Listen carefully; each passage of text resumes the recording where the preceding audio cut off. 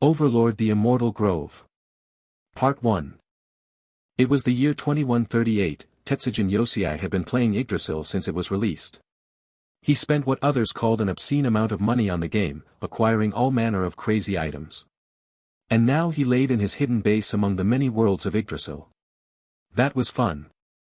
I don't regret a thing. 1 minute and 30 seconds, 1 minute and 29 seconds, 1 minute and 28 seconds, the clock kept ticking down. I may have lost 10 levels in that final gambit of mine. But I earned quite the payday. Tetsujin Yosei's avatar character popped up with a laughing emoji. Tetsujin Yosei escaped reality in the truest sense. He found the height of freedom in this world. Became enthralled with the power of nature. 1 minute and 3 seconds, 1 minute and 2 seconds, 1 minute and 1 second, the clock continued ticking. I wish the real world was this beautiful. Here's hoping the game is just as good. Yggdrasil 2, it could happen. I doubt it. This really is the end. A shame. I met some really good friends here. Ain Zulgaun, the infamous guild of player killers. I was able to befriend even those guys. And not a soul discovered the connection. That could have been fun too. Oh well. Ping. Oh, it's a picture of them. These are all that came back. At least they got to hang out together. This game really brought a lot of people together. I still remember the day they surrounded me. Flashback. Ain Zulgaun, the guild of player killers. When someone invades their territory in small numbers, they will respond with a force large enough to win. 7 players of LVL 100. Momonga, Punido Mo, Coup de Grace, Touch Me, Obert, Bukubuku Chagama and Perarancino. With a team like this, they can deal with quite a large variety of threats. Remember to hit hard and fast. We don't need another lecture on PvP combat Punido Mo. This isn't supposed to be like that, it's just investigation. Bukubuku Chagama said. It's just one Dark Elf druid. Not that big of a deal. Besides, I gotta live up to my name's sake, don't I? The coup de grace. No, everyone, that is a minimum of a LVL 95 druid. We should be as wary as possible. Momonga, hit them with that super tier stuff. Wait, a Dark Elf druid. Alone? Could it be?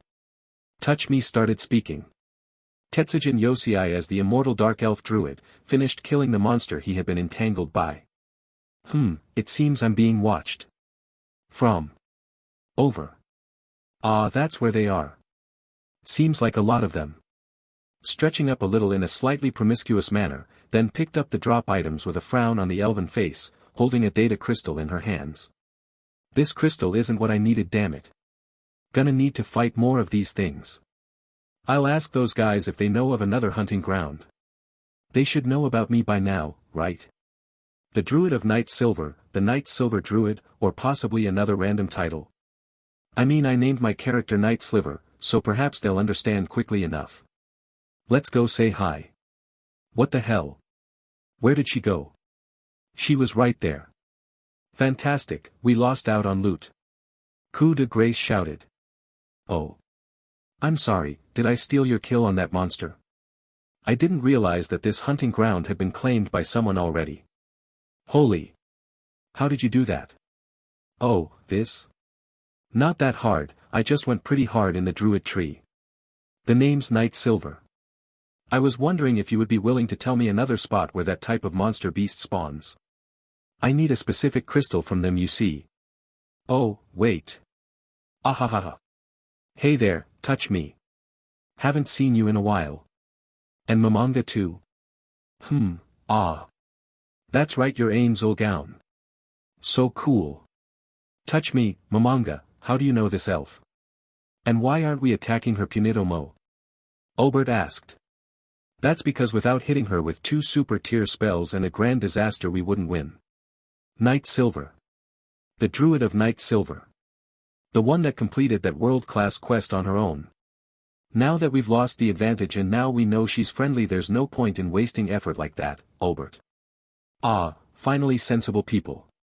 Usually player killers just attack me without thinking.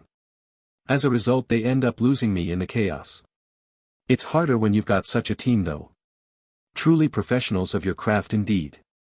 Hold on, you mentioned just now these are hunting grounds. But you're actually on our territory. Wait. Really? Knight Silver looked around. I guess I am sorry about that. I guess that monster ran further than I thought. Been hunting for a while now. Oh. Tell you what. I'll give you this thing I made. It isn't crazy. Just it's the limit of what I can do right now. Perhaps a production specialist could work some magic on it. Knight Silver moved to pull an item out from her inventory. Doing it in an incredibly unguarded way as if knowing she wouldn't be attacked. What appeared was a quarterstaff made with flaming wood and runes carved into it. This?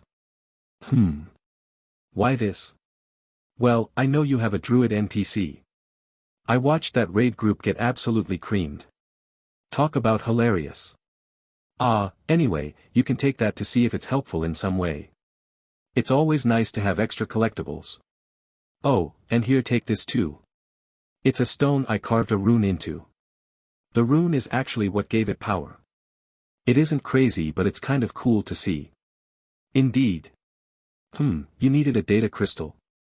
What one did you need? Bukabukagama, we shouldn't be accepting things like this. Shut up Perorancino, I'm going to give this quarterstaff some improvements and then give it to that sweetie. So cute. How about we just don't fight Knight Silver? Perhaps we could. We can be friends but she can't join our guild. It would break our aesthetic, remember. But she is a pretty nice person. Well Knight Silver, what do you say? Let's be friends. We can start off by trading data crystals. That sounds great. A shame I won't get to see those twins. They are seriously too cute. But I understand needing to keep things private. Knight Silver smiled. Let's be friends. If you need something just give me a shout. Present. 30 seconds, 29 seconds, 28 seconds, the final 30 seconds. Alright. It's been long enough, I'll back everything up. 3 seconds. And now everything I earned playing this game is in my inventory. So glad I purchased the extra large space. Knight Silver sighed, looked up at the sky and 1 second. Midnight. Roar. An elf dares to come here. Good, I am hungry. Very tired after that. Knight Silver opened her eyes to see a scene straight out of hell itself. In the center there was a dragon. Did the devs push an event where all players fight a world-level dragon boss before they log out? Or is this, hell? The dragon came closer licking its chops. Alright, let's think rationally, I doubt even in a weakened state I'd be a match for this thing even with my full power. Let's try using that tactic. It's annoying without help but it will buy me time to figure out what's going on here. Why am I not transforming? What the fuck is this shit? Can I create a berry? Poof. Okay, so not everything is impossible. And I can use that strategy. But fuck, this is going to be a pain. Hopefully there are other players here who could team up with me even if only temporarily. Until then I don't have a choice. Oh. You want to fight?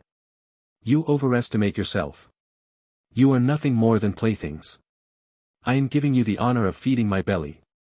To become part of something greater. Though you're a pathetic creature, you're at least worthy of being my food. If you think I'm just going to roll over and let you chomp those fangs into me, you're sorely mistaken. Dry as drive. A thick green aura enveloped Knight Silver as her shout sounded out. Picked up by the ears of some others. They were already heading towards the scene. How dare you refuse my kind offer? The dragon roared. Did you just roar at me? The large dragon, roaring again, began a sprint towards Knight Silver. Her brow twitched in frustration. Then set the berry she made in her mouth.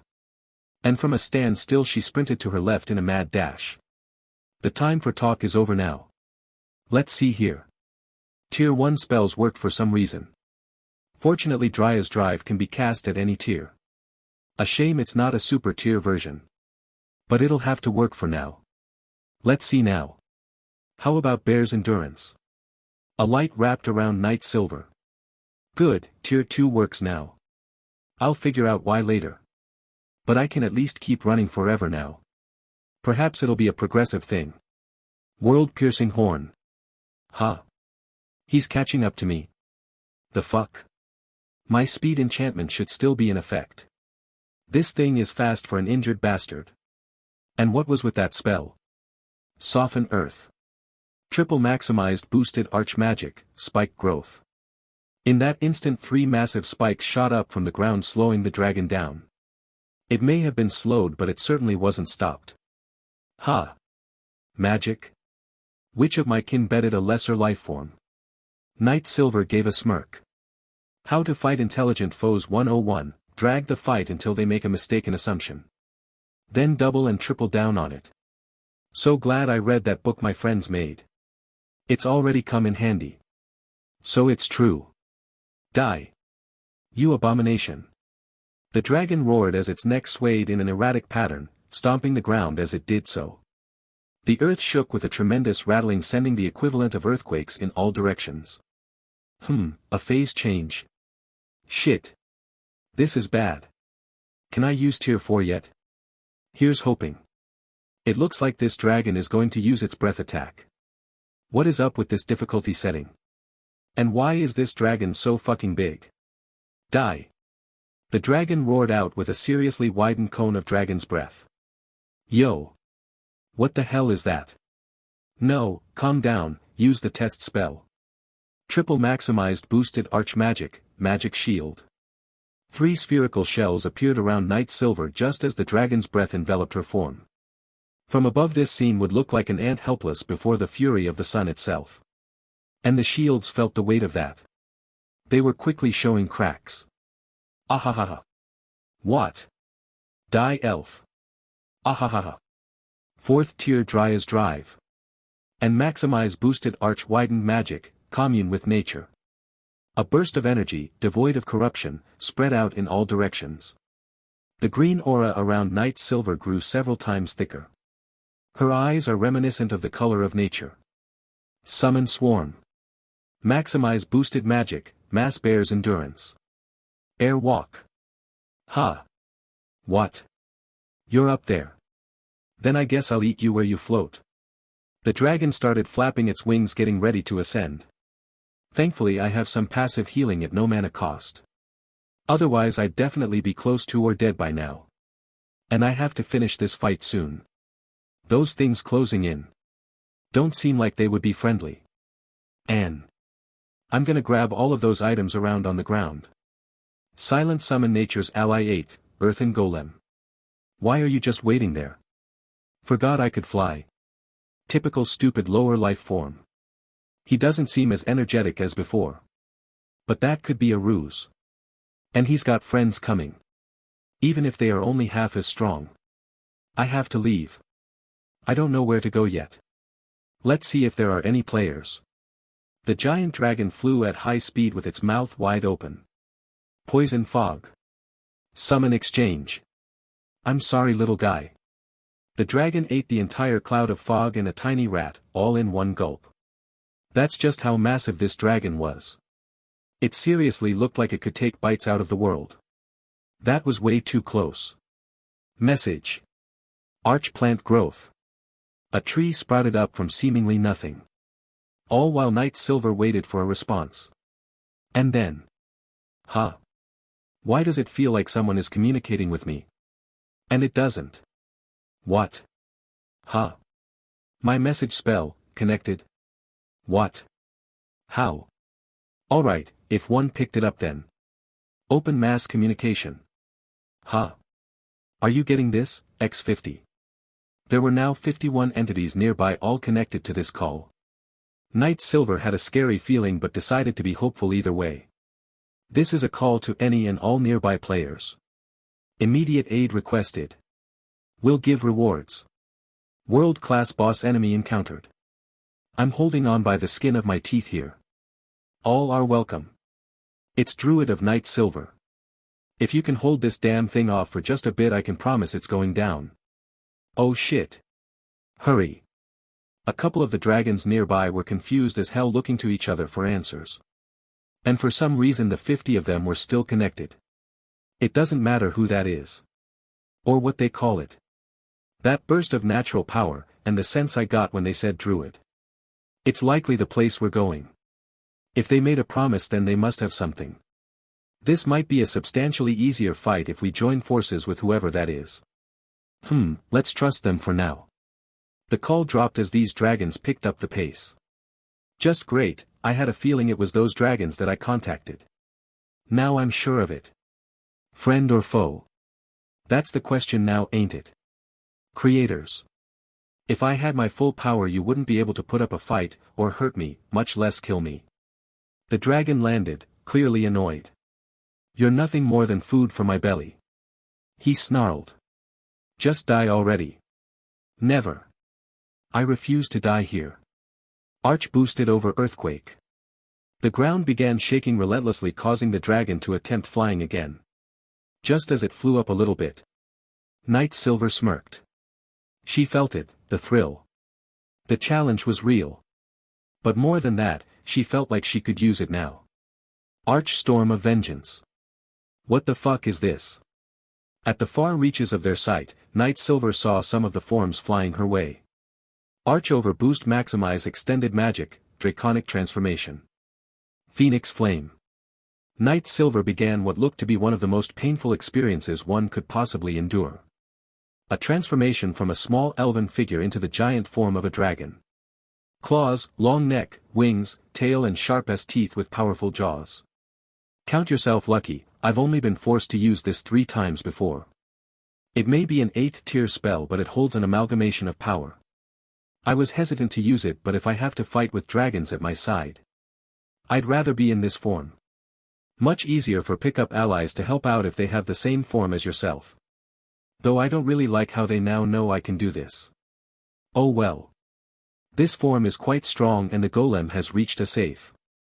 The golem's view came in loud and clear. I'm gonna fuck the damn dragon up. Roar. The dragon roared, ferociously. The powerful roar of a dragon left Night Silver's new form. It was a sound filled with fury. One that caused the dragon she had been fighting to shiver slightly. Arch maximized boosted magic bear's endurance. Arch maximized boosted magic bull's strength. Arch maximized boosted magic owl's wisdom. Arch maximized boosted magic cat's grace. Arch maximized boosted magic tier 10 Dryas druid. Arch maximized boosted magic tier 10 Call of the End. Triple arch maximized boosted magic graviton ball. Night Silver's now draconic body was boosted to absolute maximum. In fact, her ability right now stands at about half that of this dragon's total capability. Stunned by the sudden change of events, the enemy just stood there still shaking as a result of the earthquake beneath him. I am the Dragon Emperor. All dragons must bow to me. Or die. Finally, I have a name. It's rude not to introduce yourself before a battle. You know. Maybe you aren't that bad after all. I'll make you one of my lesser queens. With strength like yours I'm sure you'll have. The dragon stopped talking as he finally started feeling the effects of the graviton balls. To which he quickly swatted them away in a panic. You know, first you tried to eat me. Now you're trying to use my body for your own needs. Disgusting. It almost makes me want. At that moment a pair of dragons came hurtling down at a shallow angle, driving right into the side of the Dragon Emperor. The sound of these 2 impacts rang out. The force of this impact sent shockwaves out and toppled the Dragon Emperor over on his side. His neck flapped around like a whip and his head slammed into the ground with a thud, creating a split in the ground as the Dragon Emperor's blood started flowing. And then, in what could only be a fit of rage, the Dragon Emperor roared out. His massive head lifted up to snap at the other dragon that hit him. You're dying first. Oh my, you want to kill me? But father, you'd kill your own daughter. No dragon that harms me is a child of mine. Now die. The Dragon Emperor snapped, catching the other dragon's tail in his jaws. As he stood up, whipping his head around in a wild whipping motion, the one dragon he caught was slammed into the ground, creating craters with the sheer force of the throws. We're here, do what you need to do. Another dragon called out. The scene before Night Silver turned from causing her a thrilling despair of a challenge into one of terror. This is why players weren't allowed to play as dragons. These dragons need to be controlled. Is this the right thing to do? Should I actually swap sides now? No. A dragon landed next to Night Silver standing shorter than her. A clear representation of their respective powers. You are. That Night Silver, yes. Tell me about this plan. I can't tell them the specifics. But. First, are all of you prepared that you might not make it back alive? Huh. No time for that. Yes or no? Yes, we came here knowing that we would struggle to beat our father. Good, then don't blame me for what happens. There will be a moment when I tell you to scatter. If you aren't at least 3 lengths of my body away from that bastard, you will be injured. That I can promise. I'll try to concentrate on it more but. No need to worry. This is a chaotic field. I'll tell the others to scatter when you say. Alright, time for a tumbling I guess. The smaller dragon took off joining in the fray. A thunder of dragons fighting it out. If I wasn't built as strong as I am. Or had little exposure to world-class enemies. Alright, no time to think stuff like that. This will take me a lot of time to prepare. Back in the game it took 10 minutes to charge. I always felt bad for my friends when they were holding the enemy back. But this time. I somehow don't feel bad about it at all. Here goes. In the area immediately around Night Silver, grew thick and hazy like a mass of power was surging. Along with this haze came the shining brilliantly flickering glow of a grass-green light. Green-colored spell circles appeared in a giant dome all around her. What the hell is that? Keep fighting. Whatever that is, we must not let it be interrupted. Oh. So that elf is your trump card? The Dragon Emperor smirked, sending a high-powered stream of dragon's breath directly at Night Silver. She didn't flinch in the slightest as 5 other dragons combined their own breaths to knock the attack away. Just focus on that. You'll be. That's some resolve you got there, sister. I'm liking you already. I'd tell you how long, but I'm not sure we have the same sense of time. Just wait a while. This attack is any but easy to pull off. Night Silver smirked as she managed to activate the second half of her plan. All the green was accompanied by a red color. The 2 spells were now charging to full power. This was a feat only 2 others in all of Yggdrasil had pulled off. But she was the only one to do it more than once. A double cast is one thing but. Further away from the thunder of dragons. 6 people slowly regained their senses. One wearing a white shining armor rose to his feet and looked around. Trying to make sense of the situation. He was in his guild's guild base. He ran over to a nearby window frantically searching for even the most vain hope of familiarity. When an undead wearing some fancy equipment himself walked up next to him. He found nothing familiar, just a mildly barren landscape. It doesn't look good, does it? Kick attention. Do you recognize where we are, Sir Shauna? The undead chuckled for a moment and then let out a sigh. You just as much as I do, Guild Master, so why ask me? Consider it vain. Hope. Say, what exactly is that light over there? It's too faint for me to tell from here. It sort of looks like the glow of druidic super-tier spells. I'll take a look.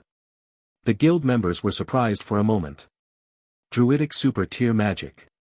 That would really bring down the number of possibilities to a handful, maybe double that. But Night Silver is on that list either way. Her and that freakish double casting of super-tier magic she manages to pull off. Ah, and now I feel an affinity with this other light that seems layered on it. That settles it. That is without a doubt the druid of Night Silver. The only druid. Player to survive even full guild raids on her. Seriously, how did she manage that? Any ideas? Allah laugh. All I can say is that there is likely some extra information she was privy to during the game's runtime. But we shouldn't be focused on that now.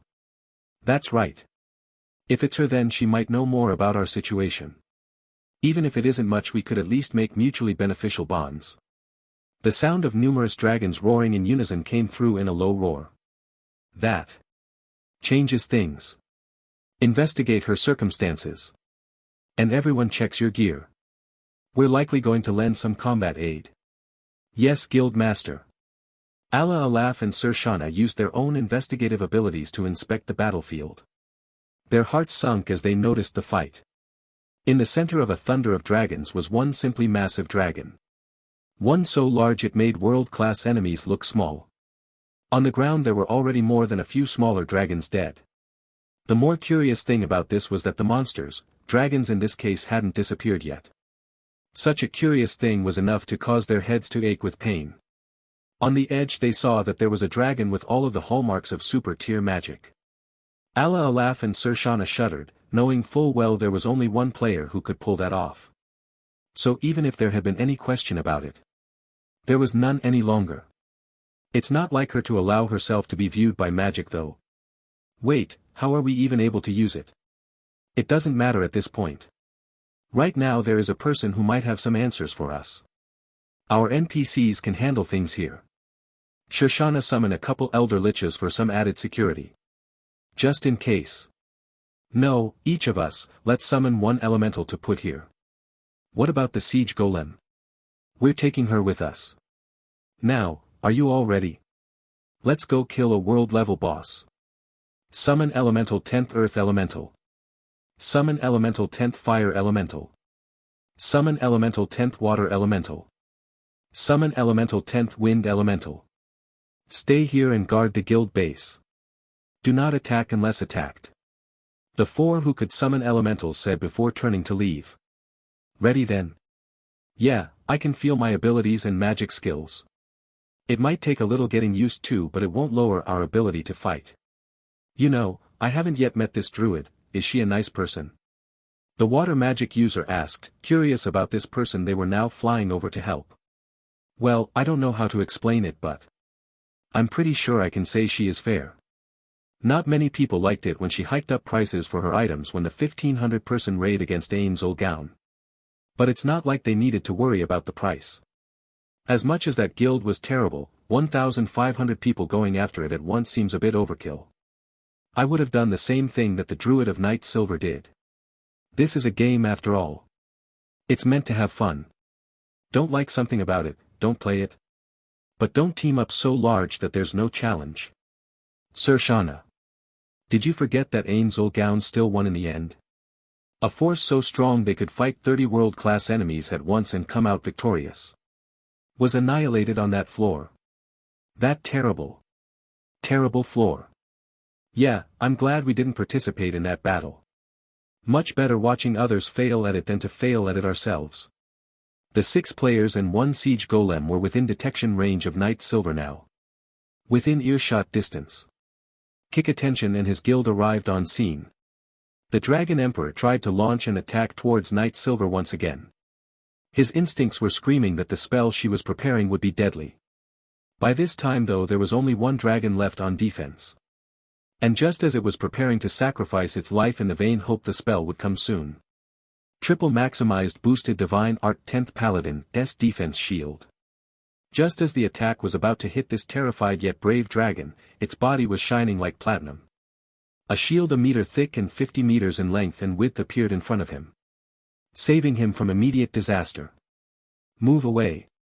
This platinum dragon got out of the way, after hearing the familiar voice that Night Silver had. Triple maximized boosted magic wall of stone. Triple maximized boosted magic wall of fire. Triple maximized boosted magic wall of skeleton. Triple maximized boosted magic ice wall. Triple maximized boosted magic bulwark of light. When the platinum dragon was far enough away the layers of defense he witnessed were mind-boggling. He then glanced in the direction the voices came from. Humans and an undead. With something else. That something else dropped down to the ground and began a full sprint towards the Dragon Emperor. This was their siege golem. A small one but mighty all the same. Having closed the distance in a matter of a few moments. It came to a complete stop. Initiating. Successful. The golem spoke. With a powerful rump from underneath the Dragon Emperor's jaw, she slammed its jaw shut with a double-fisted punch. It looked like she was imitating a superhero from a bygone era, one that flew with both arms stretched out in front of him. How much longer till you're ready, Druid of Night Silver? About 4 more minutes. The magic here has been fighting against me for a while, making it more difficult. Can 6 of you hold out that long, with that gear? For minutes. Nikonian stuttered for a moment, looking around. There's no time to think. Several of these dragons are already gone. He nodded. As long as the other dragons here remain friendly after we can keep you safe for 4 minutes. About the range of that spell, is your length 3 times correct? Yes, 90-meter radius around the target. The inner 30 will be deadly. Alright, let's run interference. Attack Plan C. Oh, that's a fun one. But can that? No time for questions. The Night Silver Druid is the strongest caster. If she can't do it, no one can. Now break. Oh. Fine. 5 of the 6 guild members took up a flying V formation with the guildmaster Nikonian taking point. Allah Alaf went to the nearby dragon corpses one by one. He would check the condition and then attempt to cast True Resurrection. However, it didn't work. Is it because my magic didn't work? Or is it that I'm limited in my tier similarly to the Druid of Night Silver? Allah Alaf murmured. It shouldn't be that since I did feel my magic activate. I'll have to try again when I get the chance. But I can't use mana so freely while in the middle of a fight. As Allah Alaf came to conclusion, he heard someone shouting. Get out of there. Allah Alaf turned to see a dragon flying right at him. It wasn't attacking him. No, it had been thrown by the Dragon Emperor and just so happened to head in his direction. I want to move but I can't. Why? Then the platinum-colored dragon flew over in a mad dash, grabbed the human he saw and kept going. Not worried about breaking the human in the process. After all, no one who can cast stuff like that should die to a little rapid movement, right? Phew. Alright, 3 minutes left everyone. Limit breaks now. The 5 in the formation began radiating pillars of colored lights. And their presence grew more intimidating. The platinum dragon sat the 6th person down gently. Thanks for that. I was just repaying the favor. The platinum dragon said, his tone clearly full of hurt feelings. 2.5 minutes now, right? Allah Alaf nodded. That's right. You picked that up quickly. And a 6th colored beam of light shot up. I have to join the others now. Thank you for saving me. He finished saying and then started flying over to his friends. This fight is hell. The dragon mused, looking at his dead siblings. Were we wrong to fight father over this? Or? No, there's no time. I'm going to do it. Wild magic comes at a cost, but this is the time it should be used. If father was at full strength or the lack of these mighty allies, I doubt we could have won. If only the Great Mother had joined us. That would have changed things. This dragon started to perform an act. It caught his siblings and even his father off guard. A sense of power overwhelmed the area he occupied. And the faint whispers of dragons roaring, unwilling to die the way they did. Risking it all for a final gambit. None of them were worried about reincarnation. They knew dying to the Emperor Dragon wouldn't allow resurrection, no matter how much they wanted to. Their resolve to see this battle through to the end filled the young dragon with emotion. Brother. Take it. Kill him. Brother. Use everything. Don't worry about us. Brother. Father is a menace, blinded by the desire for more power. Brother. Brother. The voices were of his deceased siblings. Their souls convert themselves into a mighty power, combining together. This continued until the very last one. You know what to do, little brother. Please help us land one more good hit in. And fire. You know what to do. So do it. The energy swirling around the young dragon's mouth finished swelling in power. The power of a few dozen true Dragon Lord souls, all hyper-compressed. It was nearly ready to fire. Another dragon came down and landed near the now 6 humans. His scales shined with a brightness akin to the shine of the sun. Once that attack fires, it will cause massive damage to our father. Be careful. My little brother is still inexperienced and might hit friendlies if the father moves. So. You're saying that if the big lug can't move then everything would be fine, right? Possibly. But it's too risky. Getting hit by that attack would mean the end of you. Oh, that won't be our problem. The 6 guild members smirked, each of them knew exactly what to do and nodded. All 6 of them began summoning what amounted to hordes of creatures. All with various effects and special abilities. Summon 10th tier, X6. First thing that appeared were 2 seraphim, followed by a doom lord, followed by high elementals of water, earth, fire. With their orders they charged forward. Each claiming a part of the dragon to hold on to. Through a combined effort they were able to hold the Dragon Emperor relatively still. But it wasn't quite enough just yet. So in response to this, Knight Silver gave another order to her golem. Which very quickly reappeared, leaving the items it had taken away from the fight underground so no one but Knight Silver could grab them. Everyone. Clear out. I'm firing directly after. It's ready. Father, your pursuit of power has led to your destruction. The young platinum dragon yelled. You wouldn't fire at your own father. We're family. And I also thought you turned out the best. Vengeance of souls. A solid beam of powerful dragon's breath enhanced by some weird soul magic, shot from the platinum dragon's mouth. The center of the beam gave off the hint that it was as if light had become solid. Swirls of draconic shapes spiraled around the center. 36 of them in total. The sounds they emitted were heart-wrenching and overlapping. The beam made its way towards the Emperor Dragon. The Emperor Dragon for the first time during this fight was actually scared.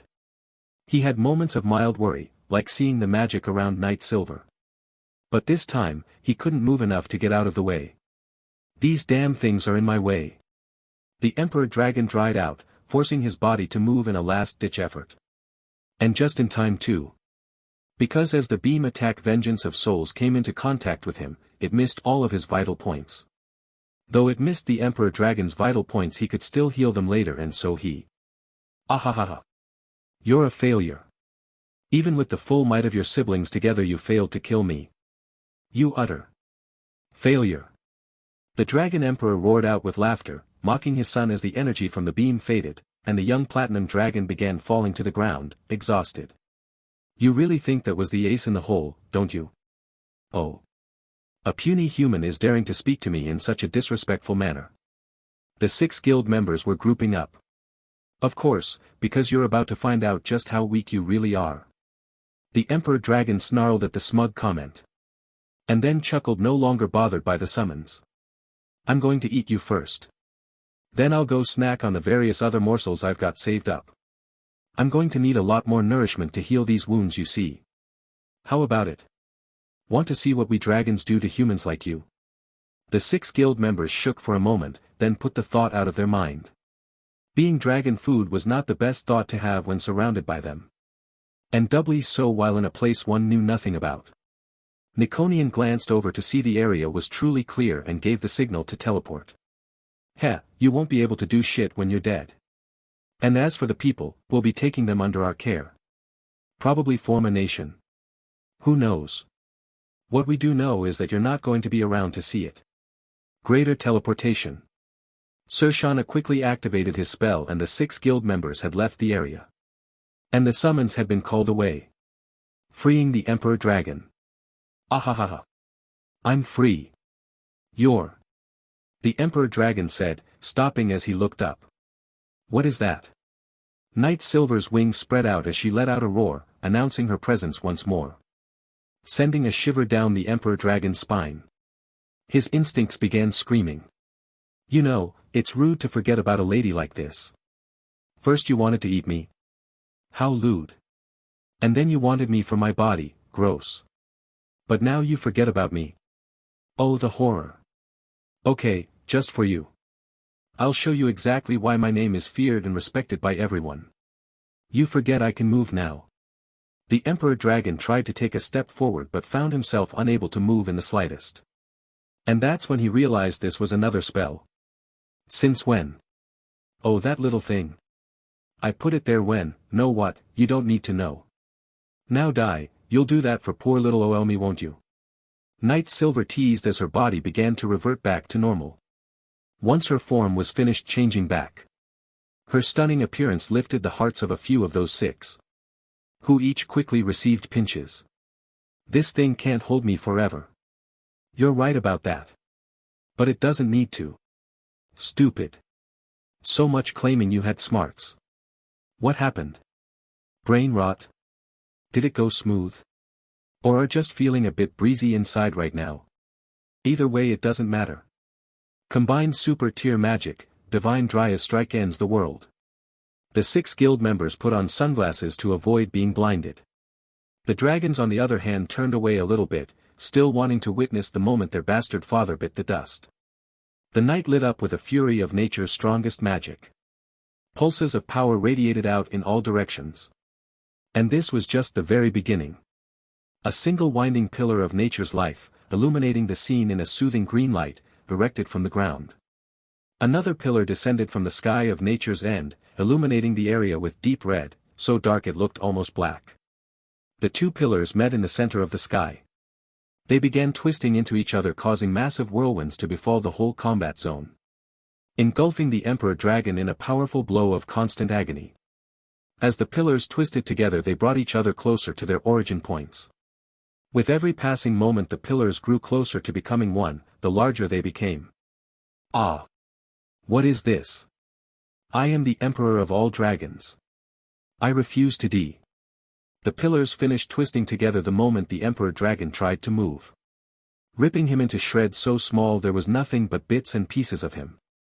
The spell then collapsed in on itself, incinerating everything that had been left, leaving nothing but a vacuum until the air rushed back in with a wild rush, forming a natural tornado that petered out rather quickly.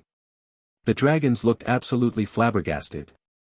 And just like that the battle that started upon her arrival ended. Night Silver stretched up to the sky with a victory smile on her face. And the sun started rising over the horizon, as if to welcome the dawn of a new age.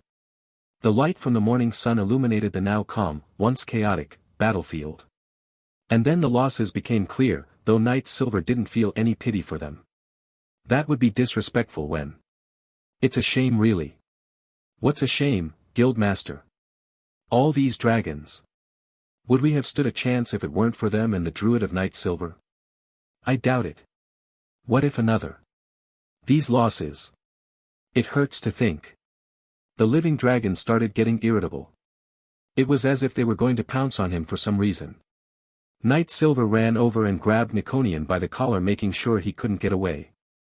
Are you really that stupid you can't understand? How about all of you?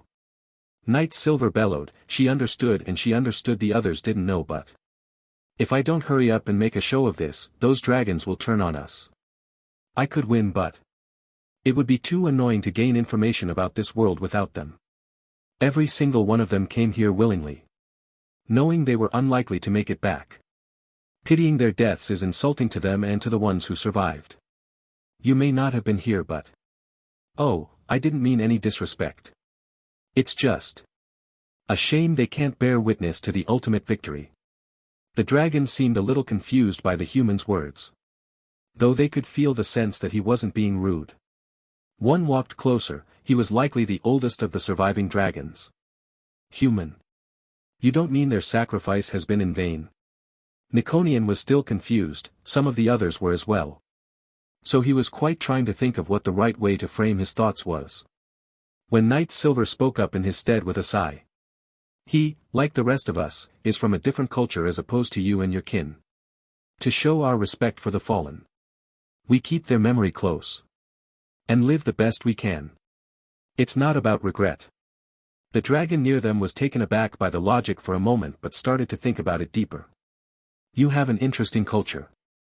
But what about that undead? Oh, this. We can talk more about it later. But in short we are, oh how do I explain this? Know what? Lady Druid of Night Silver, you've been doing a bang-up job already. Why not continue? Night Silver heaved a heavy sigh. Fine. Sir Dragon. All of us here are actually human. Or we used to be.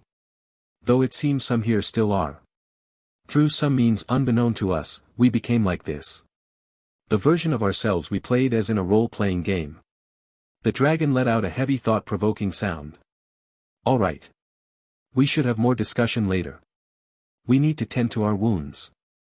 And what will you do about the corpses of the fallen? We tend to allow our brethren to have their final rest where they fell. Is that a problem? No, I just thought, if they gave up their very souls, would you willingly waste their corpses? So what do you have in mind then? Well, for starters, I'd like to make this area a lush greenery and fill that crater I made with water, turning it into a lake. I don't understand. What does that have to do with my family's corpses? I'll just do it so you can see it in action. It'll take some time though. Say, can you start tending to their wounds? We might be able to solve this problem more quickly. Besides, I think you've got an idea about a country of some kind or something like that. Kick attention. Nikonian gulped, realizing that he now had to think of what comes next. Yes, I did make mention of that earlier, didn't I? I was half bluffing, but it would get boring if we were all alone. And building a nation sounds like it could be fun. Let's do it. And make it a place without the hell we lived in. I'm confused. Heal our wounds. You have magic like that? Yes, I can heal just about anything. But I'm limited right now. It's like only magic that's been used before or has similarities to what's been used. Don't worry about it too much, it just takes time to get used to it. I'm a druid, so it was way easier for me to connect with this world's nature. And now I can do this. Using magic, bumps of earth rose up underneath the dragon corpses and moved them out of the way. With outstretched hands, a torrent of rain appeared, all collecting in one spot above the center of the crater. This is the power of what you call a druid? Creating rain clouds like that? Well, I suppose she's doing it this way to conserve effort. I'd be exhausted after 2 super tier spells. Just how high are her stats? Huh? You mean there's another way? Create water. See, it's actually a pretty basic spell, to be honest with you. Everyone that studies magic should be able to learn it. Especially druids, priests, clerics, wizards and sorcerers. That's amazing. With magic like that, one would be able to stay clean. Now then. Let's talk business while nature's mother works. Night Silver in that moment, felt a surge of power swell up from inside her. It was different, but felt familiar enough to know what it was. She leveled up. Say. I feel very different. The giant ball of water fell and filled in the crater, filling it about halfway with water. Night Silver looked at her hands, then closed her eyes, taking a deep breath and exhaling. A breeze followed her breath as if the air itself wanted to be with her. This is definitely not the class I had before. I feel like it's another rare level class of some kind. Nature and I feel closer than ever. No, that's not it. It's as if we are one in the same. Like my will, would be done. I'm going to have to temper this to avoid accidental catastrophes. Yikes. Well, this is new. Let's see, with my boosts I can make create water nearly a 5th tier spell. How strong would it be then? Triple maximized boosted over arch nature magic, create water. Night Silver's hand stretched facing the half-filled crater. 3 spots appeared focused around her palm. Water then flowed at a rate so fast, the streams of pure water looked like they were solid. And the lake quickly filled up with water. Whoa! That was the 1st tier spell, right? Yeah. I cast it at the 5th tier and as natural magic to give it a boost from my other abilities. I wasn't expecting that level though. I filled the lake in a matter of mere moments. Now it's time to give it an ecosystem. Mass summon of permanence, freshwater fish. Suddenly the absolutely massive lake had several fish swimming around as if they had always been there. Maximize widened magic grow plants. Following Night Silver's 2nd spell, another natural feat occurred. Various plants grew, transforming the once crater into a welcoming place for all. I still don't see what this has to do with the bodies. I'll make 36 statues to represent them. And space them out around this lake, facing the center. And then we can make use of the bodies to help advance this world. In this way, we will honor their sacrifice. And embody their resolve by making use of their parts. This is how to show the greatest respect to the dead. I see. We would also eat every part of the creatures we consumed. Bones and all. It's different when it's one's own kind being talked about, but is that how you all feel? Yes, hearing that our kind has been reduced to little more than toothpicks is not an enjoyable feeling. Well, so long as we don't see you do it. I guess it will be easier to accept for the others. Now then. I gave that one a title. I wonder what should be done for you 6. Knight Silver ignored the rest of the discussion, opting to finish her task of creating 36 perfect statues. Even for her, this was anything but quick. After what amounted to a long discussion between Niconian and the eldest Dragon Lord, the other Dragon Lords were healed and Knight Silver had finished the statues. Ah, all done. I'll call it Lake Fallen Cry. Knight Silver did her signature stretch and let out a stressless sigh. That was a heck of an event. Alright, I guess it's time for me to get the cliff notes on that meeting they had. Off to the side of the newly formed lake was a gathering of former Yggdrasil players and the New World's Dragon Lords. Niconian was writing on a scroll of some kind. He was clearly having a difficult time with this. That, or he was purposefully stalling. His look brightened once Knight Silver approached. Excellent. You're done with the... He dropped the quill. This place, it's real, right? Not just a dream. Yeah, I'm 100% certain that this is not another video game. I'd have been in trouble otherwise. Huh? In trouble? Oh, I fondled myself just a little. I had to check it out regardless. Can you blame me? Wait. What do you mean? Well, just look around you. This world isn't some dream. It's real. We can live in this world free of that polluted hellscape. This is a chance to do it right. Look at the lake. Isn't it beautiful? The dragons and humanoids took a good look at it for the first time. They had only just been stealing glances during the discussions of what comes next. But now, the sun's rays sparkled off the surface of a shimmering lake. A fish or two would jump and splash back into the lake. Though they were all looking at the same scene. And felt the same feeling, joy and relief. They all felt it for different reasons. The dragon's eyes were drawn to the statues. I can say this. With the way they are positioned. It's like they are witnessing what they sacrificed for. I didn't realize human traditions could be this. Heartwarming, thank you. Oh, don't mention it. I was quite saddened to see that one sister of yours go down. I have a feeling we could have got on famously. But I respect her choice to fight.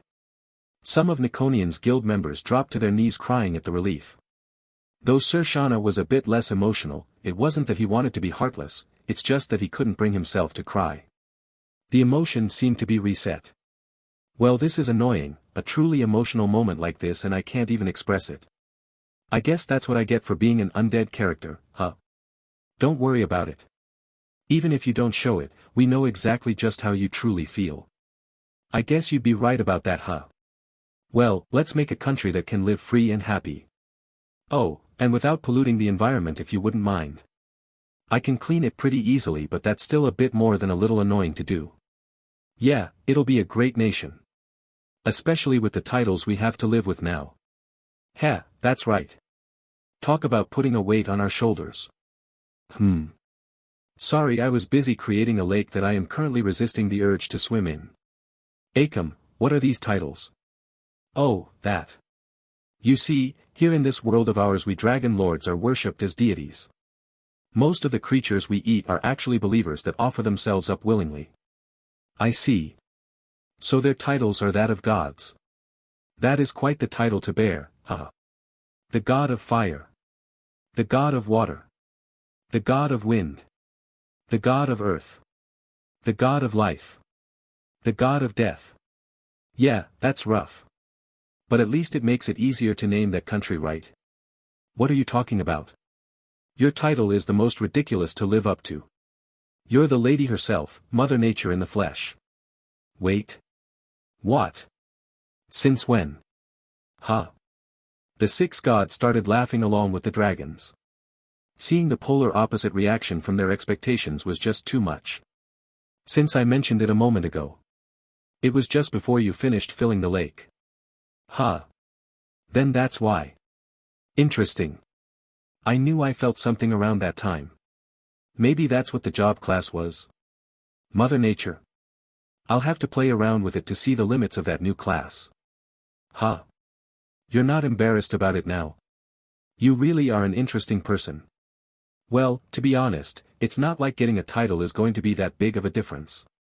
And it fits with my druid aesthetic. I don't mind it. Let's focus on that name. Something that sounds religious would probably be for the best. Even though such things are a bit annoying. Then how about the religious state? You know, keeping it short and simple. Everyone gave the god of light a blank stare like that was beyond dumb. We should keep that as our last resort. I was thinking more along the lines of the deistic dynasty, how about that? That's definitely better than our other option. But, how about something that combines the battle and our hope to step towards the future? The 6 gods' heads began racking their brains. It wasn't actually this hard to name a nation. They were just dunderheads making it harder for themselves. I can't blame them for that. Of the 6 of them, I doubt they had a proper education in that hellish world. If they can't even afford divine class gear, I'm sure they were struggling. I must have been really quite lucky then.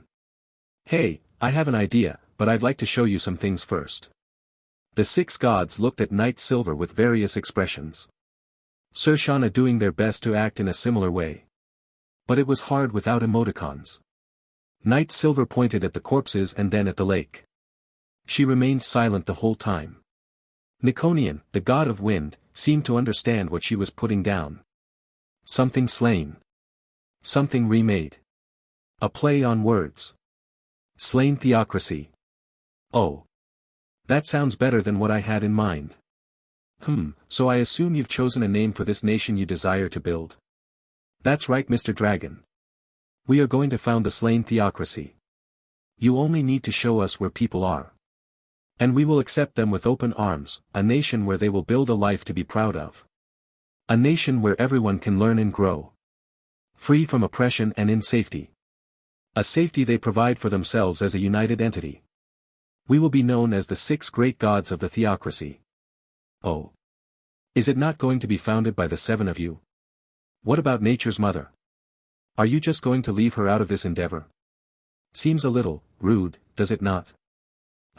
We didn't think she would want to join us for it. She has been quite the isolated person after all. This was the first time we even interacted with her. Knight Silver giggled a little. That was one of the times someone had truly understood her personality. She liked being helpful, but she'd much prefer to be helpful whilst being far, far away from others. I'll help you build things up.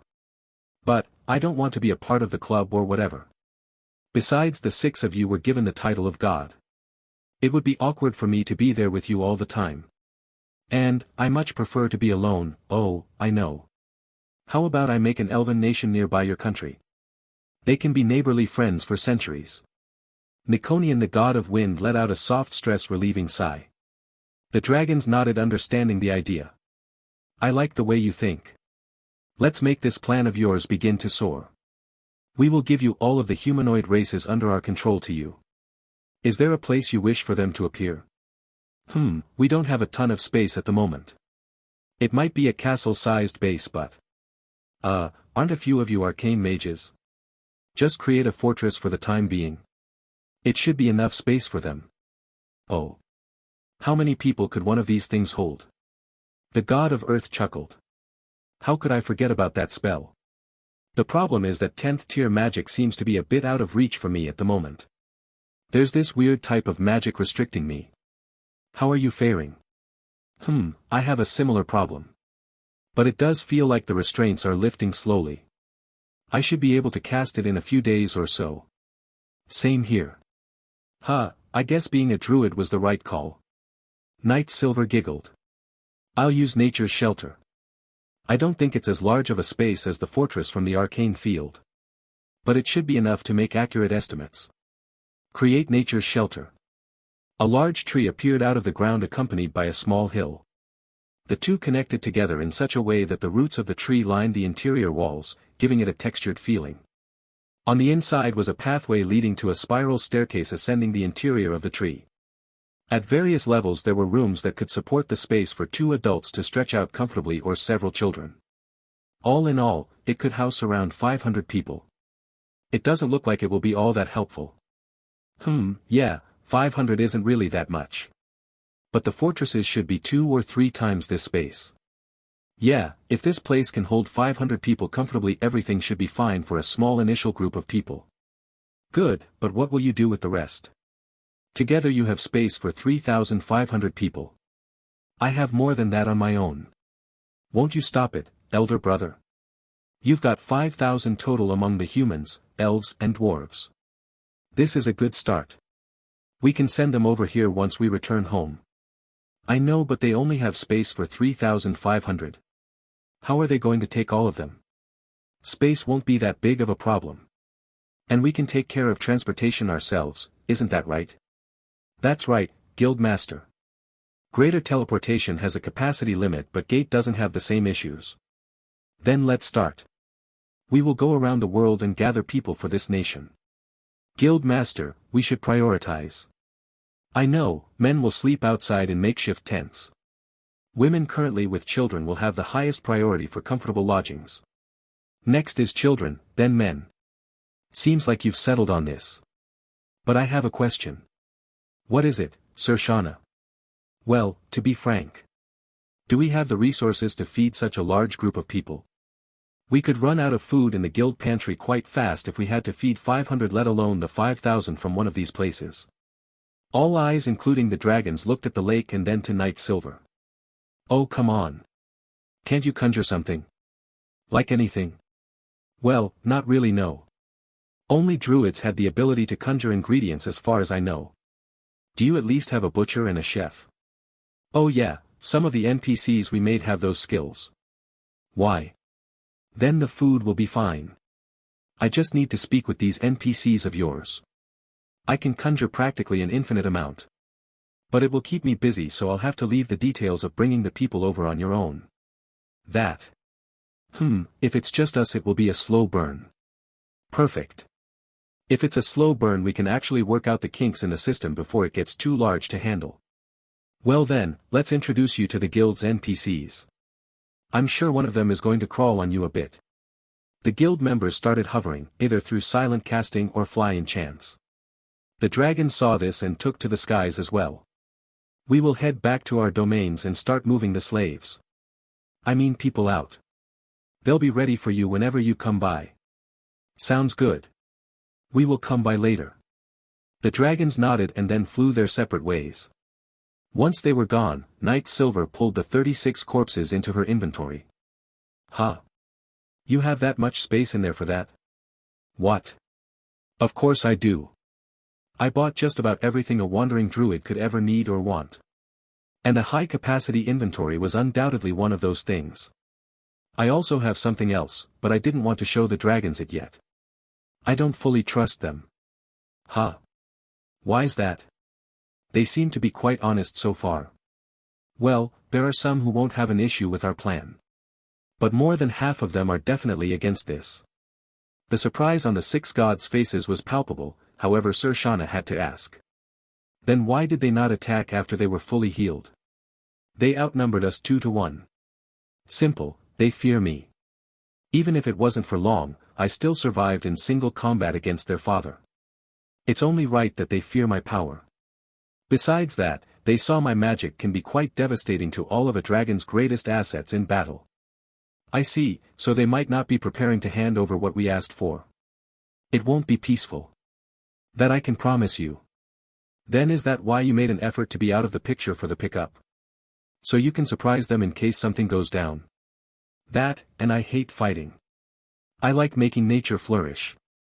That's why I choose to be a druid. I'm sure I don't need to explain why that's what I wanted to do. Nope. Not in the slightest, X6. Then they all laughed at the irony of how quickly they all said the same thing. Let's make an active effort to keep this world clean. Yeah. A shame I can't go back there in this body with my magic. I'd fix it up in about a week or so. Good as new. Better. And I'll show some reasons why. Once we arrive at the new home. I wonder if they know that this plan is inevitably going to lead to the loss of some people's lives. Seemingly aware of Night Silver's inner thoughts, the god of water flew next to Night Silver. We know there will be sacrifices. But if you're right about those dragons. If we don't do this then we'd be damning all of those people to death. I'm glad you understand. Yep, now then. I want to show you the bath we made. It wasn't really usable in the game. But it should be fine now. What do you say? Want to join me in the women's bath? Maybe another time. I may be a woman now. But while I may have accepted this, I doubt others can fully accept that fact yet. Aside from the business we have to take care of. The truth is, I was well, I was a man in the old world. I've come to terms with this body myself but... Oh. Wait, how did you get past the checker then? Checker. You know there's no problem to be whatever one wants, right? So long as one does do anything rated for adults only, everything is fine. There were many others that did what I did. Unfortunately, they did some pretty horrible things. It's partly why I played solo. That makes sense.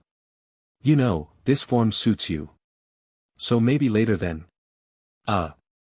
Sure, I guess. It didn't take long for that conversation to finish up and the 6 gods along with Knight Silver arrived at the 6 gods guild base. It was a castle-ranked base. I wasn't expecting a castle dungeon to be your base. Why? It might be just the 6 of us now. But we had more members a while back, they quit the game though. I see, well I was just surprised. That's all, it looks like space won't be a problem. Food definitely will be tough. You know, it's a pity. The other guild members left. They are now stuck living in that horrible world. Never to know just how beautiful nature can be. It is indeed. We'll just have to wish them well. And enjoy this to the best of our ability. For all of our friends who couldn't make it here. The God of Wind said as everyone landed near the entrance to the guild base. Knight Silver had always loved seeing these places in live streams and videos. Seeing this up close is so much better than watching it all play out on a live stream. Isn't it? I love this place. Just look at all of our adorable NPCs. Knight Silver looked around at all of the NPCs and noticed they all have stark similarities. Ones that someone would have to be blind to miss, they were all feline in nature. Cats, cat-like demi-humans and the like. Yeah, if you couldn't tell it was a love of cats that brought our guild together in the first place. So we decided to surround ourselves with these cuties. Most of them are level 1, but that's fine. I love each of these adorable kitties. The God of Water picked up one of the cats and petted it. Doing this with an exceptional degree of passion made it quite clear that her words weren't just for show. In the distance a cat-like demi-human seemed to squirm with anticipation of maybe being next. And suddenly there was quite the line of felines waiting their turn.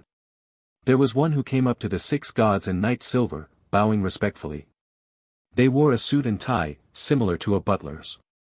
However, unlike the imposing image of a butler, it just looked cute, huggable and peatable. Meow come home meowsters. There were no events outside of your orders. Though we did have a few humanoids wander in. Thank you, pause. These people, did you take care of them? I gave the orders to get them a nice warm bath. Nyan and Nyan are taking care of them, Wolmon and children, then men respectively. In total there were 43 people. I ordered the Meowder, Claws and Fangs, to prepare some mild-mannered meals. They should be wrapping up shortly. And there was no trouble with monsters. There were a few beasts that had chased the humanoids inside your home. However, the summons claimed their lives. And the monster corpses are being skillfully processed. Oh, Naya. Good work. Allow me to introduce you, this is the Druid of Knight Silver. The one that stood at the top of all druids and likely the game. Recently she has been given the title Mother Nature. Moster. This Wolmon is the druid everyone feared and respected. It's meow honor to meet you Lady Mother Nature. Pfft. Ahahaha, you're funny. Never change.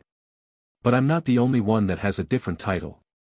Out of the corner of her eye and using her senses, Knight Silver sensed it, the 43 people.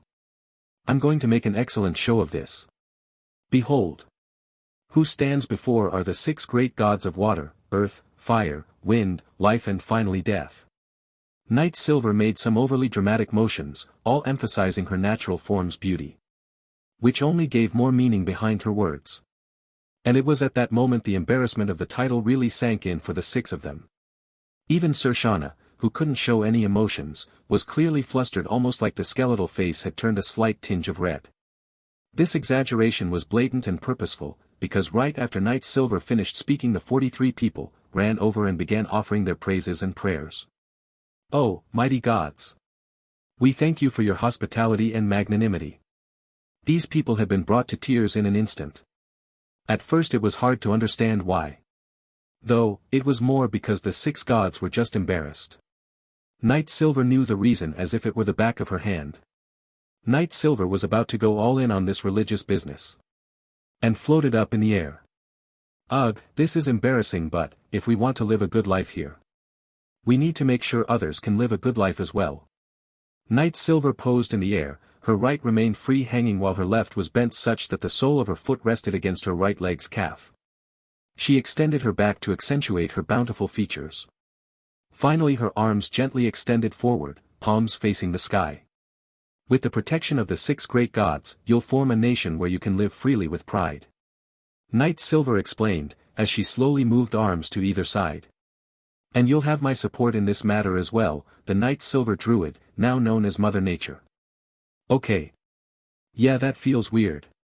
Lady. Mother.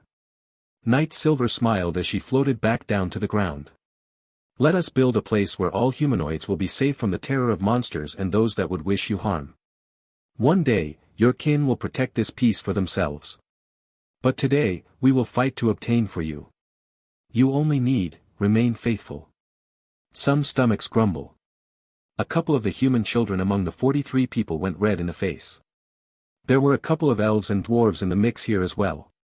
It seemed like the people didn't care about their differences at the moment. They all were one group. A group that had sacrificed and survived together. Through thick and thin, good and bad. The god of water placed a hand on the hungry children's heads. You've known the pain of hunger while so young. Let's fill that belly of yours. And I'm sure you're all quite hungry. It's a good thing too, because you'll soon be served a nice hot meal. Thank you gods. Many tearfully thankful cries let out at once. Soon the 43 people were moved to tables in the dining hall. Nervous, they sat in silence for most of the wait. From their perspective they were dining in the house of the gods. And about to be fed food from the very same gods. To them, this was simply too much pressure. However, all of their nerves went away the moment a couple of cat-like humanoid-looking ladies came out of the kitchen. They were Kate Siths that were made to look more human in form. The scent of the soup in the pot filled the dining hall. A smell so comforting it couldn't possibly be bad. There was a mass inhale and a relaxing sigh. With a smell this divine, this truly the food of the gods. Surely no one would question their divinity just by this scent alone. A human man exclaimed, which started a round of similar compliments by the others. While this was all going on, the Kate Sith maids giggled cutely as they pushed the large pots filled with a light yet hearty stew. The cart they pushed was specially made. There was a place for a large pot and several small shelves. The pot was only as wide as the cart, but it was as tall as the cart, well, minus the wheels of course. Meow, aren't they excited? Yes they are, Naya. The Kate Sith maids each took a table, stopping the carts. They turned to their creators and bowed respectfully before grabbing a bowl off the cart filling it with a steaming stew. The maids moved in sync with each other. A symbol of their training, or that of their pride. Either way they moved with a brisk freedom. It really didn't take long to serve all of the people their stew. After, the maids pulled the curtains from the shelves revealing several long plates of sliced, freshly baked bread. Placing each of these plates in perfect position on the tables, one of the maids noticed that an elven child was staring not at the food, but rather at Night Silver. Is something wrong, child, Naya? The child ignored the maid. Or it was more like the child couldn't hear the maid. The sounds were coming through just fine, but the child was too focused on Night Silver to pay attention to anything else. Night Silver let her lips form a pleasant smile. The child blushed, realizing that they may have been rude. The sense of frantic panic was too cute, but also not something anyone wanted to see. So, now that the food had been served, Night Silver picked up her bowl and bread. You all enjoy the meal as friends here. Don't do anything crazy, alright? It's not like I'm fighting the Dragon Emperor again. I'm glad he's dead, he really felt like a cancer upon this world. I got a vague sense of that as well. Night Silver flashed a smile towards her new friends and then found her way to the child that had been staring at her. She set down her bowl and bread. Next to the child's. Smiling, she rubbed the child's head warmly. Sitting down next to the child, Knight Silver then sat the child upon her lap. This was simply an incredibly sweet scene, but the child was still panicking for some reason. Why so nervous, little one? I wonder, is this too much? I only tried to emulate what I had seen others do for their child. Perhaps it's different if you're seen as a deity. Is it okay?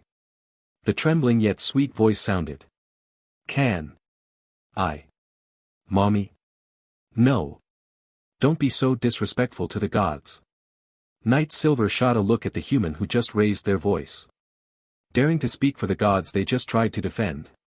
Insulting. Seems educating these people is going to be more difficult. That I thought. It's important though. If this elven child desires to call me by another title, as long as it is respectful, I don't mind. What is a problem is attempting to speak on others' behalf. A chill went down the human's spine but quickly left him. I beg forgiveness from Lady Nature. It's fine, just don't do it again. Learn from this mistake. Yes. Knight Silver took the spoon that had been provided. Using a spell she shaped it to fit in the child's mouth more easily. With a filled spoonful, she blew on it just a little so it wouldn't be too hot. Good, now eat. You'll like it. The child opened their mouth and ate the spoon full of broth and tiny chunks of meat and vegetables. In that moment, the worry left the child's eyes, tears of happiness flowed. The child's ears wiggled and a smile came to their face. It's so good. Witnessing the transformation for themselves, the others all gulped. Before they offered any thanks or even waited for their gods to eat first, they all put a spoonful in their mouths. The sound of joyful tears was palpable. Oh no. Please forgive our disrespect, great gods. It's fine, you should worry about eating first. Afterwards, we will explain what comes next. Mommy, can I have another bite? Hey, no fair. I want mommy to feed me too. Pfft. Ahahaha, you're all so adorable. And yes, you too, I see you shyly stealing glances. A couple of slightly older elven ladies had been stealing glances and getting all squirmy. They weren't so old, but they were either right on the cusp of being adults or had already announced their adulthood. Either way, it was fine for them to act a little childish. Oh guardian mother. I couldn't possibly. Knight Silver again, had a moment she felt a change in her occur once again. This is similar. And now I feel so much stronger for some reason. I'll have to investigate this class soon. It's possible, you should all learn this. As long as I am alive you will be safe. You only need not turn on me or my kin. And I'll be around for a while, I am immortal after all. Mother. Can you teach me magic? Knight Silver looked at the other elf that had been squirming. She was now beyond enthralled. I'll teach what I can. But you should understand that my power is limited to that of nature's might. Should you desire another path, my friends over there should be able to teach you. No, I want to learn the magic of our new guardian mother. The magic of the 6 great gods is amazing, but I feel closer with you. And I want to be closer. If I learn your magic I know I can do just that. You've got spirit. But eat up first. Mommy, can I learn your magic too? The child in Knight Silver's lap asked with a bright smiling look on their face.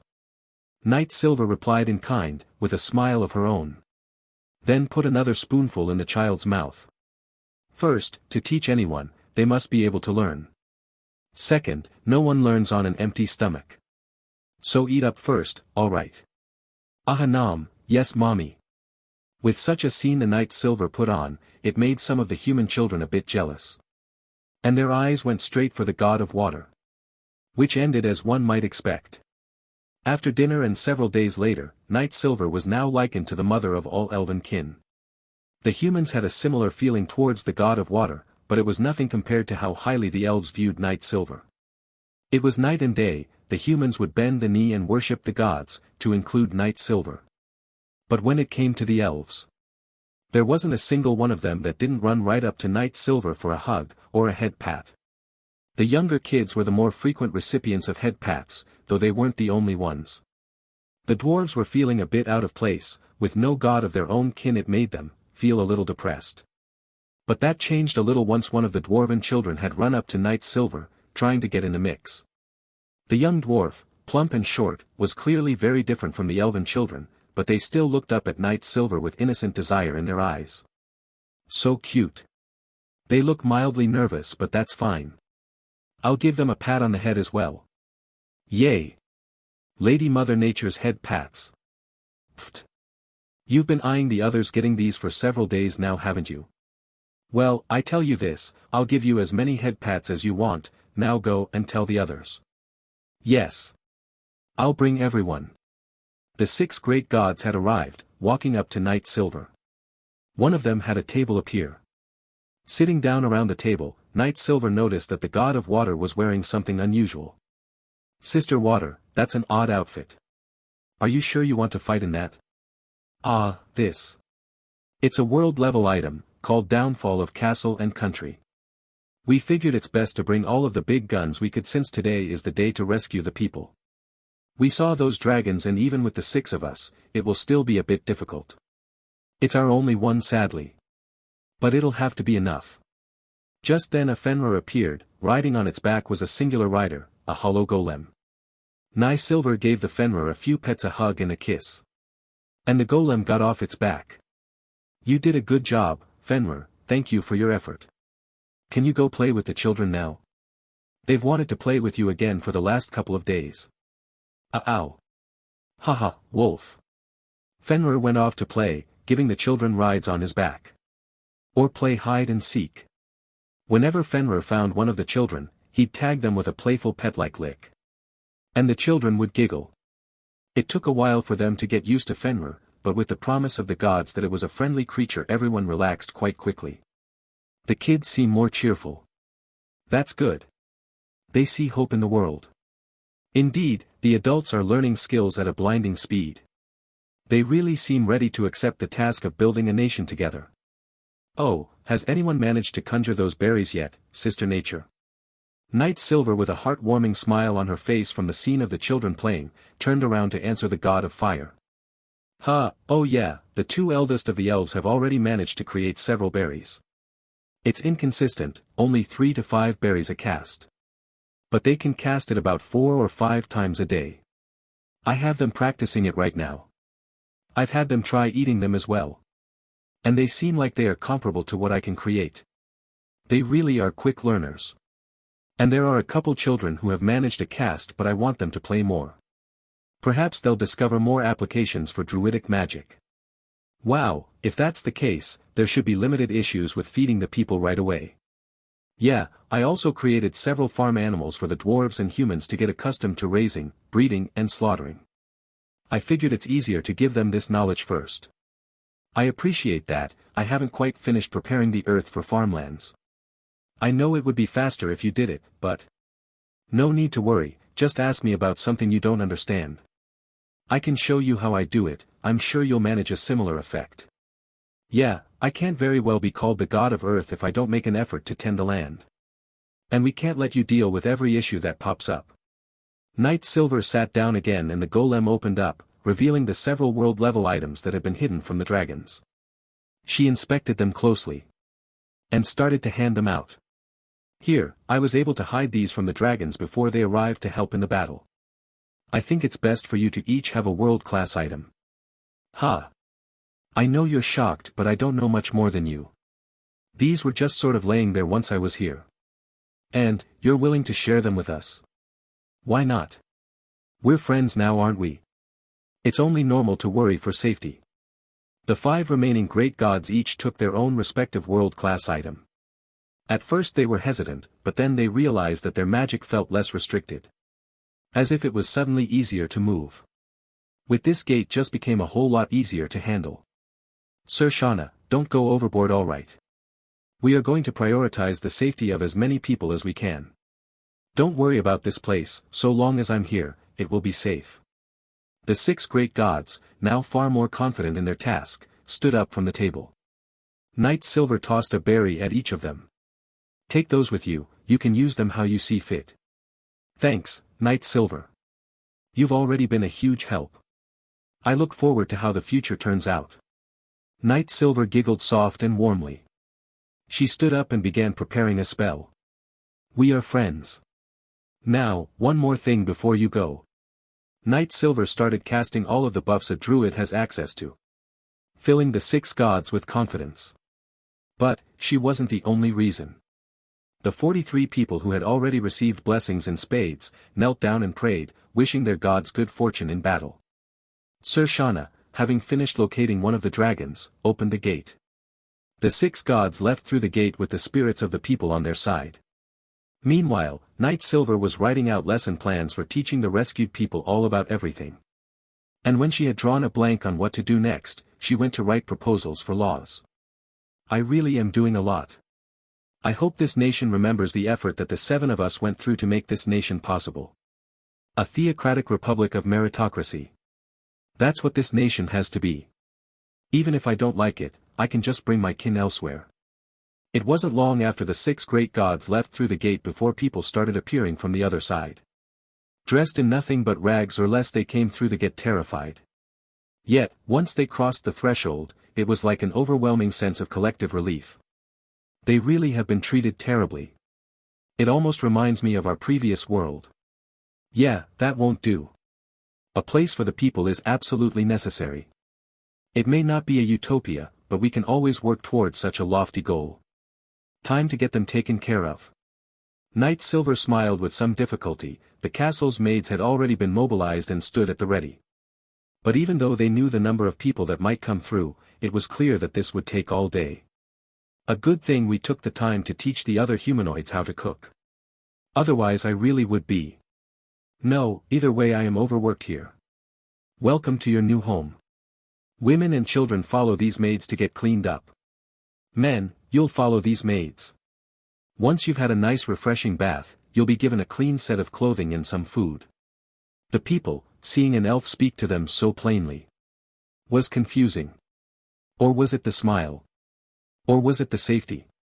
Or perhaps that they could see a sight of children laughing. Some people didn't want to leave each other's side. Small families were just really close and they refused to part. Meow, Lady Mother Nature. It seems there are some that desire to be difficult. They refuse to part ways for this time. I had a feeling this would happen. You choose another maid to help you, I'll prepare another bath. Knight Silver floated up to hover just above the ground. She cast several spells in quick succession. The once grassy field had been reformed into a steamy bath house. Well, the house was a bit of a stretch. It didn't have a ceiling, but it did have walls. Those of you who feel uncomfortable separating from your families, even for a short while, I understand and have created a separate place for you. I only ask that you don't overwork the maids in this one. A god. Like the others. Listen to their words. Disobeying a god's words is too sinful. Not sure if I'd go that far. But at least it gets the point across. I'll take it. And give a smile to my kin. The maids went to work taking care of a variety of things. Knight Silver did as well. Making clothes for this many people was anything but smooth sailing. She also made sure to take note of any problems she noticed as they took care of the people. It's a lot of work. But it's worth it. A few of the new elves had approached Knight Silver. Most of them were wearing the clothes that had been made. Others were still stark bare, though it was a shock. It wasn't a surprise to her. She took out several large cloths, and started handing them out. It seems there aren't enough clothes to go around. Please, wear these for now, my children. I knew it, the moment I first saw you. And the elves kneeled, their ears twitching in excitement, a childish, innocent happiness. You noticed something? Yes, you are our kin's guardian mother. We felt a change several days ago, now we know why. Please, mother, allow us to help you in any way we can. You're all so kind. I'll start by teaching you a few things about making clothes by hand. But. Though. If you trust me to provide you with clothing and shelter, would you who have yet to receive a proper outfit be willing to help bathe the new arrivals? As you wish, mother. Alright, then please go and lend your aid. Men, go help the men's bath. Women. Go to the women and children's bath. The family bath should be fine. Children, you go play with the others. And what of the rest of us? The ones who have been blessed with clothes already, You'll be learning directly from me on how to make clothes. Mother. Let us help make clothes too. Knight Silver patted the young elf child on his head. Between the head pat and the smile, the child felt an immense joy. The innocence was nothing short of priceless. Priceless innocence, I can't ask them to work. Children should be children. Laughing and playing. Learning how to have fun and enjoy their life. A child's job is to have fun. Let the adults handle this. You and the other children should go play. Many of my pets are protecting this place in secret, you need not fear a thing. Not even the dragons. For if any appear here to do harm, I'll swiftly send them on their way. No one is going to hurt my kin while I'm on watch. I promise you that. Knight Silver smiled, and just to drive the point home she gave the child a kiss on his forehead. The speed at which his face went red would make Sound jealous, and Light worried. Hey! I want a head pad too. But I got it first. Ahahaha. I'll get you. Catch me if you can. The children started running off, not realizing they just started playing.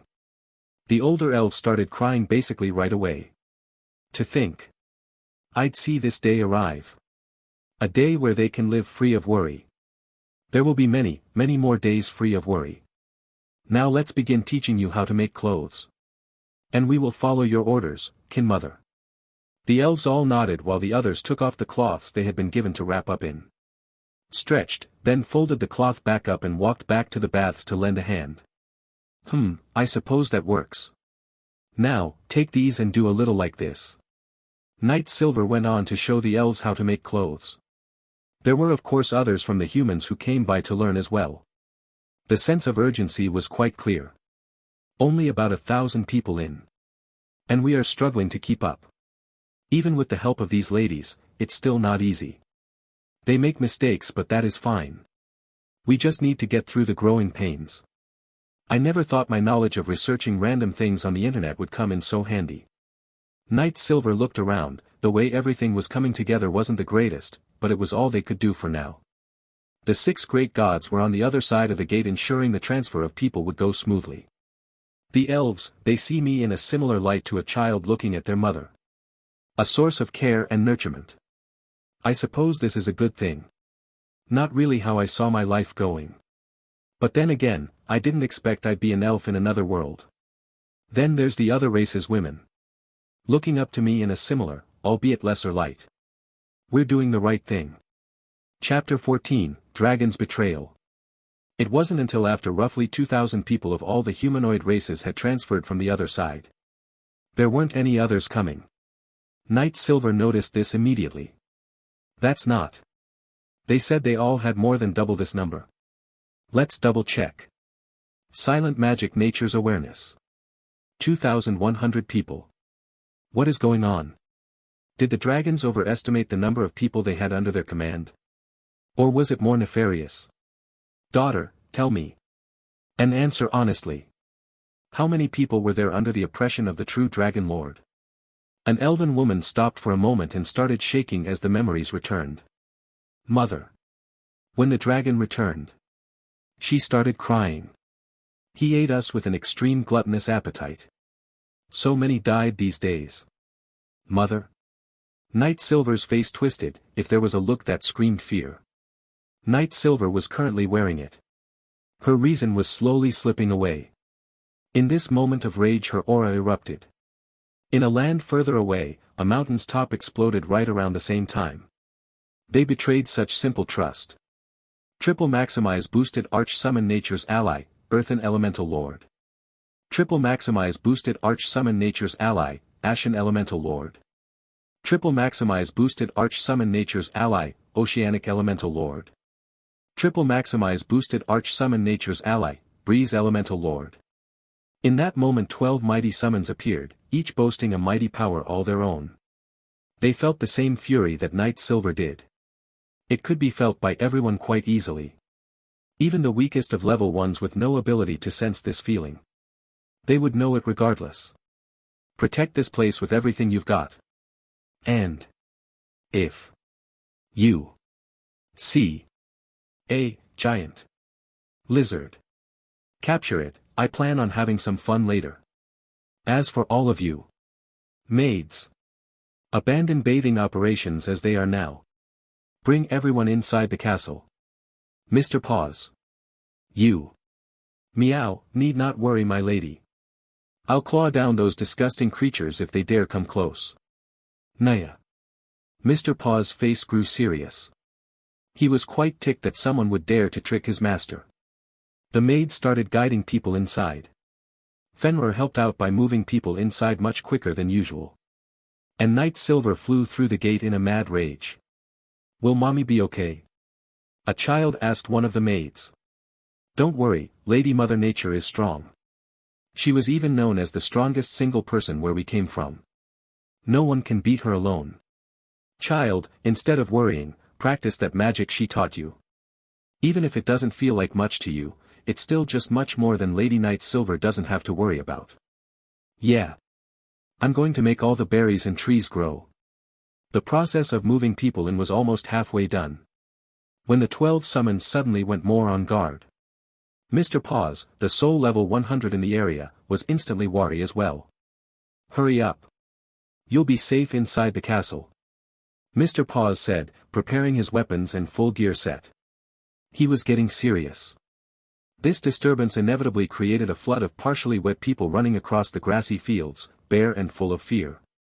However, this was also the moment several individuals showed some backbone. Occasionally someone would trip and fall. Another person would pick them up and start running again. It was a mentality they could afford to have now. No one left behind. Meow, this group is worth saving. It's good they don't dishonor the masters. Now then, how is this going to play out? Friend or foe? What appeared were 4 large dragons. Each clearly gave off a hostile feeling, raising the hairs of the skin. Mr. Paws looked at the evacuation progress and noted it, preparing to fight in a way that minimizes any chance of harm befalling those under his protection. I'm definitely not the strongest level 100. But I'm still LVL 100. And with this much support, holding 4 dragons at bay won't be too hard. Earthen Lords, be a shield to protect the people until they reach safety. Then come and join in the fun. The Earthen Elemental Lords moved with a purpose, using their giant and sturdy bodies to protect the evacuation route. The other elementals didn't bother waiting though. They went ahead and followed their summoner's orders and initiated combat. Meow, well then, this will be interesting. 3-on-1 for the 3 dragons and then I get my own to play with. I guess I should take this seriously. Ability boost, greater ability boost, cat's instincts, cat's reflexes, draconic power. Time to fight, come here, I'm going to unravel you like a ball of yarn, Naya. A mere cat. How dare you stand in the way of a dragon's meal? The Dragon Lord roared with fury in his voice. Firing a breath attack in hope of it being enough. Mr. Paws didn't bat an eye, nor a whisker. Cutting through the attack wasn't difficult, after all it was just a half-hearted attempt of an attack. Such paltry attacks wouldn't work on me. You bring shame to the feared title of dragons. Stop looking down on me, you filthy feline. Meow. But I can't help but look down on you. I am on your back right now after all. I'm telling you the truth. If attacks that don't work on Meow, you haven't a prayer against the gods. And thinking you'd have a shot against the lady is even more lofty a goal. Why don't you give up now? I can see to it that the lady doesn't kill you. What do you say, Naya? Shut up. I don't want your stinking deals. The smell like furballs and feline filth. Mr. Paws jumped up. Well, it was more like he had stomped on the dragon's back.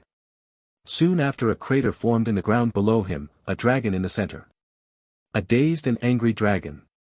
I am quite lenient, but I don't take kindly to that term. I suggest you change your tone. And quickly, before I cut off that tongue and use it for things other than speaking. Oh, tasty snacks. The dragon got up and started running towards the people running away. His vision narrowed on the humans, thus he didn't see it coming, but bam! The dragon's eyes nearly popped out of its skull from the sheer impact of the Earthen Elemental Lord's hammer arm. Pfft. I wish they could have seen that, Naya. The elemental wasn't satisfied just yet though. It wrapped its hand firmly around the dragon's tail. The elemental started lifting the dragon up and then slammed it back into the ground. Bam. Bam. Bam. Bam. Repeatedly. Bam. Bam. Bam. Bam. Bam. Bam. Bam. Bam. Faster. Bam. Bam. Bam. Bam. Bam. Bam. Bam. Bam. Bam. Bam. Bam. Bam. Bam. Bam. Bam. Bam. By the time the elemental stopped, the dragon had been injured so much that its scales had been falling off, it was twitching in pain. But he also couldn't make sense of what was going on anymore. Ah, the fruits of battle, those scales will provide some much-needed material to my lords and ladies. Good work, sir. And you as well. All 4 dragons had been subdued. And the only issue was that 2 of the earthen elemental lords were being bashful. Disappointed they didn't get to play with the new toys. Chapter 15, Punishment of the Betrayers. On the other side of the gate, Knight Silver was met with a scene of the 6 great gods engaged in combat with more than one dragon lord. About 30 of them were present. Why isn't wild magic affecting them? They can't keep resisting like this for long. Hurry and cast another world beam. Kill the humans' gods. We can't allow our power to be called into question. Kill them all. Once we're done here, the last one will be easy. That's right. She can't kill us without standing still for a really long time. Ahahaha. No need to worry about her then. Kill these disgusting creatures. There was quite an intense battle going on. A dragon's breath here, a dragon's breath there. Dragons tackling the god of wind. The god of wind barely managed to hold up to their repeated attacks. His gear was starting to struggle to hold together. The others were suffering similar degrees of damage. It wouldn't be long before they would be wiped out. Maximized arch magic, stream of lava. Knight Silver, with a well-timed and placed spell, landed critical blows on 2 dragons with that single spell. Killing both of them instantly. What? The dragon lords paused in fear, or maybe confusion. It didn't matter though, since each of these 6 great gods, they all were a part of a guild that conquered a castle raid. That is not something just anyone could do. Each of them had the experience to know how to get an enemy kill. Where are you looking? The enemy's right in front of you. The god of wind said, with a downward striking slash, cutting clean through the dragon's scales.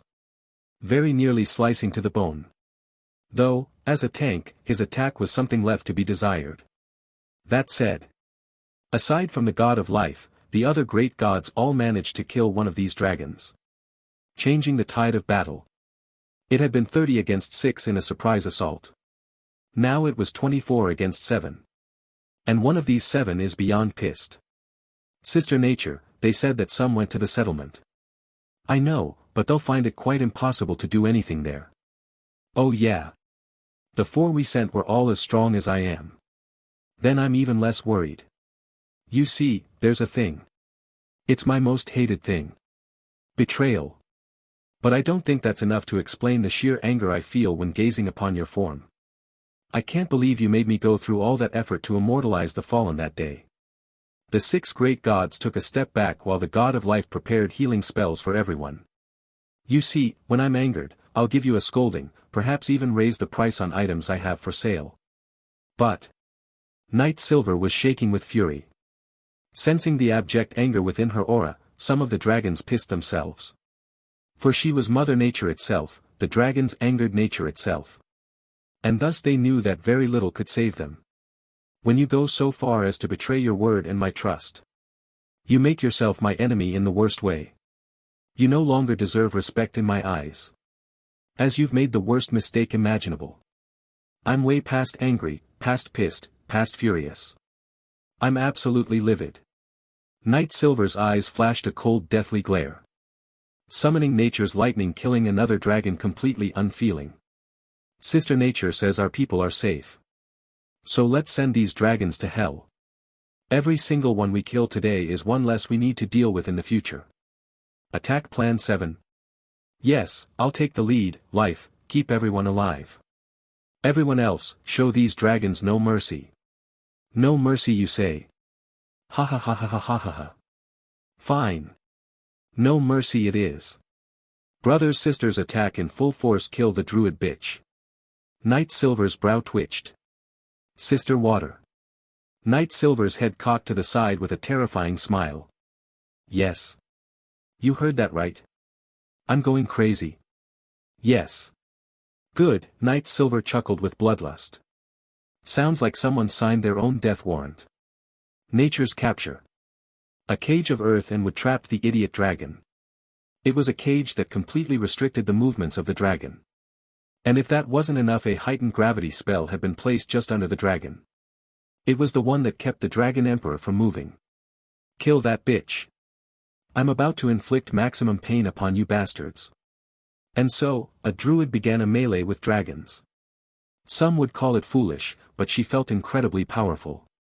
She knew that she was avenging her murdered kin, while defending the ones who had managed to survive to the day. I feel more than twice as strong as normal. Perhaps, this class I earned. This is quite something. But I can't focus on that for now. I must kill and kill fast. I sense another one coming. And that one is worthy of the dragon's name Sake. One dragon made a mad dash, flying with their mouth wide open. You're going to make it difficult. Actually, I can detoxify anything. Ha, ha. Just as the dragon was about to chomp down on Knight Silver, she stood straight up, bracing herself, keeping the dragon from closing its jaws. One arm had been raised to prevent her from getting a headache. And also to protect her beautiful hair. Something she was keenly particular on at the moment. Ah. What are you doing? Let-o. Ah, that's cute, can't speak properly, can you? What's the matter, cat, got your tongue? The dragon smirked and moved its tongue in a way that rubbed right against Knight Silver's delicate spot. You disgusting. Overgrown pervy lizard. How dare you violate me like that? 9th tier poison touch, 9th tier poison cloud. The upper part of the dragon's jaw was now filled with a deadly toxin. One so dangerous even to dragons. Simultaneously, the cloud spell had been timed just as the dragon was about to breathe in, poisoning the dragon so rapidly it died a horribly painful death before even landing. Sitter water. Once we're done with this battle, you want to have that bath? I have some need of one now. Pfft. No problem, sister, let's enjoy a relaxing bath together later. We can do each other's hair and everything. Then let's kill these treacherous beasts.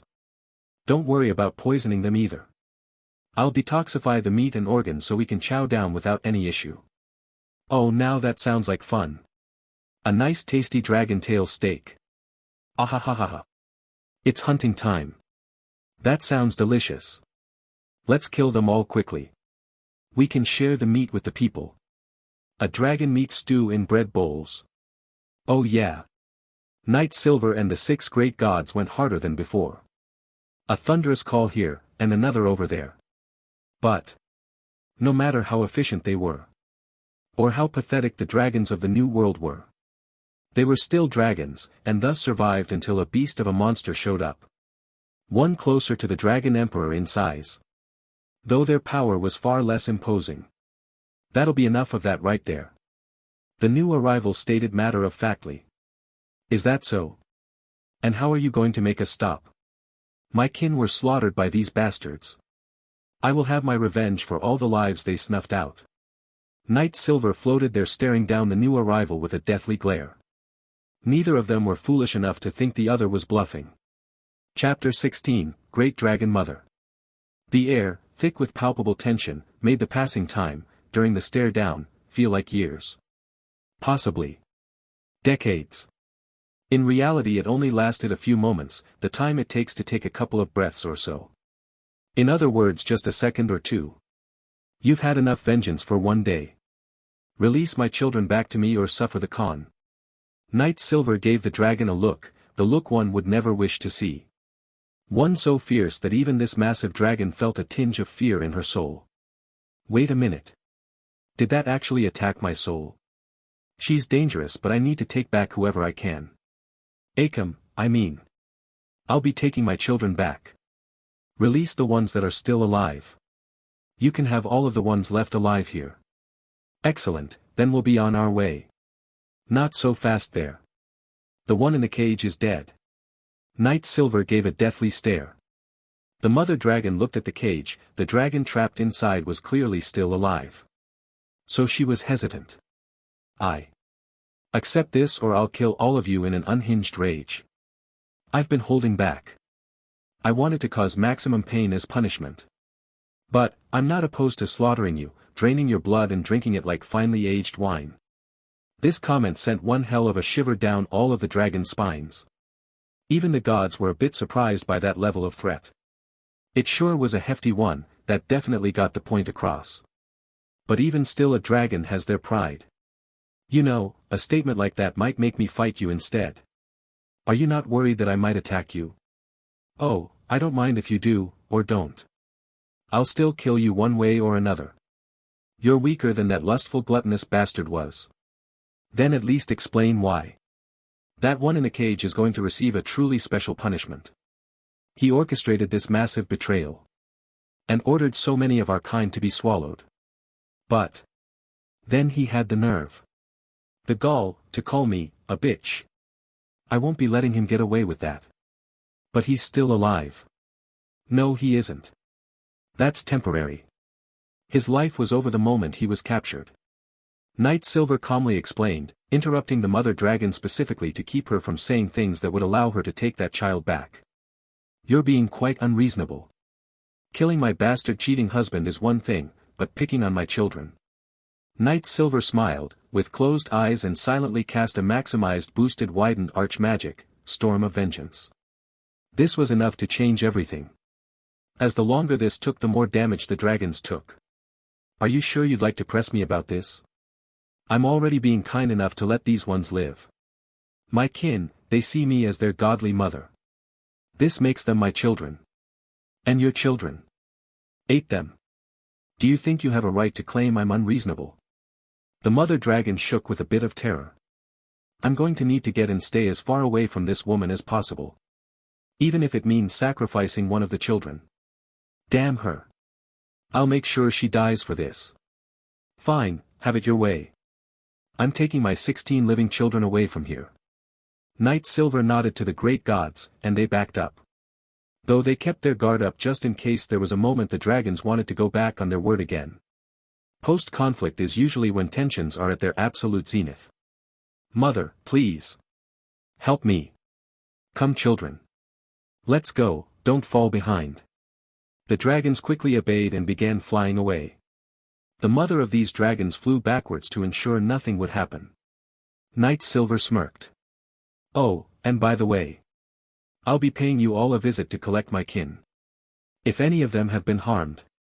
Well, those children of yours can explain it to you. You really are. Fine, but we are keeping the demi-humans. The ones that feel more humanoid than beast-like should be turned over as well.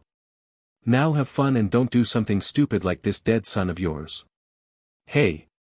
I'm still alive here. Come on, give me a break. You're just so delicious. Like I said, your dead son. I wonder what I should do with his blood. Fry it? Turn it into some type of booze? I'll have to think about that later. The mother dragon flew away, abandoning her son.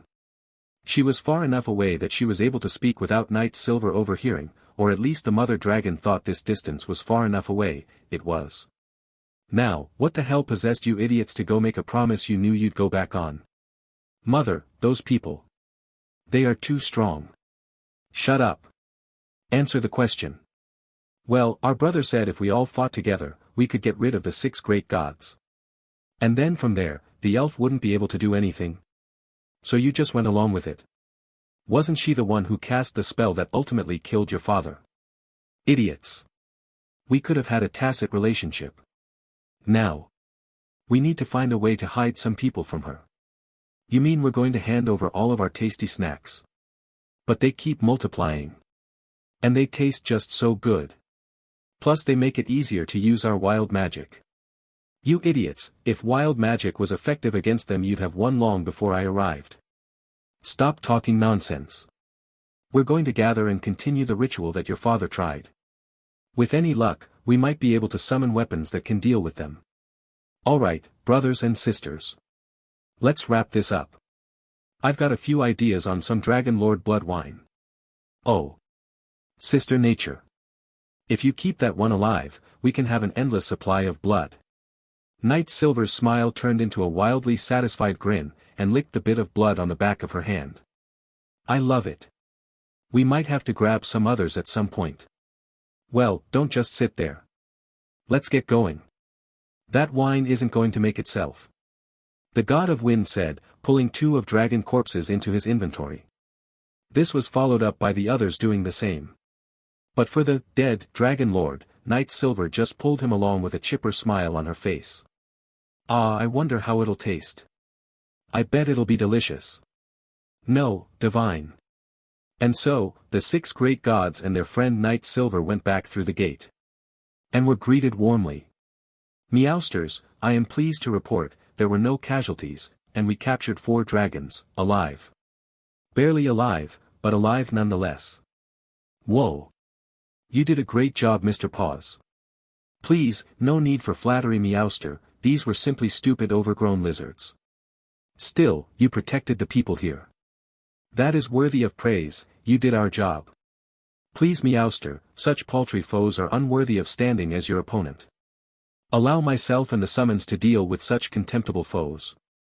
The gods chuckled nervously, not out of fright, but out of shock. Chapter 17, The First of the Fae.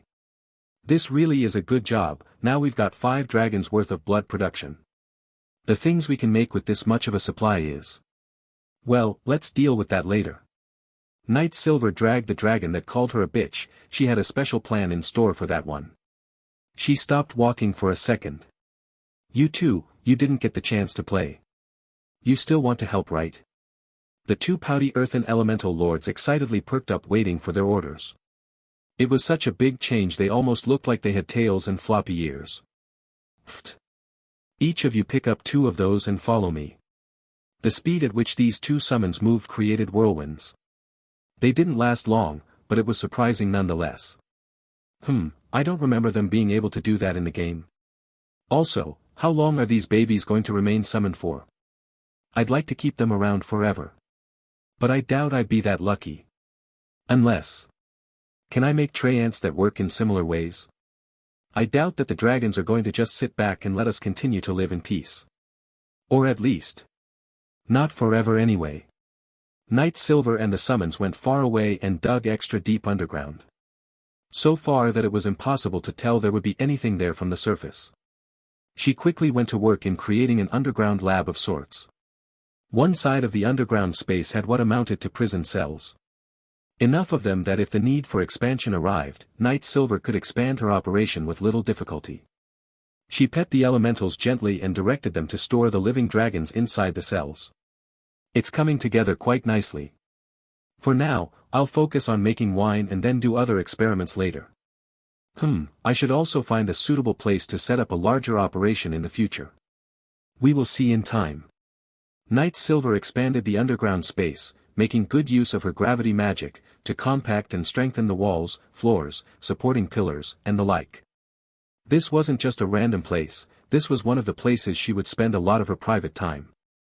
I should make a large bath here too. Ah. Screw it, let's make it a woman's escape. A nice spa. Again, Knight Silver made many changes to the underground space. Using a combination of her spells she managed to make an underground fixed temperature hot spring. One with more magic that regulated the air temperature and moisture. At the one end, there was a line of fruit-bearing trees. That's right, someone can grab a fruit and munch on it while in a bath large enough to really stretch out and move around. I wonder how Sister Water is going to react. Oh, I should make sure that the dragon's whines of agony can't reach this place. And done. Knight Silver looked at her summons and noticed they were starting to disappear. She was saddened by this but opted to keep a smile. I never liked it when the summons I brought forth disappeared on me. But, for some reason it hurts my heart more in this world. Just then the elementals seemed to notice this feeling within their summoner. The 3 earthen elementals seemed to think about what they could do. Nothing came to their minds. On the other hand, fire, water and air all had different ideas. Water and air's elementals had an idea they wanted to try. Fire on the other hand, was already trying their own thing but it failed miserably. Go ahead, I know you don't want to leave me. Do what you feel you must even if you change into something else, it won't change how thankful I am for you. The oceanic and breeze elementals teamed up into pairs. The others watched curiously as the pairs of elementals started a synchronization of sorts. At first it looked like everything was going smoothly but something was preventing them from combining completely. It had been too long. I wonder. Triple summon nature's ally 10th. A circle brimming and overflowing with a natural energy appeared beneath the pairs. This was siphoning away Night Silver's magic like a voracious beast. This is a lot. I can feel my mana depleting faster than it's recovering, but it's still going to last quite a while. I hope these babies can finish their idea with this help. With the energy the pairs of elementals needed, being supplied now, the combination continued in earnest. After a few minutes, there was a cool salty breeze and a flash of light coming from 3 separate sources. Once the light faded, there floated a humanoid-shaped creature. Their ears were long like Night Silver's, however their bodies were small. In fact they looked like fey creatures. Small but powerful. Even still there was a massive loss in their total power. From 2 low 90s to a single LVL 70 or so. It was a stark loss in power. Mother Nature. Don't worry. Yeah, Mother Nature. Don't worry. We're weaker now, but we can always grow stronger again. The 3 little fey creatures giggled and laughed. Each claiming a small spot of real estate to land on Night Silver's chest. But more importantly, we can stay with our mother forever and ever now, X3. The fey creatures started nuzzling up to Night Silver all cute-like. This made the other elementals, well, they were clearly a mix of shy and nervous. You're too adorable. But don't do too much down there that would make those ones more shy and nervous. Night Silver giggled, petting the fey heads with a gentle finger. Mother, they can combine like us too, right? Of course, if that's what they want. I'd love to see how cute they become. Hearing those words, the remaining elementals paired up. And a similar event occurred where Night Silver expended her mana to help them form a singular combined form. This time, an intense heat radiated through the earth, solidifying the rock and soil into a concrete type of mixture. And a burst of a furiously purple flame blinded the room. Though to Night Silver, it was merely a simple dim light. The light disappeared and 3 more fey creatures appeared. This time they seemed to be slightly more masculine than the first 3. But that didn't change their very next move. And soon all 6 of the newly born fey were resting on Night Silver's chest. You're all just so adorable. Night Silver loved this. There were 2 reasons why she chose the path of the druid. One was to see nature up close. Something that was only a fantasy in her world. And the second reason was all the cute little creatures. Now we can watch those dragons more closely. I was planning on taking you away from here. Or summoning more to help guard this place. Those dragons, while weak compared to me. I feel you'd be in a bit of danger in your new forms. But I'll be returning shortly with your auntie. Please keep this place safe in the meantime. You can have as many of the berries as you want to help your training. But do try to not break anything. Yes, Mother, X6. The Fae floated up, freeing Night Silver for teleportation. Greater teleportation, she disappeared from the underground lair. Chapter 18, Comforting Presence of the Gods. By the time Night Silver had returned, everyone had put the previous operation back into full swing. People were making clothes, building structures and even practicing magic. Others were cooking, or practicing their butchering skills. For the moment there wasn't a huge focus on training to defend themselves. The people trusted that to the gods.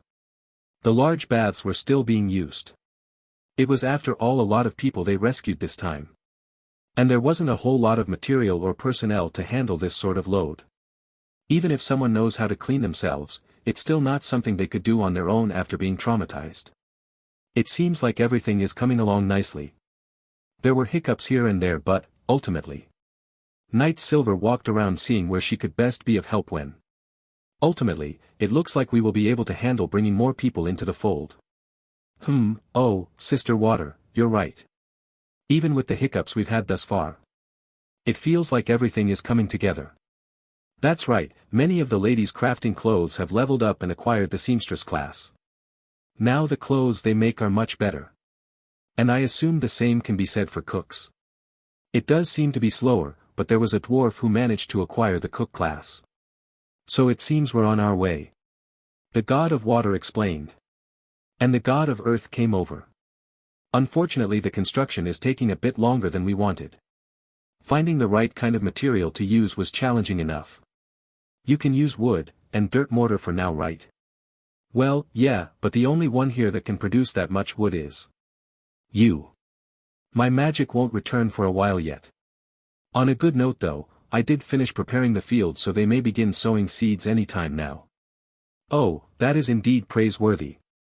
I'll fill the fields tomorrow. I'd like to get everyone interested in learning druidic magic to have a chance to witness the spells I'll use. For now, I'll solve that wood problem. You think the basic oak tree is good enough? Or should I go with something a little stronger? No need for anything crazy. We can strengthen it later with magic. So the regular oak trees will do just fine. Night Silver nodded. And began casting a super tier spell. Since this was a far less intense situation, she relaxed the whole time. Even walked around like it was nothing. Then it came time, and everyone had just been staring in awe at the sheer beauty of the cast.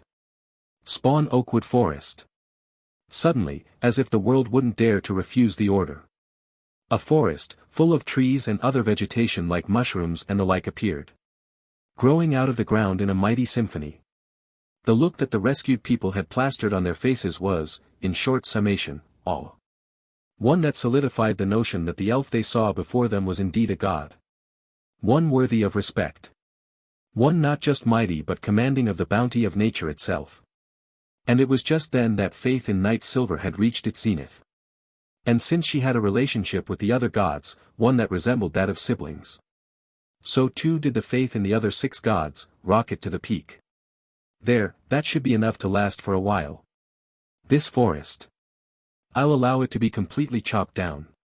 But the people must work to accomplish this feat, they won't learn otherwise. Agreed, and this is a forest with all manner of plants, correct? Yes, they should be able to find wild fruits and vegetables foraging in there. That might actually be a good idea. For them to train as rangers. It's probably the perfect place for that too. Then should we leave it?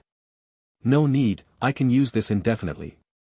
Though there is a hell of a time limit, I doubt they will destroy it in that amount of time. I see, then what now? I was thinking of helping out with the baths. I do need one myself. Especially after that damn dragon tried violating me. I only regret not punishing him more thoroughly. The god of water grabbed Night Silver's hand and started to pull. Then let's go. Come on, it'll be fun. Alright, let's go. With the addition of 2 of the gods, it suddenly became much easier for the people to be more comfortable. It was the idea that because such powerful entities worthy of worship were relaxed enough to let their guard down, to a point they would bear all. Of course this had consequences, like the women and children were more openly praising Night Silver and God of Water, instead of properly bathing. Which turned into the 2 giving a lot of helpful tips on good hygiene. The other effect was mental, there was a shift away from the trauma they went through. It along with the dirt on their bodies, washed away. Finally, it didn't take long for the rest of the people to get through the bath as well. The other gods took a bath on the men's side. They wanted to get a similar effect out of the men as well. Which was surprisingly far easier than they had hoped. It was nothing but a simple conversation, but it held depth of meaning in people's souls. After what was a rather long bath, Night Silver and the god of water stretched a little and then took turns giving each other a shoulder massage. That took a lot of effort. Yeah, but it was worth it. It sure was. Now then, next time we get the chance, we should go to the lair I made. There's a nearly complete spa. With pleasure. I'd love that. Fighting that many dragons made my body feel heavy. I could use something like a spa and a massage. I felt the same, so I thought I'd make a place for it. Though the massage is a bit more difficult to prepare. I don't think any of my summons could do it. Oh, then we can just give each other a nice one. Or we could teach some of the ladies how to perform a good massage. I'm sure after what we've done for everyone, we'd have to hold a competition to determine who gets the chance to give us one. We are gods now. Well, we can think of that later. For now let's just plan to help each other with that. Yeah. I bet it'll be fun. But let's wait till we've made some of that wine you were talking about. I want to enjoy a perfect bliss. And that sounds delectable. You alright? I'm fine, I just sense a familiar dragon coming close. There are a few of them. The god of water sprung up ready to move but stopped when she noticed that Night Silver wasn't moving. It's fine, they have about 18,000 people following them. I think this is a sort of migration. No need to worry about it. Oh. It seems the one platinum-colored dragon is moving ahead of the pack. And he's here. The god of water hid her body in the steamy water. She, like Night Silver, simply didn't want to get out of the bath just yet. And then the platinum dragon landed, but didn't emit even the slightest bit of hostility. Chapter 19, A Tacit Agreement. The other 5 gods had come running out fully kitted out and prepared to fight. Though, only one of them remained undistracted by the scene. After all, Night Silver and the god of water were still bathing in comfort. I'm not here to fight. I came ahead of the others to let you know we've brought 18,000 people with us. The majority of them are humans. You 5 can relax a little, this dragon is unlike the others. He seems reasonable. That's why he's still alive right now. I'd have killed him before he arrived if he was hostile. If you say so, Sister Nature. I do, now do you mind turning your eyes away? You're an adult, control yourself. You don't get the same treatment that young children get. Ah. Forgive me. The 5 gods relaxed and made sure to position themselves in a way they wouldn't be able to see anything. The platinum dragon looked confused for a moment and then sighed, seemingly reluctant to ask. Pardon, but should we wait to talk until after you're done with, I assume, a bath? Oh. Why? It's not like you're lusting after us. Even your filthy father didn't start that until I transformed. Yeah, and if you wanted to wait till after, you'll be waiting a long time. We aren't getting out until we're satisfied. Oh, I see. Then I'd like to inform you of the reason we didn't bring all of our people. I'd prefer to be honest about this matter in hopes of avoiding future conflict with each other.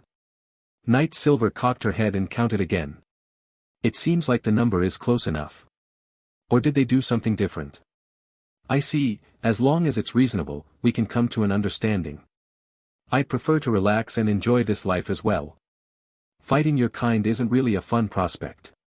We don't have to be allies, but we should at the very least, not be enemies. I was right, you are indeed an elf worthy of respect from my kind. My name is Tsetsuin. I don't know what the others did, but I'd appreciate it if we could avoid hostilities as well. So long as you believe that what they did has nothing to do with you, you should also not get any feelings over what their fates were, correct? So they did suffer. Their pride got in the way of their brains. But it can't be helped, I guess. I felt the power of that attack I used on my father, it didn't kill him. And thus I know how powerful the attack you used must have been. It's foolish to actively make enemies with you while there's still a chance at friendly relations. You're more reasonable than I gave you credit for. I had some friends where we come from who managed to see that line of thought too. They were great to hang around from time to time. Since you're so reasonable and talk about friendly relations, may I call you Vasion, in exchange you may call me Silver. I'd prefer it if you used TSA instead of Vasion. It feels more friendly this way. Good, then I will speak to you like this. You'll afford similar respect to the others, as they are my friends. TSA seemed slightly apprehensive for a moment, taking a mild glance at the other 5 people. He knew that they were strong, but also that calling them friends was a bit outside of his ability to understand. Dragons don't just make friends with those weaker than themselves. But he relented, knowing he must. Very well, you may refer to me as TSA as well. Now, let me explain. Tsetsuin sighed, with a hint of nervousness. A hint that Night Silver picked up on. Responding by letting a calm smile appear, and remaining attentively silent. Some of my siblings and I had a discussion. In total 7 of us decided to band together and attempt to guide the weaker life forms. An experiment of sorts. So with our 36,000 people total, we brought half of them here to live in this nation you're building. I see, then, you made sure to leave behind only the ones unwilling to make the journey. Indeed, also, there were some elves that decided to stay. Though, I suspect they may change their minds if you were to show yourself to them. If this day comes to pass, I hope you'll treat them well. Night Silver's lips were about to deform from the smile she had forced on her face. This news wasn't the greatest for several reasons. With that kind of proposal we can't very well make any demands. They've come this far already. And I'd prefer not to rock the boat, but I won't allow a single elf to ever live under the rule of a dragon that could use their beautiful soul for a stupid spell. Especially one so weak. So.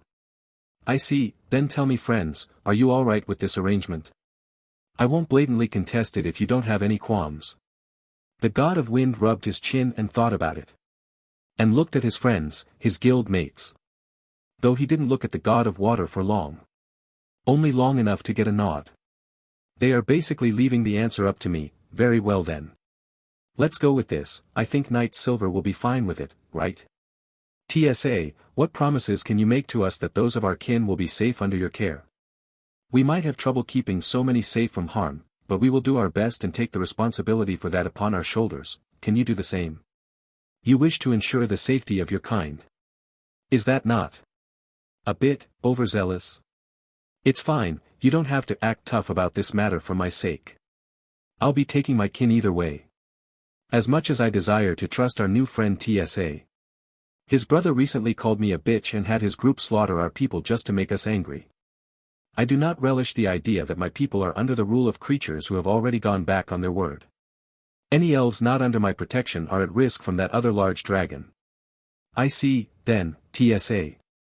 Let's start by allowing a delegation to travel to this country you wish to create.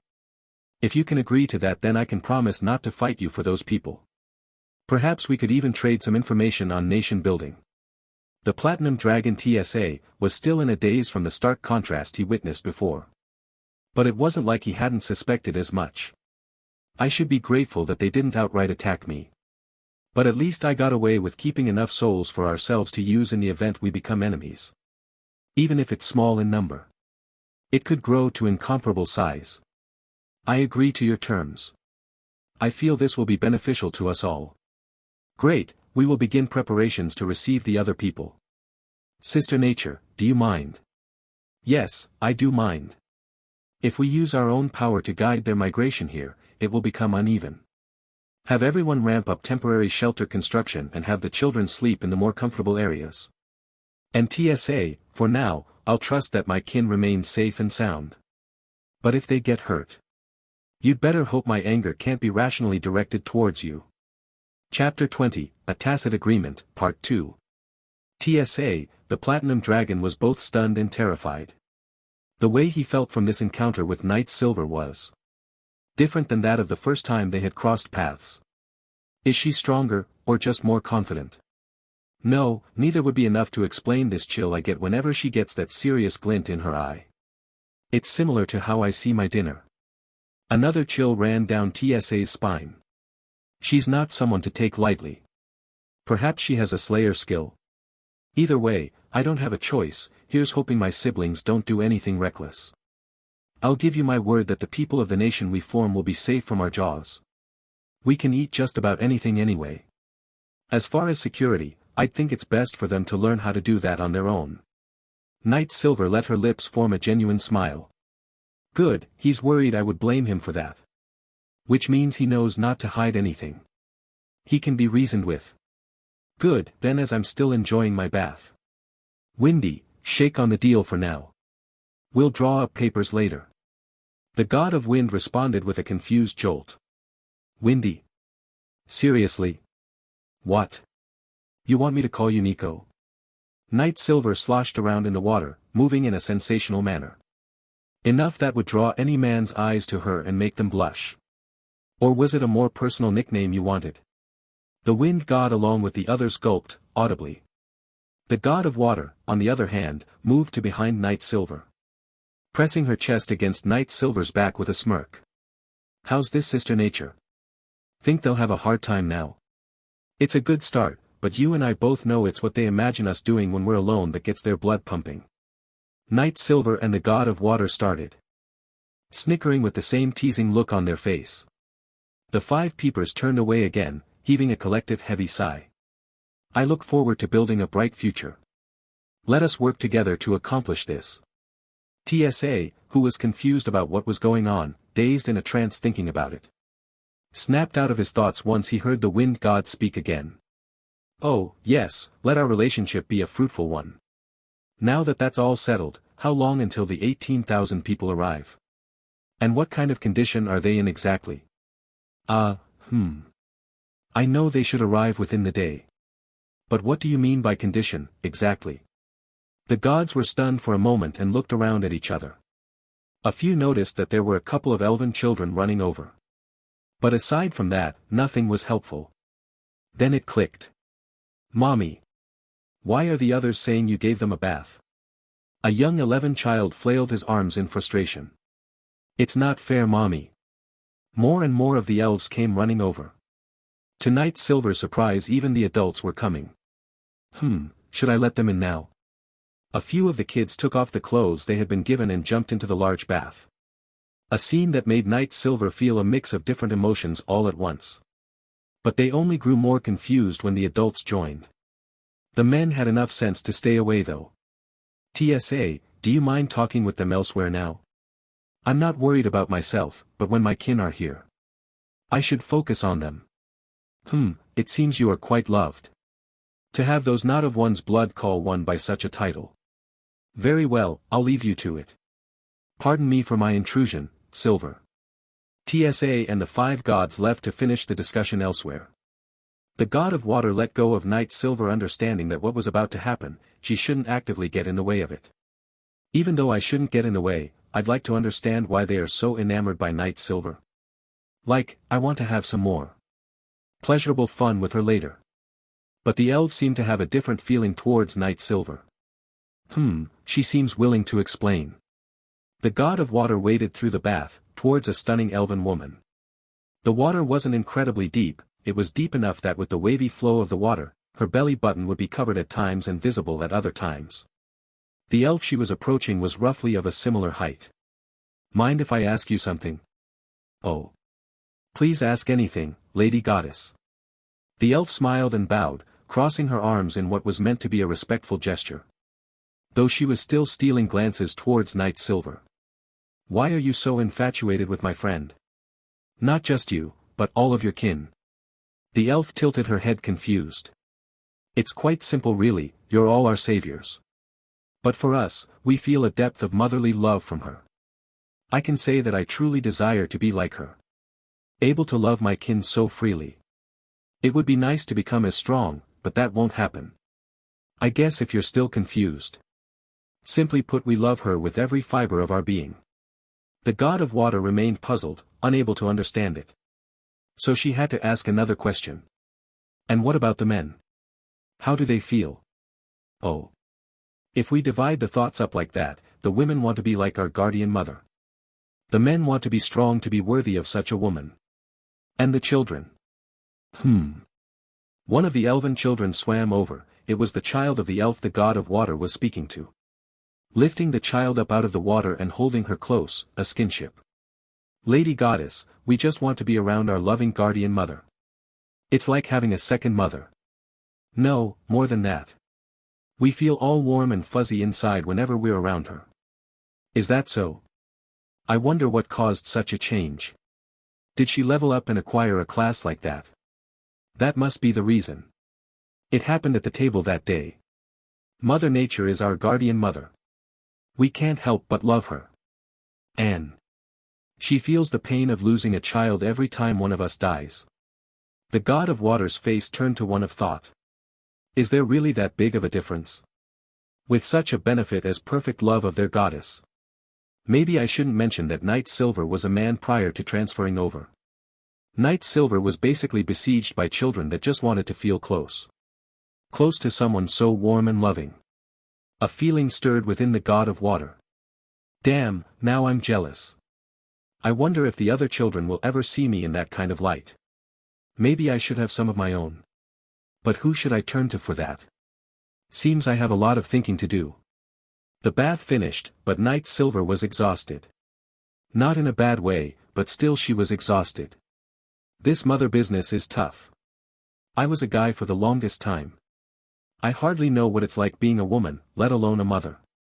Night Silver sighed inwardly as the events continued moving forward. Chapter 21, Calm Between Chaos. A little later and the great gods along with Night Silver were sitting at a table, the sun rising again after a long night. The only one present was Sir Shana the god of death, perks of being an undead. Or should one call this a curse? Sister Nature. I know you're tired, but could you cast the druidic spell to make us less groggy? I don't know how today is going to go, but I doubt it's going to be a short day. The god of fire asked, slumped on the table tired as can be. He had been working through the night doing a mix of teaching simple fire spells and keeping the area lit. The god of life was in a similarly tired state. Though he could only mutter incomprehensible speech. HSMN Gibus dat muha stuf. Thank you. And the god of life fell asleep utterly exhausted. Why was he so beyond tired? For the same reason that everyone was. They were up through the night performing tasks only they could perform for the moment. While managing to teach a couple of people a spell here or there. In the long run it was guaranteed to pay off in dividends. However, in the short term, it was utterly exhausting.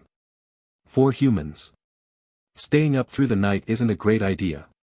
But it goes doubly for the gods here. Why? Because their mana doesn't return as quickly as other races. Even elves have a need to rest comfortably for at least 3 hours at a minimum to make a full recovery on their mana pool. Which begged the question. Sister Nature, I know why I can handle the night without sleeping. I'm undead, which means I have no need for sleep. But, how are you still energetic? Night Silver giggled for a moment. She looked around at the nature in the world they were in. She looked up at the beautiful morning sky, still a tinge of orange color from the horizon. A glistening haze over the river she made recently. And the many people sleeping in what is definitely not a comfortable bed by modern standards, yet sound asleep with relaxed expressions. It's simple, I am Mother Nature. I became like this once I obtained this job class. I'm unsure how I gained the qualifications for it. But I can say this for certain, it is not a class a druid could get in Yggdrasil. With that answer, Night Silver basically admitted she didn't know. But was also declaring that she hadn't been at level 100 during the battles they fought. The god of death was the only one to notice this subtlety. And the only reason why was because he simply wasn't tired. So you don't know the reason either. I guess that's fine. Not like any of us know what's going on. I still half expect to wake up in my chair inside of my small apartment. Anyway, you managed to build quite the character. What level were you in Yggdrasil? Huh. Oh, I had managed to reach LVL 100. But I went and attacked the Trinity Guild's base. I thought it would be fun. You know, a last hurrah or so. I did manage to steal some world items and lots, I do mean quite a bit of gold, materials and data crystals. Ah, they were pissed. I stole quite a bit, but I did die twice. Ha! You're LVL 90 and fought that behemoth of a dragon. I wish I had flesh right now. You'd see just how shocked I am. How did you even get that strong? Night Silver giggled while sipping on some cold water, she was half waiting for Sir Shana to calm down a bit. She smiled and looked down at her chilly glass. It was really quite difficult actually. I had reached the peak of 3 of my classes, when a solo world-class quest was given to me. I assumed it was possible, so I did it. And boom, I got 2 classes upon completion. The super tier spells I used to end that fight are only obtainable via these classes. They have some other benefits that would definitely seem unfair to the average player though. Oh. Like what? Double stat yields per level for both classes. In short, my LVL 90 is stronger than most LVL 100s. That really doesn't seem fair. Almost like a cheat code. The god of death, Sir Shana hung his head, mimicking the tired look the other gods all had. Having played the game for so long and missing out on something that strong was clearly not a fun thought to have. Sir Shana, your greatest weakness, what is it? I mean in a combat sense. Like what is the foe you'd never, ever want to fight? Knight Silver couldn't let the current situation stand. It was one thing to say it's unfair if they knew the situation. But in Knight Silver's eyes, yeah, it wasn't fair at all. Cost me a metric ton of materials and favors from so many people. Oh well, let's see what he says, for now. Twin Nature's Rest. Triple Nature's Rest. Ah, so much better. I feel alive again. Though I could still use that massage, sister. 5 more minutes. I'm comfortable. Ah, such a good feeling. I'm afraid we are going to need to rely on you for this while those dragons are here. Surshana finished thinking it all over and cut off the others. The worst thing would have to be one of the highest level angels. Even a level 80 cherubim would give me cause for alarm. I'm not as freakishly strong as that Momonga guy. Ah. La la la. I don't want to be reminded of that raid. Pfft. You didn't even fight in it. Ah, well anyway, Brother Death, imagine fighting one of the 10 archangels on your own as a requirement for a truly overpowered class. The god of death, Surshana's eyes vanished as he muttered. Wah. The other gods heard that line and immediately began thinking about what if they had to fight their absolute nemesis. It was a moment of reflection and then realization. I take it you completed this task. Of course I did. I couldn't just let my druid line end there. The quest was designed for one to fight their absolute weakness, in their weakest state and thus overcome it. However, I don't even want to talk about how much that quest cost me to finish it. And I'd argue that the world enemy I fought was the hardest out of them all. Knight Silver in that moment got a chill down her spine just from the sheer memory of the event. It was a shiver so intense her body couldn't resist getting squirmy for a moment. And some of her water spilled onto her dress. Well, anyway. How did the talk with TSA go? Knight Silver asked, changing the subject as she warmed the water stain away. Oh, the 18,000 people they have migrating here will arrive in about 5 hours now if my math is right. I already woke up all of the cooks that have been assigned breakfast duty. So food should be ready soon. What's this for? Knight Silver had put a few pouches of berries on the table. One for each of the gods. Inside you'll find about 200 berries each. If you see anyone exhibiting the signs, feed it to them without hesitation. You know what I'm talking about. The gods nodded, knowing how serious that matter was, didn't hesitate to take the berry pouches. Chapter 22, Calm Between Chaos, Part 2. This.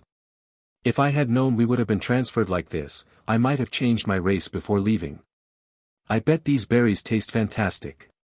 The god of death lamented looking at the berries that he couldn't eat. He heaved a heavy sigh as the regret sank in. Don't worry too much about it. I'm sure you still could. But it might cause problems with your current strength. I may be strong, but even I don't want to take on extra work that you could have handled. Knight Silver conveyed, sipping her drink calmly, then tossed a berry into her mouth. This could be a boon to the people here. How many of these can you make a day? Oh.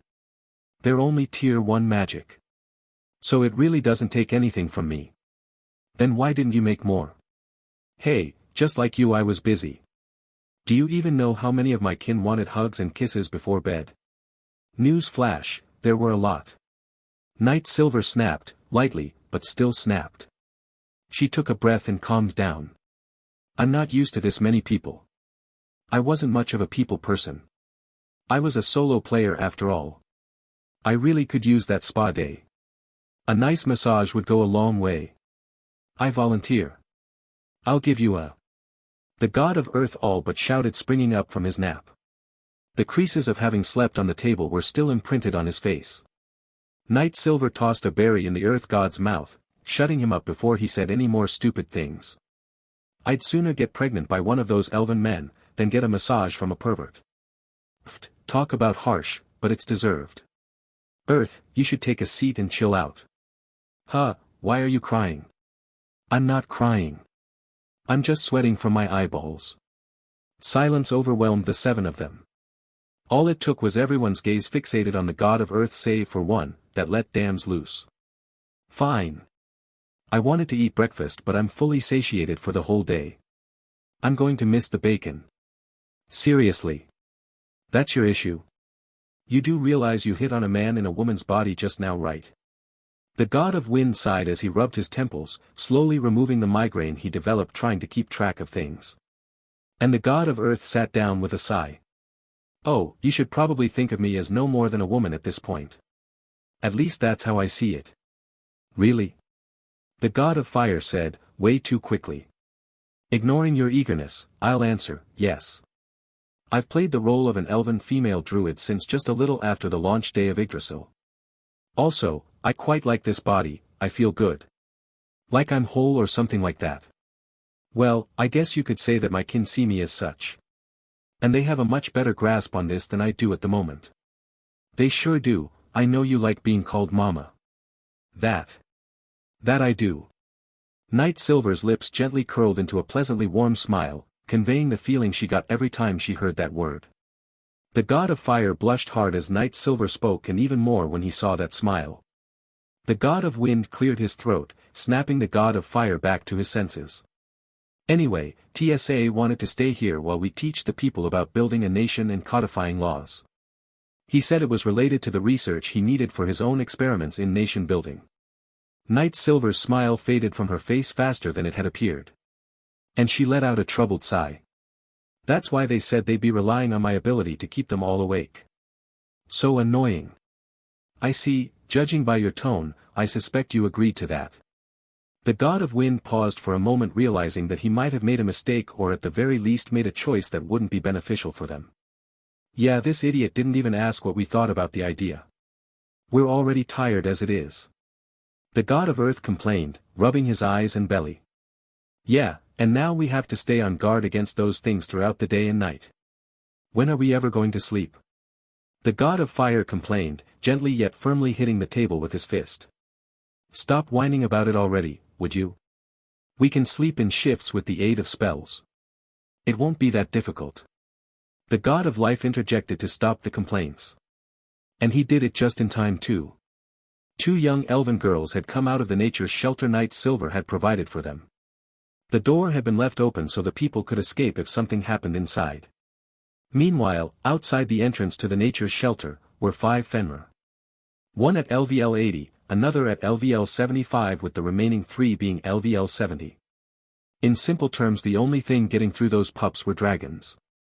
To which Night Silver would have already been made aware of, given how their presence feels. She'd never forget that hair-raising feeling.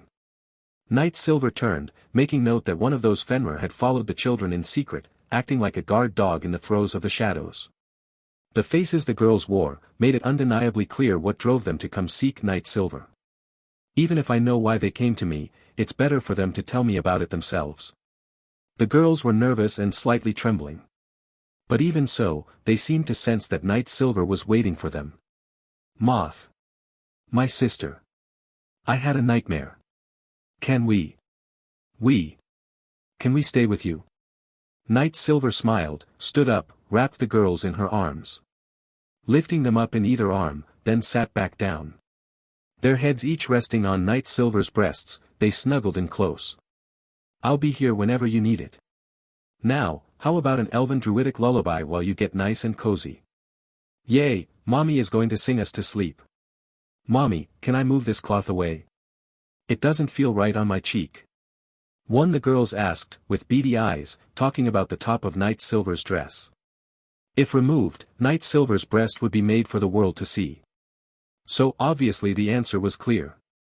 Sorry sweetie, we can be naked in the bath, and topless in bed or other designated areas.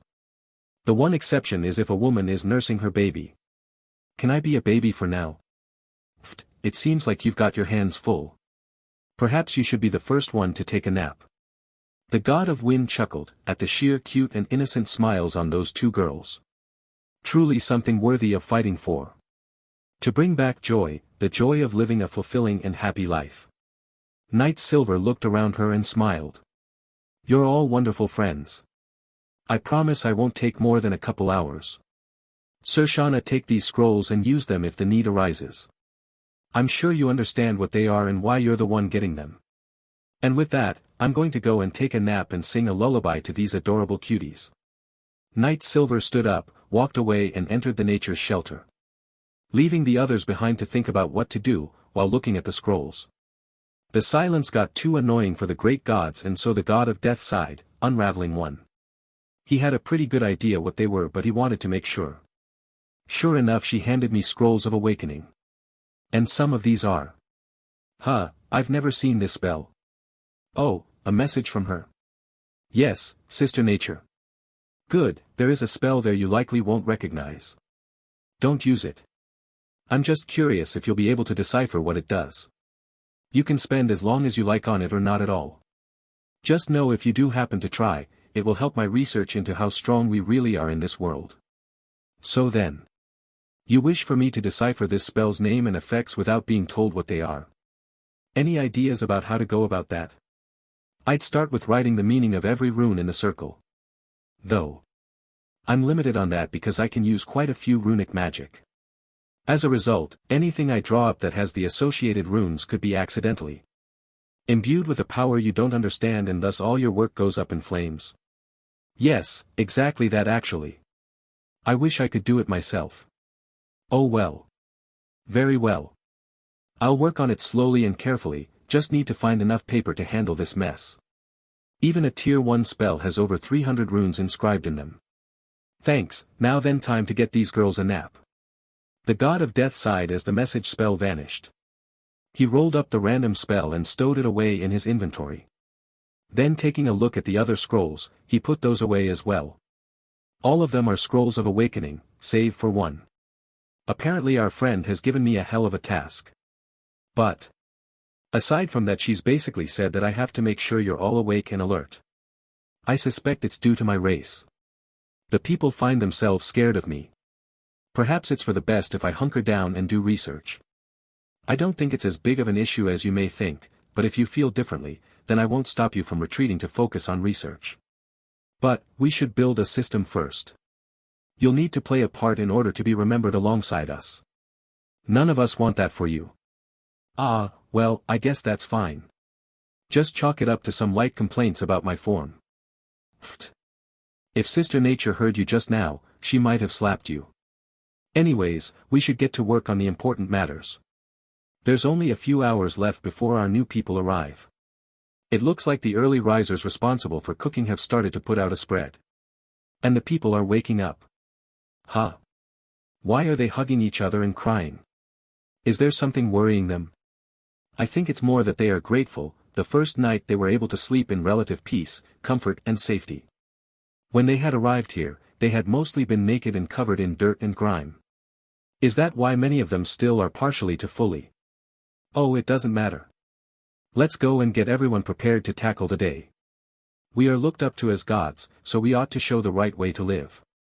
Let's make it a place without that corporate nonsense. Alright, I'll get a nice hearty breakfast and check in on the women that open up to me. We'll need to draw a whole new bath too. Since that's the case, minded I take a short nap too. It's going to be a busy day. After you've eaten something.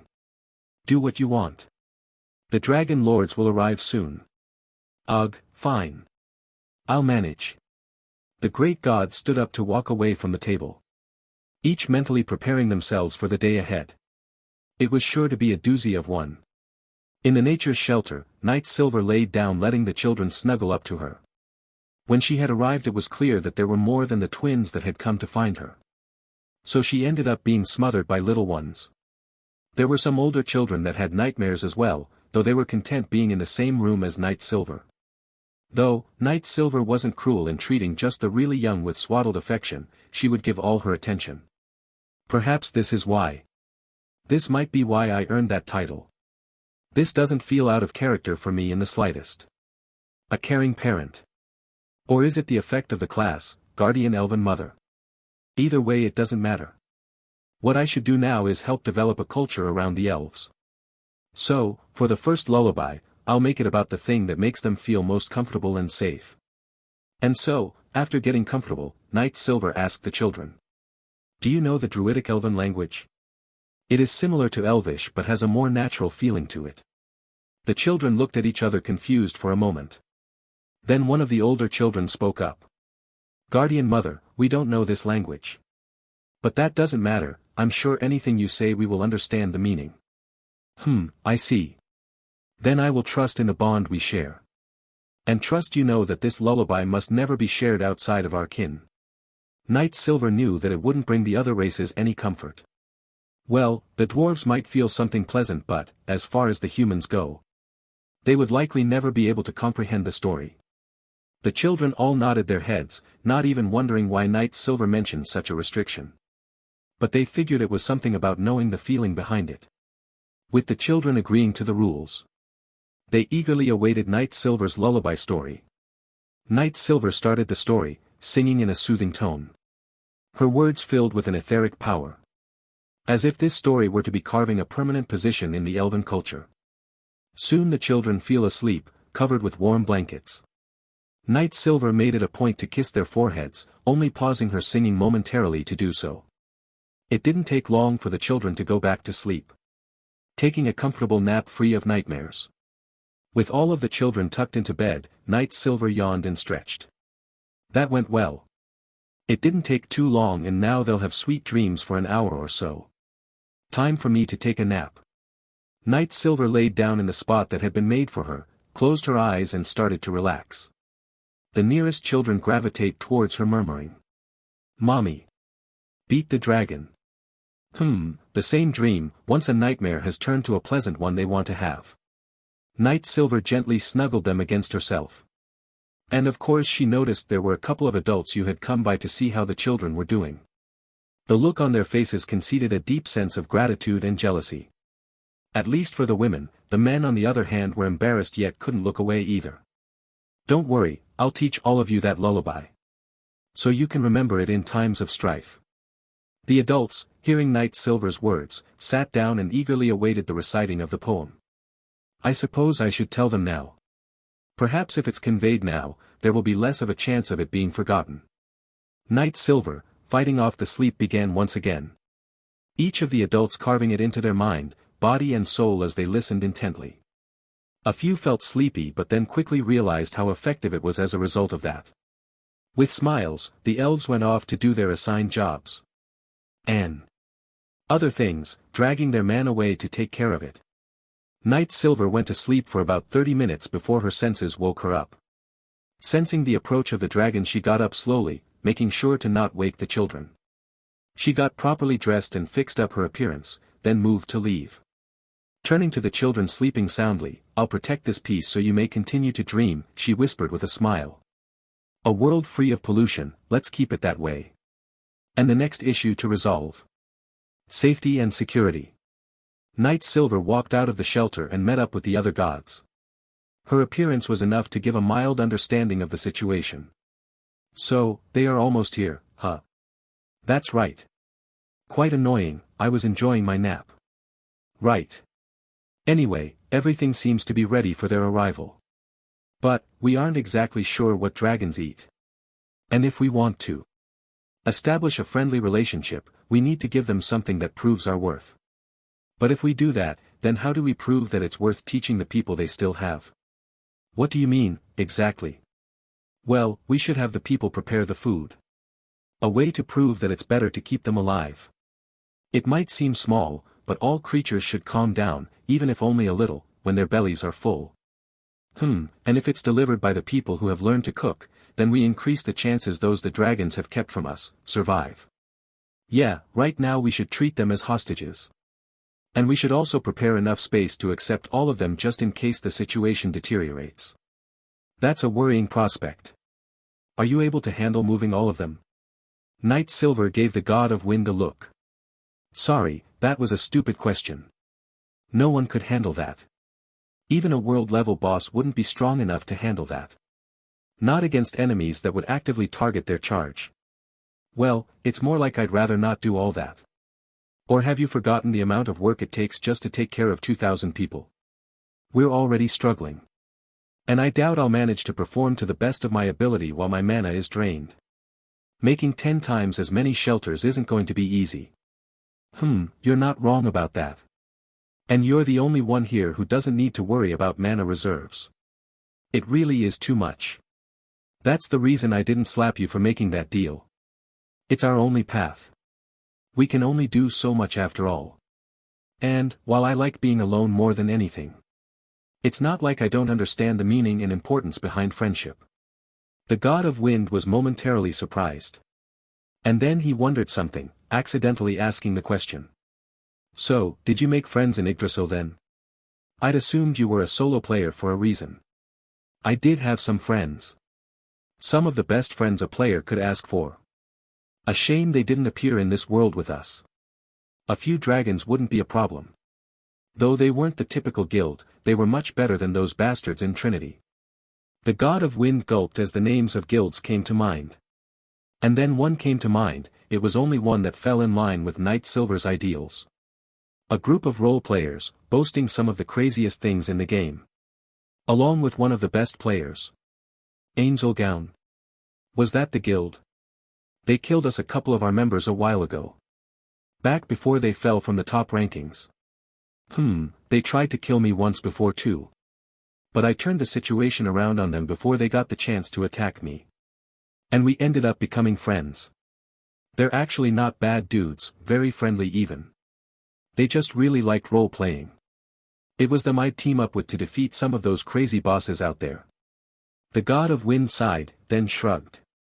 Well, not like I care about it. The game is a game. We're all from that hell-hole of a place. So let's work together and protect ourselves in this world. I may not be a druid like you are, but I am keenly aware of how important nature is. That fresh breakfast this morning was fantastic. I want everyone to have the luxury of such foods. Luxury? That shouldn't be a luxurious thing. It should be the standard. What we ate all those years. A terrible nutrient paste. I still remember the taste. The gods murmured about the past. Then they sensed the dragons too. Wow, if they are moving that slow. Sister Nature, you've got a hell of a range. Oh. That, I send out summons to track their location and ensure nothing happened to the people. Which reminds me. Night Silver looked at some of the maids and Mr. Paws. Yes, milady. Prepare for some births. I have a sneaking suspicion we have migrators on the verge. Understood, water will be boiled at once and clean cloth will be ready. If it's not a problem, I'd like to help with this matter. My magic could prove effective and there are a few spells I believe we should try. Besides that, I am the god of life, right? Night Silver and the god of water looked at each other, having a full-on conversation with their eyes. The god of water giggled, Night Silver sighed with an annoyed pout. Is that supposed to be some sort of womanly intuition over there? The god of life asked, shuffling around a little, confused. Oh, we were just discussing how she and I should be there to help out. And she got all nervous because of what she used to be. I may have gotten used to being a woman now, but that doesn't mean I want to see that. Though you're right, I should be there for my kin. And I can use my own spells to help with their recovery. The god of life was still confused.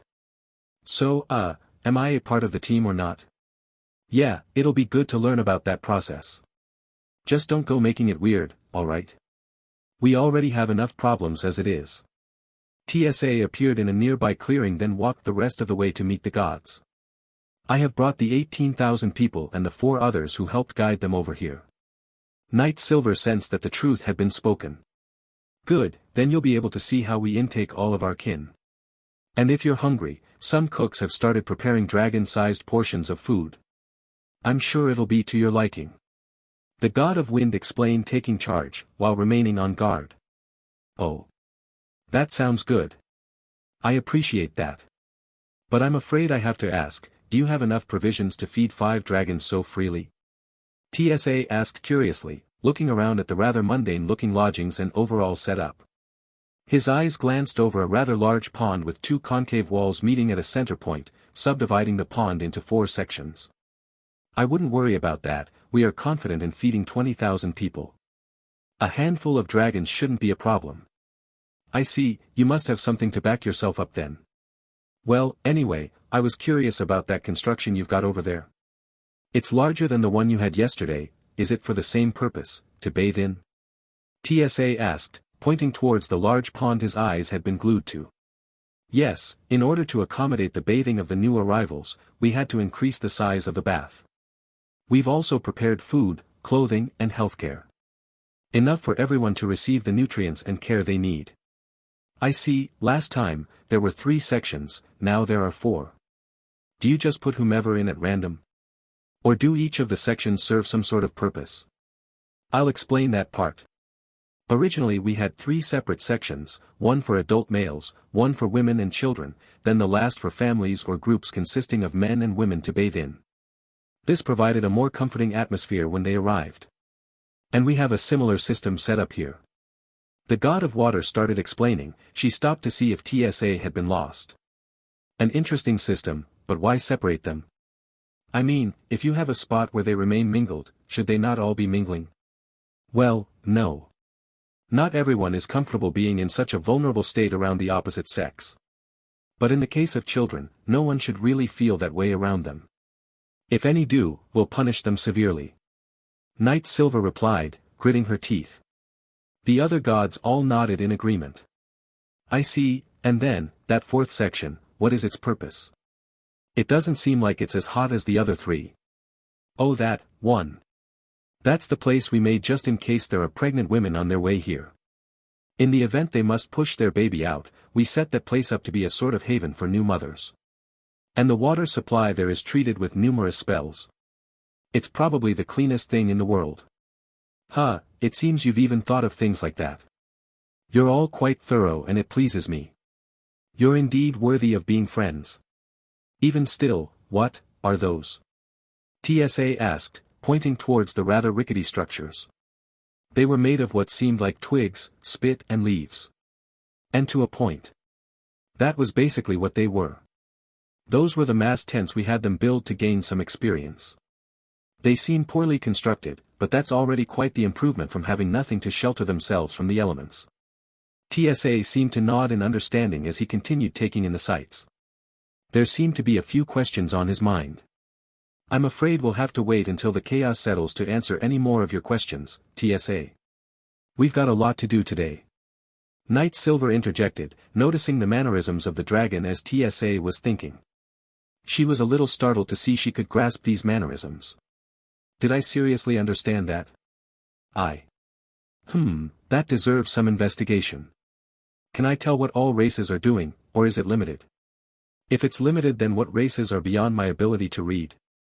Perhaps an adventure around the world would help shed some light on these questions.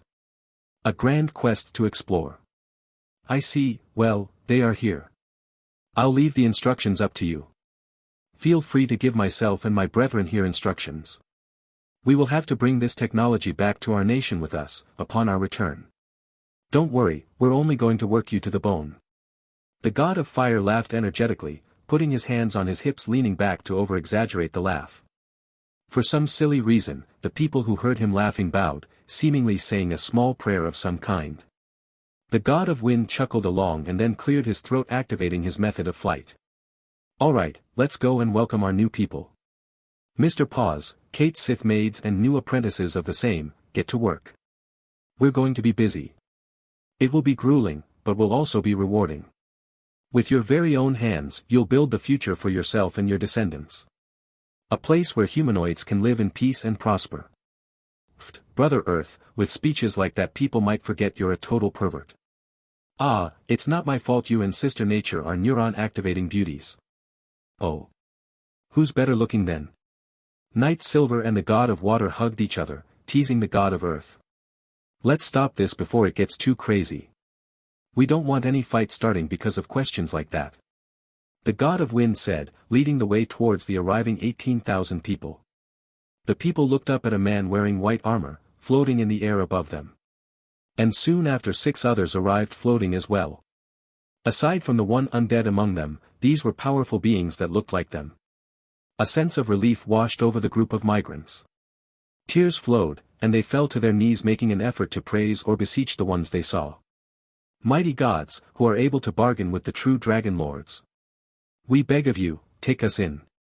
The god of wind raised his hand to stop the people from continuing with that reverent prayer. All of you, listen up. I am the god of wind.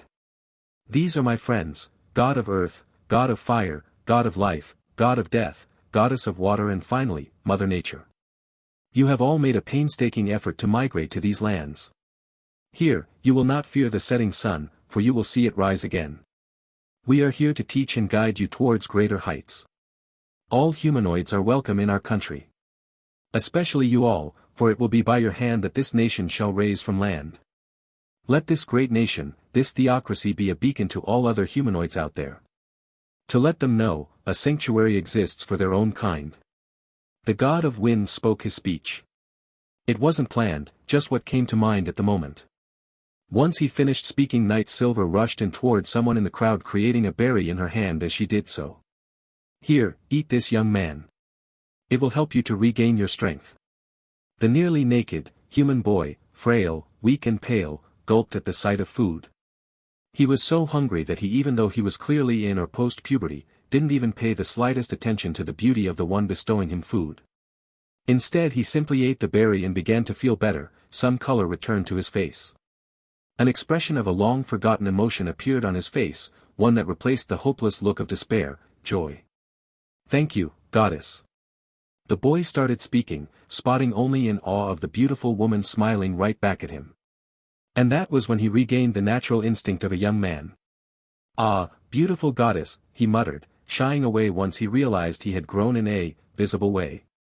Good, in this nation, as long as you pull your weight, food will never be scarce. Everyone, Mother Nature has given that boy a berry created through her own magic. It will make the hunger disappear for a full day. She has kindly given each of us a collection of these berries. If you are deemed to be too malnourished for regular food, you will be fed one of these berries. The god of wind said, as Night Silver began jumping around to each of the people suffering from such a lack of nutrition. And then the others followed suit, making use of their ability to fly. Wind looked over to see Death hesitating to begin his own distribution. Listen, all of us are friends. You can trust our friend the god of death just as much as you can us. He might be all bone, but he is kind and trustworthy. A god of death, yes, but one that understands that he is only an overseer. Bring death he will not, for all will eventually seek his embrace. Do not fear him. The god of wind announced, smirking at his friend.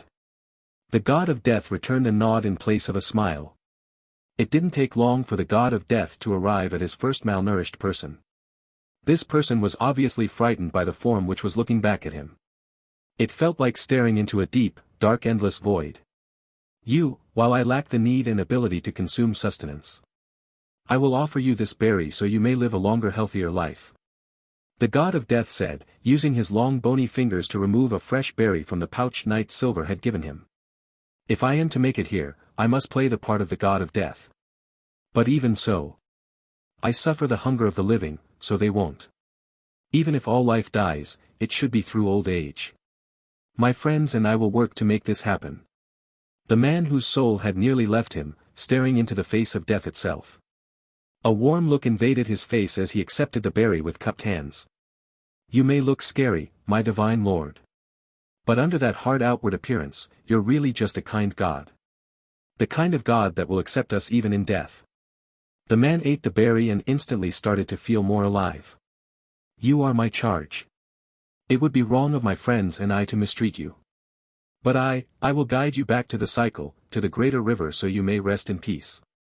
As long as I am here, no one shall disturb your resting place. Wow, aren't you getting good at smooth talking? Hey. I'm just trying to make sure these people know they are safe. Aren't you being cute? Well, in any case, everyone should start making their way to the baths. The goddess of water floated up again after having handed out her berries. Alright everyone, we have a large bathhouse ready for all of you. And we have people who will help to wash your bodies. Making you all nice and clean. Gone are the days where you remain covered in the day's filth. Here in this sanctuary, you should be healthy. Being clean is a part of that. The god of wind floated back up as well, looking around a bit tilted that he already ran out of berries and there were yet, still so many starving. After your bath, you'll be provided with a fresh set of clothing. After you've changed you'll be given a nice hot meal. Oh, for those of you who need the berries, you may find that eating anything else will be difficult. Even so, there will still be something warm for you. Just make sure you tell the kind people you had been given a berry before. The other dragon lords watched as the people ate the elixir like berries. One came close to Night Silver, who had been going around quite quickly, though she slowed down to deal with the new dragon. Pardon me, Lady Nature, but what exactly are those elixir orb things you've been giving the people? Why do this? I mean, what are these berries' purpose? It's confusing as I've never seen one before. Oh, it's good you clarified, otherwise I might have had to punch you with my full strength. Anyways, these berries provide the required nutrition for the consumer to last a whole day. Basically, it is an easily digestible superfood. I see, then why don't you feed them to everyone? Would it not be better not to let any of them go hungry? We tried to give them enough on the way here, but 18,000 people is quite hard to feed. And we aren't sure what exactly they require. So that's why there are so many in this horrible state. The pain of hunger is one that should never be felt by anyone. Not while this is possible. Night Silver held her empty palm out in front of her such that even the Dragon Lord could see. And in what was no time at all, 10 juicy-looking berries filled her hand.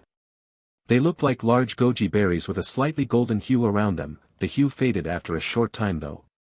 What? That's amazing. I wonder, would those be enough to fill one of us up? Huh. Probably not, I didn't think about even bothering to test it. Perhaps later, after all the starving people have been satiated, you could give it a try.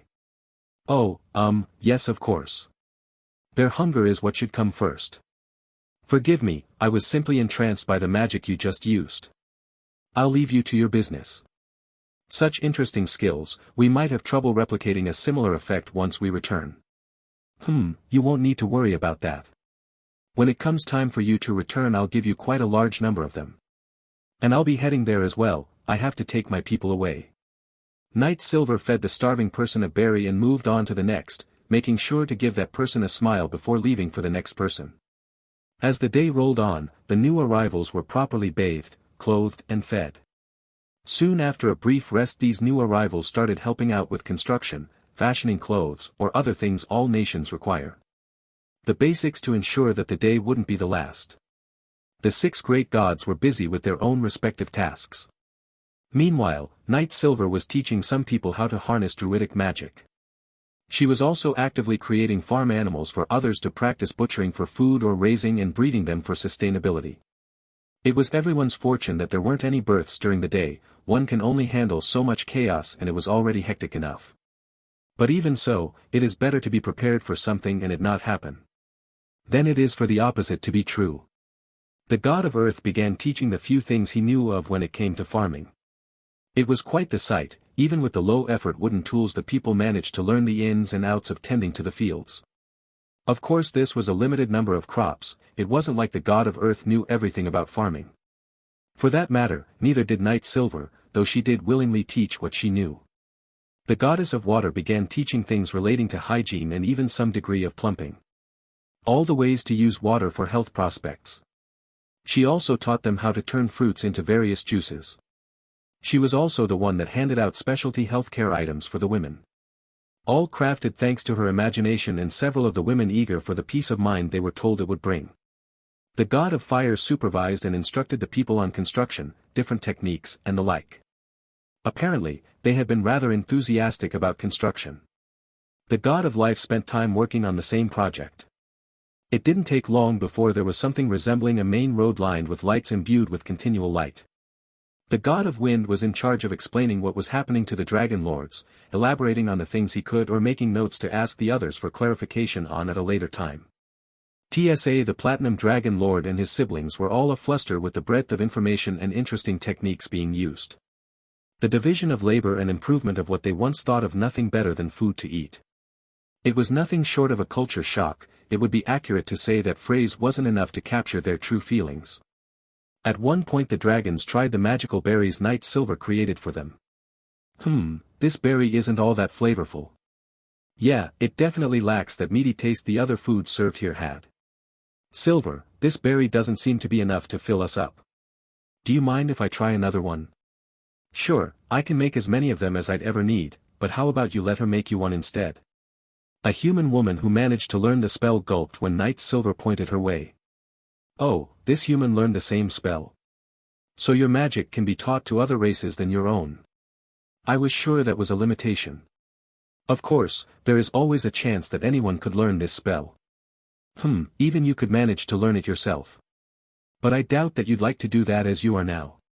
It would certainly be a hindrance to your strength. Best to just let it be a strength of others. Now then, young lady, go ahead and use the spell. The human woman turned her head to look at Night Silver as if she was looking for someone to dash her terror to pieces. When her eyes met the smile of such a goddess, the woman couldn't help but feel more at ease.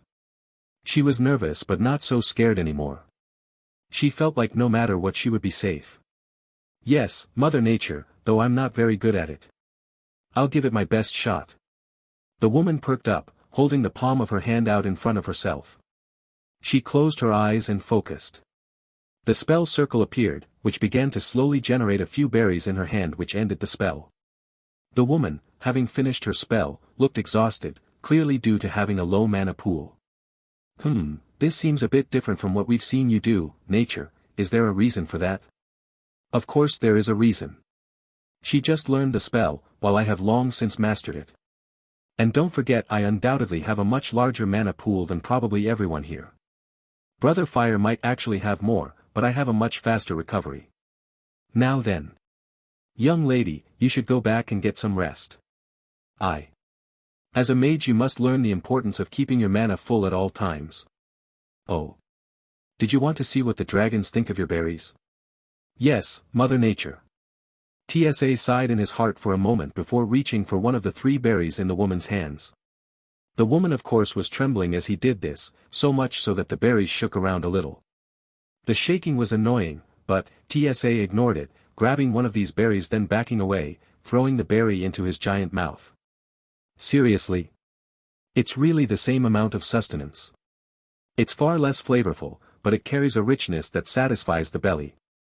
I could have another berry myself. So perhaps the limit is 3 or 4 berries. Wait, you're serious? They produced food with nothing but magic. I get it if it's the one that dealt that blow against father, but to think even a human is capable of such magic. Alright, you should go and rest now. Night Silver smiled at the young woman, who promptly bowed reverently and was escorted away to get some rest. Then Night Silver glared at the dragon who made the idiotic comment. Making such comments even now? You must be the dumb one of the bunch. Or is it because you have no eyes? No, that doesn't work either. Have you forgotten what's around you? Save for that castle, the several fortresses and magically imbued structures, the people have built all of this with their own hands. We have been giving them as little help as we can so that they may grow into a nation all on their own. I see, consider it a slip of the tongue. Still, it's no less impressive that a human was able to grow this much. From our perspective this sight would have been impossible. But it makes me worry about how we are to replicate it elsewhere. After all, we don't have the same magical prowess as you do. It's a completely different type of magic. I figured that out during that battle. Your magic uses the power of the soul instead of mana. While I can see some advantages with that method, I feel it's too limited and poses many issues. Though I imagine if you got creative with it, you'd be able to pull off something akin to our versatile magic. Perhaps you're right. Even so, maybe you'd be willing to come back and teach things yourselves. No, I'll only be taking my people away with me. You'll have to send people over here to learn our magic. We are these people's protectors, so we can't leave for lengthy periods of time unlike the 5 of you. We aren't numerous. The Dragon Lord sighed a collective sigh. Very well, we will come up with a method for this exchange. You've already promised to provide us with a large sum of those berries. It would be wrong of us to ask much more. But, we really could use some of those masons as you call them. If you can manage to acquire their aid on your own. I'm sure none of us gods would intervene. Several weeks later. The land had been forever changed. There was now a small, yet bustling town. Inhabited by the various humanoid races, they grew together. With such a small change in the world, a truly sizable result was created. And the day came for the Dragon Lords to depart. Let us not be strangers in the future. TSA said, looking back towards Night Silver. A mixed look of confusion and desire in his eyes. I'd love it if we could bring some skilled individuals back with us. But alas, we failed to convince any of them to make the journey again. He continued, saddened by the result. Why are you looking at me like that? It's not my fault for the centuries of your kind's oppression upon the other races. Night Silver humped, crossing her arms. I'm only following you back this time to liberate the rest of my elven people. She continued, peeking over bashfully. There was a moment that the other 6 gods chuckled light-heartedly. There was finally a moment where they could relax a little and enjoy. Joy. A testament to the magnitude of their work thus far. A testament to the struggle of constant alertness. Though they could relax a little, they knew that it wouldn't be all easy. After all, there was a high likelihood for something to happen where they would need to intervene once again. The one who knew this best of all was the Wind God. He was the most keen of mind of them all. And was why he was the guildmaster, smart and a people person. Be safe on your way back. We will have this place ready to accept anyone you send back here through magic. And I'll make sure your druid students continue their practice. The God of Wind said, with a confident look. His attempt was to show Night Silver there was nothing to worry about here, and that she could travel worry-free. Good, I'll trust that this is the case. There will come a point where I desire to travel the world over and discover all it has to offer. A full and complete exploration of this world. But I can't very well do that if I'm constantly worried about everyone. Night Silver said, stretching. I wonder if I should tease him a little with a kiss on the cheek. That would be funny. Wait, I should think that through more clearly. Why am I thinking like this now? Is it that my body has changed? Oh well. Well, time to go. Any longer and we may never leave. She said, casting a flying spell. To all of you, I offer my gratitude. The kindness you've demonstrated will prove to be helpful. Of that, I am certain. Farewell, new friends of ours. TSA said, expanding his wings, and taking to the skies. The remaining 4 dragon lords spread their wings and took to the sky as well. With each dragon shooting into the skies, came a burst of air pressure, causing the nearby trees to shake and wave. Leaves falling to the ground ahead of when their time should have been. The god of earth noticed this occurring and sighed internally, waiting for the dragons to leave. I don't think it's right for us to completely trust those dragons. Their existence alone seems to bring disturbance to the world. The god of earth said, noting that the dragons were long gone by now. I think that's something we can all agree on. I get the same feeling from them as I did from seeing or hearing the names of the corporations that destroyed our world. The god of fire said, finally able to show his true feelings about the dragons now. They may not become that terrible. At least not those ones. But we should still remain vigilant all the same. And teach all of the people of our little civilization how to defend themselves from such forces. The god of light said, rubbing his chin. Listen up, in our old world we were powerless to do anything. This time we are strong and have the ability to protect the world. Let us do our part. The water goddess added with her own nod. We have a problem though. Our lifespans are likely still going to be a normal human's lifespan. Save for Sir Shana and Night Silver, the 5 of us will die in time. The god of light sighed at the inevitability. That just means we have to pass down all of our skills, abilities and knowledge. The generations that come after us will take care of the rest. The god of wind said. It's decided then, we must try to increase the odds of our power being inherited. That means we're going to be busy in another way. He added. In the skies. Night Silver and the 5 dragon lords flew at high speed. Without having to worry about safely transporting a large number of people, the trip was much faster. However, it was still quite a distance and thus there was time to talk. Silver, is there anything we can do to keep you for a few days more than planned? TSA asked, worried that the 2 days they had previously discussed wasn't going to be enough. I don't think that's a good idea. We should keep to the original agreement. Besides, I have to get back and teach my students the ways of the druid. And prepare them for when I inevitably go on my long journey. Night Silver said, deciding to not even remotely entertain the idea. TSA went quiet for a moment. I see, in that case I won't press the issue. Instead, promise me something. He said. Oh. What do you want me to promise? Night Silver said, raising her brow. Barring any insane events from happening, we should remain on friendly terms. Perhaps, even a bit more than. TSA said, with a blush. We can be friends, that much is fine. But if you were about to ask me to bear your child, I should inform you that it would be impossible. My dragon transformation spell isn't one I can hold for all that long. I only use it to up my resistances and defenses when I have to take damage.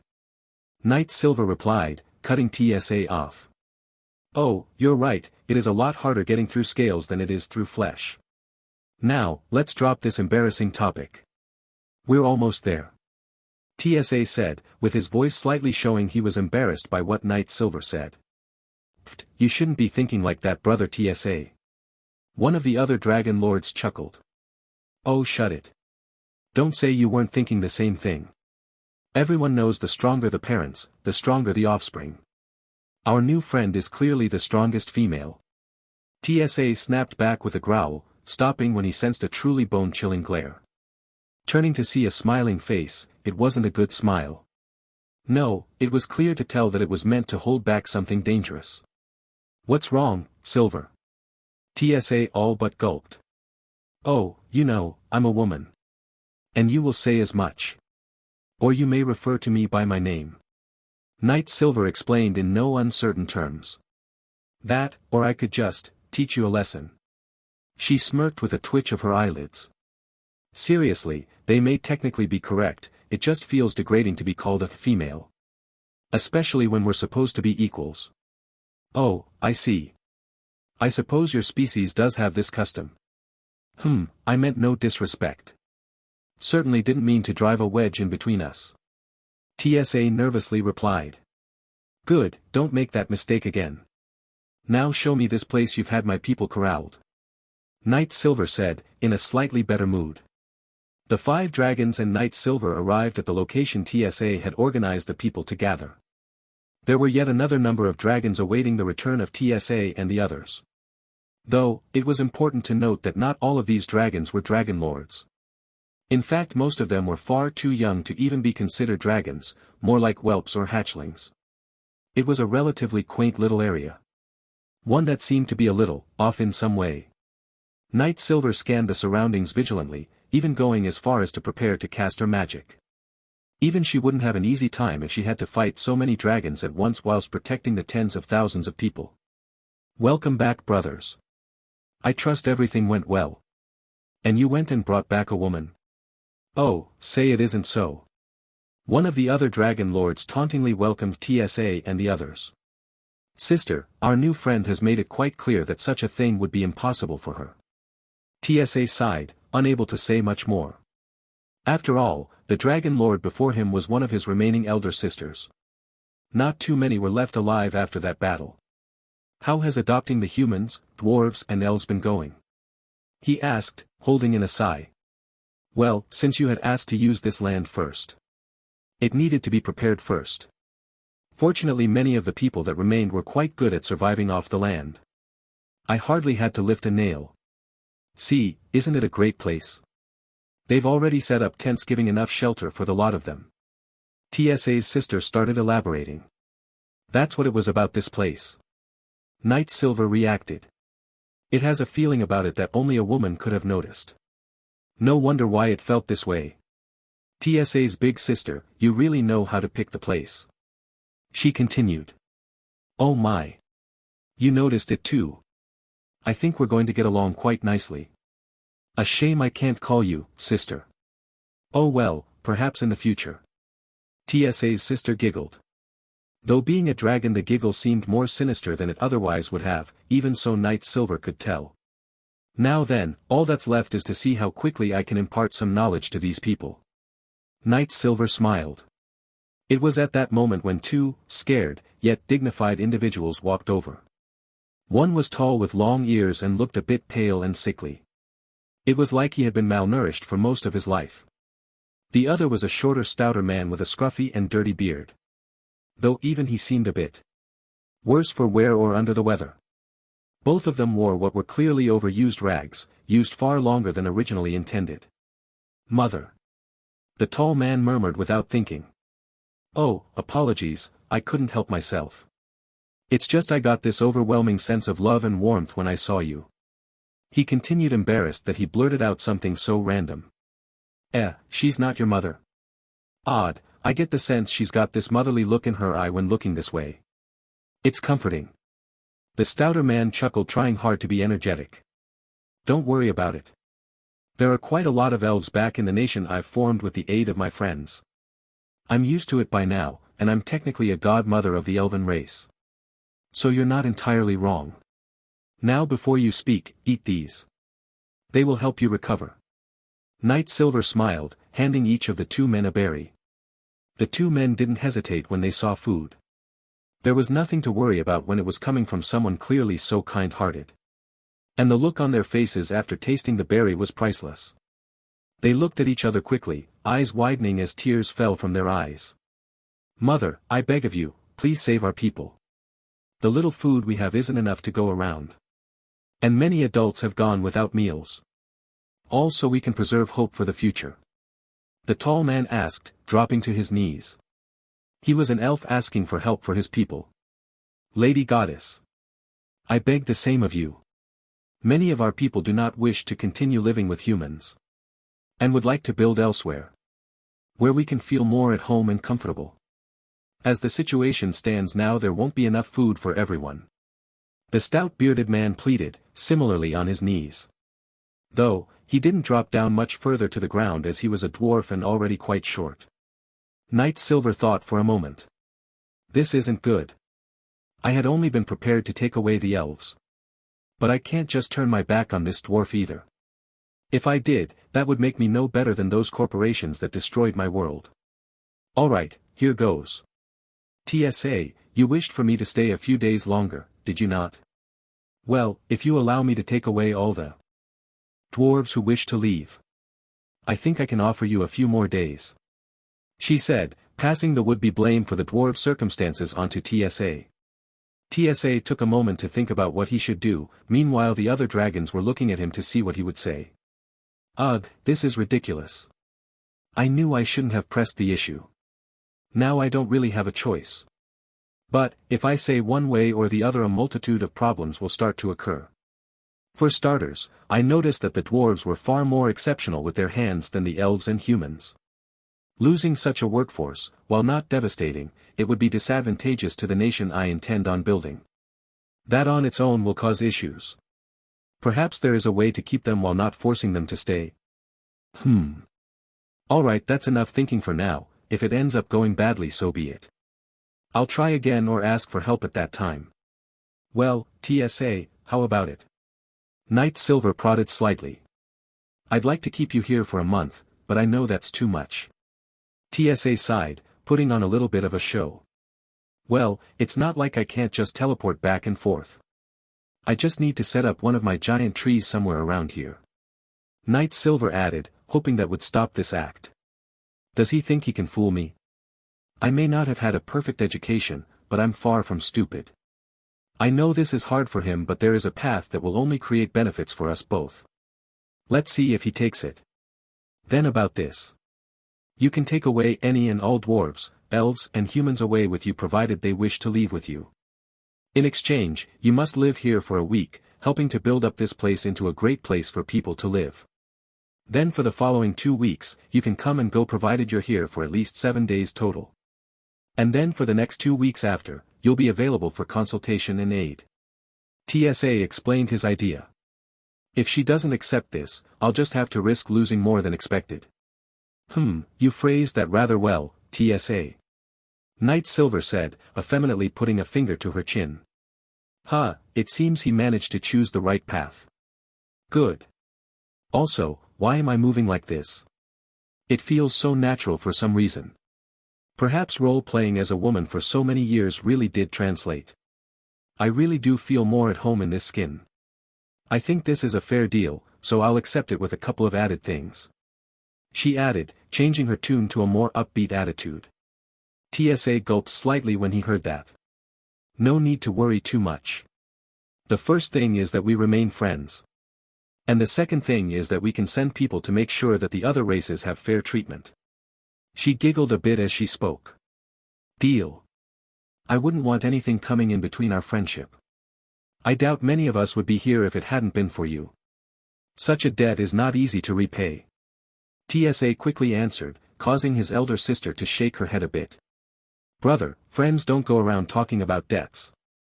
TSA's sister said as she was shaking her head. Pfft, it's all right. I know what he means. For now let's not talk about a debt, instead let's call it a point of mutual trust and understanding. Knight Silver reassured. You know, there was a group of friends I loved to play with. And I'm sure they would say the same thing about that situation. I wonder if I'll ever see them again. She mused, looking out along the faces of her new friends. Well, since we've made a deal, let's get started. I'm sure there are plenty of people out there that are quite hungry. And I have the means to satiate that hunger. She continued, jumping back out of her musing. The camps. The people here, similar to the others that had arrived in the Theocracy, wore whatever they could find. This included rags and even large coverings meant for blankets, though they were typically used for a few people huddling together. It was a rather awful sight. But not nearly as bad as what it could have been. Even so, the humans seemed to claim most of these sorts of items, thus leaving very little in the way for the other races. Well, it seems like there are a bit more problems than I was hoping for. Probably for the best that I stay here a while longer. Knight Silver said with a glance towards TSA and his sister. Oh well, not like it matters much, food is the most essential problem to solve. So let's take care of that first. She said as an exasperated sigh left her lips. The elves, among the camps, froze with tears upon seeing Knight Silver, each experiencing an overwhelming sense of hope. It was like a breath of fresh air during a midsummer breeze. And thus they paid close attention to what she was doing. In front of Knight Silver appeared a table, clearly made of some kind of wood, though it was unidentifiable to the elves at the moment. And to her sides appeared some kind of basin mode of stone. On the table Knight Silver placed several cups and a pitcher. Then held a hand over each of the stone basins and began casting her spells, causing a flow of pure water to fall from her left hand and a cascade of berries to fall from her right hand. This is meant to be for everyone. Come wash your hands, grab a cold drink and a berry. Once your bellies are full we'll get you all cleaned up. And start making some proper homes and clothes. Knight Silver explained, though none of the humans moved. It wasn't until the elves, who had an overwhelming implicit trust in her, that they faithfully did as she had instructed. Mother. I'm full after a single berry. A young 11-man said, speaking his thoughts out loud. Of course, I wouldn't tease you like that. Those berries will fill you up with a single one. Did they taste good? Knight Silver explained with a motherly tone. Yes, thank you, Mother. For your great kindness. The young elven man said with an embarrassed blush. Starting after the elves were the dwarves. Likely due to a sense of mutual trust between their races. There were however a few human children that managed to break away from their parents or other mistrusting adults that were holding them back. They were so small they almost fit right in with the dwarves, well, in terms of height that is. Because they were far less hairy and stocky. Immediately following the human children, were the rest of the humans who had now decided to trust Knight Silver. Good, now that everyone has been taken care of, it's time for me to make a large bath for everyone to get cleaned up. Actually. TSA, you saw what the bathhouse looked like. Would you and the dragons try to replicate that with whatever means you have? These people need to trust in the abilities of their deities, so surely you can at least create a large hole with a divider. Knight Silver said, having had the idea pop right into her as she spoke. Oh, well, in that case I'm sure we can come up with something. But how many pools should it be divided into is the question now. TSA pondered with a claw to his jaw. Just try to make 4 divided areas. Similar to the ones we had at the large bathhouse. That should be enough. Knight Silver said. Oh, and I'll need a good spot to create a shelter. She continued, walking around feeling the ground and trees around her as she went. Ah, this spot would work perfectly. Do you have any objections? She asked as she turned around. It was then, in that specific moment, that TSA knew exactly why he felt uneasy. She's beautiful. Why am I thinking this way? And why is it that I'm thinking of an elf, albeit an elf that could roll me around like a toy, this way? Am I a masochist? I know a lot of my brothers are. And even many of my sisters, perhaps it's a dragon's instinct. Oh well. I don't see a problem with putting it there. You can always move it away if it ends up being an issue. Go right ahead, we'll start on building that hole for you. TSA said, with a hint of a particular emotion in his voice. Oh my, brother, do you want some help with that? TSA's sister snickered teasingly. Yes. We all have to learn these methods at some point. And I think your magic is better suited to dividers. TSA answered, either confused or trying to hide his embarrassment. Likely the latter due to the conversation they had earlier while flying. Good, then in that case. Night Silver said, stretching a little and arched her body from side to side. 10th tier, Nature's Shelter. She called out the name of the spell. This time it created what seemed like a small earthen hut. In reality though, the inside was rather large. This one is a bit more suitable to this environment.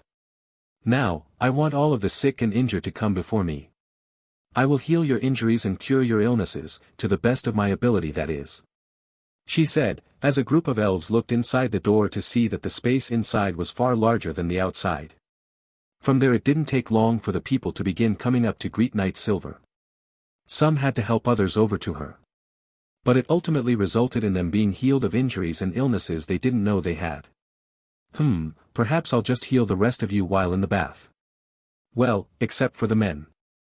You'll have to get treatment now, or after the bath. However, the women and children can all come to me during the bath. Night Silver announced, after healing the most severe issues and doing a wide-ranged scan for any other issues that needed immediate treatment. Since it seems like everyone is healthy enough to take a bath. Let's see how those dragons have been doing. She smiled as she started walking until an elven child ran up to her. The child's eyes sparkled with awe. They were clearly very young, even for an elf. Only about 20 years old. So still extremely childish by elven standards. Up, mommy? The child asked, raising their arms innocently. Meanwhile, their parents were visibly worried. Here their child was, walking right up to a goddess and asking to be held. On the same token, they seemed excited as if honored Night Silver would pay attention. That or they had some other inexplicable feeling. And their faces went to shock once they saw what happened next. Night Silver crouched down into a squat with her knees forward. Taking her hand and rubbing the child's head gently. You're so cute. Come on, up you go. She said, picking the child up and holding them off to the left side. Comfortable? She asked with a giggle. Mommy is cozy. The elven child answered, slowly nodding off to sleep. Mother. Please forgive her, she was just enamored by Mother's radiant warmth. The actual mother of the child said. Oh this? I don't mind, it's kind of cute. Children are adorable, aren't they? Just look at her, napping away without a care or worry in the world. It really reminds us what we are here to protect. Night Silver said, with a reassuring smile. Do you want to walk with me? I think you might like to see how the bath works. I'll let you get a bath first, though I'll need you to help distribute the clothes I've brought for everyone. She asked, holding out a hand waiting for the woman to take it. The elven woman didn't wait to think about it. If I can help Mother with anything, I will do whatever it is to help her. She said, taking Night Silver's hand. The two of them walked off to where the dragons were digging a hole. It was quite the sight, but no one contested it. Seeing just how kind Night Silver was, it was clear, the flip side was just as extreme. She would protect her people to the bitter end no matter what the price was. And the people here would come to call this day the Great Healing. The dragons had gone over to a nearby place, a little up the mountain. This is where they had decided to recreate the large bath house. During the time it took for Night Silver to heal the people, the dragons had finished what they thought was enough. How's that, little brother? Looks good, right? TSA's elder sister asked. It looks almost like a perfect replica. You did a great job on it. Though I get the sense that there is something off. Something I didn't see while I was there. TSA answered, with a low pondering what it could be. Well, if it's something you weren't made aware of, then it would be foolish to assume you could replicate it. Don't worry about it. I'm sure Night Silver won't hold it over your head. She doesn't seem like the type to do that. Though she might tease you a little. TSA's sister said with a half snicker. Night Silver had just reached the area when she heard the snickering. It seems like someone is being teased. Good, that means they've finished. Hey there, oh my, this looks pretty good. Though, there is an issue. But I expected I'd have to take care of it. So no need to worry. She said, walking over to the edge of the hole that would soon become a bath. You see, this is going to be filled with water. Which means it needs to be able to hold that water for extended periods of time. As the earthen layer is exposed to the water, it will gradually have water seep out of the bath and into the ground. But if we do this, greater hardening, she said. The lining of the large hole turned a different color as it became substantially harder. The result was that it created several lines in the earth as if all the dirt had been transformed into concentrated stones. This turned out to create a unique pattern, yet didn't completely solve the issue at hand. Now there was just the issue of filling in the spaces between the dirt rocks. Oh wow, I didn't see this at the other baths. TSA said, intrigued by the design. Of course not, my friend and I have different abilities. Though they can perform similar functions, they are in fact different. He's the one that made the concentrated bath floors over there. I was too busy teaching and performing other duties to do it myself. Night Silver said with a light giggle. Some people might say I'm too powerful, or that I can solve every problem. But the reality is, I'm not perfect either. If I was, then everything would be pointless. She continued, recalling some idiots on forum sites complaining about how she could do everything and was unbalanced. Seriously, none of them bothered to try taking my advice and then complained I was unbalanced. Really? How about they try completing that hellishly difficult world-class quest? To then be chased all over the game by others hunting for the world item, that won't ever drop. Why? Because it's a permanent target on my back. Oh no, gotta calm down. I like how the dirt became like this. It's stronger than stone. Maybe even more than metals. One of the other dragon lords commented, curiously tapping the dirt stone with the back of his claw. Oh, they are about as tough as adamantite. Nothing less than I'll have to come up with things that make sense to compare it to for all of you. I'd say these things are weaker than your scales. Maybe that's still too large of a gap. Well. Let's just say they are incredibly durable. And due to the type of magic I used, water cannot permeate through them. Nor will they take damage from people stepping on them. Quite nice given that it's a bath. Night Silver answered, or at least tried to. So then, what's going in these gaps? Surely, the water could escape through these things, right? TSA asked, clearly able to peel up dirt like it was nothing using his claw. Ah, that's the fun part about this.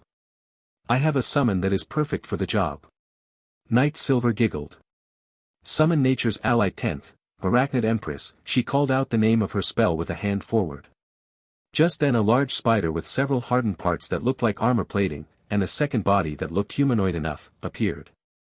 It spoke no normal languages, so only Night Silver could commune with it. In nature's language. It's good to see you again. Night Silver asked, as the Empress Arachnid kneeled down next to her. Mistress, thank you for summoning me, however, I fear that this is the first time we've met. The Arachnid Empress replied with a half-pained tone. Oh, I see, maybe the spell summons a different one of your kind each time. I'm sorry about making you feel uncomfortable. Night Silver replied with a pained tone of her own. Knowing that all of those other summons that once fought alongside her, were now lost forever. Oh, no, Mistress doesn't have to worry about my feelings. How can I help you? I see some dragons here, are they the enemy? Shall I fight them for you? Or? The Arachnid Empress asked energetically. I know you're ready for a fight, but I need something else right now instead. Could you spin your thread into the cracks here?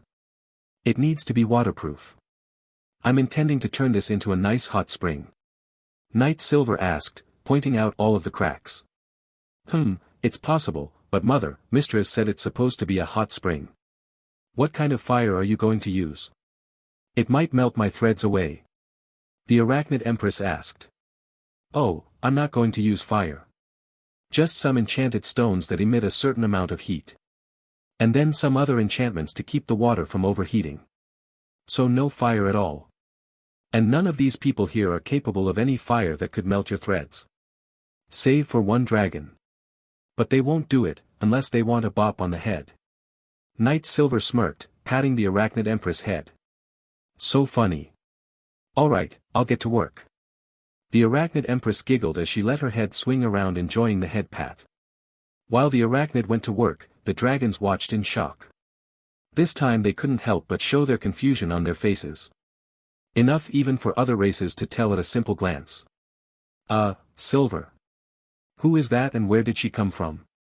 TSA asked, slightly trembling.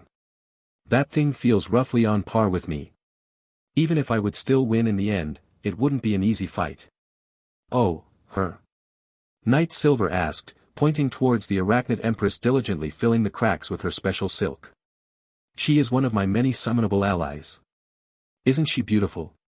She continued with a smirk. Sure, yeah. I guess for a spider she looks quite strong. TSA stammered slightly.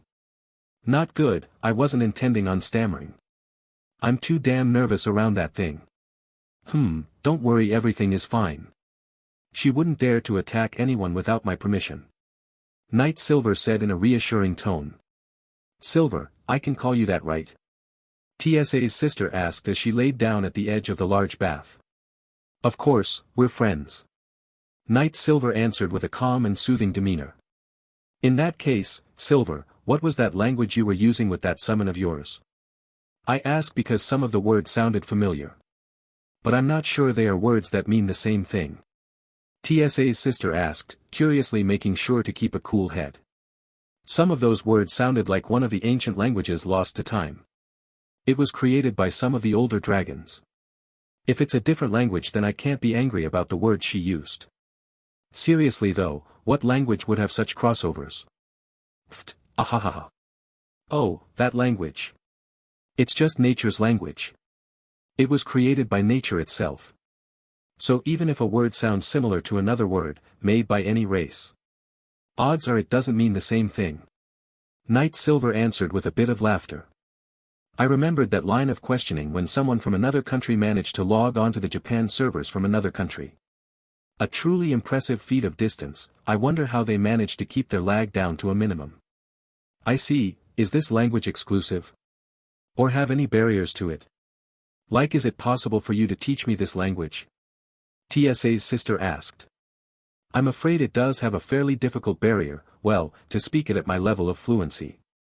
But any druid can learn some of the more vague styles of communication. But Knight Silver thought about it for a moment. If you don't mind helping me with a quick test, I can determine if it would even be of help to you to know it. She explained.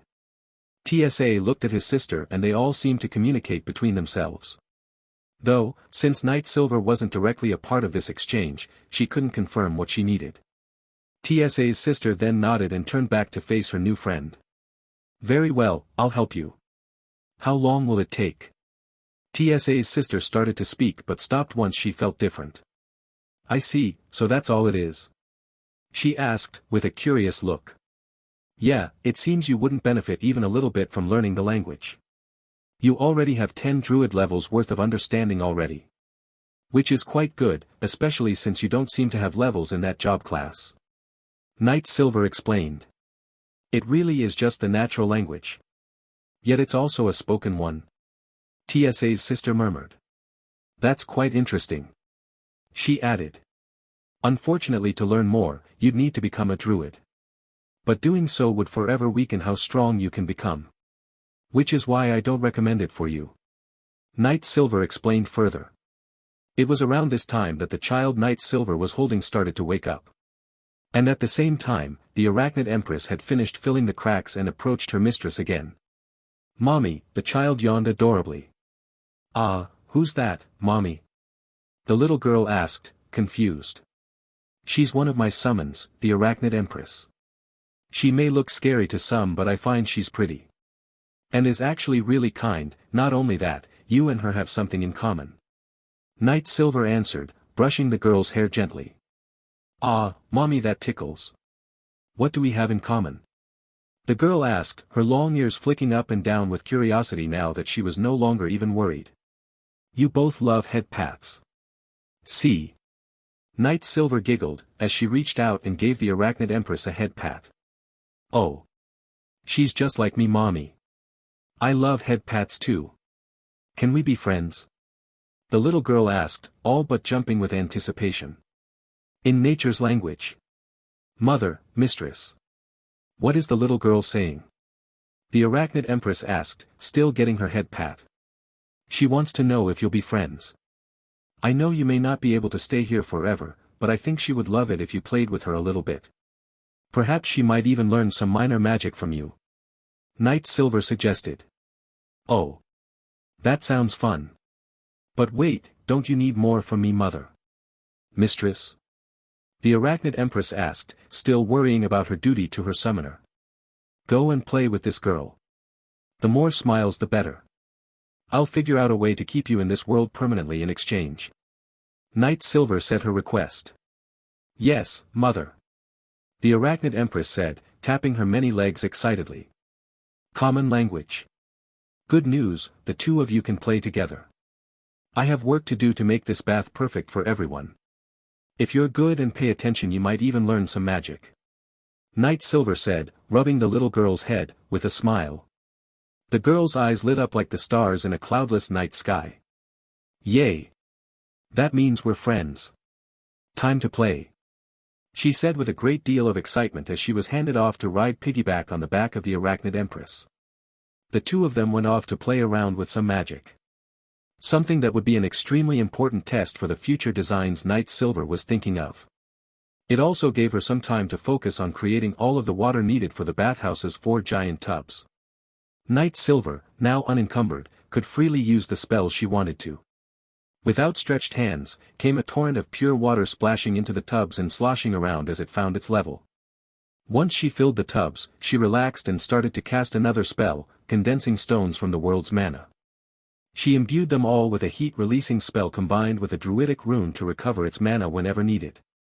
It took Knight Silver only a few minutes before she had made thousands of these stones.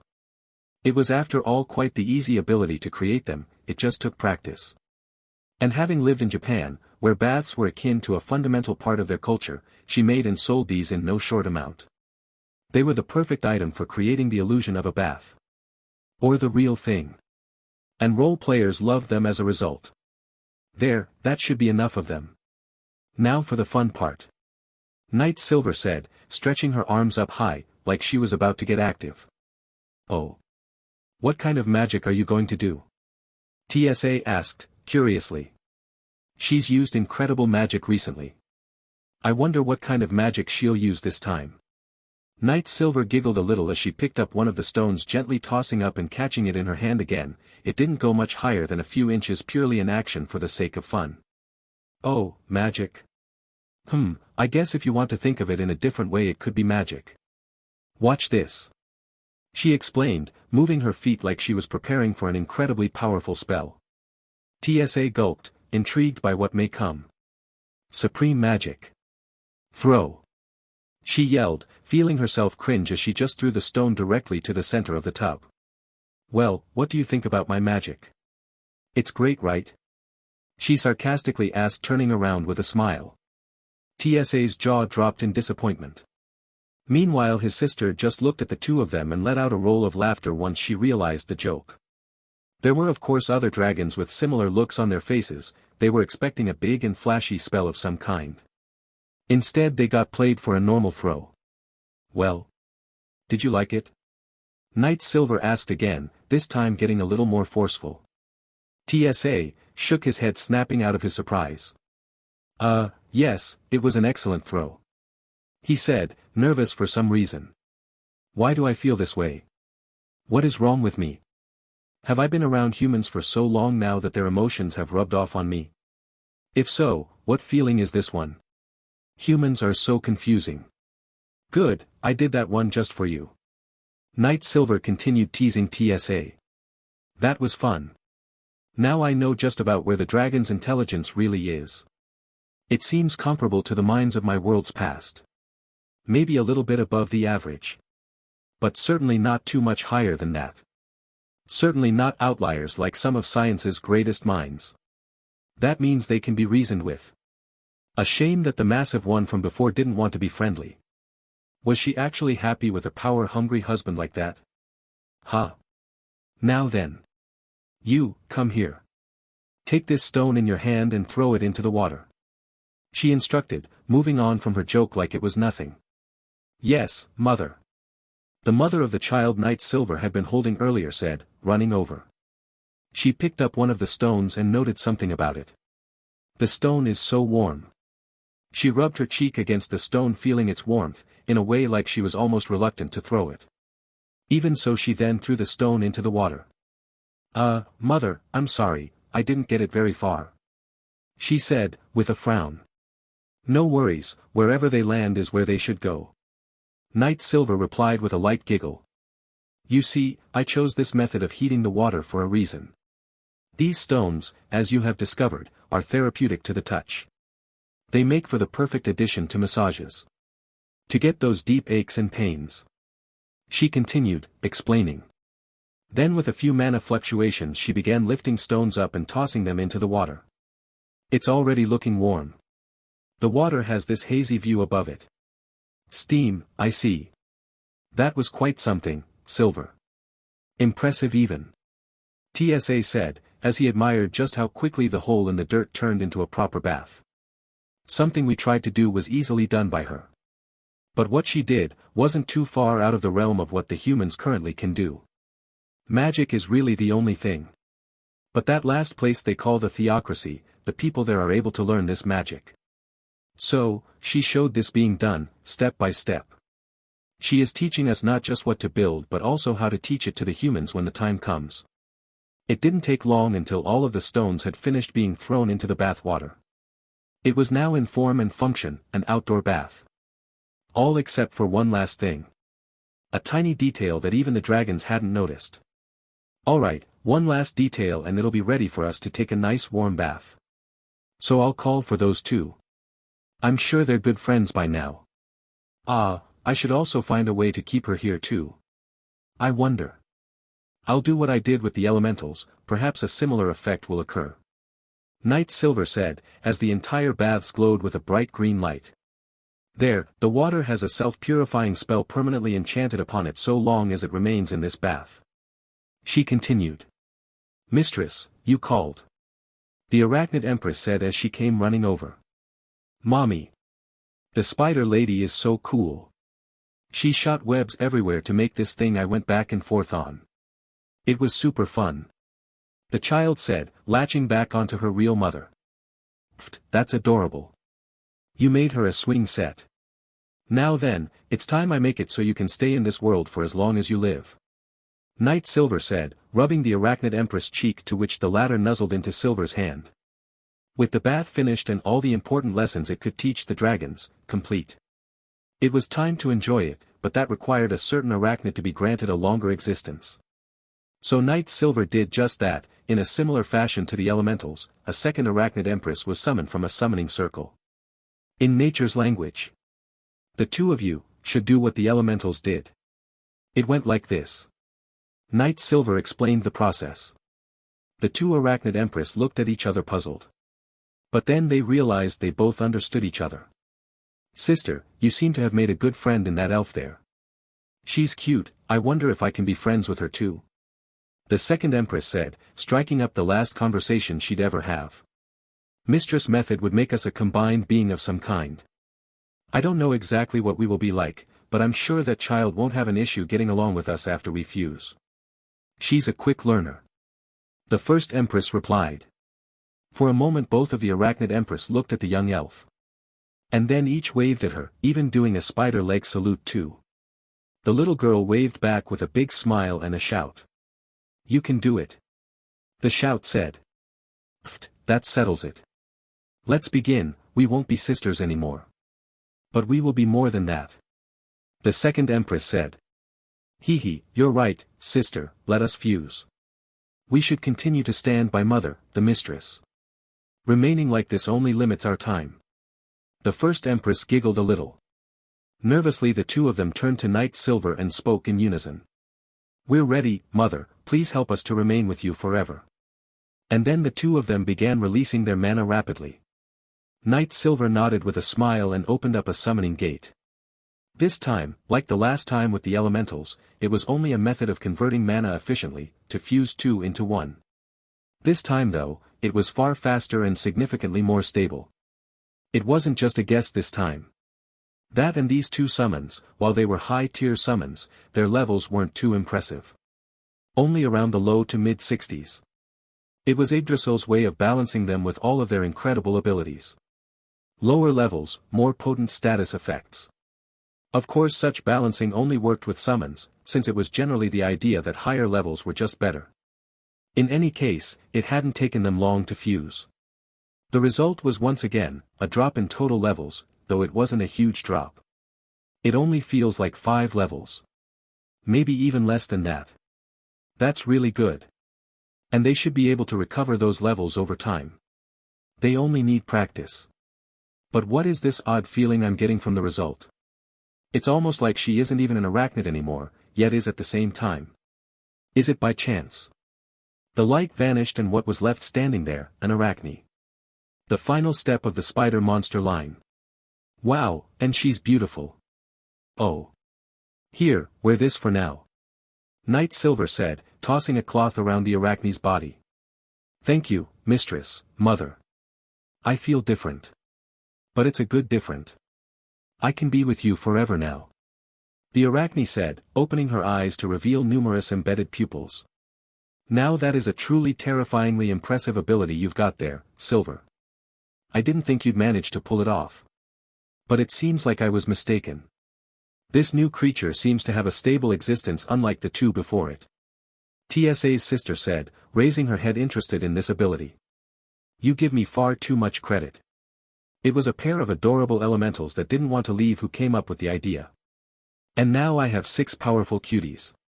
They are currently learning to get used to their new existences. Much like how Arachne here is going to need some time to do the same. Knight Silver blushed as she talked about it. I see, they must be dear to you, with how you reacted just now. I'd imagine there is a really deep connection there. TSA spoke, ahead of his sister, which got him an intense glare. Of course there is, summoners are like parents to their summons. Well, that's how I felt at least. I can't speak for others. But I'd imagine their opinions aren't too different from mine. Knight Silver answered, taking a step back. Now then, it's time to open the baths. You men can go tell the people that the baths are ready for them. I'm going to jump in now. She continued, stretching from side to side. Oh, all right then. I suppose this is how you had dealt with the others before as well. Baths, clothes and food. The essentials first. TSA said, just before he was about to move. You know, if you don't leave now you'll see more than I may want you to see. We have a lot of people that have to come through. This time it's just me here. So I have a lot of work to do. Cutting into the small amount of relaxation I get, isn't wise. That is, unless you're waiting for another reason. Knight Silver teased, as she took off one of her outer layers. Till later then. Come on brothers, let's inform our people the bath is ready. Perhaps we can take a little time to clear a path leading here. TSA said, turning around and leaving, his brothers following after him. They cleared a small patch of forest as they walked. Wide enough to know it was meant to be the path. They even dragged their tails to smooth out the surface. You're handling him well. TSA's sister snickered playfully. No, I think he's just easy to read. It's often easier to read someone with intelligence than it is to read a complete fool. Now, do you want to join us in the bath? Knight Silver said, quickly storing away all her gear into her inventory. It looks like it'll be enjoyable, sure. I'm curious what a warm bath will be like. TSA's sister said, slowly stepping into the bath so as not to create giant waves. Then the mother and daughter pair of elves came running in along with the arachne. It was an enjoyable experience for everyone, melting away all sores and worries. Later, the rest of the people had arrived and taken their baths. They even had a brand new set of clothing, courtesy of the efforts of the many people from the Theocracy. Even so, they still gave Knight Silver the credit for it. And then one of the dragons stupidly asked something. The bath was a great idea. But, what about food and shelter? Aren't those on the list of important things? Will you shut up, brother? Silver has her reasons for doing things this way. Though, I do agree. It is difficult to know what's more important. Shelter or food? TSA snapped at his brother. Hey, there's no need for snapping at each other. Knight Silver scolded. TSA, your brother is right though. Food, water and shelter are three basic necessities of life. All of them are important, almost to an equal degree. For now, we can rely on my magic for clean water and fresh food. So shelter is the most important thing at this time. She explained, in plain simple terms. Then, why make the bath first? Wouldn't it be better to just create new shelters instead? I like baths. Do you think I'm going to work hard without a way to wash up? Knight Silver taunted with a dissatisfied look in her eyes. Anyway, the shelter I made earlier has a lot of rooms inside. And can hold a lot of people. Children without family will be the first to get a place. And then we can discuss it from there.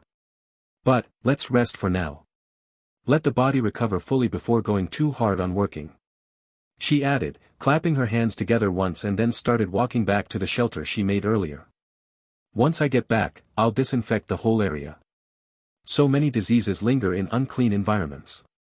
The dragons looked at Knight Silver's back, bewildered, as she walked away. They shrugged as they looked at each other for confirmation. And then began to explain to their people what was to follow. This allowed them some time to think over the reasons why a bath was the first thing created. Unknowingly giving enough time for Knight Silver to work her magic without any potential accidents happening. Having managed to walk far enough away to be out of earshot, Knight Silver groaned a little, annoyed. So much to do. I just want to go on an exploration of the world. Why did I have to make a deal where I stayed bound here for so long? Ugh, this is really annoying. I still need to regain the rest of my levels. Judging from what I've seen here. I'm sure my best friend would say something like, not even worth the MP. She mused aloud, finally able to vent her frustration. Damn, I miss them already. If only I had stayed with them. Wait, those 6 others, they definitely weren't with me when I appeared here. Then. That means there's a chance I'll see them at some point. She smiled tearfully.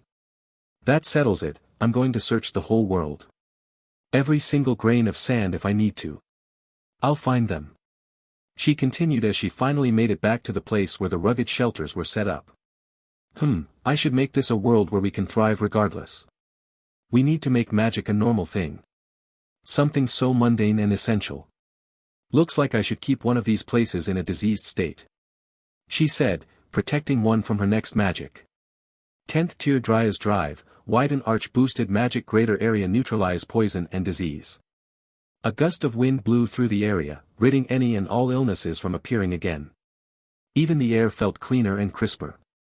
As if each breath revitalized one's body. Now to wait for the others. To show how even weak magic can be helpful. I wonder how many of them would like to learn druidic magic. Knight Silver wondered as she caused plants with welcoming fragrances to grow, stopping once the people started coming back. Oh, what's that smell? It's so much different from before. One in the crowd asked. That is the scent of a sanitary environment. And lavender. It's a nice smell. Knight Silver began. Now, I used my magic to clean the entire area, except for this one small tent. All to show you some magic. Now watch closely. She continued, dropping the barrier around the tent and then with silent casts, a magical breeze cleansed the tent. This is the power of magic. And it is one of the many skills I will teach those of you who are interested in learning. It doesn't matter if you're human, dwarf or elf. I'll teach you the magic. She finished. Silver. This is amazing. What can your magic not do? TSA asked, unable to stop himself from saying as much. It was like a power not his own had forced him to ask it. As if I'd tell you. It'll take more than that to trick me. Knight Silver replied, this time not with a giggle. Now then, since I've finished the demonstration, let's all get some much needed rest. I may not look like it. But I do like sleeping. So, who's going to spend the night in the nature's shelter? She continued, ignoring TSA's clear confusion. In a den far away, a wild magic spell backfired on someone. Damn her. How did she know it was me? The massive dragon grumbled. Perhaps she's stronger than we thought, oh great mother. Another dragon commented, then received a tail slap to their jaw. I know that already. How did she manage to resist me? Is Tsendorcas just that weak, too weak to serve as a go-between? The great mother dragon wondered. Let's try again, but do it to the other humans you fought. 2 of you go and bring them something to gain their trust and wait for me to infect their minds. I wonder what stupid humans will do with a superiority complex over the other races in that little nation they call it. She cackled as she gave the order. Following the orders of their mother, the 2 dragons quickly left. Neither of them wanted another tail slap. I wonder if it was the right move to return to mother's side. She seems crazy, one said. Shut up you idiot, or she may hear you. The other said. Days went by, as Knight Silver taught all manner of topics and helped the people learn the essential skills needed to support a nation. She did opt to leave the development of culture up to them alone. Even if her involvement was bound to have an effect, she did want to limit it as much as she could. Cultural development should be left up to those who will live in it. It's not for a single person to dictate. That's not how this world should run, the other one has long since died as a result of that kind of unchecked power. Soon the time for Knight Silver to leave had arrived. She had spent a lot of time and effort to build this place up, though it wasn't like she held any personal stake in the success of this land. After all, the elves and dwarves were going to be leaving with her. At least. That's what was supposed to happen, however, on the day she was set to leave. Thank you for all your help Silver, you stayed longer than planned to help bring this place to where it is now. TSA said, as the 2 of them looked at the small city. Maybe it was closer to a large town in size. But in either case, there was enough housing and all other essentials for everyone. It was only a matter of time before the town truly developed into its own. Well, I noticed there were some of my kin who seemed to have mixed feelings about leaving after building something for themselves. I didn't want to leave without making sure they would be secure in their future endeavors. Knight Silver said, looking around and seeing the interactions between the races of people below. They seem to be interacting with others far more normally. As if they really do see them as neighbors. So long as that keeps up. I won't have to bring them away. She continued, as thoughts swirled in her head. They actually seem to be more cheerful and friendly towards each other than the humans were towards the elves in the nation I built with my new friends. Perhaps I should be wary of that. If this is what is possible, then something is going wrong with that other place. I hope everything is fine over there. I'm sure you're worried about your kin, but don't forget about the others who look up to you. Remember, it's not just elves who are leaving with you this time. TSA noted with a nod of his head towards a fairly large group of people. I'm glad you weren't strict on taking all of them with you. Elves and dwarves seem to be better at many things that humans struggle with. I honestly think it would be difficult to maintain this place without a diverse group to remain here. He added with a sigh. Societies are stronger when everyone works together, doing the jobs they are best at. But, enough of that kind of talk now. I'm going to move west and maybe a little to the north. I haven't quite decided yet. I'll see how the mountains treat me. Anne. Knight Silver said, turning to look at the dwarves, some of them blushed. They can't seem to stop talking about how nice it would be to find a really good cave system to live in. One they can develop into a place they can truly feel at home. At least that's the idea their selected leader has. She continued, moving her attention to an elf. Godmother, The elf stuttered. Forgive me for not leaving. He continued. Oh, don't worry about it. I know you have your own thoughts. I'm not here to give you orders. Actually, I do have one order for you and all the other elves. Knight Silver said, patting the elf on the head. Remember and never forget that lullaby. Teach it to all of your kin. It will give you comfort even in the darkest of times. Keep it with you as a part of me, okay? She added, removing her hand and wearing a tender caring smile. I really hope nothing happens where they would need to use it in such a situation, but it's better they have it just in case. I'll never forget it. It will be the first one we sing to newborns. The elf, his ears flickering happily, said. Pfft, all right. But remember, should have mixed offspring they won't have as strong of a connection to that lullaby. So you'll need to sing it more for them.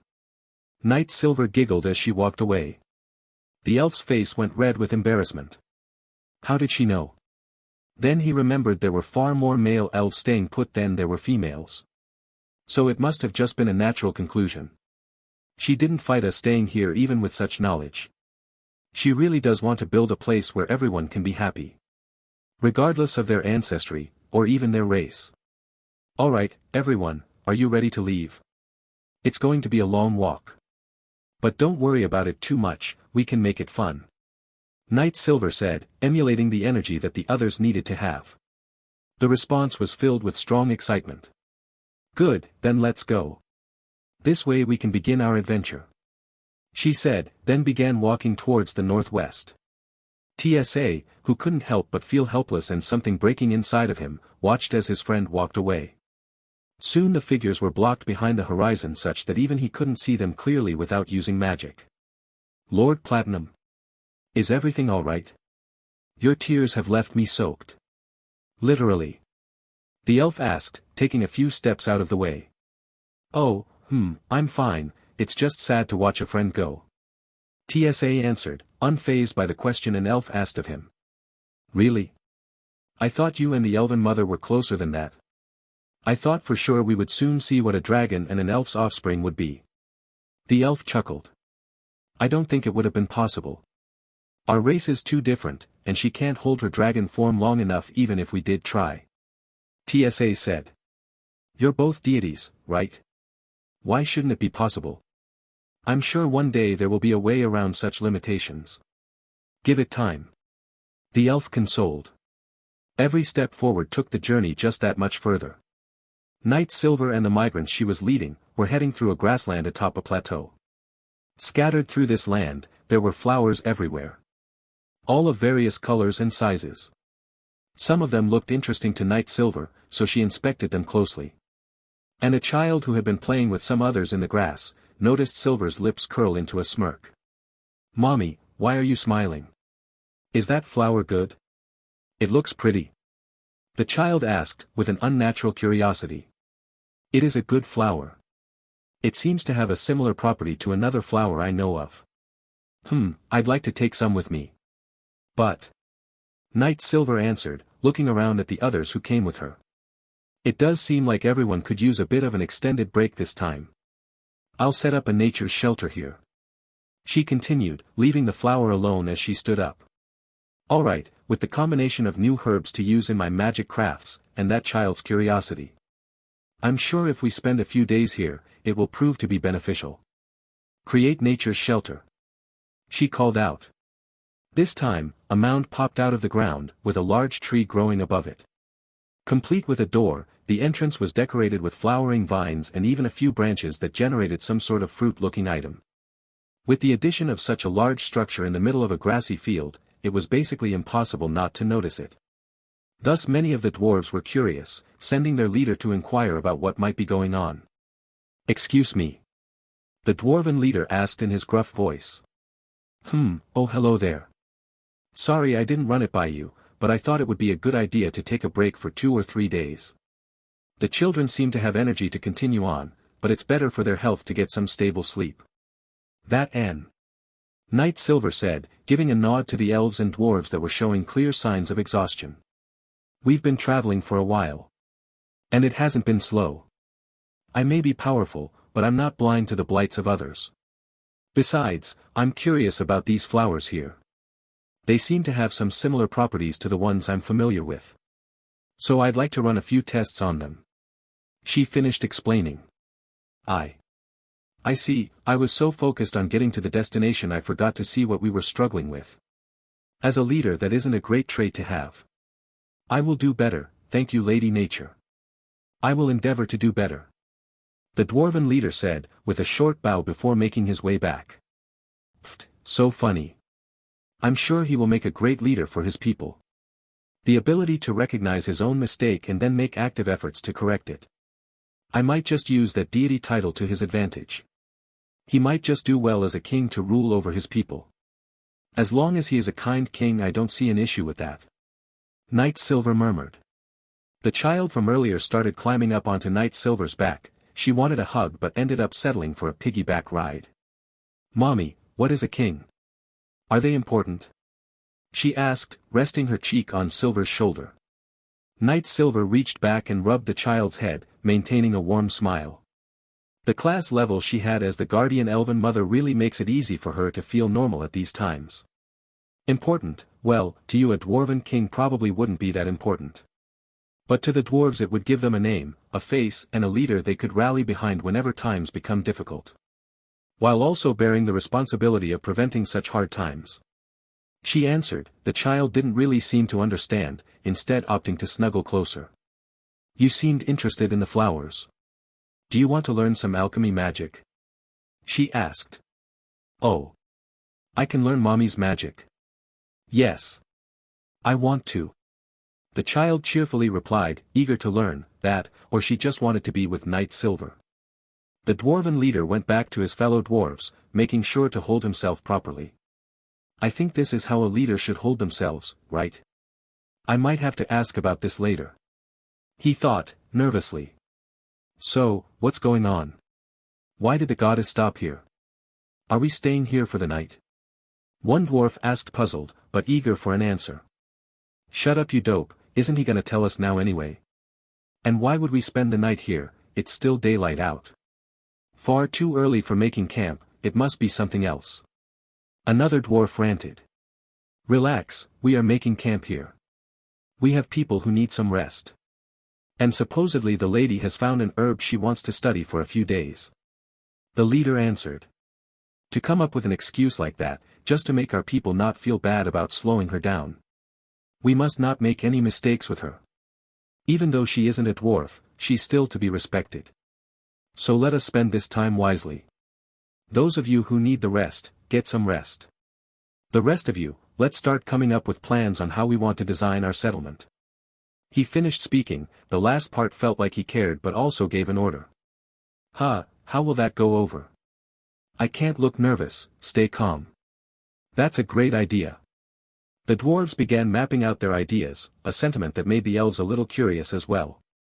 So they started thinking about what they would do next. Two groups of people each thinking about what they want to build to live in. Occasionally, if a concept required a nuanced view, the two races would convene to discuss it. Learning more as they did this, deepening their understanding of the topics they each learned previously. Some of them even seemingly felt like they had an epiphany. It had been a few hours later when the elves and dwarves had stopped their discussions. Not permanently, it's not that easy to decide on every aspect of a society in just the span of a few moments. No, they were in need of a break and wanted to check in on their tired members. So they set up a table with a pitcher in the center. Inside the pitcher was liquid tinged with a citrus orange. On the pitcher formed several spots of dew, condensed water from the air, all around the outside. Whatever it was inside the pitcher, it was cold. An item they were given to use for a refreshing beverage. Say, that epiphany from earlier, did it feel odd to you? A dwarf asked, drinking something from a wooden mug, a cool frothy beverage. Damn, this stuff is good. He exclaimed in a bit of shock. The others sitting at this table gulped and kicked back a bit from their own mugs. To include the elves sitting with them. You're right, it's quite good, calming even. What did Mother call this? An elf asked, looking at the center of the table, where the pitcher remained. That would be. No, I forgot. Ahahaha, drink up. A dwarf answered, indulging in his drink. There was a brief moment where everyone sat in silence as they drank their first few sips. The first dwarf to speak earlier, looked around at the others waiting for their response. It's good. Ahahaha.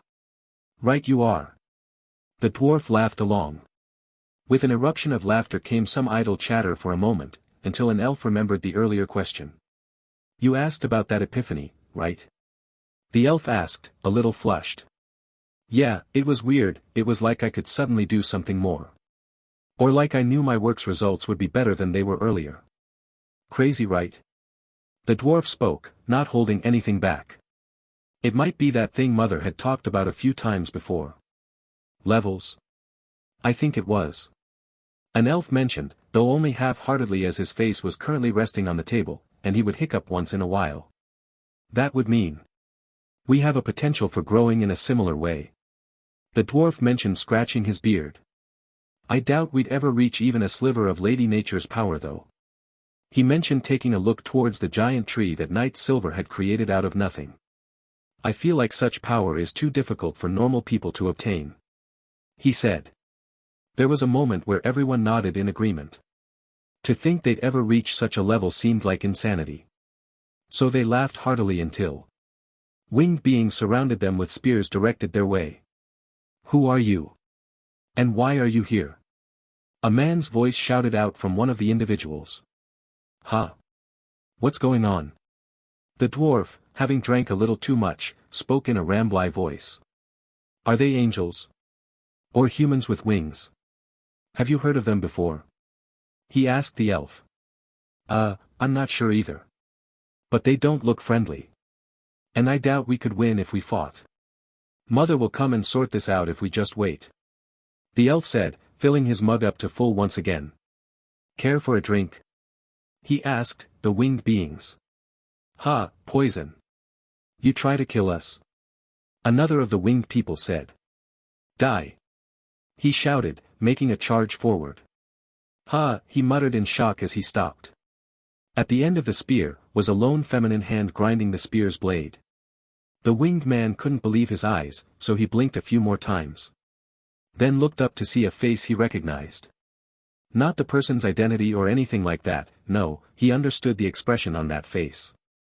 It was the look a mother would give a bully for hurting her baby. Who do you think you are, coming here and attacking my children like this? Knight Silver said with that angry scowl. They were kind enough to offer you a drink, then you attack them. Maybe I should rearrange that body of yours. Because clearly you only think with your ass. Perhaps it would serve you better to swap it with your head. She suggested coldly. The one winged man from before looked side to side and nodded, relaxing his stance and retracting his spear. The others followed suit. Are you perhaps the one in charge here? My name is Rocky Breeze, I was born during a strong wind and so that was to be my name. May I ask for yours? He said, stepping forward, to put himself in a vulnerable position. A show of good faith. Knight Silver in her rage crushed the spear blade so hard it snapped under the pressure. And then she turned to the other man, a stern look still on her face. Your name is Rocky Breeze. Next time control your people. Had a single hair been hurt on my people I can promise with 100% certainty I'd have killed all of you. Not even the dragon lords have the gall to go against me without amassing many of themselves. She stated in a cold, harsh tone, making it very clear she wasn't playing around. I was given the title, Mother Nature upon the victory over the Dragon Emperor. Since you're starting out with a social debt, you will call me by this title. She explained. Mother Nature. As in. Rocky Breeze stammered in shock, he froze, unmoving. Not even a single flap of his wings. It is an honor to meet you. Mother Nature, goddess of the world. We always knew you were real. Please allow me to apologize on behalf of my subordinate. If we knew these were your people, we as worshippers wouldn't have made any moves. He uttered, getting down on one knee and crossing an arm over it to support his weight as he lowered his head in reverence. Huh. Oh, well then. It seems I've got some questions for you. Knight Silver said, relaxing a little. Surely this is a ploy, right? But if it was, why would they try it after seeing that spear shatter into pieces? Where did they come from? With a little convincing display of fealty, Knight Silver didn't worry about having a conversation with these new people that showed up. It wasn't much of anything significant, but it was clear that every one of the winged humanoids had a complete understanding of the actions. This indicated that Rocky Breeze's words held merit. Now, the winged humans sat on the ground in what looked to be an incredibly uncomfortable position. Alright, first I'm going to ask, what kind of species are you? You look human in nearly every way, that is aside from the wings that sort of make you look closer to angels. Knight Silver asked, laying down on her side holding her head up. I think this is the position that many goddesses would assume when those beneath them convened with them. They don't seem to be confused by it, perhaps they'll explain some more about their culture. Goddess, we call ourselves the winged humans. We live up in the mountains where the currents are strong and we can fly freely. Rocky Breeze explained, pausing. Should I tell her about our plight? Interesting, I'd very much like to see this place. But it seems you're not telling me everything. Night Silver said, narrowing her eyes with concern. Rocky Breeze nearly gulped. Standing up, Night Silver walked over to Rocky Breeze, placing a hand under his chin. You have something bothering you, tell your goddess what it is. She said in the most goddess-like voice she could come up with. There's a dragon lord that ran us out of our home mountain.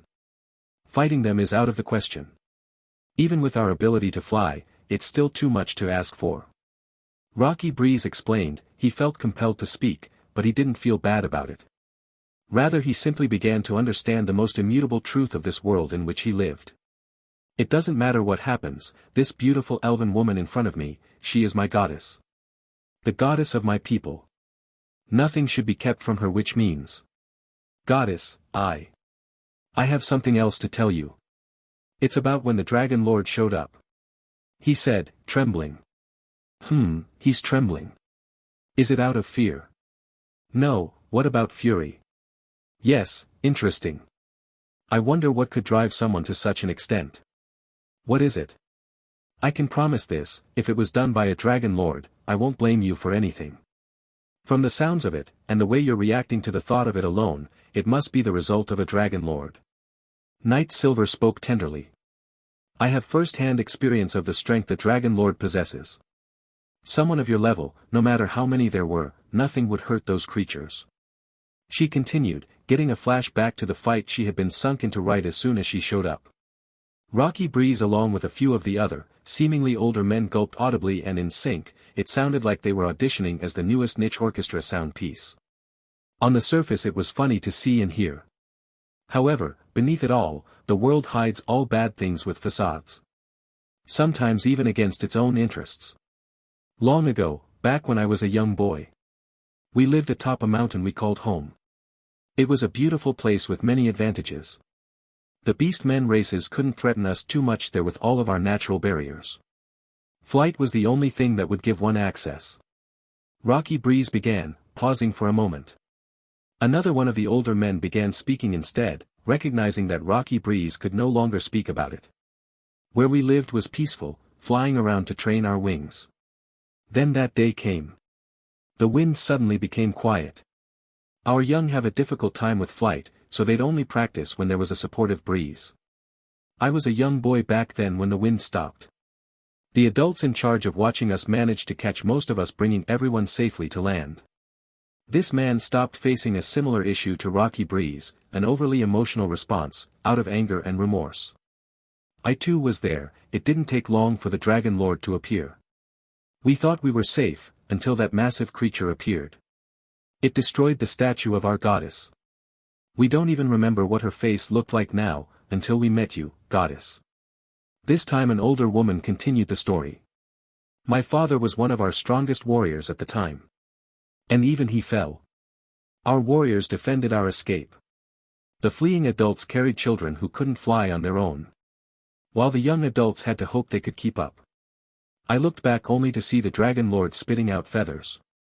Another man continued, reeling at the memory. Those bastards really are horrible. Is this Dragon Lord still there? Night Silver asked, watching all of the winged humans nodding in unison. Good, I'll take care of it. It will hate that it's only strong enough to defeat a statue of a goddess.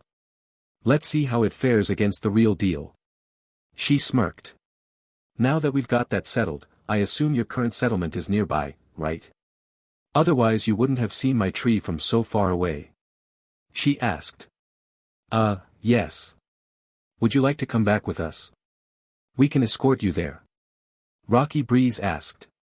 I was planning on resting here for a few days. But I would think it's a good idea to talk with the leader of your tribe. I'm curious about finding a really nice place for the dwarves to settle down. And they've been rather interested in building a large underground city. A mountain is the perfect place for that, wouldn't you think? Night Silver said, thinking about her options. Oh, if that's all, I'm sure the chief would know of a place. We have to report about every bit of landscape we see whenever we fly out. If there is a perfect place for them, the chief or the records keeper would know of it for sure. Rocky Breeze explained. But how are you going to bring all of these people up the mountain with you? It isn't exactly easy on foot. He asked, worried about extra work. Don't worry about that, I have ways of flying. Worst case I can always transform and carry everyone that way. But that'll be a last resort. I wouldn't want to frighten anyone. Night Silver said, slowly releasing Rocky Breeze's chin from her hand. It would be nice to stay here until sunrise. How long are your people expecting you to be away for? She asked, crossing a single arm underneath her bosom, holding it in place by grabbing the other arm. Her other hand was preoccupied with tapping her chin. Well, a group this size will usually be out for 2 days at minimum. We haven't been gone all that long yet either. Not even a half a day. Rocky Breeze answered. Will we get to stay the night with our goddess? Such a joy. Excellent, then I'd like for you to join us here. Food is best enjoyed with company. We can head out tomorrow. That said, it would be for the best if someone returned to your people to inform them of what you found. Surprises like a goddess showing up out of nowhere isn't exactly a great surprise on an elderly person's heart. Night Silver explained in a cheerful, yet serious tone. You'll have to make the choice whether to send a group back or not. I'll leave it up to you. She added. That's a tough choice. We have to send back a group large enough to be taken seriously when they report back. Also so they don't think we all died out here. And we also need to escort our goddess. Rocky Breeze said, straining to hold his head up. He felt the weight of this choice and his responsibility as well. He turned to look at a few of the younger warriors. Among them were red-cheeked young women and squirmish young men. The two of you, as well as you two. You will remain here with our goddess and escort her back to the tribe tomorrow morning. The rest of us will return home at once to prepare the reception. I'm sure the elders of the tribe will be falling all over themselves once they hear the news. He ordered, pointing out 2 men and 2 women. Thank you, Commander, we won't fail this sacred holy mission, the 4 young warriors replied with the enthusiasm of thousands. Good, then we will head back now, with your permission, goddess. Rocky Breeze said, clearly reluctant to leave. Why couldn't I be one of those 4? I want to stay with goddess too. His mind was practically screaming at himself. Night Silver looked at the 4 that were to remain with her. If this is what you've decided, then I won't stop you. Have a safe trip back. However, before you go, take this back with you. It should help you convince anyone with doubts. It's but a small thing, don't eat more than 1 of these in a day. Not that you'll feel the need to, but I give the warning just in case. She explained, handing over a small sack filled with several berries she made. I know these aren't anything all that special anymore. But, it should be enough to make them up there on the mountain tops feel way better. It must be difficult acquiring proper nutrition up there. Perhaps I can figure out a solution to such an issue at some point. A gift from our goddess. Rocky Breeze stammered in shock. Shouldn't it be the other way around? Goddess is so magnanimous. Praise her holy form. Since the goddess herself is entrusting me with this, I vow this gift will be delivered with the utmost care. He continued, having found his voice again, as the sack was placed in his palms. It's heavy. Whatever this is, I'm sure it is a good thing. There's no need to go all religious about delivering a package. Like I said, it's only a small thing for me to make, but I have a feeling it may prove to aid your tribe. It must be hard to find suitable food, living on the mountains. This should help to alleviate some of those issues for a short time. Night Silver explained with a soft giggle. It really would be nice if they were to deliver it without issue, but just in case I'll cast a few buffs on them. A few invisible lights surrounded the winged humans who weren't going to be staying behind. Thank you, goddess. Rocky Breeze said, noticing he felt a little different, though he couldn't tell exactly why or what it was. Did she give us some kind of divine protection? Then I shouldn't waste any more time. We are returning to bring the greatest news. Our goddess has made herself known. Fly. He ordered, shooting up into the sky with the beating of his wings. Yes, sir. The rest of the troops responded, each shooting up as well. Only one of them without a complete weapon. All right, now that they are gone. Let's eat. What do you want to have this time? Night Silver asked, turning around to look at her people's reactions. Since we've got company, only a roast pig will do, right? The dwarven leader suggested with a hearty laugh. Any objections? How about you four? Knight Silver asked. Goddess, what exactly is this roast pig? I've never had it before. One of the young women asked, as her wings beat excitedly. Oh. You're in for a real treat. It's the juiciest, tastiest meat ever. The bites melt in your mouth with an explosion of flavor. It also goes great with this drink here. A dwarf chuckled down the contents of his pint-sized mug. When he fell over, the other dwarves started laughing. I can't say I've had anything that tastes quite like that. We survive off of what small monsters we can hunt down and the various mountain herbs and berries. One of the young men explained, with drool pouring from the corner of his lips. Try to save your drool for the actual meal. Alright, since it's a pig we need time to create one. Knight Silver giggled, and with a silent call, a different kind of magic circle appeared out if it came a fully grown pig. I'm glad I learned this magic. It's been extremely helpful. She said with a smile. It didn't take much longer after the summoning for the pig to be completely roasted. Magical fire generally has such results. And so a small feast was held. With full bellies, high spirits and exhaustion, everyone got a good night's rest. Well, mostly everyone. Knight Silver had remained awake to ensure the total security of the camp. However, she didn't let it show on her face when the others started waking up. It hadn't been long since the sun started peeking over the horizon when all of the elves and dwarves had finished their preparations to leave. The four-winged humans who stayed behind seemed to have a mix of feelings going on. They were tired, but they felt satisfied. Not just satiated, but fully satisfied. It was a feeling they weren't all too familiar with. On top of that, to them, escorting their goddess back home was nothing short of sacred. Well, how are the four of you feeling? Well, I trust. Knight Silver asked, walking over to the winged humans. She gently placed a hand on the cheeks of the two women. It's alright if you say you aren't, I'll heal you up in no time. I couldn't just let such two young ladies suffer when I am able to alleviate that suffering with a mere touch. She added, as she began appraising the two of them. Goddess, no, I'm just a little nervous. Was it really alright for us to dine on such a grand meal? Goddess created that food with her very own magic. One of the two women couldn't help but answer. Oh. Pfft. Ahahaha, aren't you adorable? Knight Silver laughed. That wasn't hard for me to do. Don't worry about it. I planned on making something good once we arrive. So don't feel bad, your people will be eating a meal just as good very soon. She said, reassuring the young woman, whose wings were fluttering from the close proximity to her goddess. And if that's not enough to sway your nerves, then understand this, a goddess should look out for her people. I won't let your people suffer under the thumb of that dragon lord any longer. Most of those things are unreasonable fools. However, there are a few that can be reasoned with.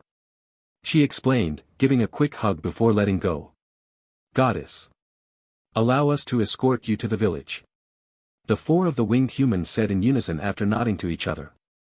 Knight Silver reached out her hand, making a crushing fist motion. The result was the shelter vanishing as if it had never existed in the first place. Looking back with her hands placed on her hips and a smile on her face. Let's go then. Time to move a lot of people through the air. I wonder how much mana this will take. I haven't had many tests ever since the battle with that Dragon Emperor guy. So this will be interesting. Mass fly. Huh, it worked. Neat, I didn't expect it to work on everyone here. There's quite a lot of people after all. Whoa. That's so cool, the goddess can make the wingless fly. The two young men of the winged humans exclaimed in awe. Of course she can. Goddess can do anything. The two young women retorted, pulling the men's ears with a tug. I am strong, but I'm far from being able to do anything. I once had friends who made up for my weaknesses. Anyway, come on, you four have to lead the way. Knight Silver giggled, holding a hand softly over her lips. The four winged humans stretched their wings and took to the sky. Since we are escorting our goddess, we will take the vanguard position. The two of you can spend more time with our goddess. Let's fly. The seemingly slightly older of the two young men said. The four of them formed into a flying formation. The two men were in the front, slightly staggered off of each other. They would each take turns bearing the brunt of the wind, such was custom for the winged humans when flying in formation. The two young women flew next to Night Silver, each with an ear-to-ear smile. And thus their journey began. The winged human village. A half-day before the time Night Silver departed the camp, a young warrior on lookout duty spotted something in the distance. "Sir! Sir! Are we expecting the return of any flights?" The young warrior bellowed over to his senior at the next position on post. "Huh? What are you talking about? The flights just went out last night and this morning. The earliest they'll return is a day. It's barely been half that." The other warrior yelled back, then he thought about it for a moment. "Though there is an exception. Not good." He muttered to himself as he noticed the flight returning. With his eyesight being a bit better, he could make out that this flight was for short. "Call for the healers at once. Post prepare to receive wounded." He shouted out in an orderly tone resounding through the post. Everyone working at the post suddenly stopped and paused in confusion for a moment. It had been a while since the last time they heard this chilling order. It was the singular order any watchman could call out, even so, none of them would dare call it for kicks. It also just so happened to be the order that ended with a complete relocation of their people. So there was a massive amount of disheartening feelings going on throughout the post. Messengers were sent out in a hurry to carry the message to the elders and warn the people at the public center. Healers came prepared with all manner of instruments to help however they could. But healing through magic wasn't possible for them. After all, magic was originally restricted to the dragon lords, in other words the gods. There were other visitors at the post at that time. Several of them were worried family members of those who had left recently. It wasn't like the warriors that had been sent out were all newbies, it was just those who had been overly worried, and thus paced back and forth while helping out with menial tasks at the post. The elders, soon after hearing what the messenger had said, quickly rushed to the post's line. "Whose group is that?" one said squinting. "Ah, it's Rocky Breeze's flight, didn't they leave a half day ago, and they are four less." They continued, solemnly. "Goddess, give us the strength to." They continued. After a short murmuring of prayers, each person began to prepare themselves. Well, it was more like they were hoping the ones lost weren't their closest family. All the while feeling bad about wishing someone else to have been harmed. Nothing could have prepared them for when the flight had landed. "Elders? What are you doing here?" Rocky Breeze asked, in a casual manner. "Rocky my boy, don't leave anything out, there's no need to worry about any injuries." "Huh?" one elder said, noticing that there wasn't the slightest bit of a scratch on Rocky Breeze. "What happened? Where are your four missing warriors? Are they?" He continued. "Elders, my people." Rocky Breeze started speaking, doing his utmost to keep his tears from falling, then decided to relent. "Our goddess has returned. And the four who are not here now, are serving as her escort. An honor any of us warriors would want. But I gave this order to the youngest so they may grow close to her divine majesty." He declared, dropping the sack he had been gifted, into the hands of the elder nearest to him. "In this sack is a small gift bestowed upon us by our goddess. With its contents we will be fed for the whole day." He continued explaining. The elder opened the sack and looked at the contents. "It's a sack full of berries." "Wait, hold on, these are magic berries. I can feel the divine power of our goddess, Mother Nature, radiating off of them. These." The elder dropped to his knees crying his memories from the day he was forced to carry so many young people away from the throes of the peak of power. "Rocky, we must begin preparing a reception worthy of our goddess. Did her divine majesty have any instructions for these berries?" he asked, through the tears. "Yes, only one berry per person. Her divine majesty said these berries were even capable of resolving hunger and the effects of malnutrition." Rocky Breeze explained. "Then that means our most difficult problem has been solved." An elder muttered after thinking about it. "Give one of these to everyone.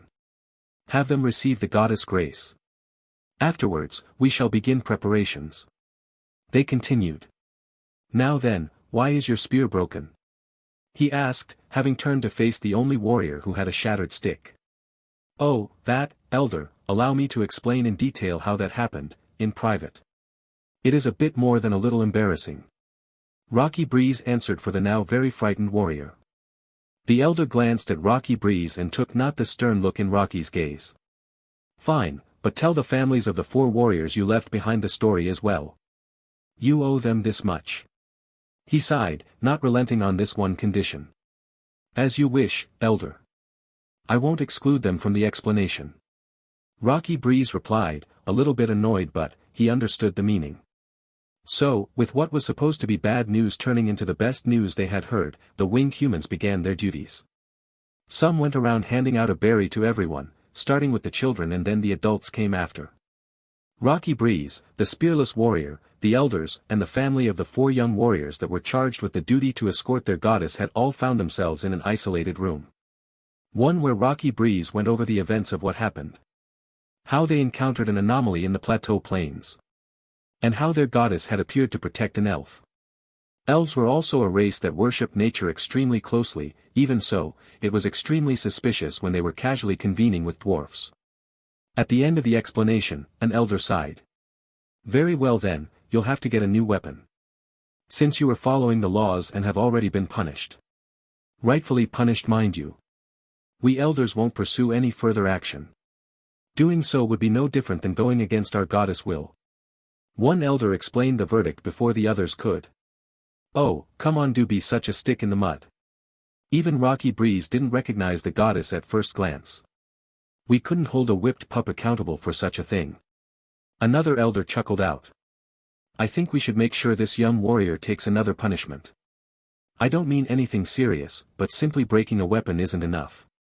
If it had just been the elf in question, sure. But from what I heard, even if it had been by accident, that weapon was pointed at our goddess. Another elder spoke up. We all know what that crime is punishable with. Even if it was a crazy law from way back before we lost our home. They continued. Oh. You mean that one where if a warrior pointed their weapon towards the statue?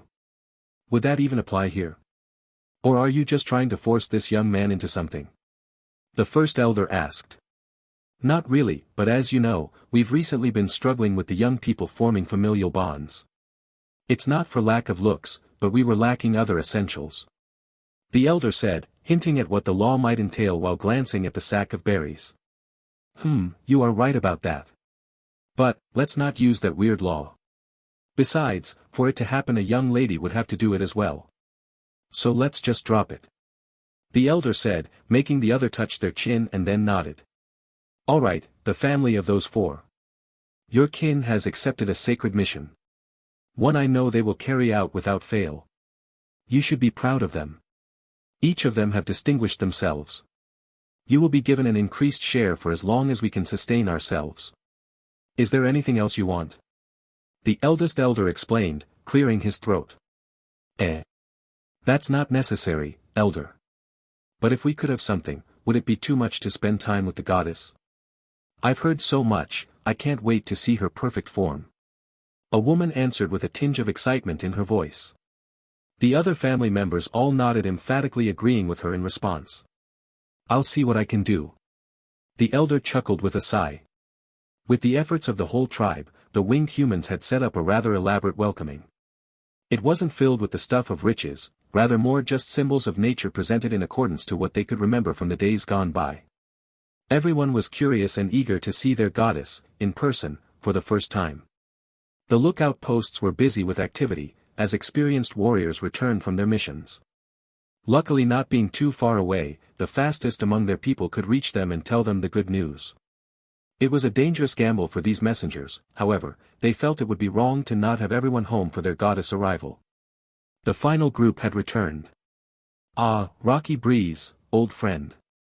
A gruff-looking man asked, landing just a few paces away from Rocky Breeze. Sun's light, welcome back, brother. Rocky Breeze said, immediately holding out an arm.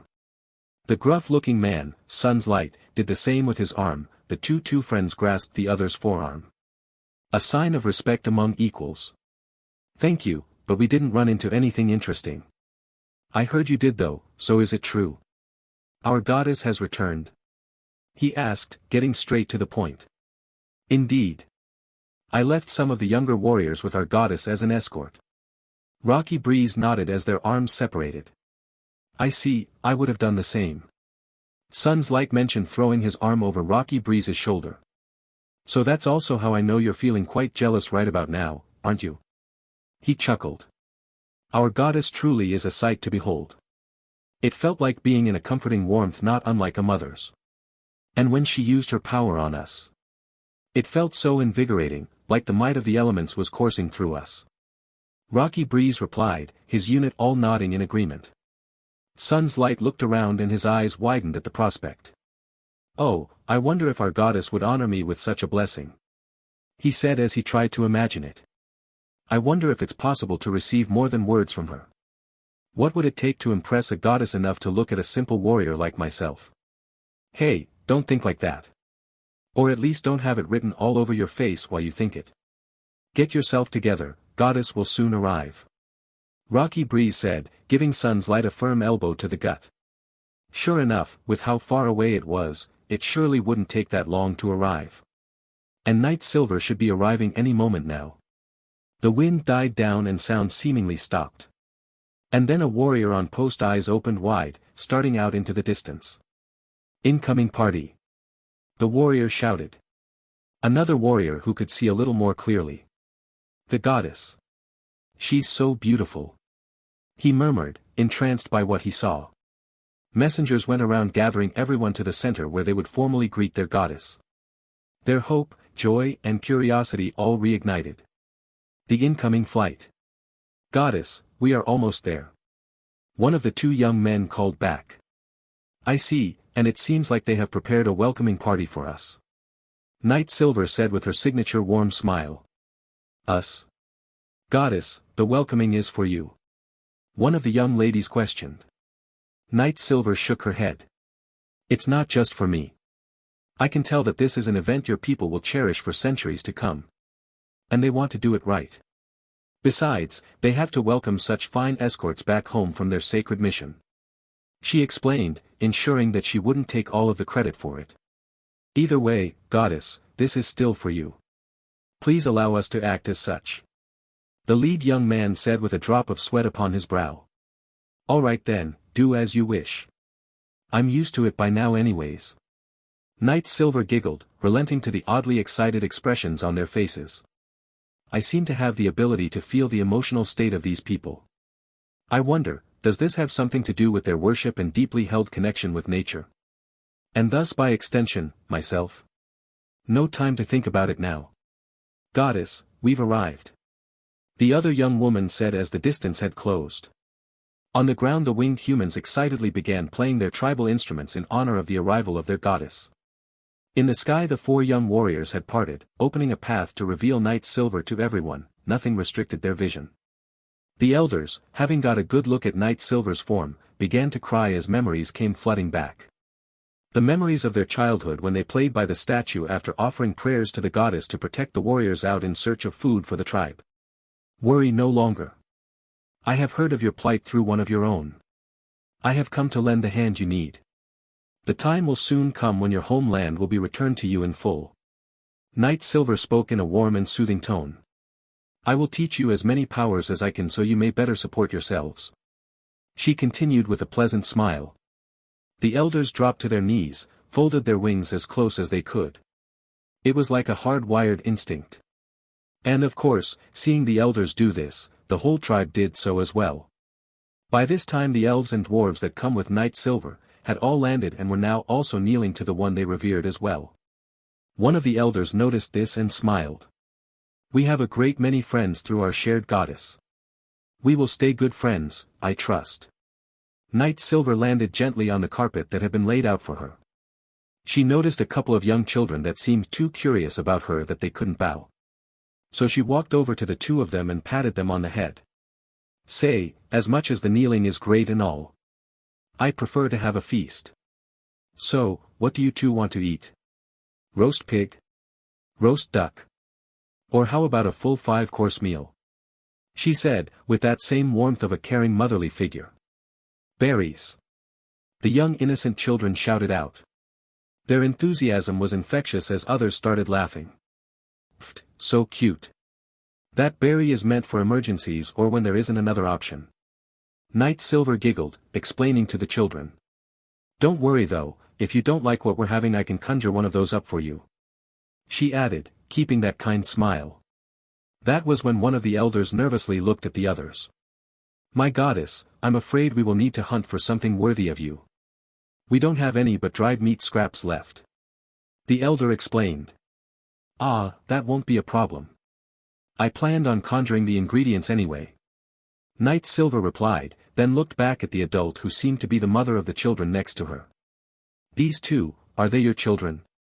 She asked. The woman's face turned a flushed red. My goddess talk to me. My goddess talk to me. She's so beautiful. Oh, yes goddess, these two are my very own. She managed to eke out the words embarrassed. They'll grow up big, strong and beautiful. Night Silver said, then whispered a spell in the druidic language as she stood upright. Now then, let's prepare to make the ingredients. What shall we have to eat? She continued, crossing an arm over, resting her other elbow atop her crossed-over hand. Roast. The four winged humans who had served as Night Silver's escorts shouted excitedly. Their mouths watering and wings flapping. The look in their eyes was priceless. All right, then we'll have a large feast with many roasts. Let it be an enjoyable feast. One where elves, dwarves and winged humans converse freely. Night Silver announced, making a spectacle of the situation. I wonder, should I make this more flashy? Yeah, let's do that. Responding to Night Silver's will, mana formed the earth, danced in the air. And in the sky above the mana changed colors as it danced, a similar effect to the northern lights. A scene that no longer occurs in her old world. Everyone here seems to enjoy the colorful scene. I wonder if this is how the people in my world's history viewed the northern lights. The sense of awe I can see coming from these people is inspiring. I didn't want to be deified but, seeing how they are reacting. I can't really turn away from this path. As the people basked in awe of the scenery their goddess had created. Night Silver began the creation of farm animals that they were going to use for the roast. Following those up with the other ingredients they would need for a nice hearty and healthy meal. There, now, the elders of your tribe, I'd like to speak with you while we wait for the food to be ready. Night Silver said, letting out a relaxed sigh. The elves and dwarves that knew how to cook understood what this meant for them, it was their turn to make a meal fit for the one who saved them. However, the elders were a bit fearful of the meeting. Don't worry, I just want to know a good place nearby for my other followers to settle down. And we can talk about how to reclaim your homeland. She elaborated to ease whatever fears they may have had. And so with all the pieces having fallen into place, the adults prepared for the feast all the while talking all about their experiences. The winged humans eagerly listened to the stories about their goddess. The women were quite eager to hear more about one thing in particular, the bath. The men were typically more eager to hear about the powers Night Silver had demonstrated. The children. Well, they were too busy playing games together to talk about anything other than the different ideas they had to play. They were adorable all up until a point when a few of them began talking about something. How long have you been with Goddess? A winged human boy asked after everyone had just finished playing a game. Oh. Mother came to us a few weeks ago, right? A young elven boy answered, looking for confirmation from the dwarven child next to him. Yes, it hasn't been long. But we've had so much fun and never had to worry about the grumbles. The dwarven boy confirmed, rubbing his belly. Lucky. I want to play with the goddess too. The winged human boy all but shouted. I wonder if Goddess would bless us with her powers. How cool would it be to make a berry like that? Or use magic? A winged human girl excitedly added. Oh, then you should ask Mommy about it. She started teaching me some magic. I'm not very good, but I can cast a spell a few times a day already. A young elven girl replied with the same energy. Really? And suddenly there were more curious children crowding the elven girl. Yep. I can make a little water. It's super clean and feels so good. It is a little tiring to use it though, that's where my limit comes in. The elven girl said, still returning the energy. Do you want to see? She asked. A non-verbal answer from a horde of excited and eagerly hopeful eyes, as they nodded with rapid head movements. Alright, then. I think it was. Create water. The elven girl said, and a small spring formed into her cupped hands. Whoa! You did it! You really created water. The sound of thrill was so loud and intense it caught the attention of the adults, who came running over. What's going on? Here. An adult of the winged humans asked, becoming eerily curious once he noticed the water in the elven child's hands. Normal to some degree, but not normal when the stream is on the other side of the village, so something was definitely off. Daddy! She just made water using magic. It was so cool. I want to learn it too. The winged human girl explained as she tugged on her father's hand. What? The father screamed in a terrified shock. I didn't realize the goddess had a child of her own, forgive any Rudd. He said as he started to misunderstand the situation. Huh? No, mommy isn't. The elven girl started trying to respond. Oh my, we have a young. The adult said, nearly bending the knee. Sir, I think you have the situation confused. An elven woman said as she approached to try and clear the obvious misunderstanding. Lady and I can't even say it. Mother is our godmother or guardian mother. We show our respect by calling her mother. She is the mother of all elves. The woman tried explaining. Oh, so then this girl is showing how close the goddess is to her in her heart then? The winged human man asked to confirm. His daughter seemed like she was upset about something, indicated by the pout on her face. That's right. She's my little girl. But even I call mother, mother. The 11 woman explained with a smile, noticing the pout on the face of the little winged human girl. I see. So then, how did she learn to use magic? Such a thing has never been done before.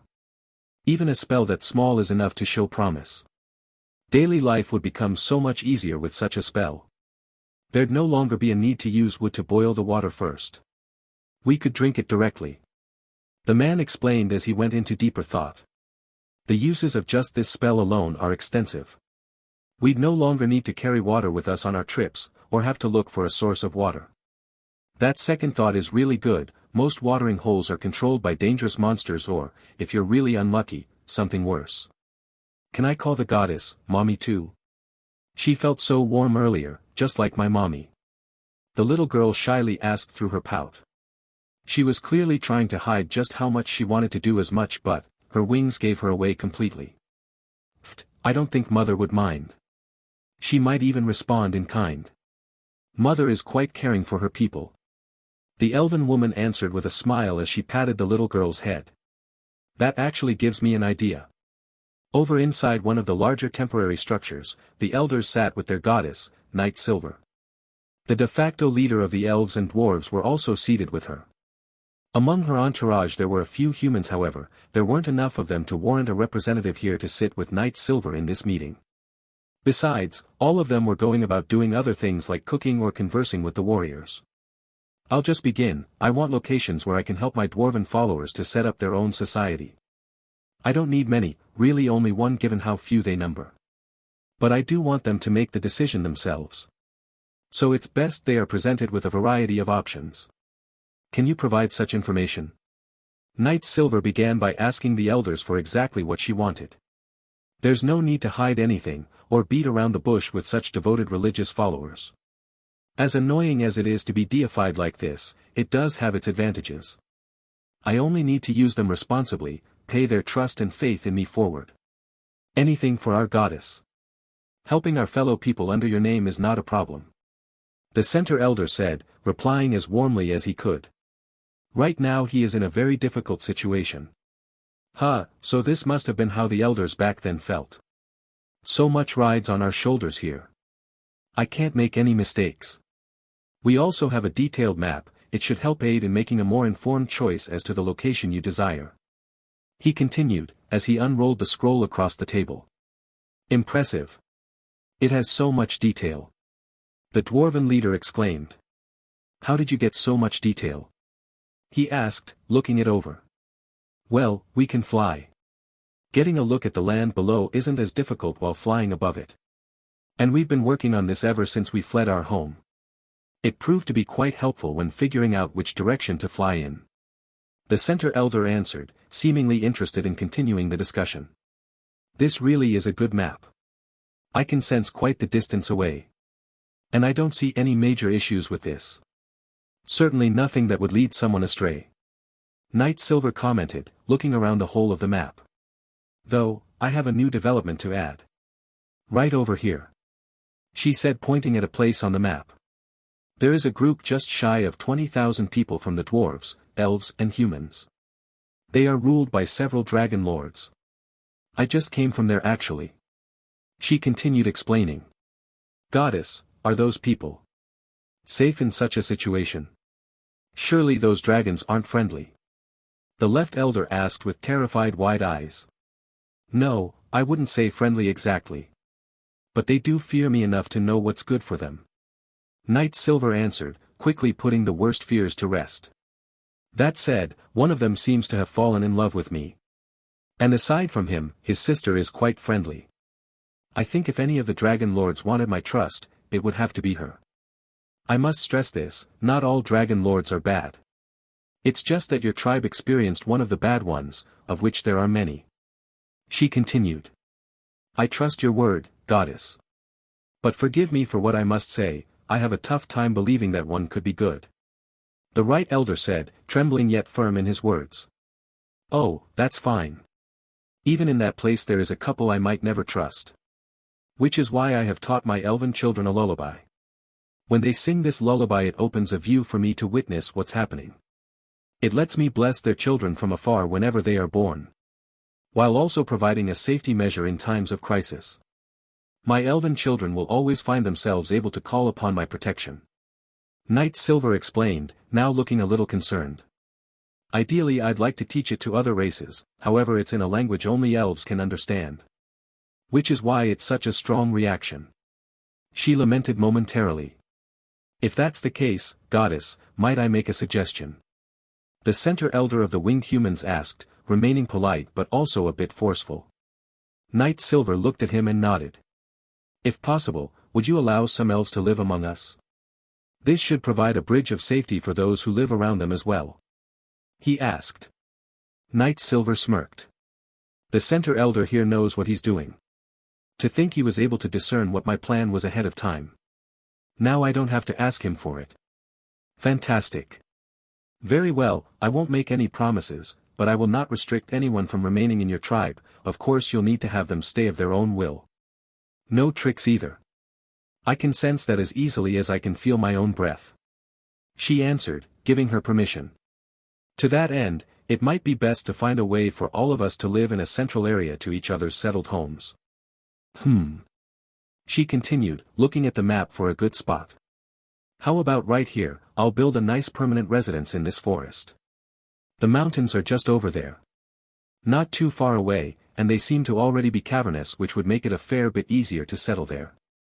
And the winged human's homeland is about the same distance. I think something like this would work out fairly well. I can respond to any threats immediately. And so long as the same trees are planted here as there are in the other large settlement I've been helping with, I can arrive at any time, instantly. She carried on. Immediately everyone looked at the map more intently to see if there were any issues. It didn't take long to discover the place that Knight Silver had pointed to was a fantastic place, aside from the one major issue there. Goddess, that place. It's truly a wonderful location and would be great, but there is a rather large horde of monsters living there.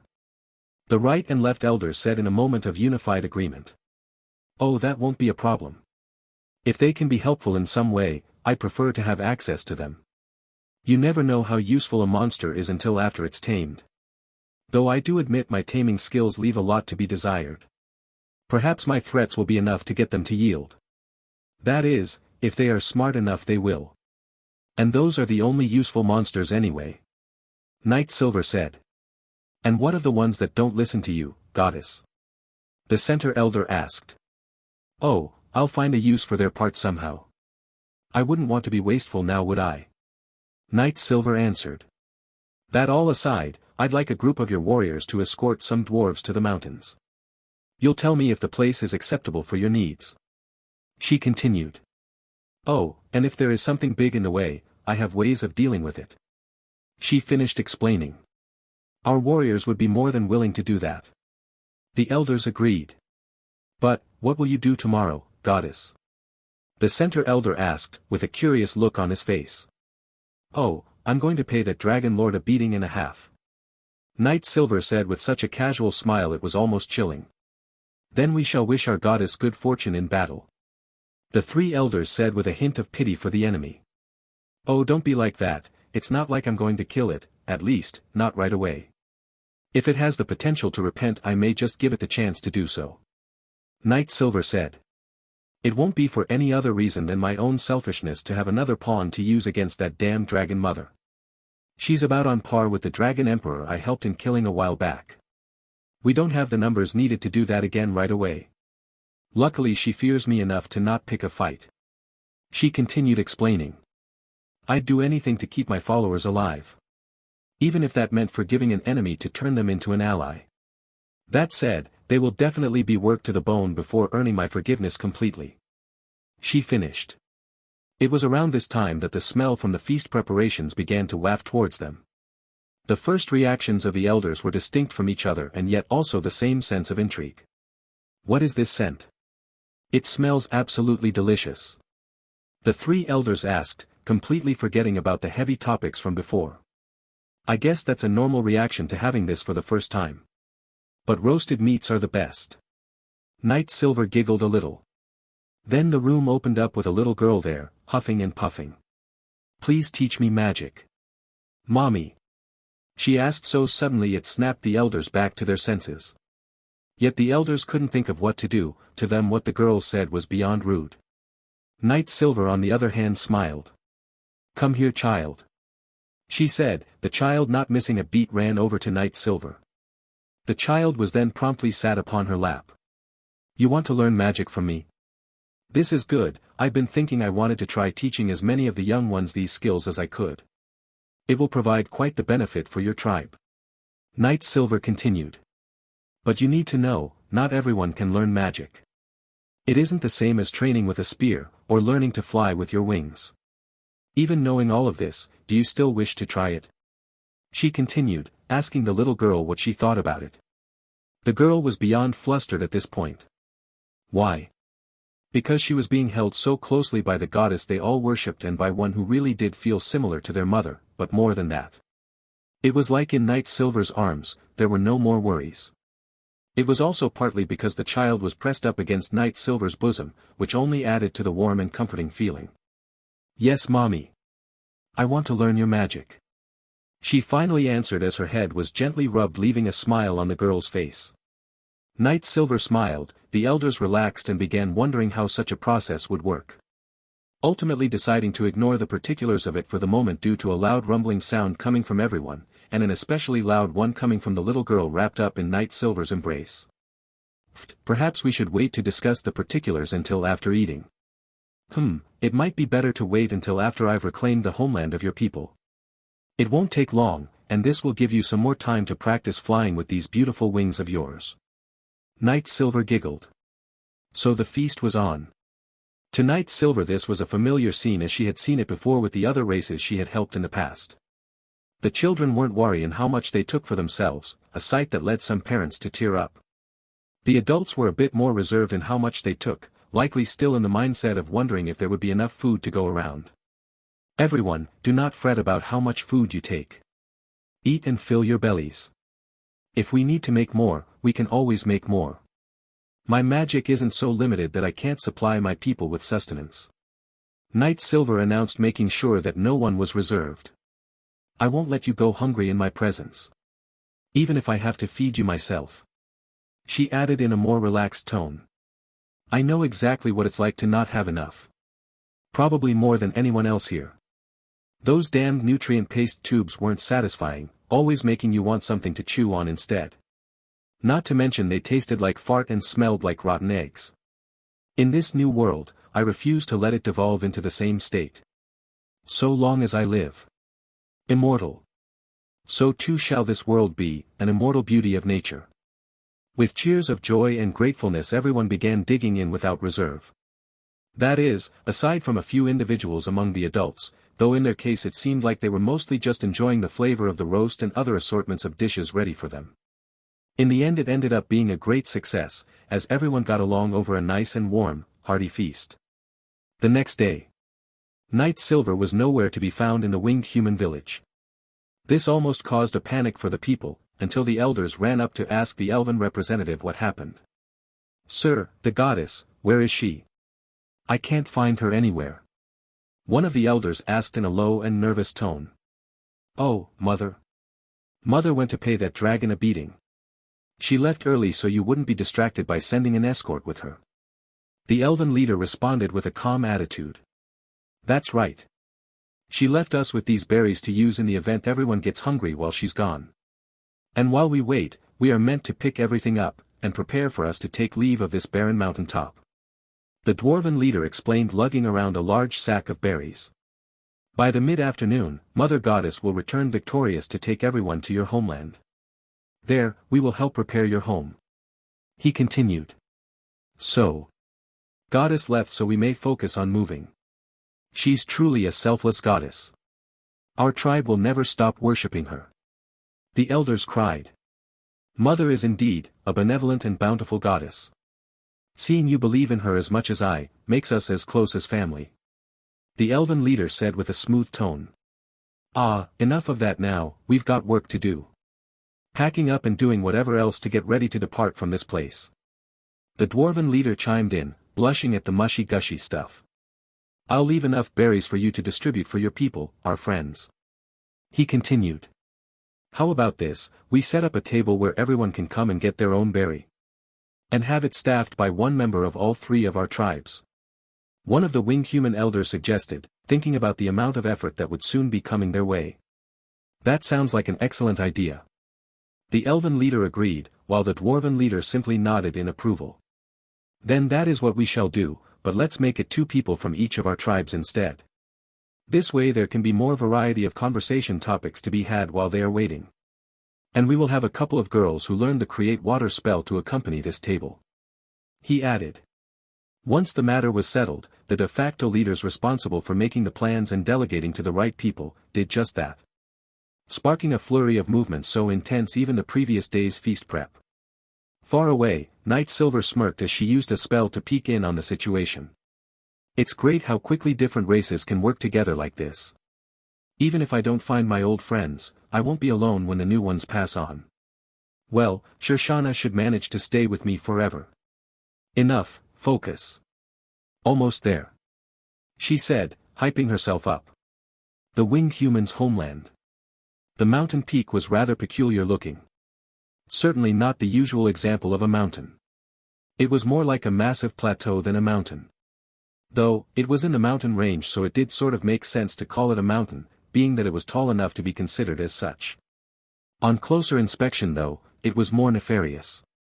The peak looked as if it had been carved down to suit the needs of some group. Rivers winded and flowed from the many dotted lakes and melting snow caps, through the rubble of buildings that had been there. This is a rather sad sight. I didn't realize just how many of them had been slaughtered. But thinking about it more, to have anyone escape from a dragon lord, it would likely cost 10 lives to save one, and that's an optimistic view," Knight Silver whispered, sensing that the dragon was nearby. "You're almost right, but you forgot a 0. A dragon's voice growled low from the direction of a large pile of stone rubble. The goddess statue. Having been very nearly stunned for a moment by the suddenness of the voice, Knight Silver was silent for a moment as a breeze blew by. And the stones began to move, revealing the form of a dragon. "I don't recognize this one at all, but I'd be willing to bet their title has something to do with stones, or maybe. I see I have stunned you into silence, goddess worshipped by the winged humans. No. You look a little different. Stronger? Weaker? I don't know, but you'll fall just as easily as the last one did. As you can clearly see." The Dragon Lord glanced towards the head of the stone statue. "For I am the Mountain Dragon Lord. It would be in your best interest to fear my power. My brother is the Dragon Emperor," he explained. "Ah, so are you saying you're as strong as your brother? Holding such a lofty title as Emperor must mean he is powerful, no?" Knight Silver asked. Mountain Dragon Lord doesn't seem to have the knowledge of what's happened.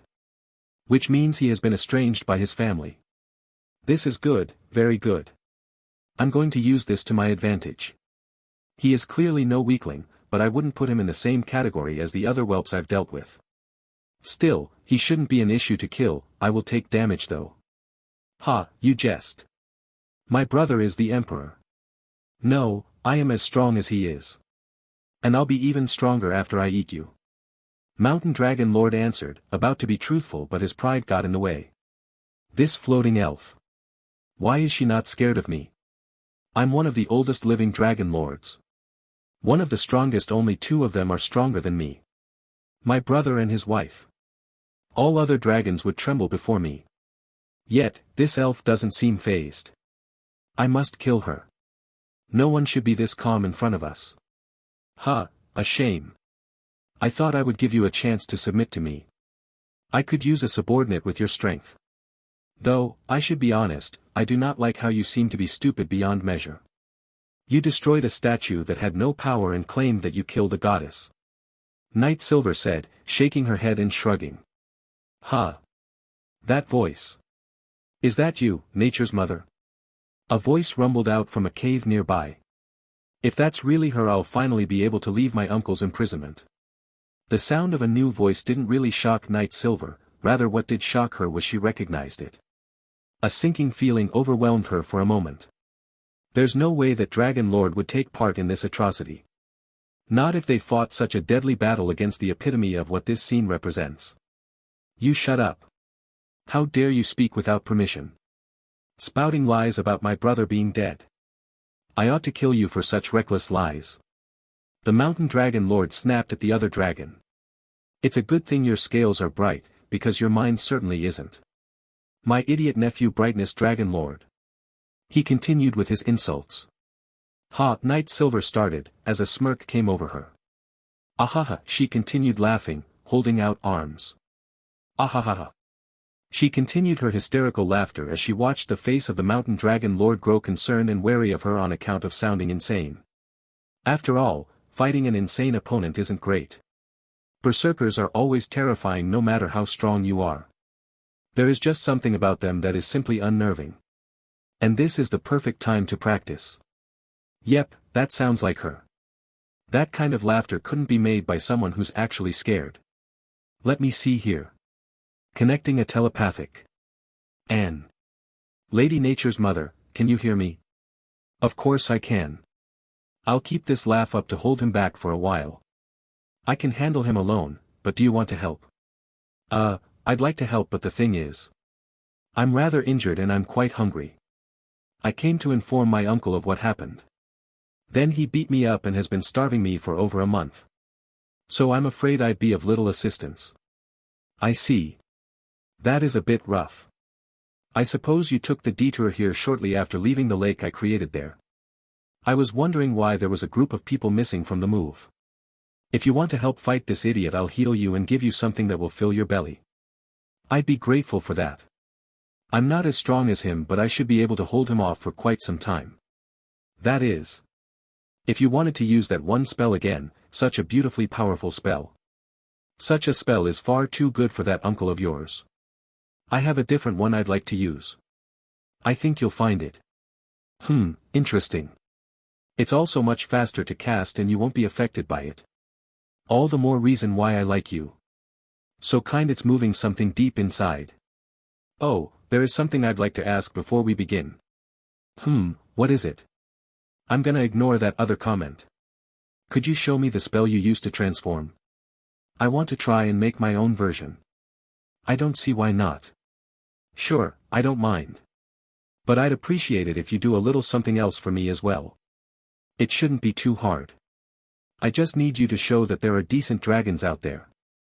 A tribe that used to live here will be returning here. I'd like for you to aid in their transport and reconstruction. Deal. Now let's begin. I don't know why you're cackling like that. But, it ends now. The Mountain Dragon Lord roared, releasing his dragon's breath. A plume that seemingly engulfed the vast majority of the mountain top. The Brightness Dragon Lord broke out of the prison he had been placed in. At the same moment, shocking the mountain dragon lord in the process. "Uncle, you aren't nearly as strong as my father was. Even so, you're a clear and present danger to the world I wish to see. So today will be the day you die." The brightness dragon lord roared out with his own breath, landing a direct hit on the mountain dragon lord. The mountain dragon lord, enraged by the sneak attack, quickly turned his focus, aiming his breath attack in the direction of the brightness dragon lord. The two plumes collided with a ferocity only known to dragon's breath, where they fought a desperate battle for dominance over the other. The two plumes of dragon's breath, one of a nearly etheric brilliance, the other filled with the essence of the earth. However, while there was clearly a fight between them, one was clearly stronger while the other, weaker. "Ahaha. You may be dragon lord now, but you're still just a runt compared to me. No wonder my brother killed so many of you." The mountain dragon lord laughed through his attack. "I shouldn't have bothered to come and talk to you. I still held hope that you still had sense in you. I see now that my brothers and sisters were right, you're just as insufferable as father was." The brightness dragon lord roared through his own breath attack. "I said all that, but I really don't know how much longer I can keep this up." He stumbled slightly, catching himself just in time. "Kakik. What's wrong, whelp? Are you sure you aren't just a winged snake?" The mountain dragon lord taunted and teased after seeing his nephew struggle so easily. "Once I'm through with you here, I'll go and kill the others. Punishment for their actions against their father," he claimed with an abundance of ego.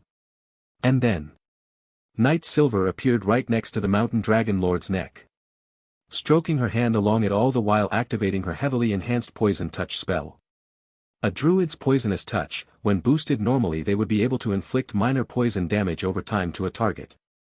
However, with Night Silver's abilities, it is far more effective, greatly poisoning the mountain dragon lord. The mountain dragon lord panicked and took to the air, in an effort to avoid the constant stream of poison damage and the plume that would soon hit him.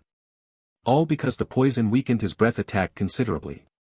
"Curse you all!" he roared ferociously. His roar seemed to call for nearby monsters and other creatures to his side. "I have an army." "What?" he screamed with his eyes bulging at what he saw. "You really are an idiot. You won't make this mountain alive. In fact, you should consider yourself lucky to remain in one piece." Night Silver scolded with a not-so-veiled threat. "Calling for nature's creatures to help you, in a fight against the one titled nature's mother, is truly a stupid thing to do. It's like sending children to kill their own mother," she continued, scolding the idiot dragon while the creatures fled, all of the creatures apologizing in various dialects of nature's language. "At least I'm not the one who killed his own father. I'd never stoop that low." The mountain dragon lord roared, fuming with anger. "That poison is almost cleared out. If I wasn't earth attributed, I would have died just then.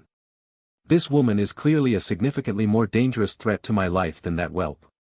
"No, of course you wouldn't stoop that low," Night Silver said, shrugging as she began to ignore the dragon still hovering the sky.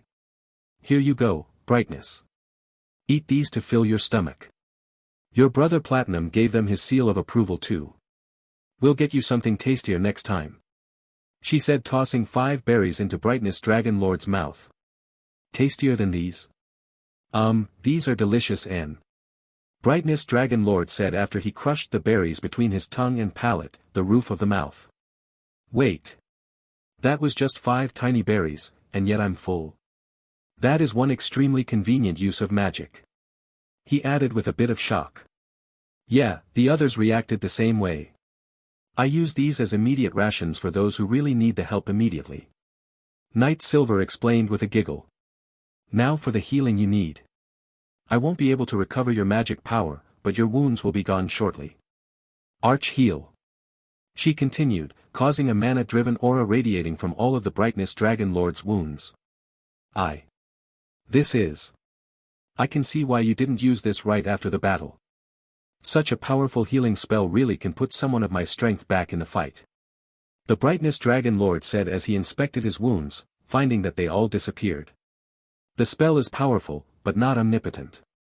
It can't heal someone when they die in one hit. Besides, it also interrupts any other spells I'm actively casting, which would have led to a far more devastating result at that time," Night Silver explained, with a tinge of regret as she looked down at her hands. The memory of that battle. It was definitely the only way to go about it, right? Could I have done more? Would more dragon lords be alive today? Would they have been allies or foes? Don't worry about those questions, Sil. We went into that fight not expecting to win. It was only made possible because you were there. The Brightness Dragon Lord consoled, realizing the fluctuation in Night Silver's aura. Shit, was a nickname too soon. Night Silver looked at the Brightness Dragon Lord, and smiled.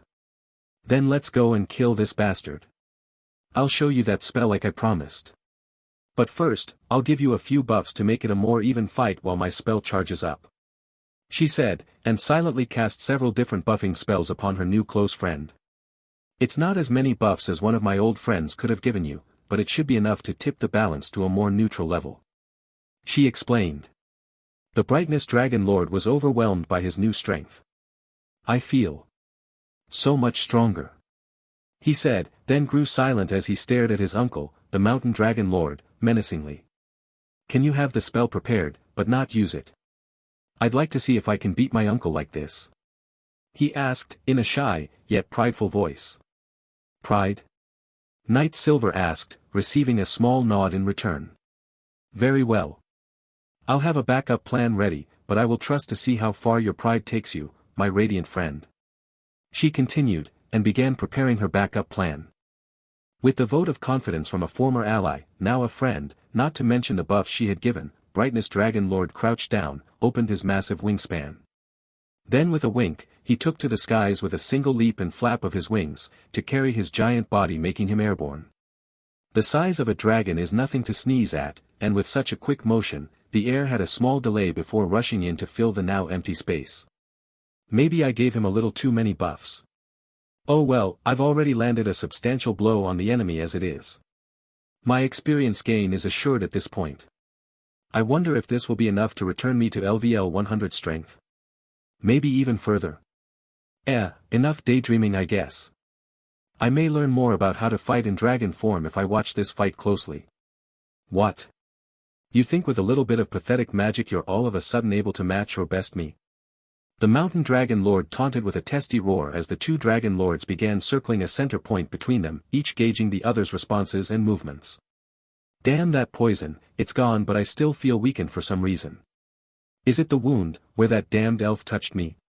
He stole a glance towards Night Silver, what he saw. Oh, he's looking at me. I guess he's suffering the after effects of my poison. Yeah, that's right. Feel that weakness settling in? You won't be able to metabolize that away. Not without a long rest at the very least. That poison was able to render level 100 players unplayable for a full 24 hours. I'm actually shocked he's flying right now, a testament to the broken stats of a dragon-type creature. It was her. Perhaps I should have taken action sooner. Can I even win? No. I am a dragon lord, there are only two beings stronger than I. These two are not them. Seeing the rather blatant opening that Mountain Dragon Lord gave just now, Brightness Dragon Lord closed in with a high-speed ramming. The reverberations of the collision sent shock waves several miles away, some of the ice caps on nearby mountains had cracked and started sliding down in mini avalanches. The Mountain Dragon Lord, in his utter shock and awe let out a roar of pain, though not a soul heard it over the sound of the impact. This pain. My liver just burst from the force of that impact. What? No, that shouldn't be possible. How dare you injure me? You lowly flying lizard. He shouted, gritting his teeth as he made a swift strike with his claws, grazing Brightness Dragon Lord just enough several scales fell to the ground, each a low thud. Brightness Dragon Lord groaned dully, pushing through the pain. Even with all of these buffs, my uncle is still formidable. That said, without these buffs that strike would have put me out of the fight for sure. Let's back off and recover for now. He started backing away, firing out his dragon's breath to provide cover and prevent being pursued. You think I'm going to let you get away, you whelp? The Mountain Dragon Lord roared, pursuing his nephew, through the breath attack. Appearing from the plume with singed scales and a furious glare in his eyes, he wanted to kill this nephew of his at any cost. With my weakened state and having to divide my focus on recovering, I cannot let him get the upper hand again. That magic must be more powerful than I imagined. That's really not good. As the Mountain Dragon Lord closed in, Brightness Dragon Lord reacted, raising his arms and preparing his claws to catch a similarly shaped set of claws. He drew back his neck assuming the dragon's close combat form. The two dragons, currently of similar strength, began a rapid exchange of headbutts, slashing attempts, kicks, breath attacks, wing-tip stabs and fierce whippings of their tails. With each blow sending out shockwaves of various intensities in all directions, triggering more mini avalanches, of which Night Silver ignored. Instead, Night Silver put up her guard against what she could sense coming. Two more draconic feeling signatures were making a mad dash towards their location. They feel familiar in a way, I've sensed them before. Where? Oh, that's right, two of these were there that day, they were with that great dragon mother. It seems like I have to abandon the plan. We cannot let this Mountain Dragon Lord escape, and I cannot have the other dragons finding out about the buffs yet. A few trusted ones are fine, but not that one. My rival in power. It didn't take long for the brawl between the Brightness and Mountain Dragon Lords to result in numerous injuries. Such is the strength and also the weakness of dragons. Too strong for their own good, with little understanding of how to properly control it. However, at the end of the scuffle, the both of them descended from the sky, neither of them able to remain airborne. Though, it was for different reasons. For the Brightness Dragon Lord, he was just exhausted and injured. While a few of the buffs had run out the clock on their duration. As for the Mountain Dragon Lord, he was sickened, weakened, and being poisoned by his own liver, putting stress upon his kidneys and his automatic regeneration ability, which drained his stamina even further. After watching this, I'm glad that the fight with the Dragon Emperor was right after he had expended the vast majority of his power. And we numbered so many. The other two dragons finally arrived, remaining airborne as they looked at the situation, attempting to understand what was going on. Each wanting to make a move, but were, well, stunned by what they saw. Uncle was beaten to this state, and with very little help by that damned elf. Should we help? One dragon asked, the other. No, we should report this to Mother. If anyone can deal with brother and that elf now, it's Mother. We stand no chance. The other said, just before a sudden chill ran down both their spines. You think you can come and go as you please? Night Silver said in a truly terrifying voice as she enveloped herself in a thick aura, one that made what she used previously look like child's play. The Great Mother won't forgive you if you kill us. One of the two younger dragons shouted out as their spine shivered. The other dragon was paralyzed with an overwhelming sense of fear. So much so that he started to fall from the sky, just a boulder, and slammed into the ground before snapping out of his own mental terror. Pfft, I guess you're at least smart enough to know I'm a threat. I'll kill you last, that is, unless you'd like to swap employers. I could use a pair of dragons. Night Silver giggled. Though I have no idea what I'd use them for at the moment, it's always a good idea to have a couple of aces up one's sleeve. Nothing quite like whipping out a dragon or two to put the fear in the hearts of the enemy. Oh. I could use them against that so-called Great Mother. I'd never bow to you. The sole dragon remaining airborne, stated in a shaky roar. It was as if it wasn't sure about its own statement. Ahahaha. That's the spirit. Ah, only a dragon could ignore my will. But you see, you've angered me quite a bit with that statement of yours. And now. You're going to learn firsthand why druids are meant to be feared. Night Silver laughed with a wild smile, finally getting a chance to release. Control gravity. She called the name of her spell and pointed down. The airborne dragon. Ugh. What is this? They said as they went plummeting to the ground like a meteor. Quite literally even, the result was a halfway decently sized crater. And several scales strewn about the crater and the surrounding area.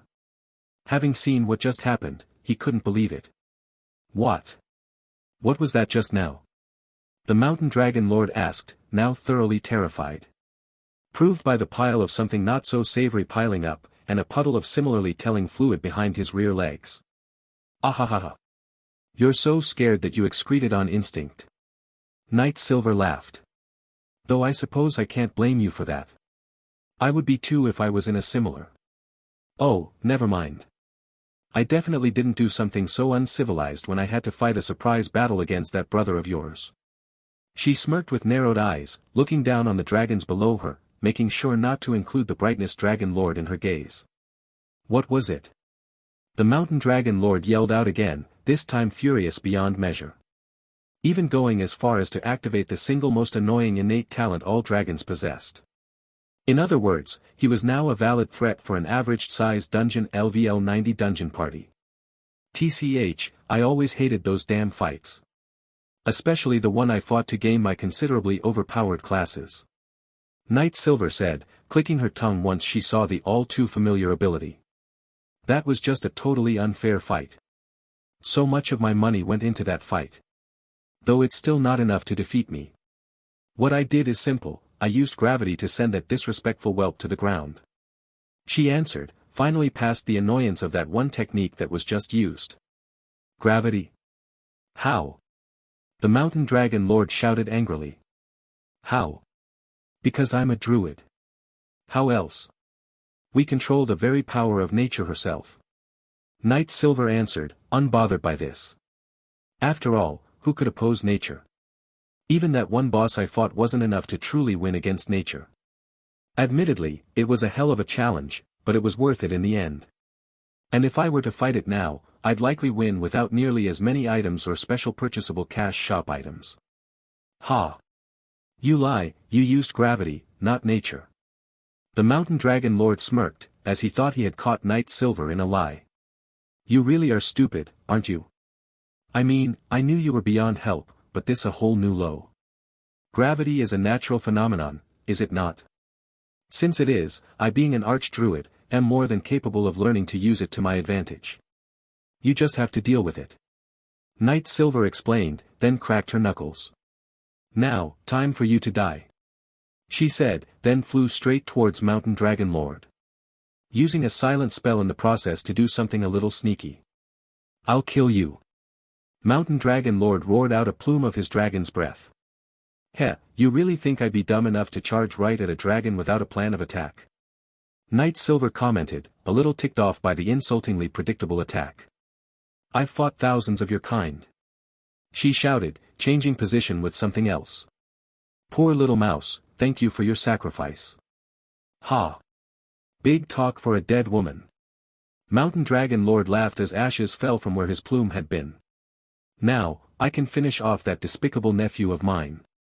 He said, turning his ire-filled gaze towards Brightness Dragon Lord, who was already broken, beaten and bruised. Ah, help me uncle. A dragon lord squealed out. The mountain dragon lord turned to see the other nephew's plight. His tail had a delicate-looking hand wrapping around it with a grip that would put industrial vice grips to shame. From behind the large body of this dragon, Mountain Dragon Lord saw. He saw it, the flicker of a shining silver hair. What? How? You should be dead. Mountain Dragon Lord roared in confusion. How? Night Silver replied with a teasing confusion about her. Then raised the dragon she caught by the tail overhead and swung him around in circles, causing the dragon's eyes to bulge. HHH, this is way faster. OUCH, my tongue, faster than flying. The dragon screamed in utter terror, biting his tongue in the process, causing a tiny stream of blood to fly around in a circle trailing just behind his own motion. Didn't I already answer your question? You know, before you asked it. I've fought your species far more times than any other creature. In that place dragons were meant to symbolize the ultimate obstacle. And only one existed that I had a hard time with in single combat. Night Silver answered as she continued spinning the dragon around her. To be quite honest, I'm shocked I held back this whole time. You'd already long since been harvested for parts if I hadn't let my new friend fight for the sake of his pride. She shook her head calmly. Mountain Dragon Lord stood there, staring at the sight of his enemy. What? What is she? How can she handle the weight of a dragon just like that, like it's nothing but those primitive weapons the humans once used? He peed himself once again. She's terrifying, I can't even help but disgrace myself like this. He started shaking, quivering with terror. Fear filled his eyes. The only thing keeping him standing upright now was. I see you're scared, you should be. Night Silver smirked as she started a slow yet consistent walk forward. Each step she took seemed to defy the force generated by the dragon spinning around her head now. This should be the final straw on that pesky pride of his. Once that's gone, he is done. Brightness Dragon Lord managed to make a couple of his claws move. Am I scared of her too? That's not fair. I'm her friend. Were all of her friends like this around her? I feel ashamed. Don't worry about it, friend. I'm using a skill that makes dragons fearful of me. I've tried protecting you, but it seems the spell is wearing off as your magic is depleting. Knight Silver said with a kind, warm and friendly smile. Forgive me, my friend. Even if it is a skill you speak of that has caused me to feel this way. Brightness Dragon Lord started replying. His eyes only seeing that smiling face and a breeze blowing Knight Silver's hair around. A bright silver color like that of the moon's radiance. And that of my scales. He thought and then started making an active effort to move again. He was clearly heavily injured and had lost many scales during the fight. Even so he still managed to stand up. If fear takes hold of me, I'll replace it with the care I have for my friends. Even new ones though they may be. He spoke out as blood flowed from some of his more serious wounds. With Knight Silver's other hand raised, aiming for Brightness Dragon Lord. She launched a spell with silent casting. It wasn't the greatest spell for healing, but it was enough to aid in making severe injuries less severe. Please deal with that for now. I'll give you some much better treatment once the slaughter is over. She said with a giggle. Who would have thought that two dragon lords are after my affection? TSA seemed to have feelings, but they didn't really feel genuine. But Brightness here. He is different. He wants to transform down to me at my preferred form, an ability not yet known to him yet, and is determined to see it through. He might be worthy of a little more than just friendship, we shall see though. I shall bear witness to your acts today. Brightness Dragon Lord smiled roughly as he sat down, and instead of healing his injuries, he remained focused and not miss a single moment of the battle. You can't be serious. Mountain Dragon Lord shouted with a half-hearted roar. His panic was settling in, the monolith of his pride began to wither away. The panic he felt could be seen from how he trembled, spoke, and even in his breath. Uncle, help me. The Dragon Knight Silver spun like a helicopter blade, shouted out in a display of utter helplessness. Mountain Dragon Lord was paralyzed in place with fear. His fear messed with his mind enough that the sight before him, it was just any dragon being swung around, it was himself. In the meantime the fourth dragon, the one that had been slammed into the ground by Knight Silver's earlier attack, started to crawl their way out of the crater they had formed. Every step they took was a clear sign that the dragon was disoriented beyond belief. He was muttering aloud, yet it was meant for himself. How? What? What happened? As his body had finally managed to come over the lip of the crater, having used some of his own scales littered about his footholds. Just at that moment, Knight Silver suddenly felt incredibly lighter. Oh, he's gone. I guess they aren't that durable yet, huh?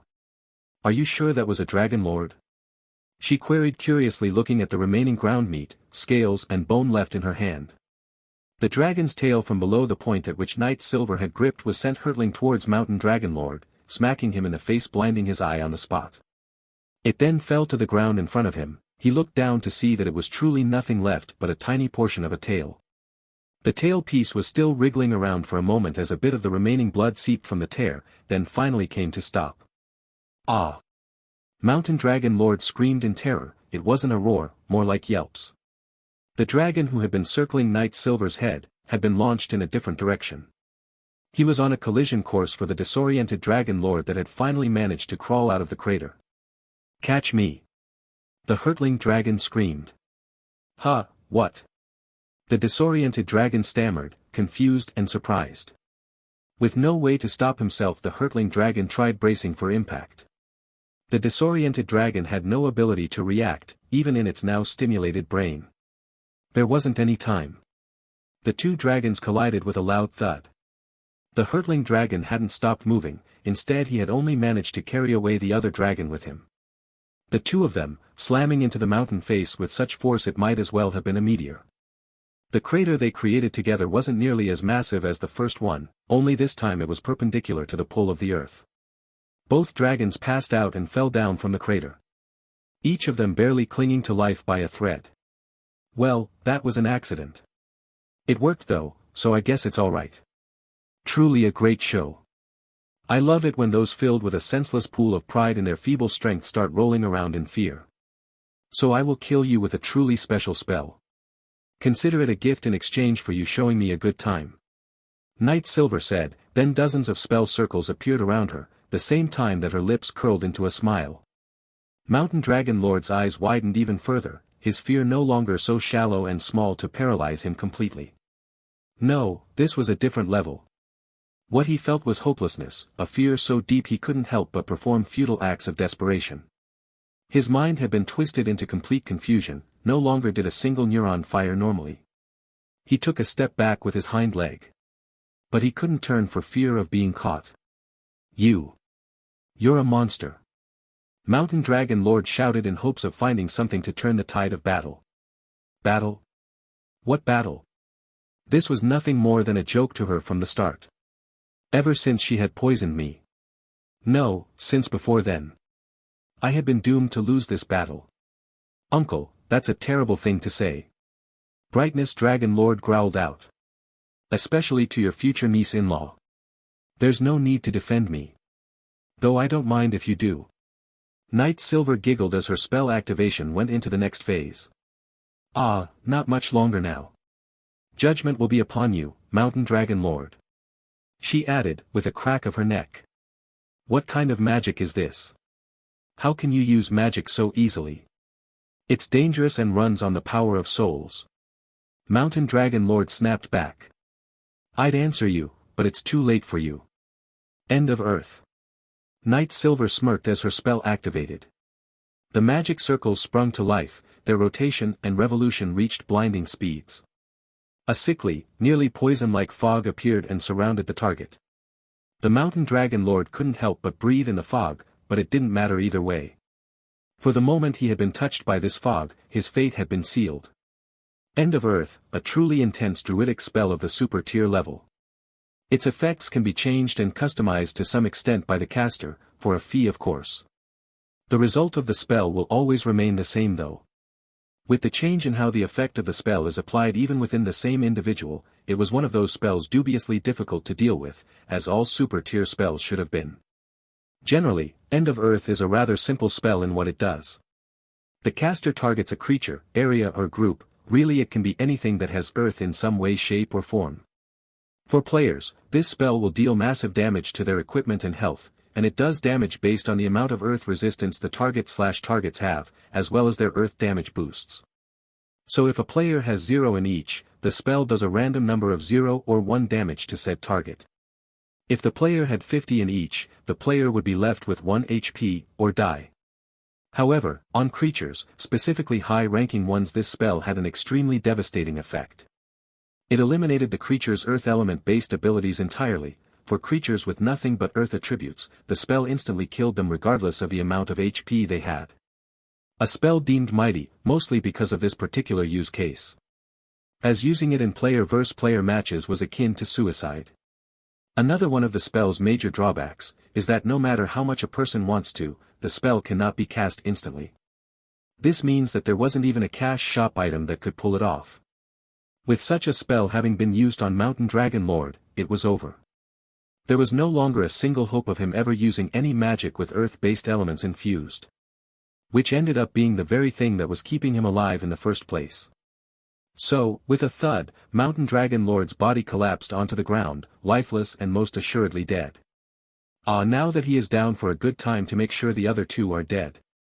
Knight Silver stretched, her body moving in a naturally sensational manner. Sil. Is it possible to save those two? Even as prisoners? They were forced to grow up under the Great Dragon Mother's rule. It's possible they come around once the lies are removed from their worldview. Brightness Dragon Lord asked, a little timidly. I know I'm asking for a lot, but they are much younger than I am. I'd rather see them prosper than otherwise. You don't mind if I use them as living test subjects then?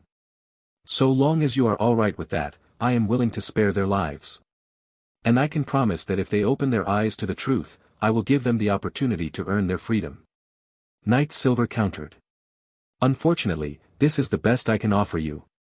Both of them committed acts against you and myself. She explained, hoping that would be enough. I'd really rather not have to do anything drastic after all of that. It could sour relations with the others elsewhere. I see. In that case, can you limit whatever you have planned for them to something that wouldn't cause too much strain? I believe they will come around sooner if they were to be treated well.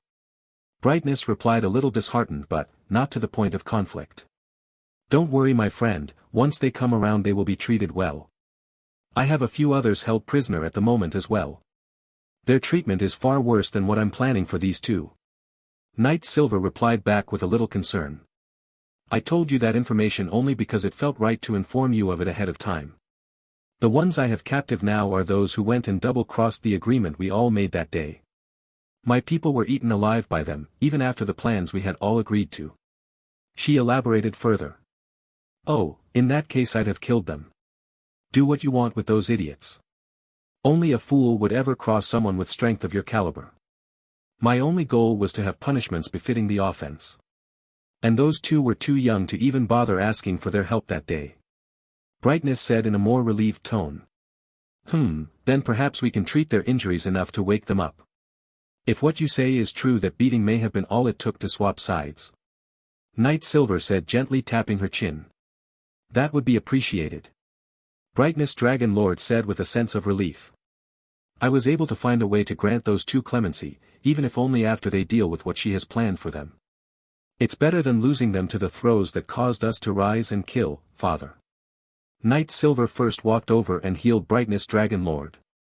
It took several spell casts to reach a point where he could move on his own with some ease. Knight Silver could have used her crown's power to instantly recover her friend's injuries. But that was meant for emergencies, not for slow times like these. Every time I see your magic, I grow more intrigued and impressed. Brightness Dragon Lord mentioned as he tested out his newly healed body. Even my scales have regrown. Well, most of them have. He added in a bit of a shock. Now even he was curious why that happened. I guess I should run a few experiments. If you can regrow a scale every time I cast healing magic on you, I wonder if the other dragons I captured can. I know their tails can be regrown. So, perhaps there really is something to it. Knight Silver mentioned, gently petting the regrown scale. Oh. Sil, that area is still very sensitive. Brightness blushed. Sorry, I couldn't help my curiosity. I'll refrain from using you like that again unless you give permission. I'll save the painful stuff for that particular one. Knight Silver quickly replied but also realized that Brightness had a very different expression on his face. Oh, that must have been his special spot, a turn-on so to speak. Nice. It's, alright, let us go grab the other two. If they are willing to swear loyalty then they will be of great help in moving those people around. Brightness said, taking a step forward. I don't mind carrying you and some cargo. But I'd rather not carry anyone else if at all possible. He mentioned. Knight Silver smirked and jumped up, landing gently on Brightness' back. I see, then I guess I will start by riding you now. She giggled for a moment. Though, I'd like you to make an exception for some. There are young children that seem rather attached to me. I'd like to have them ride with me if at all possible. She added. Children huh? I wonder what that would be like. Brightness said wandering off in thought. Hey, Earth to Bright, what's wrong with you? You mention children and go off into your own little world. You want some, don't you? Knight Silver teased. Sorry about that Sil. I don't know what happened. I feel different than before and that talk just got something stirring. Odd. Brightness stammered. Oh. I guess that makes sense. I also leveled up a couple times. I'm almost back to peak power. I feel stronger when liberating, so perhaps it's a job class like Liberator that some had as a role-playing class. I couldn't see much use for it but here, it could prove useful. It feels like a high job class and right now. Somewhere around level 3 or 4. I feel closer to level 96. So it should be level 3. Knight Silver explained, inspecting herself through vague senses she had. A shame the console doesn't exist here. I'd be able to tell for real. Oh well. Say, these levels you speak of, can you tell me more? And maybe more about what you said makes sense for me to think so differently. Brightness asked, just as the two of them arrived at two collapsed, yet alive bodies of the other two dragons. In short, The reason is largely due to my own speculation since I know very little of this world. But it does seem like your species has a lot in common with the dragons where I'm from. For instance, my special skills work against you guys. I'd be dead right now if they hadn't. Your father was a powerful foe. Ideally I wouldn't have taken him on alone, but I had been dropped in there. Anyway, the lore of the dragons where I come from says that once they reach around level 85, they are said to begin looking for a mating partner. Knight Silver explained, jumping off of Brightness back, landing just a little ways to the side. And that uncle of yours was no slouch, I just happened to be the worst kind of opponent for him. Actually, he specifically could find no worse opponent ever. Unless I was level 100. My build is a bane on just about anything that goes against nature. Perhaps, I'll tell you about why another time. She continued, with a stretch. With the way the dragons had landed, it could be dangerous for them if they were to wake up in that position. So when Knight Silver walked up, she used a druid spell to create and control vines that picked both of the dragons up, and laid them back down facing each other. Yet another rather impressive feat she managed to pull off.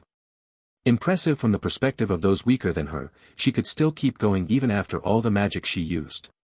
However, for her, this was simply another trivial matter, certainly nothing like fighting a boss in the game, much less than that when compared to the boss she had to fight to gain access to the classes that granted her such might. Alright, I'm going to heal them enough and then wake them both up. I won't be letting them recover completely though. Knight Silver said, holding a hand over each of the dragons. Double minor cure wounds, and, double status nature's rousing, she called out her spells softly. The two dragons were wrapped in a shallow glow as some of their wounds healed and their eyes started opening. Knight Silver stood there a little proud of herself. And then the dragon she had used as a projectile began quivering, and so too did the other. This hell isn't over. The trembling dragons asked. Oh, it's possible to end it soon. You've been given a chance at clemency. You can thank your elder brother for that. Hear him out and make your choice. Knight Silver smirked, pointed to Brightness to take over. This way, it's his responsibility and cannot blame me if the two refuse. Perfect. Brightness chuckled for a moment and then made himself look strong and regal. Holding himself upright really gave off the imposing feeling that he had grown a noticeable amount after the result of the battle. He was now nearly as large as his uncle had been before. Which was quite the nice boost for him, and it would make the two brats more amicable to listening. Little brothers, I suggest you listen closely and don't interrupt me. Nod your heads if you understand. Brightness began, pausing to wait for the appropriate response. Good, you have a choice to make. Either option will allow you to live, but one is clearly the better choice. First, you can choose to surrender to Lady Nature's mother, Knight Silver, a dear friend that helped immensely during our battle to overthrow Father. Or you can choose not to do so and live a rather hellish experience, one you won't have the option to get out of for quite some time. He explained, staring into the pair of dragons' eyes. There was a long silence as the two dragons thought about their options. On the surface it doesn't really feel like a choice, but that's just because they are on the receiving end. Otherwise they'd be equally pleased to offer this deal as they are frustrated to receive it. It was an ultimatum, one where they couldn't even choose death. Note that I pleaded with my dear friend to give you this choice. You were too young to be brought to the fight against our father. Even Sanadorcus might have been a little young too, but his particular skill was needed. Brightness lamented, remembering how he wanted to oppose bringing along such a young sibling with them that day. Anyway, as a result of your absence from that battle, you had no idea the strength that my friend here is capable of. Today you have learned it firsthand. He continued with a light sigh and relaxed for a moment as the injuries were still slowly healing. Oh, I was also holding back considerably. If I had wanted to, I could have ended the fight much faster. In fact, I was originally attempting to make that idiot surrender. Unfortunately, a dragon's pride really is difficult to swallow. Knight Silver spoke up with a smirk, shrugged and shook her head exasperated. The pair of dragons got a whole new sense of fear when they looked at her. Well, it's time for your answer. Brightness said with a threatening growl. Brother Brightness, I won't be turned into a meteor again, will I? One of the dragons timidly asked. Pfft, now I see why you wanted me to spare them. They really are too young to fight. A shame they were used by their mother in such a way. Knight Silver giggled with a spit take. And I won't lose my tail again, will I? That really hurt a lot. The other young dragon asked. Yes, they are still capable of being cute. The Great Mother made a big mistake sending them out this time. I had once thought there could be some reconciliation between us. However, knowing that these two would be helpless even before myself, yet sending them out anyways. She doesn't deserve them anymore. Brightness chuckled, half-heartedly. He was mostly furious. Yeah, it seems like she doesn't mind losing the weak ones. Well, in my care they won't be weak for very long. That is of course if they vow to support me. Knight Silver said, giving the two dragons another look. This time it wasn't filled with terror-inducing fury. Rather it was a kind and gentle look, one that seemed welcoming. Let's see here. Oh, I'll teleport those cuties over here. You can ask them about how I'll treat you if you make the right choice. She continued. Suddenly two absolutely adorable tiny little fey creatures appeared, each taking a rest upon Knight Silver's breast and gave her a hug. Mommy! The two shouted, rubbing their adorable and tiny faces back and forth. Hey there, you two. These two dragons here have to make a choice. Tell them what it will be like if they make the right choice, by surrendering to me not as captives but subordinates. Knight Silver giggled, gently petting the two of the fey creatures with her finger. This feeling of them rubbing into me was odd at first, but I'm used to it now. I quite like this feeling. Is this a mother's skinship? You can do that for me, right? She asked. Yes, Mommy. The two fey creatures said, lifting their heads up to sit upright. The two turned to face each other, this way they could look at the dragons sideways while staying close to Knight Silver. Mommy treats all of us really well. The one fey joyfully said. We get tons of food and anything we ask for. The other one added, raising her arms up in an expression of her joy. On top of that. Mommy is Mommy. The two spoke together, and then laughed in unison. It was a simple but cute display. Ultimately it didn't help explain what the results of the two dragons' choices would be. What did though, is how Knight Silver acted with the two fey creatures. Instead of being angry at the nonsense the two of them had said, she simply giggled along with them and rubbed their tiny heads with a gentle touch. You have nothing to fear if you... Knight Silver began. Can I call you big sister? Calling you Mommy doesn't feel right. The crater-forming dragon asked. Me too. Big Sister Silver. The hurtling dragon added. The pair of dragons both perked up a little bit, hopeful for a positive answer. Meanwhile, Brightness blushed harder than ever. I don't think that's... Brightness tried to answer first. Very well. You can think of me that way if you wish. I have no problem with that. Knight Silver smiled. It's not like I can't transform either. So I guess it can work out. Actually, it might be for the best to show you, but first let's get the two of you healed up. And since you're under my protection you don't have to go back to that terrible mother of yours. Okay. She added, casting an area heal for all three dragons to benefit from. The healing effect didn't last long but it didn't need to. All three dragons' wounds were healed completely. Brightness felt stronger than he had ever been before, along with a few other feelings that seemed new to him at first. Now though they were rather normal feelings. The two younger dragons on the other hand didn't feel the same way. Yes, their wounds were healed, but they didn't get any experience from the death of the mountain dragon lord. This was to be expected given that if you could even consider their actions to be meaningful. The only time they did anything was while on the same side as the one who died. Whoa! Mommy, your magic is amazing as always. The young male fey creature expressed with large eyes. Well, of course it's amazing. It's Mommy after all. The young female fey creature retorted, holding her tongue out and pulling down her eyelid, mockingly. Oh. That's right. Mommy, can you give us more brothers and sisters to play with? The two fey asked in unison. Brightness Dragon Lord quivered a bit. Are you alright with them just blurting that out like that? And in public no less. He spoke in an elevated and rapid tone. I mean, isn't it embarrassing? He added, nervously twitching. These damn feelings. No wonder why father was so fidgety, mother must have put a stop to it. Forcing father to. And now she likely has the same issues. Damn, this is not easy to ignore, and she's right here, the one that made me feel this way. Pfft, you're funny. They don't mean for us to have children together yet. They mean the way these adorable little cuties were made. Night Silver answered. Oh, this is perfect teasing material. Thank you so much, my adorable babies. That is, unless you can transform, I may just think about it.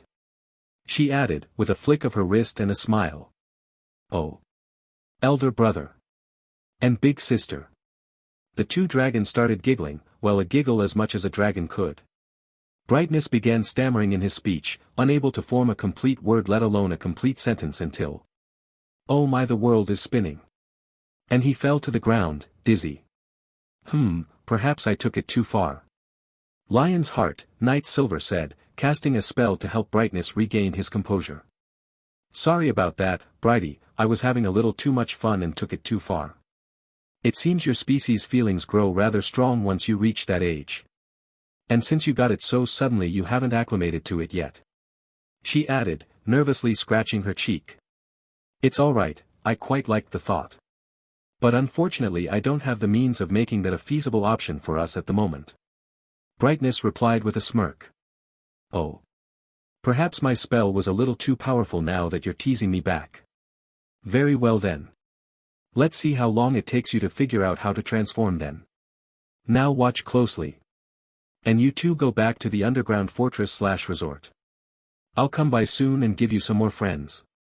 Night Silver said, smirking and smiling all the way. Yay! We have to tell the others. That mommy is going to come play with us again. The two fey creatures said, flying back through a tiny portal and disappearing. Night Silver relaxed and then cast her spell. Draconic transformation, her voice sounded the name of her spell. It was then, at that moment, that her body began to grow in size, become scaly all over, grow wings and eventually, she transformed completely into her draconic form. As you can see, it's not really a comfortable process by any means. Night Silver mentioned, in a deeper draconic voice. Though this form has some incredible benefits, it's worth it to use this spell. She added, flapping her wings a few times before closing them down to her body. I see, it also seems like the strain on your beautiful body is too much to hold for any lengthy period of time. And is why you can't bear, in that form, even if you have the ability it would be too much. Brightness said, looking closely, even in areas that were a bit suspect. Pervert. Night Silver said, jokingly teasing Brightness. But yes, even though that is a rather impolite way to put it. If it wasn't impossible, it very nearly is. She added with a sigh. And looked where the sun was. Since we have some time before the winged humans are ready to move, let's see you try coming up with a way to transform down to a more humanoid figure. She explained with a smirking tone as she slowly returned to her normal form. She may have been an elf, but elves were humanoids, so it fit. Big sister is amazing, I don't think I could even come up with a way to pull that off. So cool. The dragon who'd been forced to impersonate a meteor said with a near reverence that bordered on the same level as the others that followed Night Silver. Elder brother. Are you even able to pull something like that off? The other dragon asked shyly. I don't know, but I'm certainly going to try my best. Brightness replied, sitting there deep in thought about the process he just witnessed. Ah, what individuals will do for love. Night Silver teased. By the way, don't ask me to show you again for a little bit, I don't mind showing you again, but it really doesn't feel good. And without a potential reward at the end of it. I'm less inclined to do something that causes me extreme pain. She said, which only added fuel to the fire. Well then, let's see, the two of you, what are your names and your elements? She continued. My name is Moijit. I'm the one you spun around so wildly. The young dragon Night Silver had tossed into the other said. My name is Frersis, and Big is the one that taught me what it's like to be a meteorite. It was a rather impactful experience I won't soon forget. The dragon, twice impacted said in a seemingly intrigued tone. With a mildly proper introduction made, Night Silver relaxed and looked around. I really should break down the corpse of the mountain dragon lord. The materials I could gain from it will actually be of at least some use. I just wonder if now is a bad time to do it. Sister. Is there anything we can do while we wait for my brother to make some progress? Moijit asked curiously. I do suppose having the two of you help clean up the area would be helpful. There is something I do need to do before it becomes too late. Night Silver suggested, as her eyes glanced over at the giant dragon corpse. Ah, you want to harvest the usable parts from him. Frersis noted, standing up. We will start by clearing the rubble while you do that messy business, sister. He added. Huh. Oh, yes, I'll go and collect anything that still might be of use to you, sister. And then I'll help with the rubble. Moijit said, snapping out of a momentary confusion as he realized that he too didn't want to see his uncle being carved up. Brightness simply sighed as the two younger brothers of his walked away to begin working. I think this will be good for them. It certainly beats being under our mother's control. He said, in a mild musing tone. Don't worry too much about those things, my friend. You have a more important task to worry about now, don't you?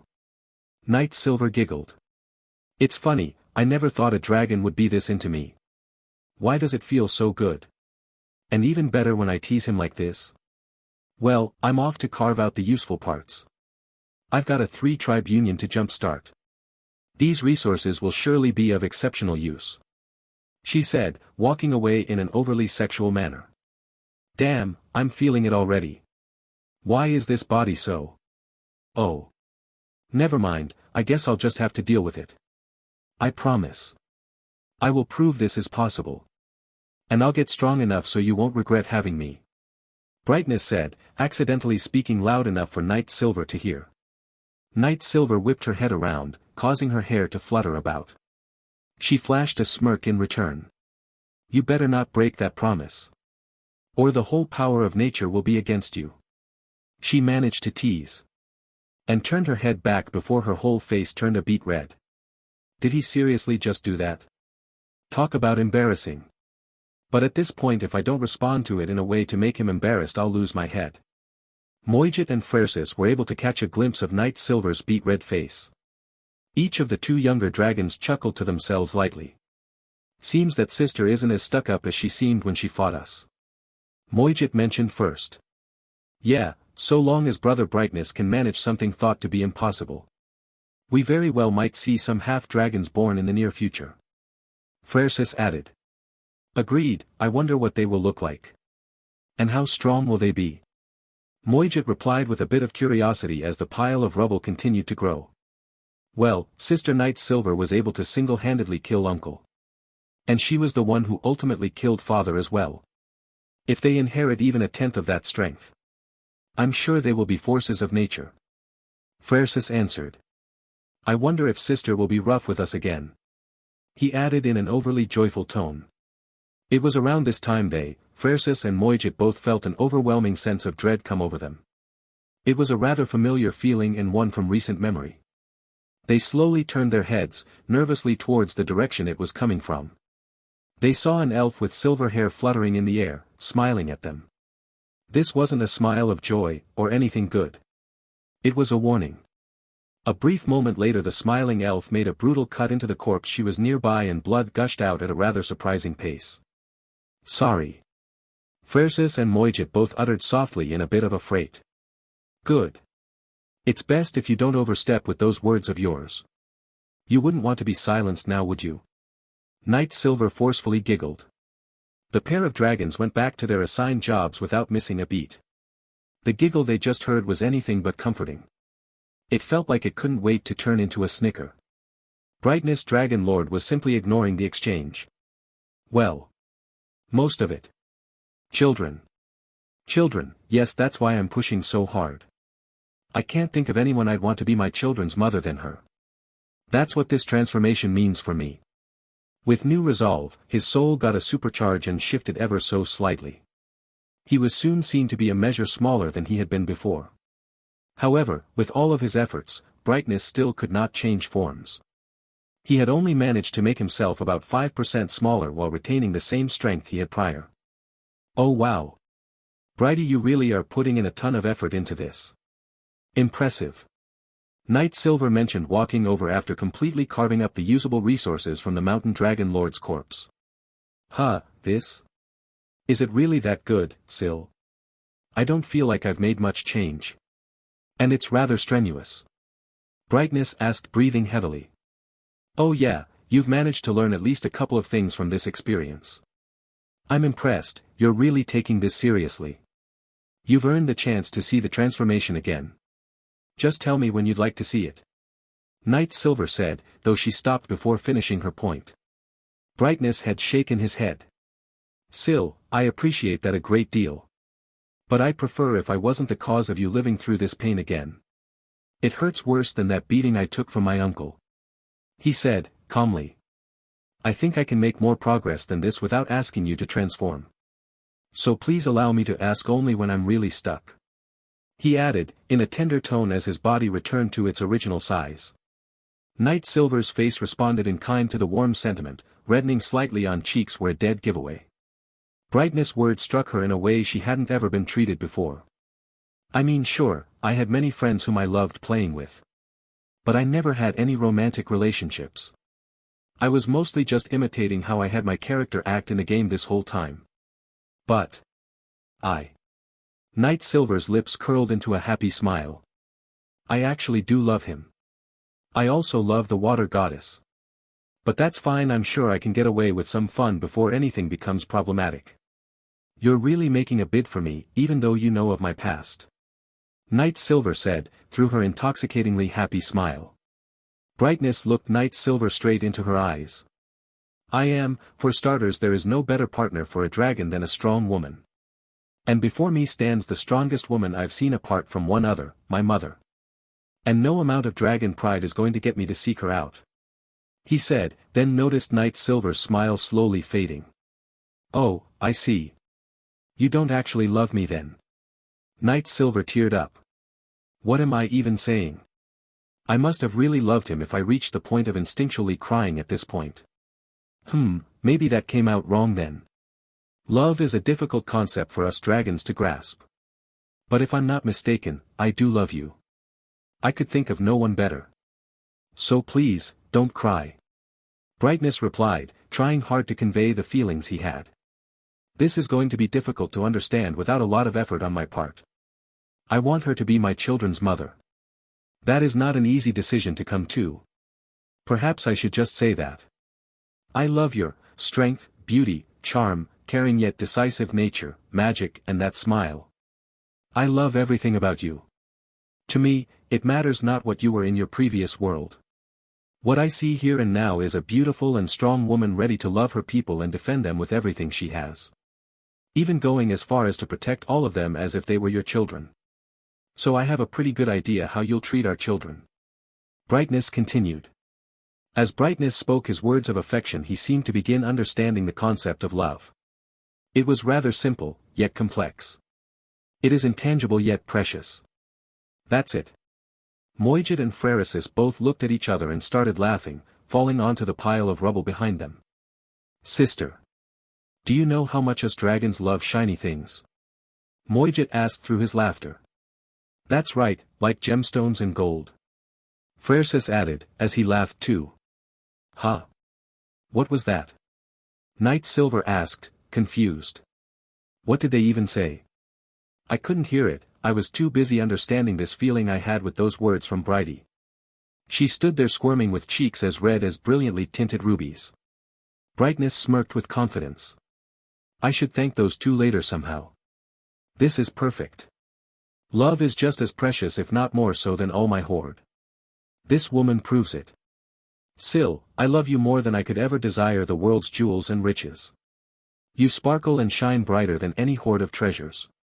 He said, as his tail quivered. The two younger brothers paused their duet of laughter for a moment after hearing their big brother speak. Then in perfect sync they turned and looked at each other. Both had a spit take, and the duet of laughter began again. This time louder, and they rolled on the ground. Brighty, when you speak like that, you make me impatient. Promise me you'll finish learning that transformation within a year. Knight Silver said, as she recovered from her momentary squirming. It'll be an earth-shaking event for sure. Together we will share an intimacy transcending our births. I can hardly wait. She continued, rubbing her hands along her body sensationally, ending her speech by licking her fingers in a rather enticing manner. With the rate I'm going and motivation like that, I'll make sure that I finish this transformation in time. Such a task is only right I pull it off. Brightness replied, with an almost arrogant confidence. Moijit and Frersis were still laughing along, enjoying the hilarious scene before them. Though it ended after the sense of outright repressed sexual tension in the air was replaced with something a little more serious. Two little brothers, so then, what's been so funny? Night Silver asked, cracking her knuckles. Ah. Please, don't hurt us, sister. We were just laughing because Big Brother Brightness has been acting all gushy. Moijit all but screeched in a pitifully fearful high-pitched voice. That's right, big sister. We just haven't seen Big Brother like that. For that matter, I've never seen any of the dragons act that way. So brother must really love you with everything he has. Frersis added in a similar panic. The two young dragons were now clinging together in a dramatic fashion. I see, so you aren't just being purposefully annoying. This cross-species stuff is going to be annoying at first. I wonder how my people will react. I know I was surprised by how I felt. Night Silver said, calming down.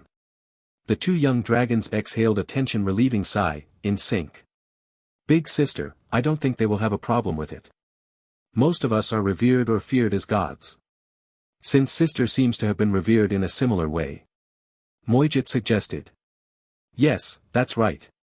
If anything, it will make Brother Brightness seen as a more benevolent god. I doubt it would cause you any trouble. After all, it seems you and your people have a two-way shared sense, like love but different from the one you shared with brother. I'm not exactly sure that's right considering this is the only example of that emotion I have seen. Frersis continued. Night Silver thought about it for a moment and then connected the dots in her mind.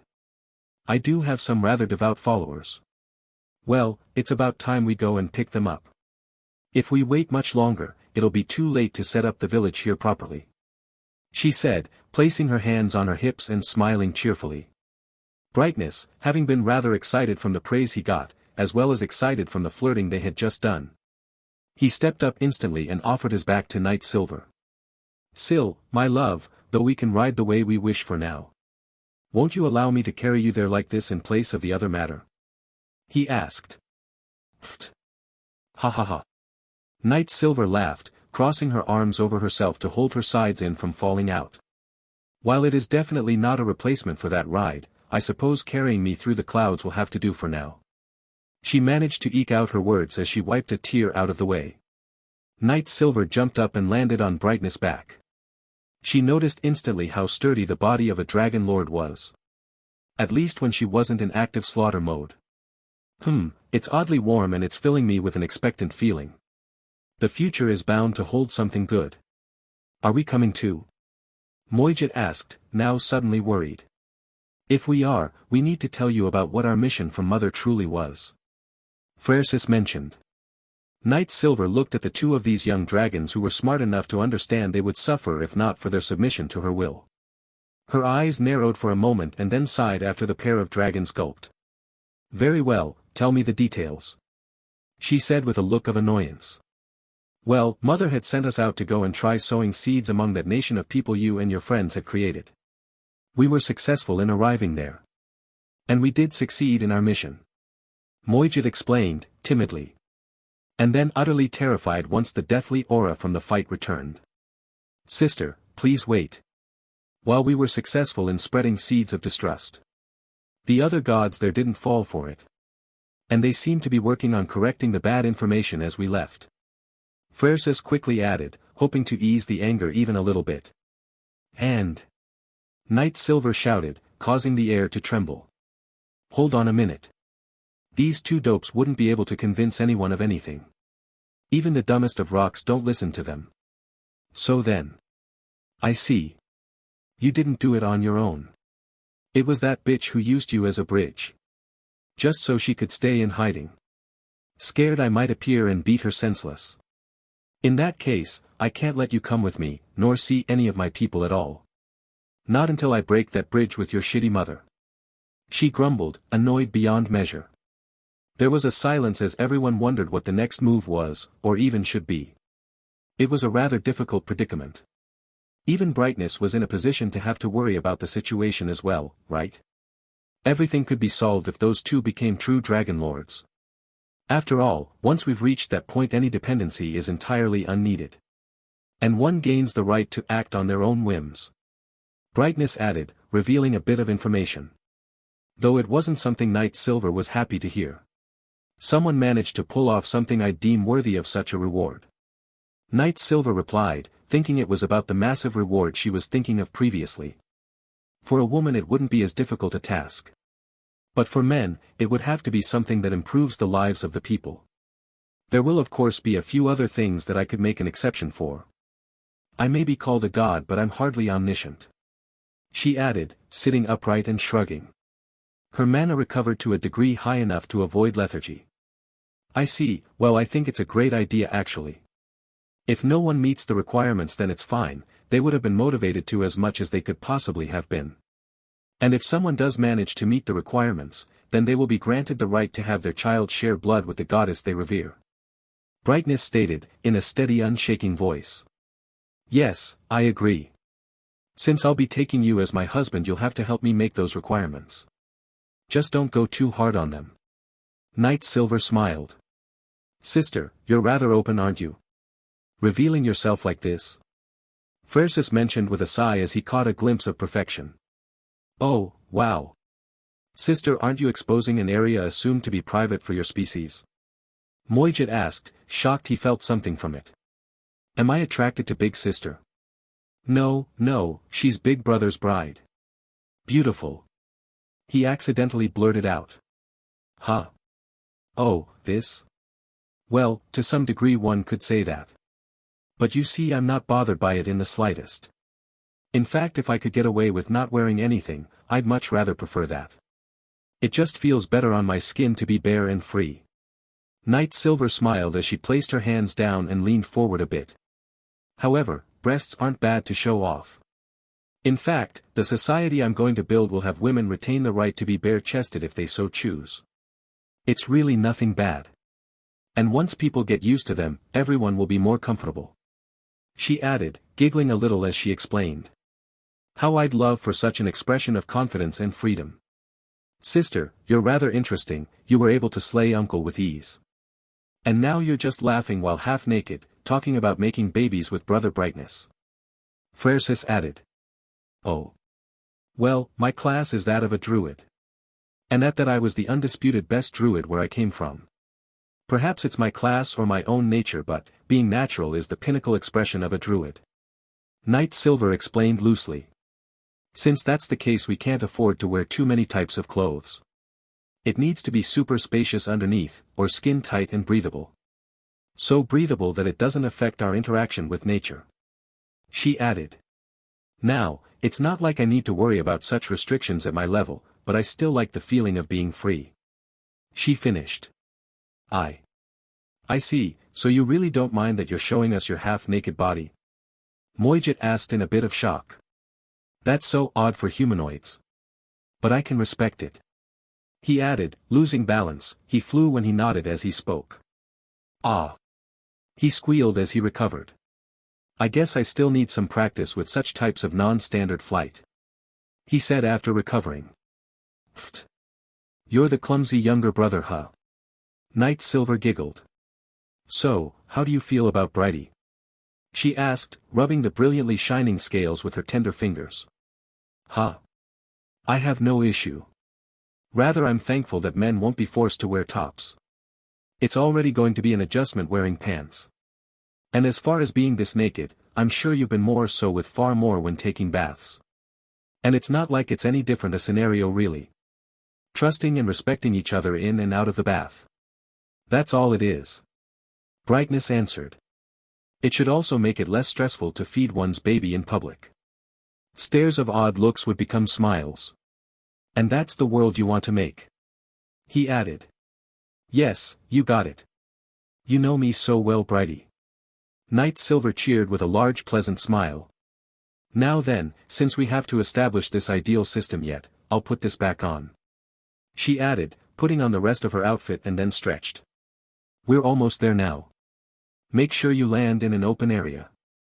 And once you land, lay down and look like good little loafs. She giggled, though there was a slight seriousness behind her tone, a deathly one. The Winged Humans Village. A sudden sense came over everyone there. Not everyone knew what was causing it, mainly the young. However, the old knew exactly what that felt like. The terrible presence of a dragon, well, it wouldn't be fair to consider it to be terrible this time. Elders, I've personally felt what it's like to be around dragons at both extremes. I don't think this time is bad. But it is a little hard to tell. The dwarven leader mentioned, in an impromptu meeting. The topic of discussion, the overwhelming sense of a dragon's impending arrival. I agree with the dwarven leader. However, I will add something that he seems ill-equipped to sense. Do forgive me for any offense, but you do not share any kinship with our goddess, our mother. It's only natural you'd have a harder time sensing her presence. The elven leader added. I can feel mother's presence amid the dragon's presence. Though it's much fainter than usual. She must have had a tough time. He continued, with tears welling up. Ah, no offense. Though I must admit, I'm a bit jealous of you. I wonder what it feels like to have such a close visceral connection with the goddess. It must be a wonderful feeling. The dwarven leader said with an annoyed chuckle. Are you both certain of what you say? The three elders asked, trembling as they held on to each other. These three remembered what it was like that day the dragon destroyed their home. It was their only experience with them ever, it's only natural that they'd be scared. Yes, let's go and make sure there is a clearing available for them to land. Dragons can be rather large after all. The elven leader said, without a single hint of worry in his voice. Also, it would do you all some good to have more faith in Mother. She went and fought such a terrible battle just for you. Can you not at least respect her enough to properly welcome her back? He finished as he left the tent. One elder tried to speak. However, the words didn't find their way out. Instead, he looked to the dwarven leader for assistance. Ugh. Alright, fine. I agree with my elven brother. You three should have more faith in Mother Goddess. She is the strongest of them all. And was the reason the Dragon Emperor was defeated. Unless it happened to be the dragon's great mother, there shouldn't be much difficulty. The dwarven leader relented, explaining the situation and scratching head trying to come up with the best words to bring up. Then, what about the faintness of the goddess' presence? Another elder gulped. Serious? Obviously Mother Goddess had to do something that required that power. The dwarven leader mentioned, barely managing to keep himself from clicking his tongue. How about this, you can ask Mother what happened when she returns, make no mistake she will return. He finished as he also left the tent. While the elders cowered in their tent, talking amongst themselves in momentary pauses on their trembling. The vast majority of the others at this village were gathering together. Even the warriors of the winged humans, while a little scared of the pressure they felt. They stood with the dwarves, elves, and the few regular humans who had chosen to follow Night Silver as their deity. A large area of the village had been cleared of everything that could be of value. And with everyone gathered, facing the direction of this area in expectation, it was quite obvious that this would be the place where the dragons would land. Right around the time when Night Silver had sat up and stretched, just before her conversation with the other dragons and reclothing herself. The elven leader took a step forward and turned to face everyone. Thank you all for gathering here. Mother is returning shortly, I just felt her presence spike. She is without a doubt victorious. The dragons with her are likely in some sort of relationship with her now. The elven leader announced, attempting to abate the fears of the winged humans. Hopefully with this explanation our new friends can break their fear and avoid shaming themselves in front of Mother. That would be disastrous for them. Well, maybe not. Mother is rather nice, kind and caring. Ahahaha. Of course Mother would do something like that. She is a goddess after all. Even dragons would have to respect her at the very least. The dwarven leader laughed, suggesting what may have happened. Friends, from what I saw of the goddess, I don't think she would fail in her efforts. I am merely worried about the three dragons approaching. What is their business here? Rocky Breeze explained his worries. Perhaps they've become friends. Like me and my sister here. A winged human girl said with a bright look on her face as she and the elven girl, who first demonstrated the create water spell, held hands. In any case, Mother will return shortly. I'm sure she will explain what happened to all of us in time. Please wait until then. And try not to show any fear. If you do, you might get coddled a little too much. After all, in the eyes of Mother, all of us are children and she isn't afraid to treat us like that. The elven leader explained, while taking a mental note of the elders finally coming out of their tent. About time, cowards. I'll be sure to tell Mother about that if she doesn't already know. At this time, 3 dragons appeared in the sky above the village. After doing a lap around to show everyone that Night Silver had returned, the dragons all landed. Brightness was still in the center. And just as they had been told to do, they laid down almost immediately to avoid any fearful reactions. My children, I've returned. Night Silver said as she dismounted from Brightness back in an overly graceful manner befitting of a deity. She was still just as perfect a beauty as ever. Mommy! An elven girl shouted and ran over, jumping up into Night Silver's arms, getting to rub her face into her mother's chest. Welcome back, Mommy. I missed you. She added, holding back tears in her eyes. Aw, were you a good girl while I was away? Night Silver smiled, wiping the tears from the girl's eyes. Yes, I made friends, and helped with water and even helped with some cooking. The elven girl cheerfully replied with a big smile and then waved for her friend to come over. Night Silver looked and saw there was a little girl from the winged human standing there, with an embarrassed squirm, nervous to run forward. So it was the girl from before, huh? Interesting. Night Silver walked forward, picking up the little girl in her other arm. The two of you are so cute. I'm sure you'll be excellent friends. My precious children. She said, giving each of the kids a kiss on their foreheads. The two blushed and smiled. Aw, you're so adorable. I love both of you. She returned the smile. Yay. Mommy loves us. I love you too, Mommy. The pair of girls replied, practically shrieking with how high-pitched their voices were from the warm feeling they had overwhelming them. Mother, welcome back. We, your humble people, have followed your instructions. We are ready to depart at any time. The elven leader mentioned, stepping up and bowing. Aw, do you want to rub up against Mother too? Night Silver teased. You all did an excellent job. I have returned from the old village successful in battle. On top of killing the evil dragon that took over the homeland of my people, I made 2 other younger dragons submit to me. Night Silver went on to begin her explanation. Their names are Moijit and Frersis. She announced as the 2 mentioned nodded and bowed. As for myself, I am known by the title of Brightness Dragon Lord. And after multiple life or death battles with this wonderful woman, I fell in love and wished to marry her. I will act to protect her people as if they were my own. Brightness Dragon Lord explained his own position himself. I too have fallen in love with Brighty over here. You won't have to worry about him taking me away completely for a while though. We won't be conceiving our own young until he masters his transformation. But you should get used to him. Night Silver smiled. Mommy? Does that mean we can call him Daddy? The elven girl asked, putting a finger to her chin and tilting her head to the side in an absolutely adorable manner. You may call me that if you wish, young one. I won't contest. I only wonder if I have the right to be called such a grand title by someone so adorably precious. Brightness said, slowly and gently leaning his face forward. Aw, poor dragon. I know. The elven girl said, patting Brightness' snout. When you can transform like Mommy, I'll call you Daddy. She smiled. These children take after you quite a bit, Sil. It makes me want to protect their smiles all the more now. Brightness chuckled. Well, you heard my little girl. Better get to work as soon as we are done moving. Night Silver giggled, making Brightness blush again. Mommy, you made Brighty blush. The elven girl laughed. Oh sweetie, I'm sure you helped play a part in it this time. Night Silver giggled in return, as the 2 laughed with their foreheads touching. Goddess. The way she acts with that girl. It's as if that child was really of her own loins.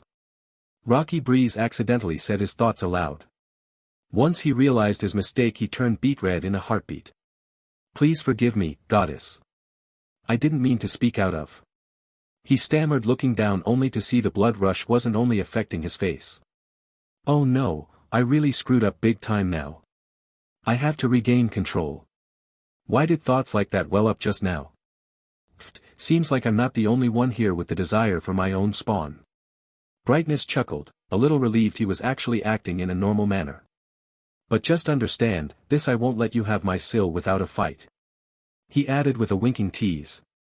Oh no. Rocky Breeze continued stammering, nearly fainting when he heard those words. I would never suppose myself to be your equal, Sir Dragon Lord. He managed to say without fainting. Though his spear was looking rather worse for wear. Brightness looked at the warrior, using his dragon's vision, and smirked. To be able to stand there like that even with the pressure put on you momentarily. You'll grow much stronger, young man. Sil, perhaps that should be one of the final requirements. He said, praising the warrior for his courage. Oh. I was actually hoping to figure out the rules for that before bringing it up to my people. But since you mention it. I feel that is too easy a challenge. Remember, this is not some simple crafted reward. That should be one of the tests for sure, but I'd like it to be about 5 times as potent as what you had just put out. Night Silver said, still cuddling the 2 girls in her arms. I like that idea. But let's have a long discussion about it after we get these people to their ancestral home. Brightness answered, shifting the focus. Even that young man wouldn't survive such a thing. Maybe if Moijit or Frersis had done it. But mine was quite powerful just now. So. It seems that, while she is willing to bear children of heroes. Sil really wants that to be a truly difficult reward to earn. I'm sure she will explain why later. But I have a feeling it's related to how high my position is. Or something to that effect. That's a good idea. Once we're there, I'll give it my all to build a wonderful hot spring. These children seem to have gotten dirty in the last couple days. For that matter, I think everyone could use a nice warm bath. After we can discuss the rules we will follow in all of our villages. I won't interfere with many of the ones that have already been made. However, well. I'll inform you of it later. I have multiple reasons for it, so I hope you don't dismiss it outright. Night Silver said, floating up and landing back on Brightness' back. The children and all those who cannot fly on there will hop on my husband-to-be.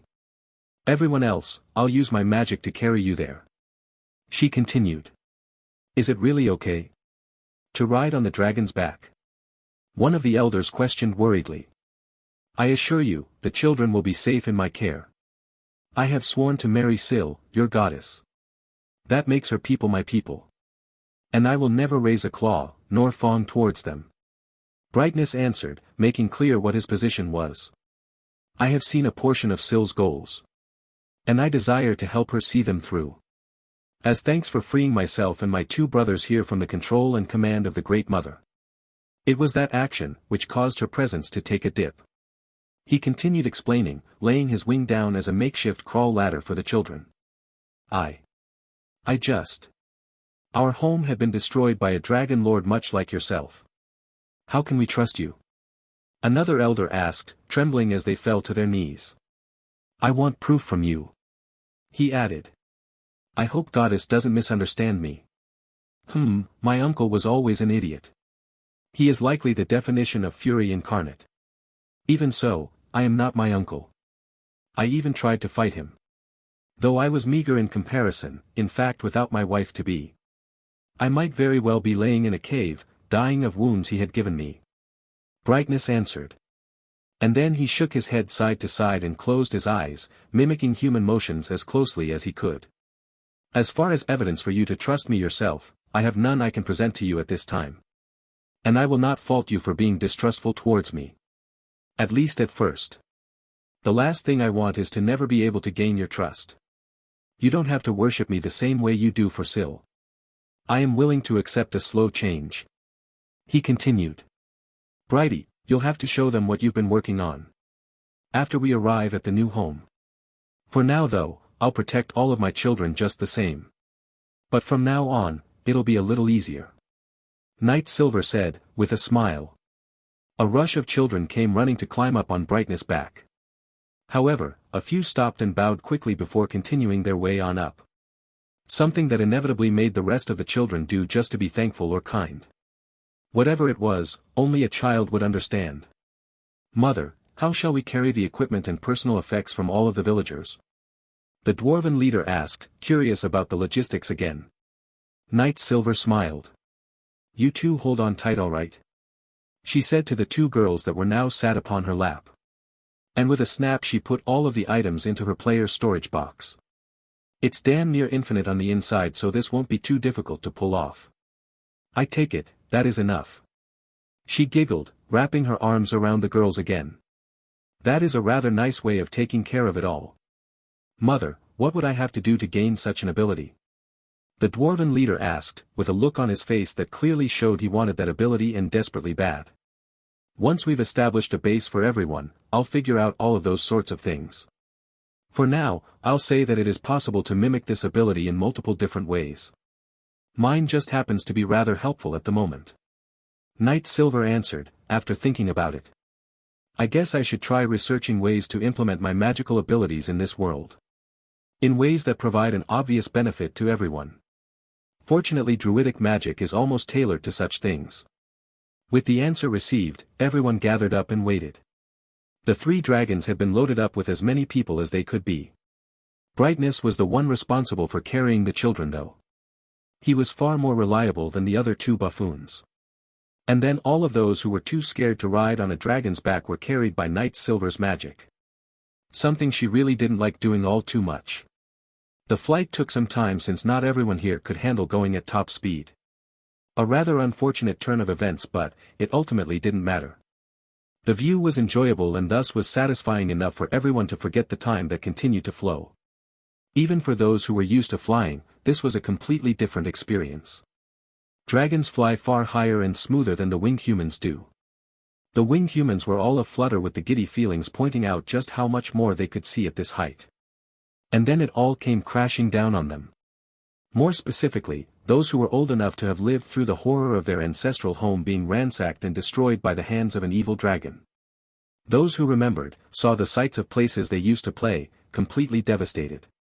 Other, more pious individuals, noticed there was clearly something wrong.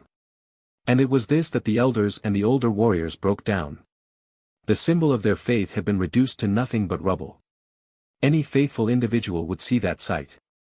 And break down in some way. Landing at the ancestral home of the winged humans. The same place Knight Silver had just fought and killed the mountain dragon lord. The mood was a murky mixture of various emotions.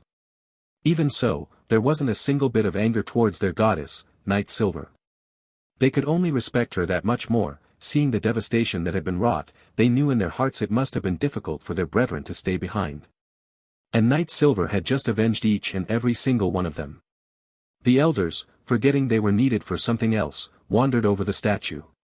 Well, what remained of the statue? It was nothing but an area where a statue had once been. The looks on their faces were difficult to put into words. However, if one tried. Distraught. As they fell to their knees, memories of their pasts came flooding to the surface. Ones they had repressed for fear of losing their composure over the years.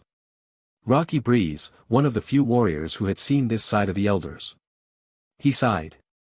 Don't they know we have matters to discuss? They are the leaders of our tribe. He thought as he started walking towards the 3 elders, stopping when a delicate-looking hand on his shoulder prevented him from moving entirely. We have time before they are really needed. Knight Silver said, forcing a smile. I've seen this scene so many times. It never gets any easier. Let them mourn. They've earned that right after the many years of watching over your tribe. If you want, you may also join them at any time. I won't stop you. She added, releasing her hand. Just, if you go there, don't interrupt them. This is something they must come to terms with themselves. Afterwards is when everyone works together to rebuild. She finished saying. Rocky Breeze's face was normally rough enough to know at a glance he was a warrior. However, at this moment, he couldn't help but look like a harmless child with 4 extremely distinct rivers of tears flowing. Goddess, I thank you from the bottom of my heart. He fumbled his words through the tears. I had so many friends here. He murmured on, his voice becoming so soft that sound stopped leaving his lips. Even so. I have the real goddess right here. Why do? He asked, incompletely as his voice continued to fail him. Don't worry about my feelings. That place was more than a place of worship for you. It was a gathering place where you played with your friends. Had large gatherings where games were held. Large parties and any event with many people. Night Silver explained. I'm glad the children decided to go help out with some of the cooking. She thought, and pulled Rocky Breeze close to her and rested his face against her bosom, gently stroking his hair. It makes me happy you hold me in such high regard. You can cry here until your composure returns. She said, as the warrior let loose all of the pent-up tears he's carried through his life. Even men need a place to cry. In the end we are all emotional creatures. If we starve ourselves from feeling, we will inevitably lose our way. After several moments Rocky Breeze finally relaxed and was able to stand tall once again. I must thank you again, my goddess. And forgive me for crying on your clothes. I didn't. He said, still having some speech issues. If you keep acting like that I might just keep you against my breast the same I do for the younger children. Night Silver giggled, with a hand covering her mouth. Now go on and join the others over there. All of you have something in common. And I'm sure that with all of you there, the sight before you will turn from a feeling of loss, to one of future prosperity.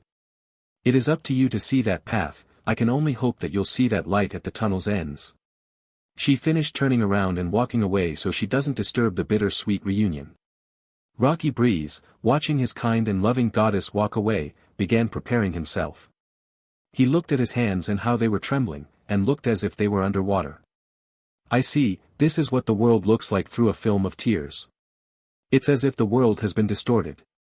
And now I see, goddess, you showed me such kindness.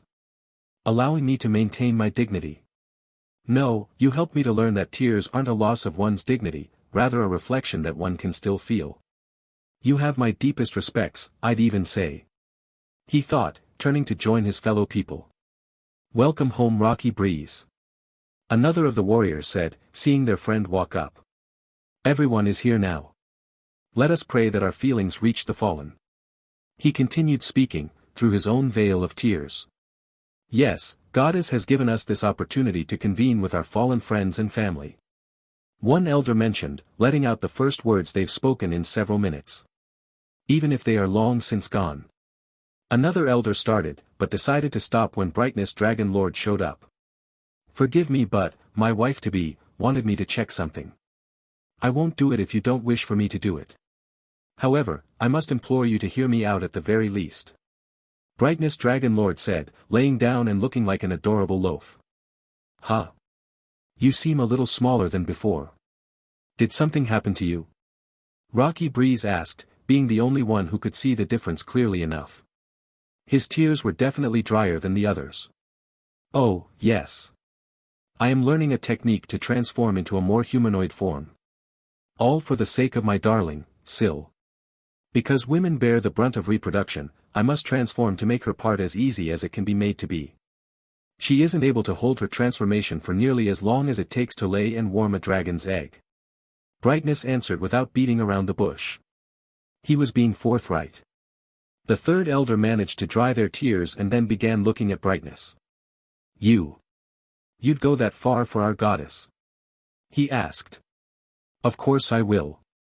And while it doesn't look like it right now, this is no easy process. However, I won't complain, as this must be nothing compared to a full transformation. And my beautiful and strong wife, Sil. She paid an even greater price by showing me the transformation. I wouldn't call myself a proud dragon if I didn't have the drive to deal with this issue. Brightness explained while answering the question asked of him. I see, then what was it you wanted to see? The third elder asked. Brightness exhaled momentarily and then looked into the elder's eyes. I am a dragon lord. My magic is the power of the soul. If you'd permit it, I can use my power to help you all say final goodbyes to any souls that yet still linger here. He explained. However, it will be only this one time. For after this, they will forever be gone, return to the cycle of life and death. To be reborn in a new form. Furthermore, I can't promise that my evil uncle already ate them all. I can promise that I will not consume their souls. They will be set free, the fate they suffer now is one worse than death. He continued, making sure to temper the expectations of those present. Such a cruel fate. This world really isn't nice to anyone, is it? Rocky Breeze said, gritting his teeth and clenching fists to the point of spilling blood. You've had it rough yourself, haven't you, Brightness God? Having to clean up after your family's stupidity. He continued, finally able to relax and nearly stop himself from falling over. Well, I'd like to clear up one thing. There is no amount of effort that will truly clean up my family's messes. I can only do what I can. And in my current state, this is the best I can do for you, the people I must protect. Brightness corrected, shaking his head. I'll be here waiting for your decision. As it is ultimately up to you if you desire to see them one last time. It is a big decision, so take your time. He added, closing his eyes to continue focusing on his practice. And while they do that, I'll try to find the ones not close by and persuade them to come near. The winged humans that had gathered at their old gathering place, were all those who were born in these lands. The desire to see their friends one last time was as strong as ever. Yet there was still a lingering question. One that was removed once the rest of their kin appeared. All of the generations that were born and taught how to live while the tribe was on the move, joined them. It was then that a voiceless, unanimous decision had been reached. Brightness God, we've decided. Even if we cannot see all of them. We would like to give our people's souls a proper send-off. And to let their souls rest at ease. We hope that the warriors who fell are soothed at the sight of their people, alive. We wish for the others to feel comforted in that their kin survived and grew up strong. And finally we desire to put to rest any doubts, our beautiful, kind and loving goddess has returned to us and will protect us from such evils happening again. One elder said, as he and the other two stood, spreading their wings, signifying their resolve to continue on. Brightness opened his eyes. I cannot say for certain which choice is the right one. However, I believe this is the right one. He smiled, opening his eyes to reveal he had been preparing the spell. My dear Sil would likely not forgive me if I didn't help to let these souls rest in peace. I'm also sure that knowing one's people are protected will be helpful. He continued, as his magic activated. All around the gathering, little lights began to shine. Slowly changing form into something else. Not so much a shifting of their shape, more like their form was being lit up to reveal their form. It didn't take long for the magic to take full effect. It was an easy use of brightness abilities. In other words, it was a spell well within his natural ability. The transformation spell he was working on was quite a bit different. He wasn't just manipulating the visibility of things that were already there, he was fundamentally changing everything about himself. This is a good chance. I can use my magic while practicing the transformation spell. Extremely good practice. It wouldn't be a very effective spell if I randomly assumed my regular form while using any other magic. I also don't want to transform while mating. That could cause us both a lot of swelling. While Brightness continued to think about managing his development on the transformation spell, the winged humans began tearful reunions with the souls of the dead that still remained. Some souls were parents of the older generation present, they cried together as all of the living began talking about how life had been. No one made mention of anything in a way that would be seen as a complaint. After all, they were still alive and could continue on. Other spirits of the dead were friends of those present. These spirits showed a cheerful yet jealous side at seeing the life everyone had. Even so, none of them complained about their death. Instead giving thanks for the chance to see the hope they stayed behind to defend, blossoming into a truly fantastic sight. The rest of the spirits were that of the children who never managed to flee. While they were friends with those who were now grandparents, they ended up having that childish connection with their friends' grandchildren. To the living children it was like getting a glimpse of what their family was like all those years ago. And it was during these conversations that the topic of the goddess and riding on the back of a dragon came up. Hearing the mention of the goddess was enough to send the spirits of the dead into a moment of shock, then spirit tears fell from their eyes. The goddess has truly come back to our people. One of the spirits asked in a reverent plea for an answer, their face looked like they were trying to hide tears and keep themselves from crying, they weren't doing a very good job of it though. The three elders nodded and then one began to answer. That's right. Our goddess has returned to us. It was through her grace that the evil dragons were killed. And why the kind dragon behind us has used their magic to let us say our final goodbyes. The elder said, wiping their face once more. Our goddess has returned. Then our sacrifices weren't in vain. A spirit called out. As the spirits held each other. Is it possible to see her? We wish to thank her for not letting our deaths be in vain. And for avenging our deaths.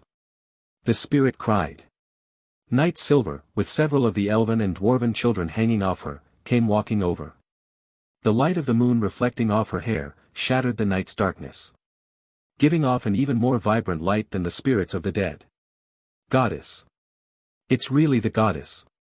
Lady Goddess. Thank you for everything. The spirits cried out, bowing while restricting their movements. However, the spirits of the children who had lost their lives, well, they were still children, and thus they flew over to get closer to their beloved goddess, their godmother. I must have some natural magnetism. This goddess business is rather annoying. Well, it was, but now I feel more comfortable with it. And it gives these people the strength to continue carrying on, forward into the future. Using her mana, Night Silver reached out and patted the children's spirits on the head. This shocked everyone, who saw it happen. It was thought to be impossible to do something like that.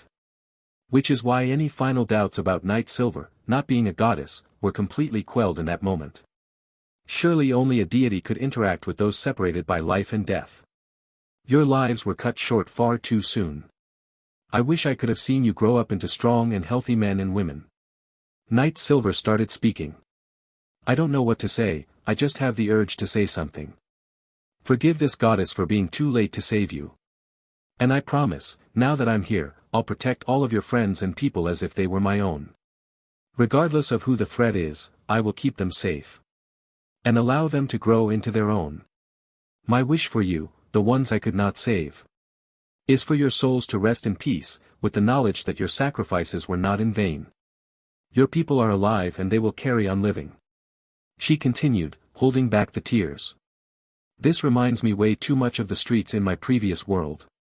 So many dead children, and all for the corrupt desires of the overly wealthy hoarders. Damn those bastards to hell. If I ever find a way back there with these powers, I'll make sure to enact divine punishment. The god worship there didn't do anything except perpetually make everything worse. Goddess, there is no need for us humble servants to forgive you. For even though it was a life turned abruptly short, we lived a happy life with all of our friends. Here, where we could feel as close to you as we mortals can. And now, we can pass on with pride that what we did gave us enough time to avoid extinction. A spirit said, shaking their head calm and slow. Allow me to ask one thing of you, goddess. Please watch over my people and allow them the honor and dignity of serving you with everything they have. That can be the repayment for being late. The spirit smiled, knowing this wouldn't go anywhere otherwise. Their goddess was overly kind, and thus sorrow was magnified at the sight of loss. Rest assured, I won't allow any enemies the same freedoms they once had. Night Silver agreed, biting her lip. Then, I think that's all we have time for. Goodbye everyone. Live well and live with honor. The spirit said, waving goodbye as they slowly disappeared as they climbed into the sky. With the events regarding the dead winged humans having finished, the living remained in their places, finding themselves reliving the need to come to terms with the fact they will never see those lost ever again. A painful realization, but a truly necessary one. Difficult as it may be, this was the second time, and so the vast majority of the winged humans recovered their senses, drying their tears and putting smiles on their faces. It seems like they could really use a bit of work to take their mind off of things. Night Silver clapped her hands together once to gather attention on her. Alright, everyone. Get something to eat. Rejoice and celebrate what you've had, don't let their deaths be a weight that holds you down. That would dishonor the sacrifice they made. She started explaining. Instead, be hopeful and proactive in building a future to honor those you've lost. I will aid you in this endeavor. She added. Goddess. Allow us to swear our people's fealty to you once more. The winged humans chanted in a rare moment of unison. Though the children had called out, Mother, instead of Goddess. Then, for my very first divine order, you are to eat as much food until you're satisfied. Then take a nice warm bath and get a good night's rest. For when the sun rises in the morning, reconstruction begins. Night Silver said, re-emphasizing what she had stated prior. Depending on how well they follow this order, I'll determine how I bring up the matter of decency. I'd really like to get out of this outfit, or at least the top half. At this time the winged humans bowed, and then with rumbling bellies all charged towards the feast. Their mood was clearly improved. Though it was hard to say exactly why that was, there weren't many reasons why it could have improved. The children who had been playing on Night Silver jumped down and ran after the others for more food. They were growing and needed sustenance, after all.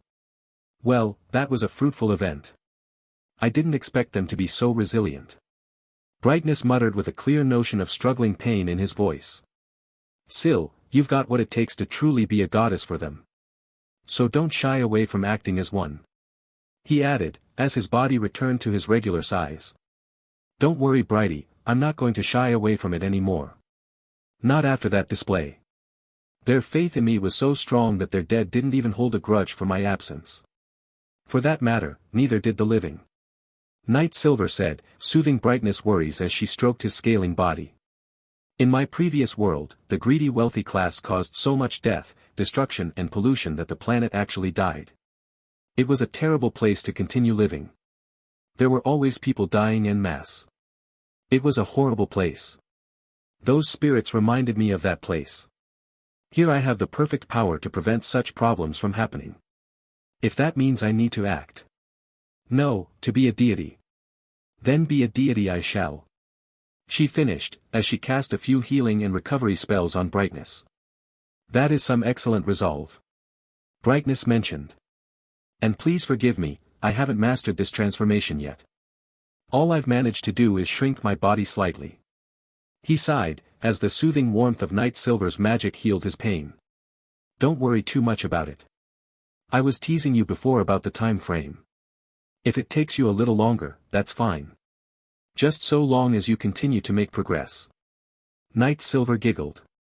Also, it hasn't even been a full day yet. Yet you've been able to create and improve this spell considerably. I'm sure you'll perfect it. I eagerly await the day this occurs. I've already thought up some names if we have a boy or a girl or even if our child is sexless. As for other needs, I doubt we have to worry too much. With such devout followers the gifts will be overwhelming. She continued. Sil, you really are exactly what I like in a mate. So strong and kind. Brightness chuckled, nudging his snout against Night Silver. I too am excited for the day I perfect this new spell. I'm sure it will be an eventful day. He said with a loving tone. Aren't you just an adorable loaf? Night Silver giggled with a slight blush. I do need to set some ground rules. On your practice of this new spell. You can practice when I'm around. However, there will be times I leave you in charge of protecting our people. When this happens you are to remain in peak condition. She said, in a rather serious tone. I don't want any accidents happening while I'm too far away. And I have yet to perform any real tests on some of the abilities I've created since I arrived here in this world. She added, worried about what to do next. Don't worry too much, Sil. I won't do anything that would cause harm to our people, and I'll do my best to keep my actions from causing any unforeseen effects. Brightness said. Oh, you said a bath, right? Where are you planning on building it? He asked, changing topics. Fortunately the hole is already dug. It just needs a few modifications now. Night Silver said with a light chuckle. Oh. You cleared it out already? That was fast. Brightness said a little surprised. We haven't been here long and yet. He continued, trying to praise. Oh no, I didn't dig it. Well, I guess I kinda did. My shovel was dragon-sized. Night Silver continued, attempting to hold in her laughter. Wait. You don't mean the crater you made when Frersis and Moijit got involved? Brightness asked. Then let out a chuckle himself. Yeah, they did great work digging that hole out. He laughed. I know, it's so spacious and everything. It'll be a fantastic bath. I should work on filling it up now, shouldn't I? Night Silver giggled, tapping her chin. It will take a bit to warm the water, so yeah, probably a good idea to get started. She added, floating up and flew away towards the crater. The amount of work she puts in. It's simply astounding. Brightness thought as he mentally prepared to continue attempting his transformation spell. However, he was interrupted. What are you two doing here? Don't you have something else to do? He asked. Don't worry, big brother, we aren't going to cause any problems. Moijit replied with an entire roast pig hanging out of either side of his jaws. Brother, we thought it would be best to allow the winged humans to get used to us slowly. Once they came to get food we left. Phersis explained, taking a position to lay down like a good loaf. That aside, I think it's great that you found someone like her. Big sister is strong and dependable. Everything a dragon looks for in a mate. You really lucked out there. He continued. It's not I who lucked out. Rather it was her efforts that made this relationship feel so natural. Brightness said, over the sound of munching. Moijit, can't you eat more quietly? He grumbled. Oh come on big brother. You've got to try this. Moijit responded in a blissful tone. I've never had such tasty food before. It's perfect. He continued, after finally finishing his large meal. Even so, it's rude. Brightness began, stopping once a few people brought over another roast pig. Lord Brightness, you haven't come to eat yet. Mother told us that you need your strength to continue practicing. So we brought you a few of the roasts. Please enjoy to your heart's content. An elven woman said in a cheery voice. Ahahaha, that's right. Mother is quite fond of eating good food. As well as preventing those from starving. That naturally includes you too, Lord Brightness. A dwarven woman laughed heartily. Oh. I just talked with her. I wish that moment could have lasted longer. Brightness mentioned. Pfft, Mother was right. You're a big adorable softie. The dwarven woman laughed, holding her sides. Lord Brightness, we're all rooting for you. Master that transformation spell. The elven woman said, with beady eyes and pumping her fists. Ah, I wonder how precious such a child would be. I'm sure it will be loved by everyone. She went on into a little daydream. Oh, we ought to build a large castle with many large rooms and open areas. The dwarven woman added, and then the spark couldn't be suppressed anymore. Lord Brightness, enjoy your meal. I'm going to discuss this matter with everyone. She said, running off to the camp again. Wah, ha. Wait for me, I want to talk about making baby rooms too. The elven woman shouted after the dwarf. Surely they'll have more than one child together. So we need lots of rooms. She continued shouting. Once the two women were gone, Moijit and Phersis began snickering. It slowly turned into a roaring laughter. Aha, brother, so when are you going to master this ability of yours? These people want to see their gods' bundles of happiness come into the world. Phersis asked, laughing all the while. Yeah, big brother, you're looking kinda red. Moijit added, laughing, and then eyed the roasts that had been brought over. You gonna eat that? He asked, changing topics the moment food crossed his mind. You can't have it. This was food offered to me by my mate's people. I shall eat. Brightness said, getting all of the roast in his mouth at once. A tear came to his eye. This is the greatest taste I've ever tasted. So rich and flavorful. He exclaimed with a glint in his eyes. So brother, how long do you think it'll take? It already takes humanoids the better part of a year for their offspring to incubate inside their females. Phersis asked, this time with a more forceful tone. Brightness thought about the question for a while, and his answer is still unknown. I'm not positive of when I'll have mastered it to the point it will be safe to use for such things like mating. But I should be able to manage a full transformation within 6 months. It does depend on when Syl is around though. With her healing me up every time I practice, the speed increases. He eventually answered. Phersis gave his brother a look of pity. I wish we could help you, but I haven't the faintest idea of how to do that. My element hasn't even been fully decided yet. I wonder what I should pick. He sighed. Oh, don't worry about brother, so long as big sis and big brother are around we will have all the time in the world to make that choice. Moijit added. That's true, Syl did remove your reliance on mother. So you'll be able to pick whatever you want with any interference. And with Syl's abilities I'm sure she would be able to help you all out. Though it would be for the best if you came up with something before asking her. Brightness mentioned, turning his head slightly as he thought. Oh, Phersis, what that thing sis used to plummet you down to the ground making that crater. That seemed quite interesting, right? Moijit suggested. Me, I think I'm going to go for a variant of wind. How cool would it be to make others feel dizzy with a single breath? He continued. You know what? That's a good idea, Moijit. You were spun around quite fast. Frersis chuckled. As for me, I'm not sure that power would suit me. I've been more of a free-flowing kind of dragon. Just that mother always made that difficult. So perhaps water or wind? He added. The two of you are over here talking about elements without me? Night Silver said, walking up close. The only thing she wore was a light towel around her waist. Her hands upon her hips. If you wanted to know your elements so badly, all you had to do was ask. Big Sis will tell you what you best match with. She added, with a confident smirk, and then stretched, arching her back. Both of you seem to be good with quite a wide range. But if you want to boost your breath's power, it seems like you'll need to go with wind or light elements. You could also do a dual typing to make a variant element if you wanted. She explained, relaxing her form. Oh really? Moijit excitedly exclaimed, bringing his face forward and down such that Night Silver didn't have to look up to see the childish sparkle of excitement in his eyes. That sounds like fun. I want to do that. He continued, until the thought of food crossed his mind again, caused by the wafting of freshly finished roasts. That smells delicious. He said as his tail wagged just like a puppy's would. Brother. We are supposed to be giving Big Sister our attention, don't be rude. Frersis scolded Moijit. Though, he wasn't in any position to speak. Like you're one to talk. Night Silver chimed in with a cute giggle.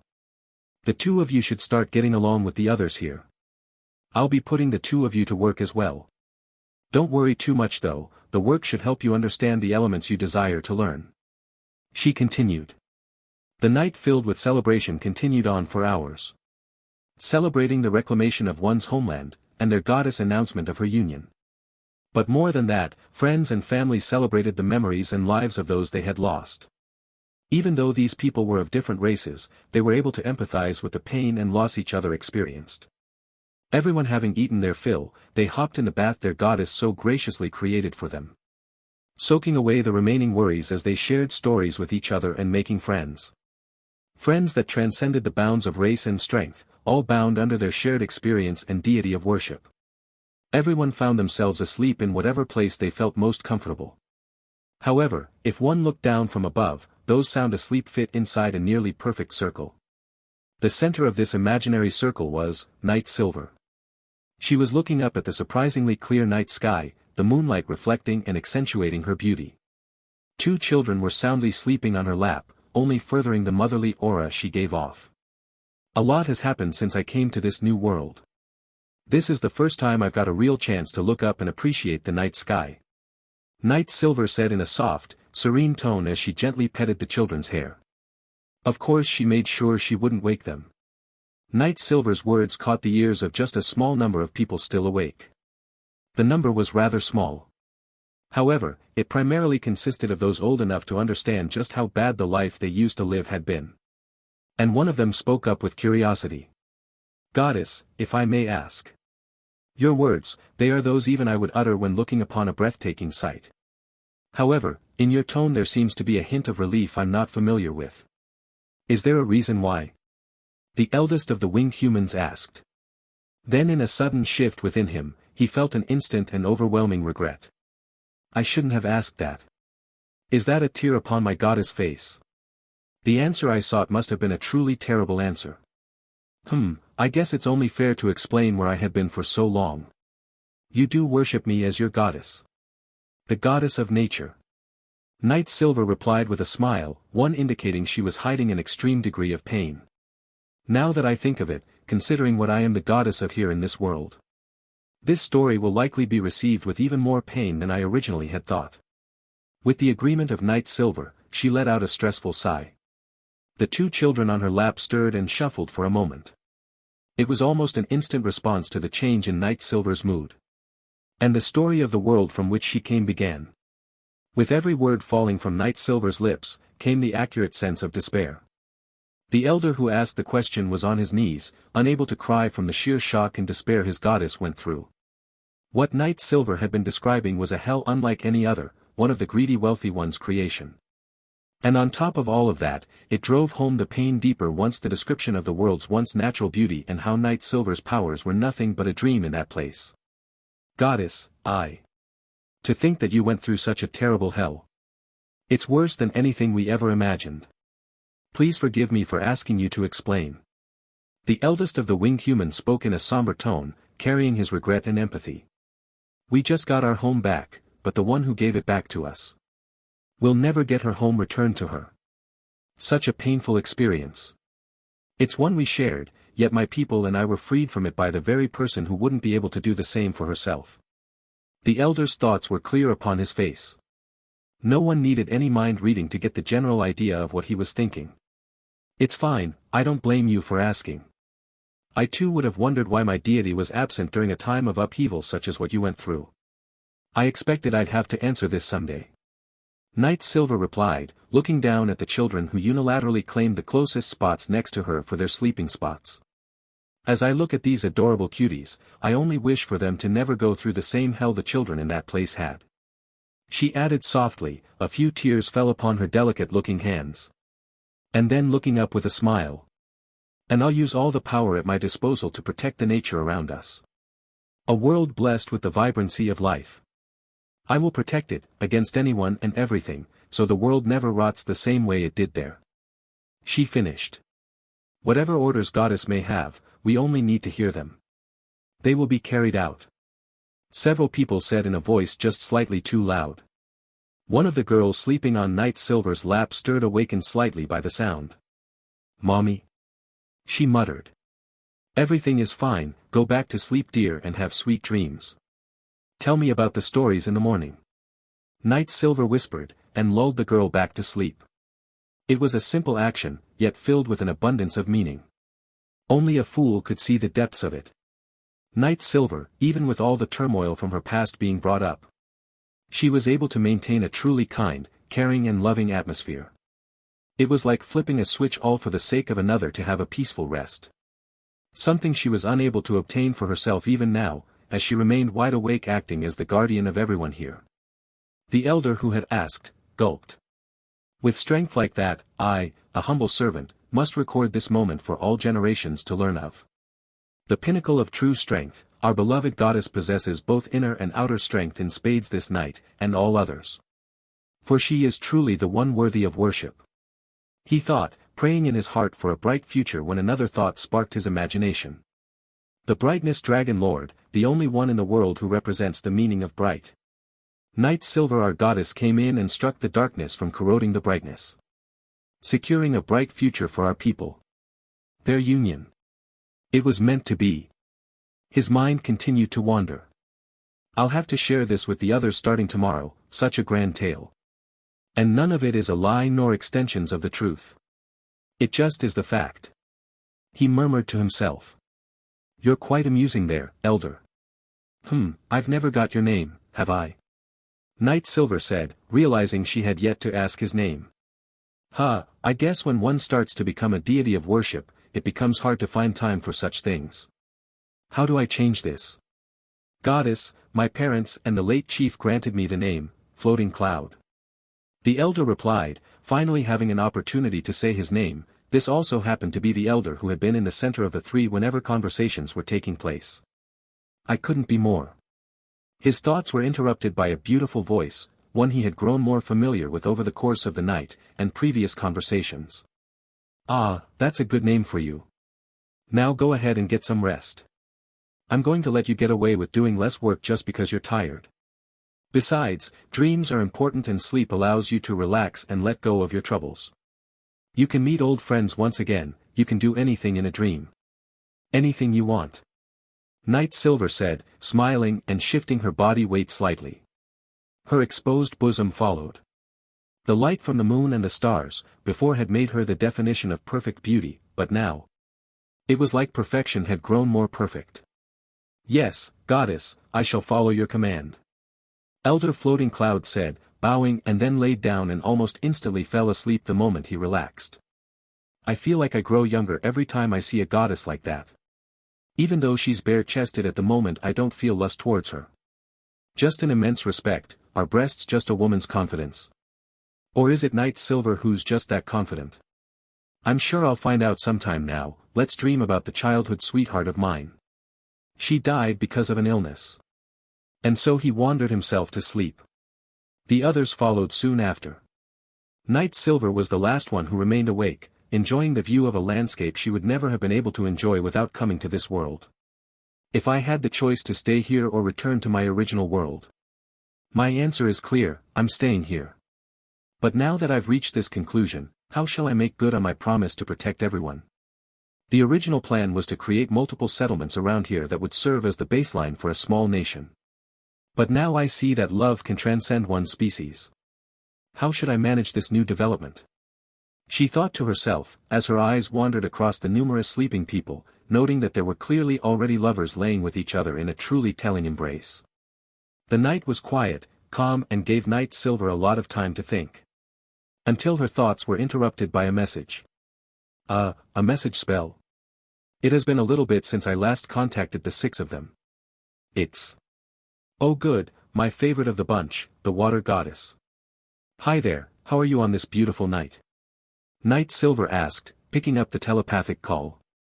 Everything is alright, though it has been difficult for me to fully adjust to being labeled a deity. That aside, there are many people here who miss you. Anne. I need to tell you something important. We've had some difficulties here with keeping the people's mindset steady. The water goddess replied, the sound of her voice wasn't too worried but, it did convey some issues going on back where the 7 of them founded the slain Theocracy. Could you explain a little more? Night Silver asked. If it's serious I may have to leave this village as it is. I certainly won't be happy about that. And neither would basically everyone here. It's complicated. But if I had to put it into words. It seems like the human population here in the Theocracy is starting to assert they are superior to the others. They are claiming that because there are 5 human gods, the others aren't as good. It doesn't help that Sir Shauna has been hiding away doing experiments and the works. The goddess of water explained. For now, it doesn't seem like there will be any sparks. But it would probably do for you to make an appearance. You are the strongest among us, so that might sway some of them back to proper thoughts. She added. Thank you for making me aware of this. The elves, especially the women among them, know a way to contact me directly at any time. Since they haven't done this, I'm inclined to believe I can postpone my appearance. So let's talk about something else. Night Silver replied. Even so, I'll return there a week from tomorrow. Just to be sure. And to play with you in my secret hot spring. She added, making sure to emphasize on the sensational nature of what would be a rather thrilling discussion, through to the morning. The next morning reconstruction was slated to begin. However, Night Silver had a thought during the night. So the leaders of each race gathered to listen to her idea. Good, now that everyone is ready. I'd like to change up our original plans. Night Silver said, still with several children hanging around her. We will do whatever the goddess wants us to do.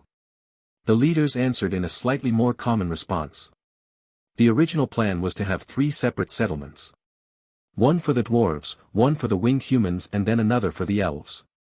Night Silver began, trying her best to act the part. What I saw last night makes me believe this to be an ill-informed idea.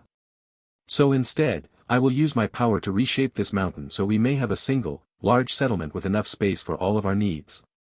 She explained, pointing to the map. At first the dwarven and elven leaders were a bit upset, then realized just how big of a problem the original plan truly was. Between the mixed species lovers, and the distance between the settlements. It would likely put an unfair burden upon the winged humans. And if anyone learned anything from the celebration last night, it was that everyone present had similar problems. If managing relationships wasn't problematic enough, there was the issue of Night Silver having to move around. And that's where the leaders drew the line. Making their goddess work that hard just because they wanted to continue with the original plan was more than a little bit selfish. Especially considering another fact, which was the absolute breaking point that shattered the original plan. Mother, you're completely right. I wouldn't dream of making you fly around to each of the settlements while carrying the spawn of your loins. The elven leader said, nodding in agreement. This response surprised Night Silver. I hadn't thought of that as an issue. If it works, I guess it works. Pfft, such a small problem. I'd have sent Bridie out to take care of anything if it really came to it. But yes, I can see where all of you wouldn't wish such a choice upon me. She giggled. Now, before I explain how this change will work. There is a rule we must adopt in this settlement. It's mostly my own selfish reasoning, but bear with it. She continued. Whatever it is, I'm sure we will agree without protest. The winged human elders answered. Well, it seems that men are unilaterally allowed to walk about showing off their full chest and upper body. I understand it's just how things were done, but allow me to clue you men in on something. Women are attracted and aroused by a man's body, just as much as men are attracted and aroused by a woman's body. Night Silver began her reasoning. So, I'd like there to be no restrictions on women proudly going topless as well. It's either that, or men must be clothed as well. And to be honest, with what would need to be covered, the former option is for the best. She continued. I don't see a reason why not. But is it really that big of an issue? Floating Cloud asked. Once Floating Cloud asked this question, dozens of women had overheard it and rushed over. All of them were from different races, giving Floating Cloud a common stare. Mother couldn't be more right. Sometimes this strap holding my chest is just stifling. What's worse is that there isn't a good reason why I should have to hide my bosom. A warrior among the winged humans said, ripping her chest strap off, then stood there proudly unbothered by the lack of coverage. Oh wow, that feels way better. Ladies, you should really try this. Mother, our goddess, really knew what she was talking about. She added, taking in a deep breath and exhaling. There was a moment of curious murmuring going around. The rule hasn't been put in place yet though, right? One asked. Screw it. We're going to make it a rule right now. Another woman said, removing her top as well. Oh my, this is. Oh wow. So freeing. And this will make it easier to breastfeed without getting the side eye. She exclaimed after experiencing the sense of freedom. I see. Well, my only worry was if women would even want it. Otherwise I'm sure we could have made an exception for our goddess to do what she wants. Floating Cloud said, feeling an odd bit younger. Since it seems like there are a great many women that like the idea. I just wonder if it's okay that we force all of them to do this. He continued, finally demonstrating his misconception. Oh. No, it's just a rule that allows women to choose whether they wish to be topless or not. This, funnily enough, actually gives them the choice. Beforehand the rules were forcing women to live day to day in discomfort to some degree. Night Silver mentioned. Something you'd only find out if one gave them the chance to discuss the issue, or at the very least see just how much different they acted in the bath. And in the end, I still would have gone bare as often as I pleased. I just wanted to give my daughters the choice.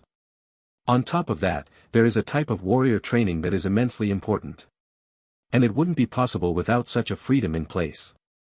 You'll begin seeing the fruits of it later. She continued explaining. The elders and other leaders nodded in agreement.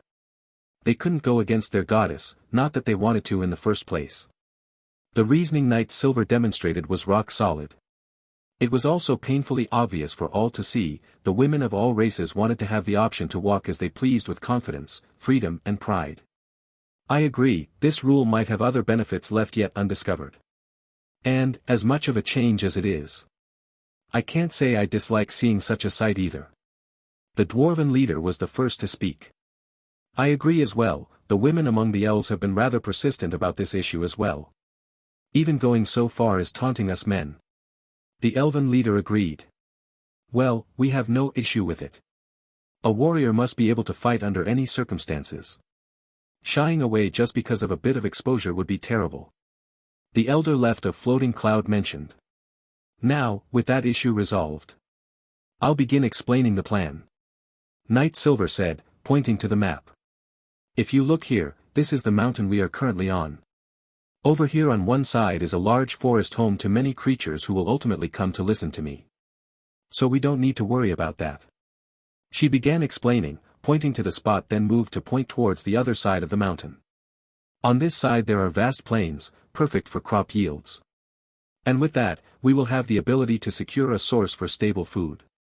Farming isn't too difficult, especially with a slight touch of magic involved.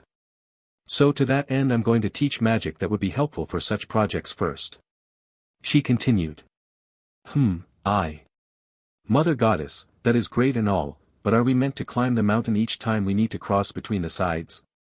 For the winged humans, that may be easy. And even for the elves it might be possible with relative ease. But us dwarves aren't going to be able to do that. It would take a full day to pass over, and that's if there were places to stop at. The dwarven leader asked, laying out his issues with the idea. And that is why I plan to carve a tall and wide tunnel through the base of the mountain. Knight Silver responded with an answer that left everyone stunned. It was one thing to talk about carving a small cave into the mountain's face. And an entirely other thing to talk about in a way that leads one to make a clear tunnel from one side to the other. Even so, they were not prepared for just how large the tunnel would be. Sil, you do know this is a mountain we're talking about, right? Brightness asked, with a nearly similar degree of shock. Oh. You think it's impossible too? I don't think it'll be that hard. Nature tends to have ways and means to make such things happen already. I just need to use those in my own way. Knight Silver explained. I know it sounds crazy, but it's not going to be that hard. That said, I'll be the one handling all of the drilling for that part of the project. Knight Silver explained. Then we just have to designate residential areas and go from there.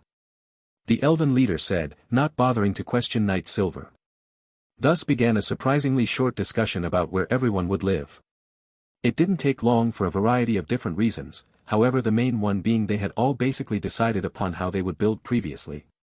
So here the only difference was planning the areas properly. The dwarves would build their residential areas hidden away inside the mountain. This served three purposes. First, the dwarves liked the idea of living underground where they felt most at home already. Second, the dwarves enjoyed mining, building and other craftsman-type jobs, though it was mostly the type of jobs that required a steady and firm hand. Third, the underground residential area would serve as a reinforced bastion for the other races to escape to in dangerous times. After all, even Knight Silver explained she would need some time to carve into a mountain, so this was the second safest place to be in the event of an attack, the first being inside the nature shelter Knight Silver creates. The elves would build tree houses. However, at the request of the elves who had personally experienced the wonderful amenities and feeling of being inside the nature shelter, Knight Silver would use her magic to make trees that could be carved into whatever would be needed. The elves would begin to carve out the trunk of the trees to build their homes. A fun side effect of building inside the trees was they had a constant source of fresh and filtered water. The only mild annoyance was trying to manage the flow of the water within the tree. Eventually it was managed thanks to some ingenuity. It may have been unneeded for those who could create water, but it was always a good idea to have a backup source in the event it is required. The winged humans would rebuild their previous settled area at the top of the mountain, where it had been flattened out before. They would also build a small residential area, a little down the mountain on either side, they would use when the weather grew too cold. Some would also make their homes living among the elves in their forest homes. The dragons were a different story, each dragon needed a lot of space to spread out. So it was decided that Moijit and Frersis would each have their own lair carved underneath the mountain range. There would be an entrance to either lair from the dwarven settlement as well as outside. Brightness would have his own lair as well. However, his lair was a bit different. The area considered his lair would have the mountain through passage passing in the middle. This was meant to allow everyone safe passage through the mountain. After all, no monster would be stupid enough to make their home in a dragon's lair. To help alleviate the issue of space, this lair would be much larger to compensate for two things, the constant traffic of others and the position he held in this society. Being the husband, or mate of the goddess was a rather important point to keep track of. Finally, was Knight Silver's residence. She would have a place on either side of the mountain, one on top and one at the center of the pass through the mountain. So 5 in total, at least that's what many thought. She did have a secret sixth one that she would use for special cases. Of course this didn't include the one she had dragons held prisoner. So 7 total but 6 locally. There were also a few other places each race had planned to build for their goddess. But Knight Silver had made it abundantly clear that everyone should focus on being housed before herself. The pushback she got was so strong that she had to remind them she could just create a home in an instant if needed. With all of the initial tests for the elven homes complete, construction went into full swing. Knowing the intensity required for everyone's homes, it was also decided that the winged humans' mountain-top village would be constructed first. This would provide everyone enough places to go and stay sheltered in the event Knight Silver wasn't around to use, nature's shelter, for everyone. And everyone sort of knew this was how it would work out anyway. To help speed along the progress, Night Silver used her magic to fell a significant number of trees from the forest nearby. I really don't like the feeling I get when doing this. I've already created far more trees than this, so I shouldn't feel bad. That's when Night Silver realized the number of creatures that just suddenly lost their homes all in one swoop too. That might be why I feel off. I can get a vague sense of how any of nature's creatures feel without their knowledge. So many creatures just lost their habitats and are understandably freaking out. I'll just have to converse with them. In nature's language. Little ones, forgive me. These trees will go to good use, I promise. Night Silver said, speaking to all of the nervous and confused woodland creatures. The sense of confusion turned to anger and then into fright. Before them was someone they knew, no, they felt deep down they couldn't lift a finger to go against. She gave off a motherly aura to all of the creatures. No, to them it was more than that, which only made them more confused why their homes were destroyed. Night Silver bent down and offered her hand to a terrified squirrel. The squirrel nervously looked at the soft, tender and warmly inviting hand. Night Silver smiled, waiting for the squirrel to take action. The squirrel took a few moments before crawling up onto Night Silver's hand. Then it laid there gently wagging its tail side to side. I don't wish to harm any of you. However, I have unfortunately done so. For that I'm sorry, but I'll make it up to you. I'll make you all a really nice home. Night Silver smiled gently, petting the squirrel with her finger, making sure not to accidentally hurt it. Looking around, Night Silver took mental note of how many creatures needed a new home. It was no small number. But it wasn't impossible for someone like her. She lifted all of the creatures up using her magic, all down to the smallest creatures. I probably should have done this before I felled so many trees. But oh well, it gives me an excuse to clear more forest space to grow a forest how I design. How's here look? Night Silver asked, showing the creatures a new area that wasn't densely populated. It should be more than enough to support all of you. She said, letting all the creatures back down to the ground for them to find their own way once again. It is a rich and fertile area.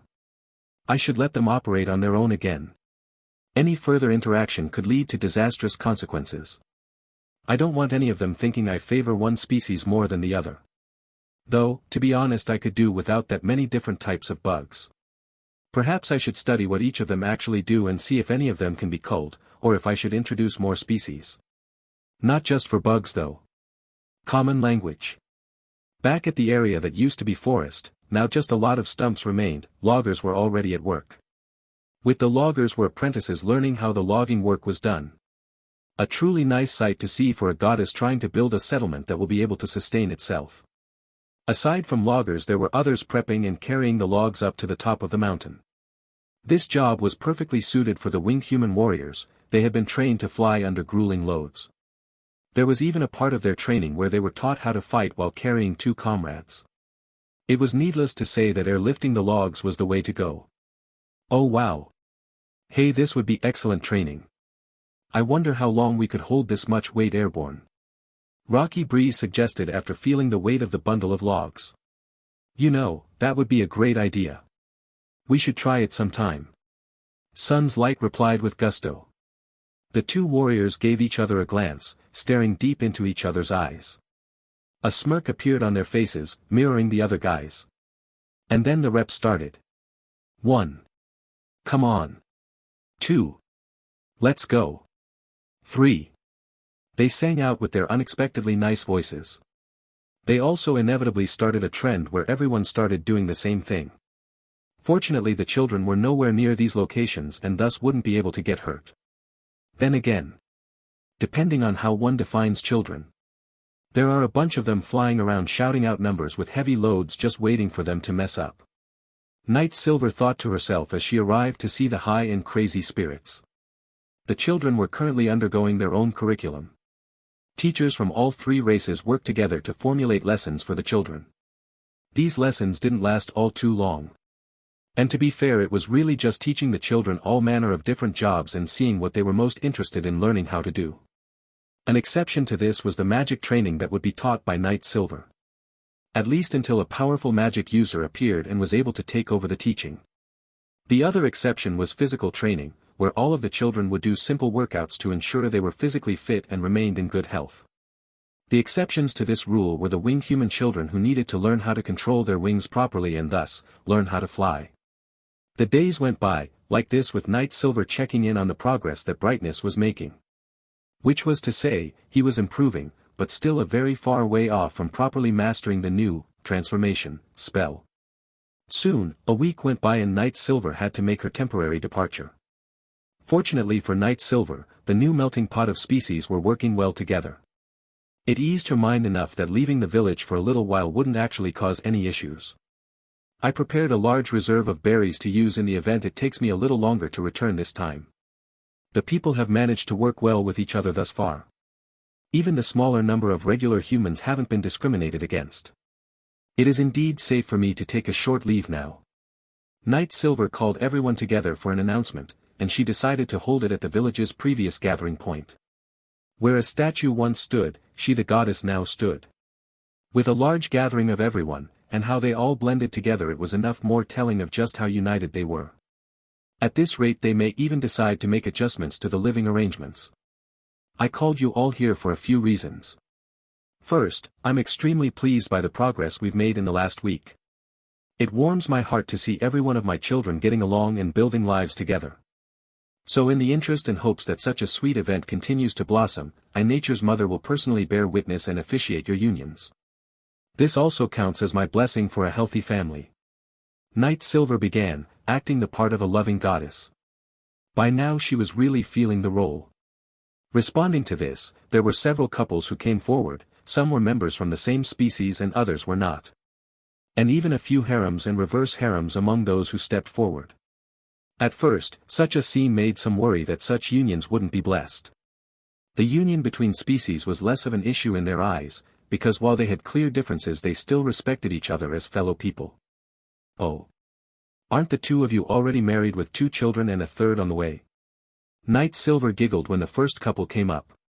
Yes, Mother Goddess, but since you're offering a blessing to have healthy families. The pregnant woman answered, gently rubbing her belly. I'd love for this baby yet unborn to receive their goddess's blessing.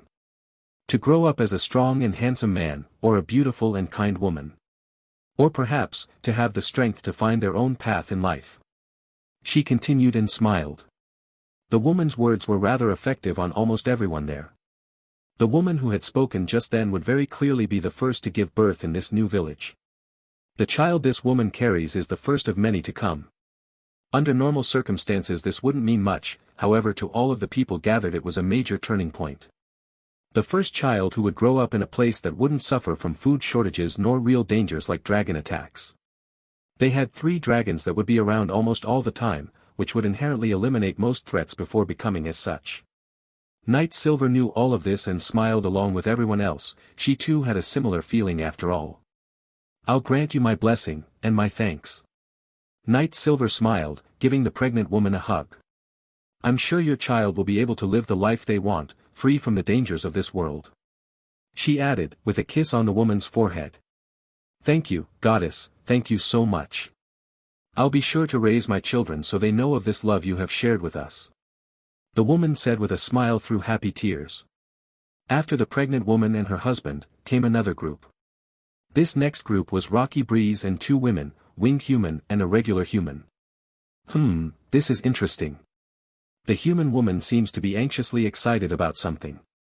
I can guess why, but Rocky Breeze has to be man enough to ask such a thing of me. Let's see if he is. Goddess, I come before you with my wife at my side. The 2 of us have both fallen in love with the woman to my left. And we would ask for your blessing. Rocky Breeze asked, making sure to present himself in a proper manner. A harem is it? Night Silver eyed the 3 lovers, her eyes setting on the wife. And you have also fallen in love with the other woman. To the point that you'd engage in physical relations with her as you would your husband? She asked, putting on a show. Yes, Mother Goddess. I love her enough that I would lay with her through the night. Just the same as my husband does with me. I too ask for your blessing. Rocky Breeze's wife replied. Well.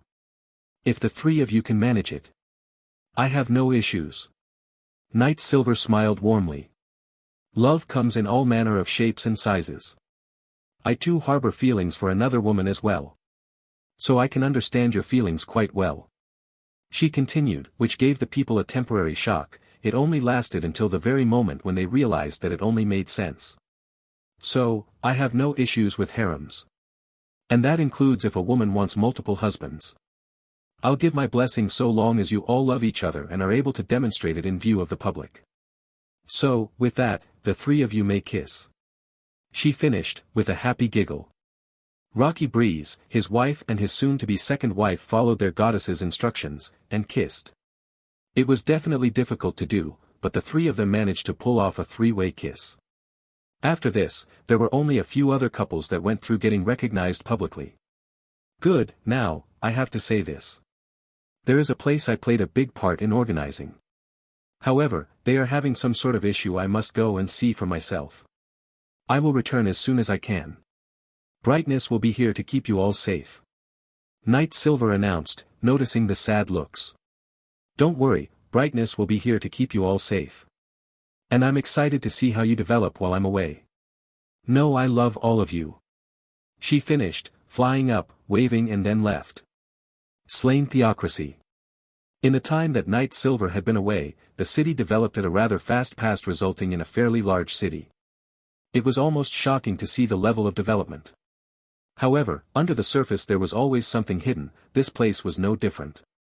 Before Knight Silver left on her journey, the city she and the other gods helped to start was filled with people who shared a common past. To these people, they had suffered so much hardship together that it was difficult to see them as different. This led to adults conversing with each other like equals, as children played ignoring the very same differences.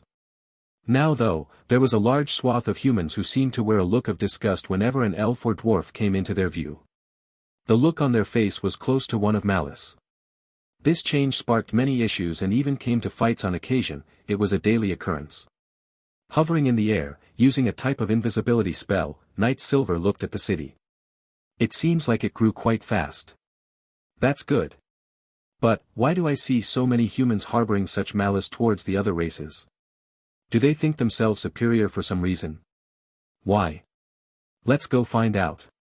She thought, flying down into a small alley. There she released her invisibility and double-checked herself before walking out. All set now. Knight Silver walked out of the alley, making it seem like she was on her way minding her own business. From afar an elf noticed her and started crying. It was as if the elf knew what Knight Silver was planning. And thus remained quiet and simply watched, but got ready to support his mother goddess. From just a few paces away a few humans that looked up to no good purposely got into Knight Silver's way. For Knight Silver, obliterating these insolent fools wouldn't be difficult in the slightest. In fact she had already thought of 200 different combinations of ways to either teach them a lesson or kill them. However, she didn't react to those thoughts just yet. Hey. What do we have here? A damn inhuman getting in the way of us humans? One of the idiots started up in a typical bad guy tone like he was looking for a fight. Humph, daring to try and look more beautiful than a human woman like myself. Such insolence, you should be ashamed of yourself, you and all your disgusting and unholy kind. The woman of the three idiots added, to be fair she was at least mildly good-looking but nothing special. Ugh, what's with that horrible look on your face, it's so ugly and gross. She continued, exasperated. Oh come now, there isn't a person alive who could match your beauty. The third idiot said, clearly trying to win the favor of the woman in question. Knight Silver simply stared at the three of them momentarily as she pondered what she wanted to do. How shall I go about this? I didn't expect them to be this terrible. I wonder. Why exactly are you so upset again? If it's the cutting you off thing, I know for a fact it was you who just cut me off. You even went so far out your way just to get into mine. She began, then sassing her hips. She gave the woman a fiery stare. If what you want to see is ugly, I'm sure you'll find what you're looking for in a mirror. But if you want to see beauty, you're looking at it. She smirked. Why you? Kill her boys. The woman shouted. The two men took out what amounted to shoddy blades. Today you'll learn which one has a goddess beauty. And certainly isn't yourself you ugly elven bitch. The woman cackled. The two men went to stab Knight Silver. But, this would be the beginning of their last mistake. From the other side of the street a young boy and girl came running over. They had recognized Knight Silver at a glance, something that would be damn near impossible for an elf to mess up. These two kids were still young and innocent, yet to be exposed to some of the dangers of foolish adults. "Oh my, you have your own children. Damn, you're kind. You two kill the brats too," the woman said. "Make sure they go first," she added with a wicked grin. Knight Silver was simply not going to let that happen. However, instead of simply beating the men up, she cast a protection spell on the children. It will be scary but a good lesson for them. The shoddy blades broke on impact with the now terrified children. Both of them grabbing onto one of Knight Silver's legs, shivering. The two men were stunned. "How? My precious blade has been shattered," one of the two men shouted. "You'll pay for this, wench," the other man grumbled. "Oh my, and here I thought you could actually be redeemed. Perhaps I was being a little naive. If I hadn't protected these precious treasures, you'd have delivered some serious wounds upon them," Knight Silver said. There was no longer a smile on her face. This time her beauty seemed absolutely deadly. How dare a lowly elf complain about a human's actions? We humans are the most superior race. And don't you forget it. The woman complained with a malevolent voice. "You really think you're superior? Why exactly?" Knight Silver asked. 5 of the 6 great gods are human. Of course that means humans are superior. What are you, an idiot? The woman answered, complaining with mumbles all the way. I see, so you think there are only 6 gods. Interesting. I wonder how they feel about that, especially the 7th whom you're conveniently leaving out. Knight Silver narrowed her eyes, though not too much. Just enough to get the message across. There was never a 7th god. Merely a demon, one pretending to be a god. She was entirely worthless too. The woman cackled again. Enough of this, all 3 of you should offer your lives to me and I'll forgive this blunder. She continued. I see it now, you have a god complex. Well then. I guess I may actually have to kill you. Knight Silver said with a cold smile. The 2 men fell to the ground foaming at the mouth and the woman was paralyzed. The bystanders looked on with mixed feelings. Here someone was, killing in the middle of the street. This was the same thought going through their minds. However, it was from very different perspectives. The elves, dwarves, and the humans with enough sense were aiming those thoughts at the 3 instigators. The humans who thought themselves superior to the other races were furious with Knight Silver. How dare a lowly elf lay attack a human? Some of the humans in the crowd began to shout out, unbothered by the damage it would do to their image. Knight Silver ignored the foolish ones and picked up the 2 children who ran out to see her. They were both still shaking. It would take a moment for them to calm down even in Knight Silver's arms. To help with their nerves, each received a kiss on their foreheads. All right, you two. That was scary, wasn't it? Knight Silver smiled, holding the 2 close. I'm happy you wanted to see me so much. Next time though, make sure it's safe before coming over. She added, trying to get this lesson through to them. The last thing I want is to see any of them die from this extreme nonsense. Yes, Mommy. But, it's always safe around you. The girl answered, still with tears in her eyes. Mommy, can you stay and play with us? I want to hear that bedtime story again. The boy asked, trying to hold his tears back. I'll be here in the city for a while. So go on and tell the others about my return. Knight Silver said, and a Fenrir appeared beside her, ready to take the children to safety. Yay! Fen. The children exclaimed with some laughter as the 2 pet and hugged it. Run along now and make sure that all of my people remain safe. Knight Silver commanded. The Fenrir nodded and took off. At this point the crowds that had gathered finally realized that the elf they were shouting at could only ever be one person, Nature's mother. Or in other words, the 7th of the great gods and also the most mighty of them all. A sudden sense of dread came over the humans who thought themselves superior. It was like nothing else they had ever felt. And it was for more than one reason. A few elves and dwarfs had come over to greet their mother goddess, also for more than one reason. Welcome home, mother, you look as lovely as ever. An elven man started, his voice was a bit shaky though. You idiot, now mother knows it's worse than just this. It's too terrible. One of the dwarves quickly said, risking ire at the interjection. I know I've been away for some time now. But our friendship with the rational dragon lords kept me away for some time. And then I wanted to explore the world a bit. I actually have another settlement currently under construction. And there, the people are far more kind than here. Knight Silver began, patting both of the speakers on the head. Now, tell me. How much worse is it? She continued, as another person appeared. It's good to see you again, Sister Nature. The goddess of water said, as she paid zero attention to the humans that were currently suffering the consequences of their actions. It's good to see you too. Unfortunately there were some individuals who made an effort to taint our reunion. They even tried to kill 2 children in the process. Knight Silver replied, hiding her fury with a smile. What gave her away was the slightest of twitches on her left eyebrow. I see, so these 3 decided they wanted to kill those we risked everything to protect. The goddess of water sighed, and hugged Knight Silver. I'm sorry that happened. I didn't expect it to get this bad in just a week. She continued, with a light squeeze and nuzzle. No one could have expected this. I don't blame you. And it's not like I could have arrived any sooner. But now that I've seen this, I'm going to have all of my people move. I'll help them build a separate place to live. Away from human supremacist nonsense. Knight Silver said, returning the hug. Fortunately none of my people have been killed. She continued, then noticed the hug got a little tighter. There were 3 murders 2 days ago. The goddess of water whispered in a solemn tone. 2 were elves and 1 was a human that didn't agree with the supremacists that murdered them. She said, breaking the news to Knight Silver was definitely not an easy thing to do. I have to make sure that there was at least some shared pain in this matter. Otherwise I fear that my friend might lose it entirely. They dared to kill my children. Where are they? Knight Silver said as her voice turned icy cold, and her serious side came out. We have them in custody. I wanted to kill them for their crimes.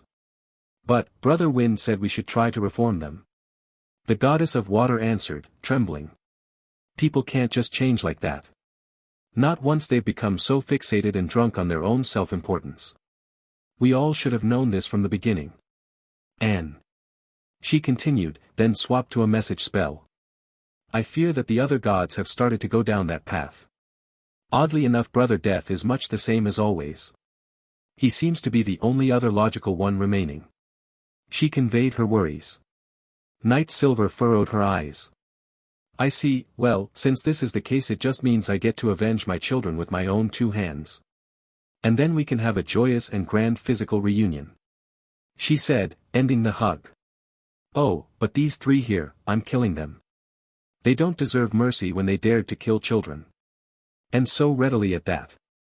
She continued, burning the 3 evils to nothing more than ash in a matter of mere moments. They also called me a demon. She sighed as a gust of wind blew their cindered remains around. What? How dare they? You're no demon and those children are so cute. Death is a fitting end for those 3 foolish ones. The goddess of water said in a state of shock. Having witnessed 3 of their own murdered in the street, the human supremacist group of the Theocracy only worsened.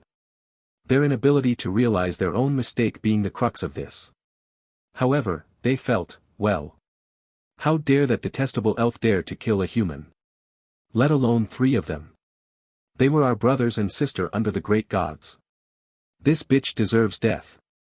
Since that seems utterly impossible, let's make her suffer as much as possible. You, go and tell the people what happened here. I'll go and explain this to our benefactors. A figure with an orcish grin said. We're going to play the long game with this disgusting elf. Begin preparations to slow down public operations. And begin stockpiling efforts. One day our descendants will make her suffer unbearable pain. He continued with a sinister snicker. I can hardly wait for the day. Humans are superior to all other races. They should know their place. Another man said. Beneath us. The 2 said, in a whisper. All of this was said from what they thought would be far enough away. However. It seems like there was more than a little truth to what you said. Night Silver whispered. What should I do about this? If my people remain in this land they will simply be hunted for sport and treated like dirt by the humans in the country. And with no way to really put up a resistance they will only ever suffer.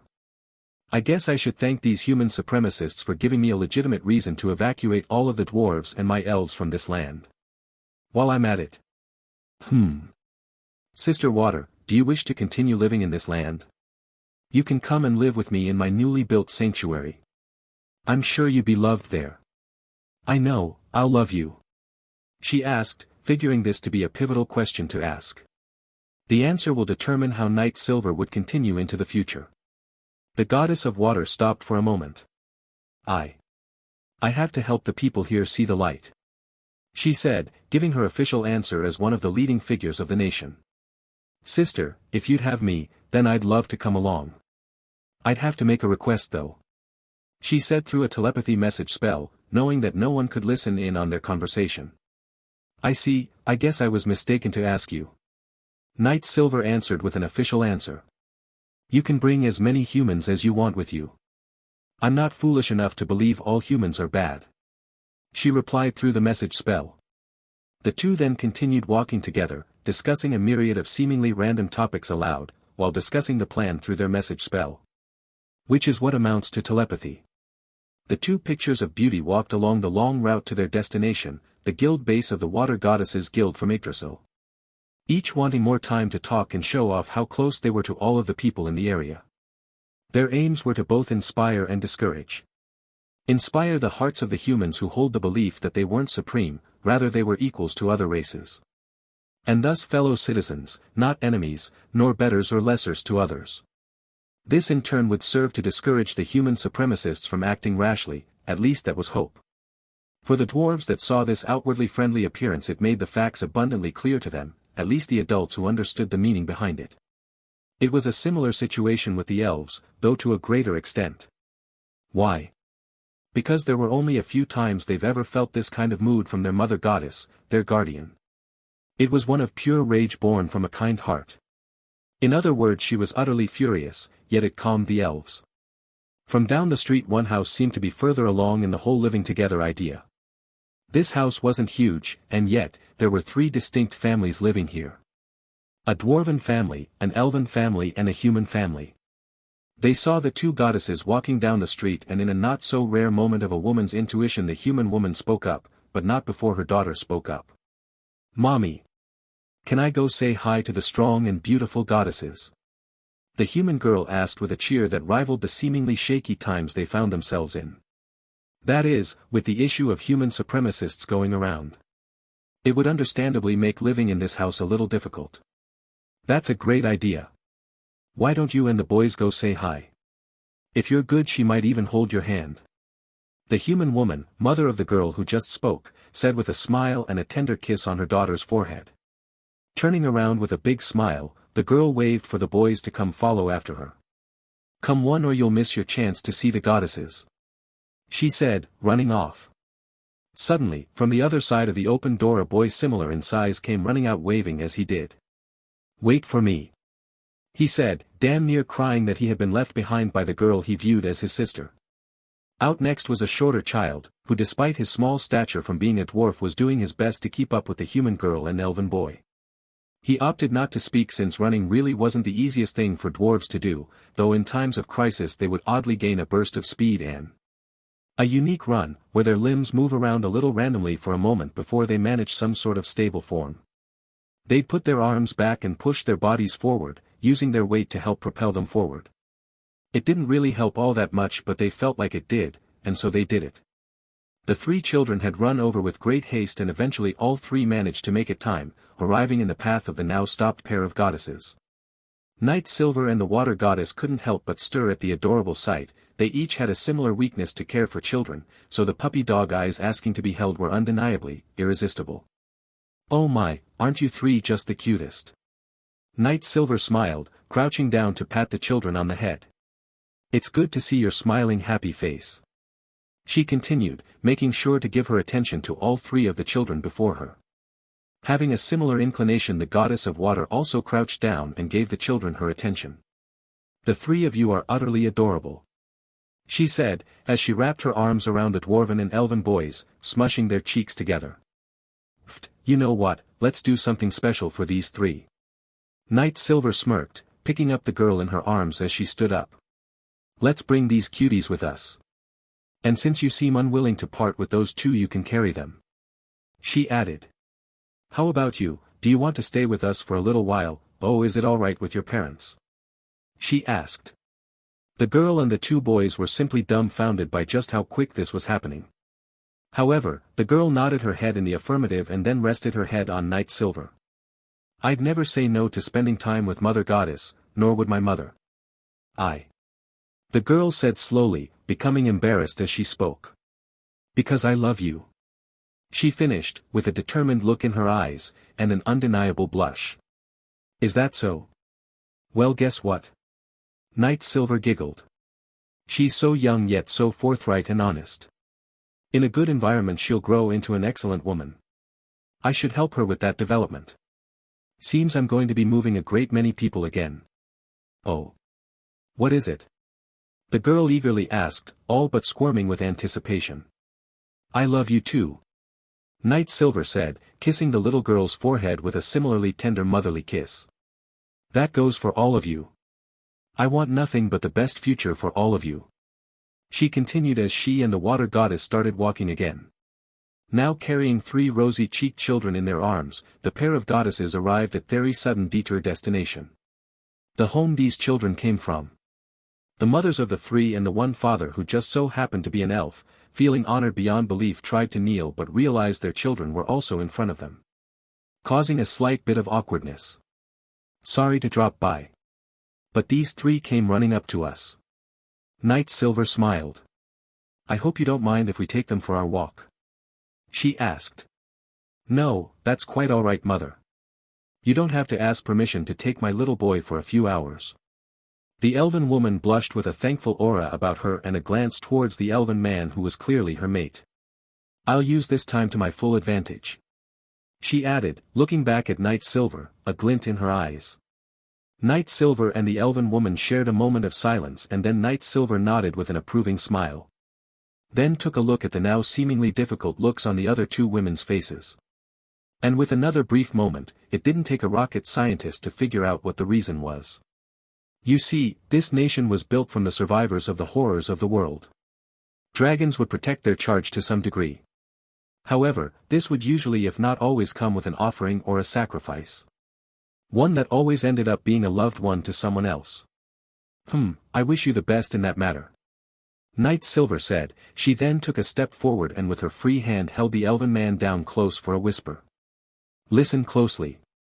I don't know the specifics of your relationships here in this house.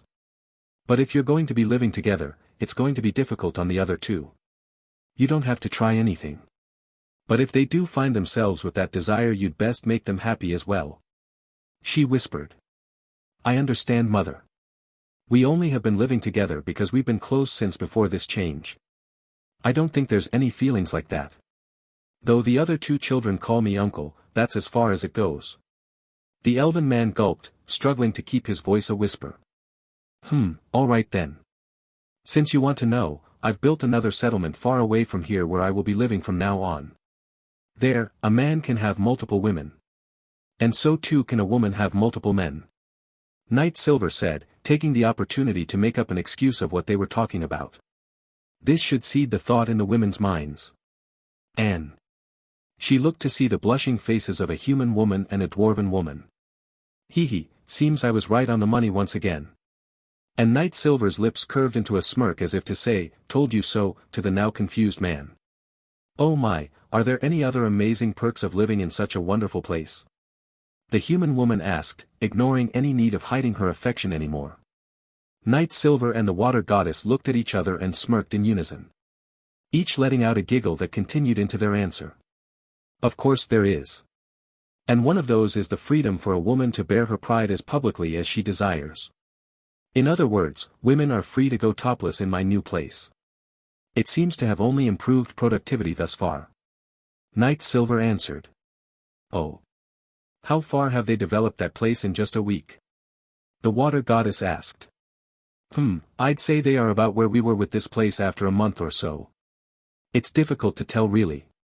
But having a race with wings makes things way easier. The builders love not having to lift and measure at the same time. But, if I had to say the biggest advantage. They all believe in me with every fiber of their beings. But not to the point it would cause them harm. Knight Silver answered. So we'd finally be able to let our pride breathe.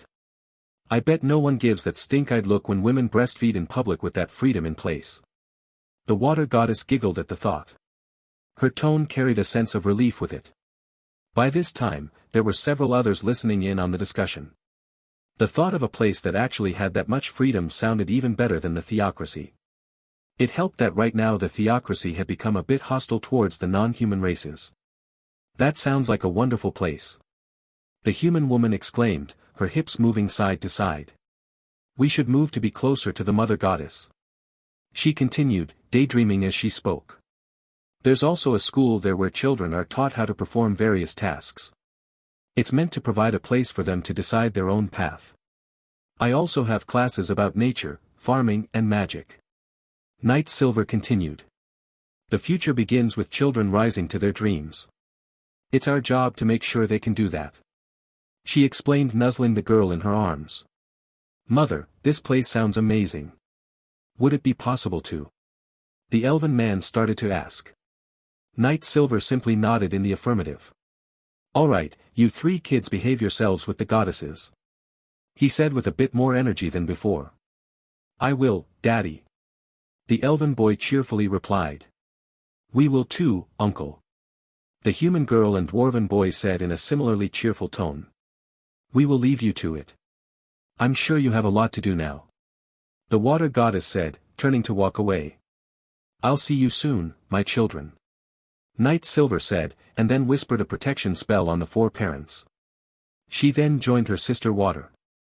Now with a few children in their arms the walk through the town was more of an adventure. Even the most deplorable acts looked mundane and normal against the cheerful side of these three. Fortunately there were a few food stalls placed around the town. Knight Silver bought a few, one for each of the kids. As fun as this time was and the small talk that occurred while the children asked about the school. The fun side of things would always come to an end, for they had reached their destination, the Castle Guild base. Alright kids. We're going to have a visit with the other gods. Knight Silver said, attempting to warn the three children to be good. Do. We have to. I don't like those ones. They are mean to my cousins. And a lot of my friends. The human girl asked, explaining herself with nervousness. I'm here, there's nothing to worry about. Those fools can't do anything to me, I'm way stronger than them. Knight Silver said. Also, you don't have to be worried about telling the truth, even if it offends those four brats. Rather I welcome it. She continued, reassuring the girl. Mother. That wind guy, he's really mean now. I hate him. The elven boy said, nervously. He was shaking in fear and anger at the mere thought of seeing the wind god again. It might be for the best if you hold him for this meeting, sister. He is terrified. The water goddess suggested. Knight Silver with her free hand, gently patted the boy on his head and smiled. Can you stay with Auntie Water for the meeting? If you do this I promise you can hold on to me as much as you want after the meeting is over. She asked, hoping the boy would be strong. Can we take a nap and a bath together again? The elven boy asked, still shaking a little bit. You're so adorable. Sure, I'll do that for you. I'll make all the bad go away. Knight Silver replied, kissing the boy on his forehead. That goes the same for all three of you. She added. With the issue of the terror the three children felt in their tiny hearts resolved, the five entered the castle. Knight Silver was here to confront the other gods about their inaction. And while she had been warned before, she was not prepared to feel what she did. Getting all of the gods together minus the god of death was easy, and now they stood in a single room. However, standing next to the god of wind and the god of life was someone else. Someone that caused Knight Silver's stats to rise. Sister Water. That man standing there. He's killed an elf. Knight Silver messaged, trying her best to maintain her composure. What? The water goddess replied, doing her best to hide her shock. But her eye twitched. "Welcome back, Sister Nature. I trust you've had a great adventure," the god of wind said, starting the conversation. "It's not so welcoming now, is it, Brother Wind? Actually, you're no brother nor friend of mine anymore. Not when you've shown your hand already," Night Silver said in an absolutely scathing tone of voice. "Whatever do you mean?" the god of wind asked with a half snicker and half sneer. "You know damn good and well what I mean. That man right there has killed one of my children in cold-blooded hatred. And now he stands next to you as an advisor," Night Silver said, pointing at the human man. "Ahahaha. You know, it was hard while you were here. I've always hated those other races. Even back in the other world. Anyone not human might as well have been an enemy." The god of wind laughed, finally showing his true colors as a human supremacist.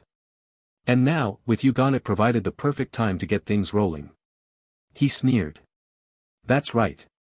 Only humans should have the right to live free lives. We are the supreme race above all others," the god of life said, backing up his brother Wind. "That includes you, Nature. You should be serving at our feet," the god of earth added, though in a slightly more demeaning tone. "Our guild was founded to kill all those who were not human. All inhuman species are evil and disgusting creatures. No better than demons," the god of fire added. And just at that moment, the other human nodded with a sinister smirk. The doors opened and some humans walked in with elves in chains. "As you can see, your children have been captured by mine. We are superior. And now, it's time to see how you react," the god of wind said with a smirk. "How dare you?" the goddess of water cried out. "Do it," the human advisor said with a nod and then dived into a maniacal laugh. Wielding gaudy weapons, clearly made by the hands of Yggdrasil players, the humans swung their blades and stabbed their spears at the elves. All laughing with evil intent. "Stop it!" the water goddess shouted, covering both of the boys' eyes. "Damn it! What should I do? I didn't think it was this bad. Damn those 4 assholes. Who gave them such a big head? When? Did they really hide it from me this entire time? Or was I just incapable of seeing through the facade because it was a game back then? Huh? What happened? Where did the damn elf go?" a human shouted angrily. "I wouldn't worry about those in safety. Especially not when you're about to die where you stand," Night Silver said, cracking her neck in a fury she hadn't felt for a little while. "So this is what I get for saving your lives. You really think you can best me because you've added a few weaklings to your side? A shame then. I thought we could at least get along. But not anymore," she continued, her eyes narrowed with a piercing gaze. "Sister Water, I know you have nothing to do with this. You're far too nice to be so vile. Go and tell the people what happened here. I'm evacuating all dwarves, elves, and the humans who don't see themselves as superior," she said, and in her last moment of clarity, she handed the girl off to hold on to the goddess of water's back. Just before leaving, the goddess of water turned and glared. "I hope you managed to kill at least 2 of those bastards. But beware of the golem. It's strong," she said, pointing out the 2 she wanted dead with her eyes. "I'm strong too. And now that they've harmed elves, they have exactly 0 chance to deal with me. Now get going. Children's lives are at stake here," Night Silver managed to say. The goddess of water, with all 3 kids holding onto her, ran out of the castle. "I know you're strong, but against the 4 of them with no prep time. If you really can pull it off, then I'll make you feel absolutely amazing." How exactly did you manage to teleport them like that?" the god of wind asked, curiously eyeing the spot where an elf had just been. "There should have been a dead elf here. And yet there is nothing but air. How did she do it? What ability did she use? What spells do this? I should have studied up more on the skills of other classes. Damn her for knowing something I don't. You know, it was sickening having to put up that act in front of you for so long. Now though, I can finally let loose and kill you. Or maybe I'll make you my plaything. Your body should be used for something good. You should feel honored that a Supreme One is willing to let you serve as a slave, Demon Witch of the Forest, Night Silver." He sneered with cackling laughter. Hearing this title almost snapped Knight Silver back to a calm state of mind. It was like a trigger just, well, triggered. It was then that half of the low-level human low lives had flames erupt from beneath their feet, charring and burning their bodies to cinders. Nothing but a steaming pile of innards adorning a pile of ash was left behind. Ah! Brother! One human shouted in anger. He foolishly charged straight for Knight Silver, spear raised and prepared for a thrust. His anger turned to bloodlust which had blinded him. Knight Silver let the human spear land. Ha! He snapped out of his rage and straight to confusion. He pulled his spear back and tried again. He did this multiple more times. What? But. How? Why? I'm superior. He shouted, as he took a few shuffled steps in retreat. It's simple. You're not superior. You are inferior, though it isn't really because you're human. It's just because you're weak. Perhaps you'll be better in the next life. Knight Silver stated in an eerily cheerful tone. Huh? Why are you so cheerful? It's creepy, like a demon. You really are a demon. The cowardly man stammered in fear. Huh? Oh, my. It's just, I killed a dragon lord about a week ago. And even he didn't have half the arrogance you did just now. I guess I was just enjoying the show. Knight Silver laughed, though anger and fury were clearly her most dominant emotions. Now you die. She added as lightning fell upon all of the remaining weak humans. There is no need to spare any of them. Not after they purposely made a show of trying to murder my children in front of me. Despicable creatures ought to be tormented in the worst sort of places. How? That wasn't the normal strength of your magic. The god of life asked with widened eyes. You ask that even knowing exactly what happens when my people are in danger. But no, you four even went a step further and had a hand in the deaths of my elven children. Now, I am your worst enemy. And it was your hubris that created me. Know that I truly had desired to be friendly with all of you. But you've now shown that was an impossible position to take. Prepare yourselves. It took 20 high-ranking players to kill me when I raided their bases. You don't stand a chance. Knight Silver explained with a piercing stare and shifting her body weight in an effort to restrain herself just a little. We aren't afraid of you. This is our guild base. Come siege Golem. We have an intruder. The god of wind shouted, readying himself to play his role as a tank. The other three golds began preparing their own magic and skills. The wall behind them shifted and split apart down the middle, opening up to reveal a giant golem nearing the size of a young dragon. It was a level 100 siege golem. Knight Silver stood there, using all of the spells she could that had the ability to test for status ailments. Damn it. I have almost every single one of these damn spells. There isn't anything that can hide from all of them, not even world item control. They really did make an active effort to kill my elven children.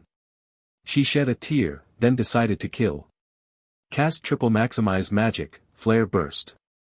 The god of fire roared, signaling the beginning of the fight. The true beginning.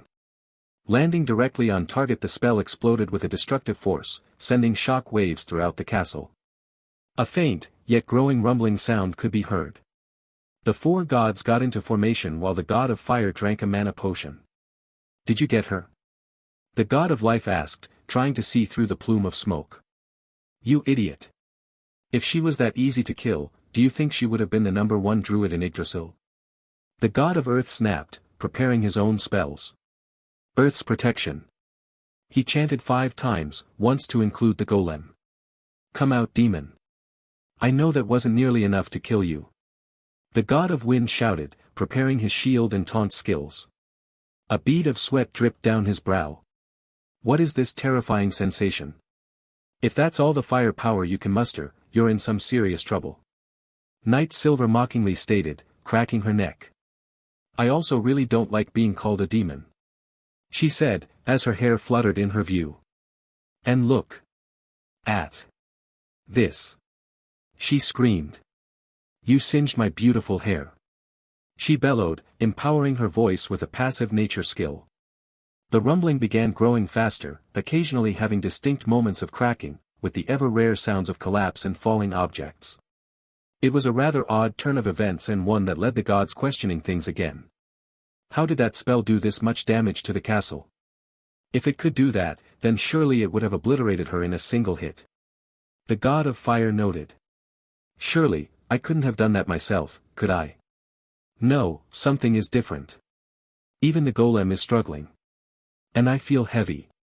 The god of earth said, looking around. Gravity magic. The god of life shouted, realizing the signs once the pieces became clear. What? But, that's an arcane spell. The god of wind shouted, now objectively terrified. We have nothing to deal with gravity magic. Shit. This might very well be impossible. Don't worry, the gifts that we were given in the way of world-class items are helping us resist it for some reason. The god of life mentioned, noticing the difference. We'd be crushed by now otherwise. He explained. Not bad, you figure it out. But gravity magic is not locked behind the arcane arts. You're even dumber than I took you for, even after this terrible blunder. Arcane arts seek to mimic natural phenomena in their own way. To bend to their own desires. Knight Silver explained. I am a druid of the highest caliber. Druids master the forces of nature. Do you really think the strongest forces of nature would be beyond my scope? She taunted as she felt insulted at the mere notion she would be incapable of this. How about we just put all of this past us and go back to being friends? The god of life asked, cowering now that he knew just how fucked they truly were. Yeah. I'm killing you first. Knight Silver said, and moved at incredible speed. Knight Silver had made moves to punch right through the god of life's face. However, while she was capable of speed blitzing almost anyone from the game, tanks had a special ability that would allow them to move instantly, once. It had an incredibly long cooldown as well. The god of wind, using this guaranteed block, moved with his shield raised to tank the blow. However, in that same instance, Knight Silver's delicate-looking fist came into contact with his shield, creating a hole straight through it, landing on his cheek, sending him hurtling into where the wall meets the ceiling. The god of life pissed himself. The look he saw in Knight Silver's eyes was clear and precise. She is going to kill me. I don't want to die. Humans are superior. All the sacred texts said as much. Scared of an elven woman, why? Aren't you superior? Knight Silver teased, completely unfazed by the others staring her down. Oh, I get it now, you're superior at being utterly useless and terrified when it actually matters. Even if I were to be a demon, at least that's better than what you are. She said, as she walked up to the god of life. Being at point-blank range, Knight Silver pulled her arm back and straightened her fingers, imitating a spear with her hand. Using all of her stats, she pierced the god of life's body. She didn't poke through the other side. No, she had arced her arm up and through the lungs, gently stroking a still-beating heart. One going a mile a minute. There was a moment where the two just stared into the other's eyes. Like an entire conversation was taking place. The god of life had his will to live drained, as the tingling of gentle and delicate fingers wrapped around his heart. Slowly and painfully, squeezing the life out of the god of life. Then. You. Are. A demon. The god of life declared with his final breaths, coughing up blood only to fall slumped over Knight Silver's arm, dead and unmoving. No, I am the only god here. You are nothing more than pretenders to divinity. Knight Silver said, ripping the god of life's heart out from his body. She massaged it with other hand. How could this thing ever hold such a terrible feeling towards others? It's simply unthinkable. Gods shouldn't be fascist, they should be warm, kind, loving, and accepting of all feeling creatures. She said, crushing the heart into a paste spewing from her now closed hand, dripping with blood. You demon. How did you burn through his HP like that? The god of earth panicked. Simple, but it's not like you're going to live long enough to find out. Knight Silver said, blitzing the god of earth to appear behind him. Because you're next, she said in a chillingly cold voice. What? How? Such speed is nearing the level of that detestable raid boss. How do you have such speed? The god of earth complained.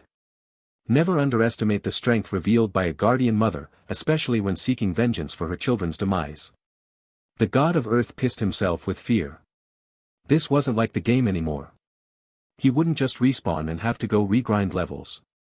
A fact that has been proven to be true in abundance extremely recently. His eyes transfixed on the still, lifeless body of his friend. The god of life. Crippled with a paralyzing fear, he could no longer feel anything. Including the blood-soaked hand appearing from the center of his torso. His voice left him. Slowly drooping his head as if to count the drops of blood. Proving to be a fruitless effort once each drop fell, absorbed by the pool of blood and piss underneath him. Night Silver had zero mercy for them now. They had masqueraded as her friends, and used this to kill those she couldn't help but see through the eyes of a loving mother. There were a few exceptions among the elven adults where she felt a desire to play with them in a different manner.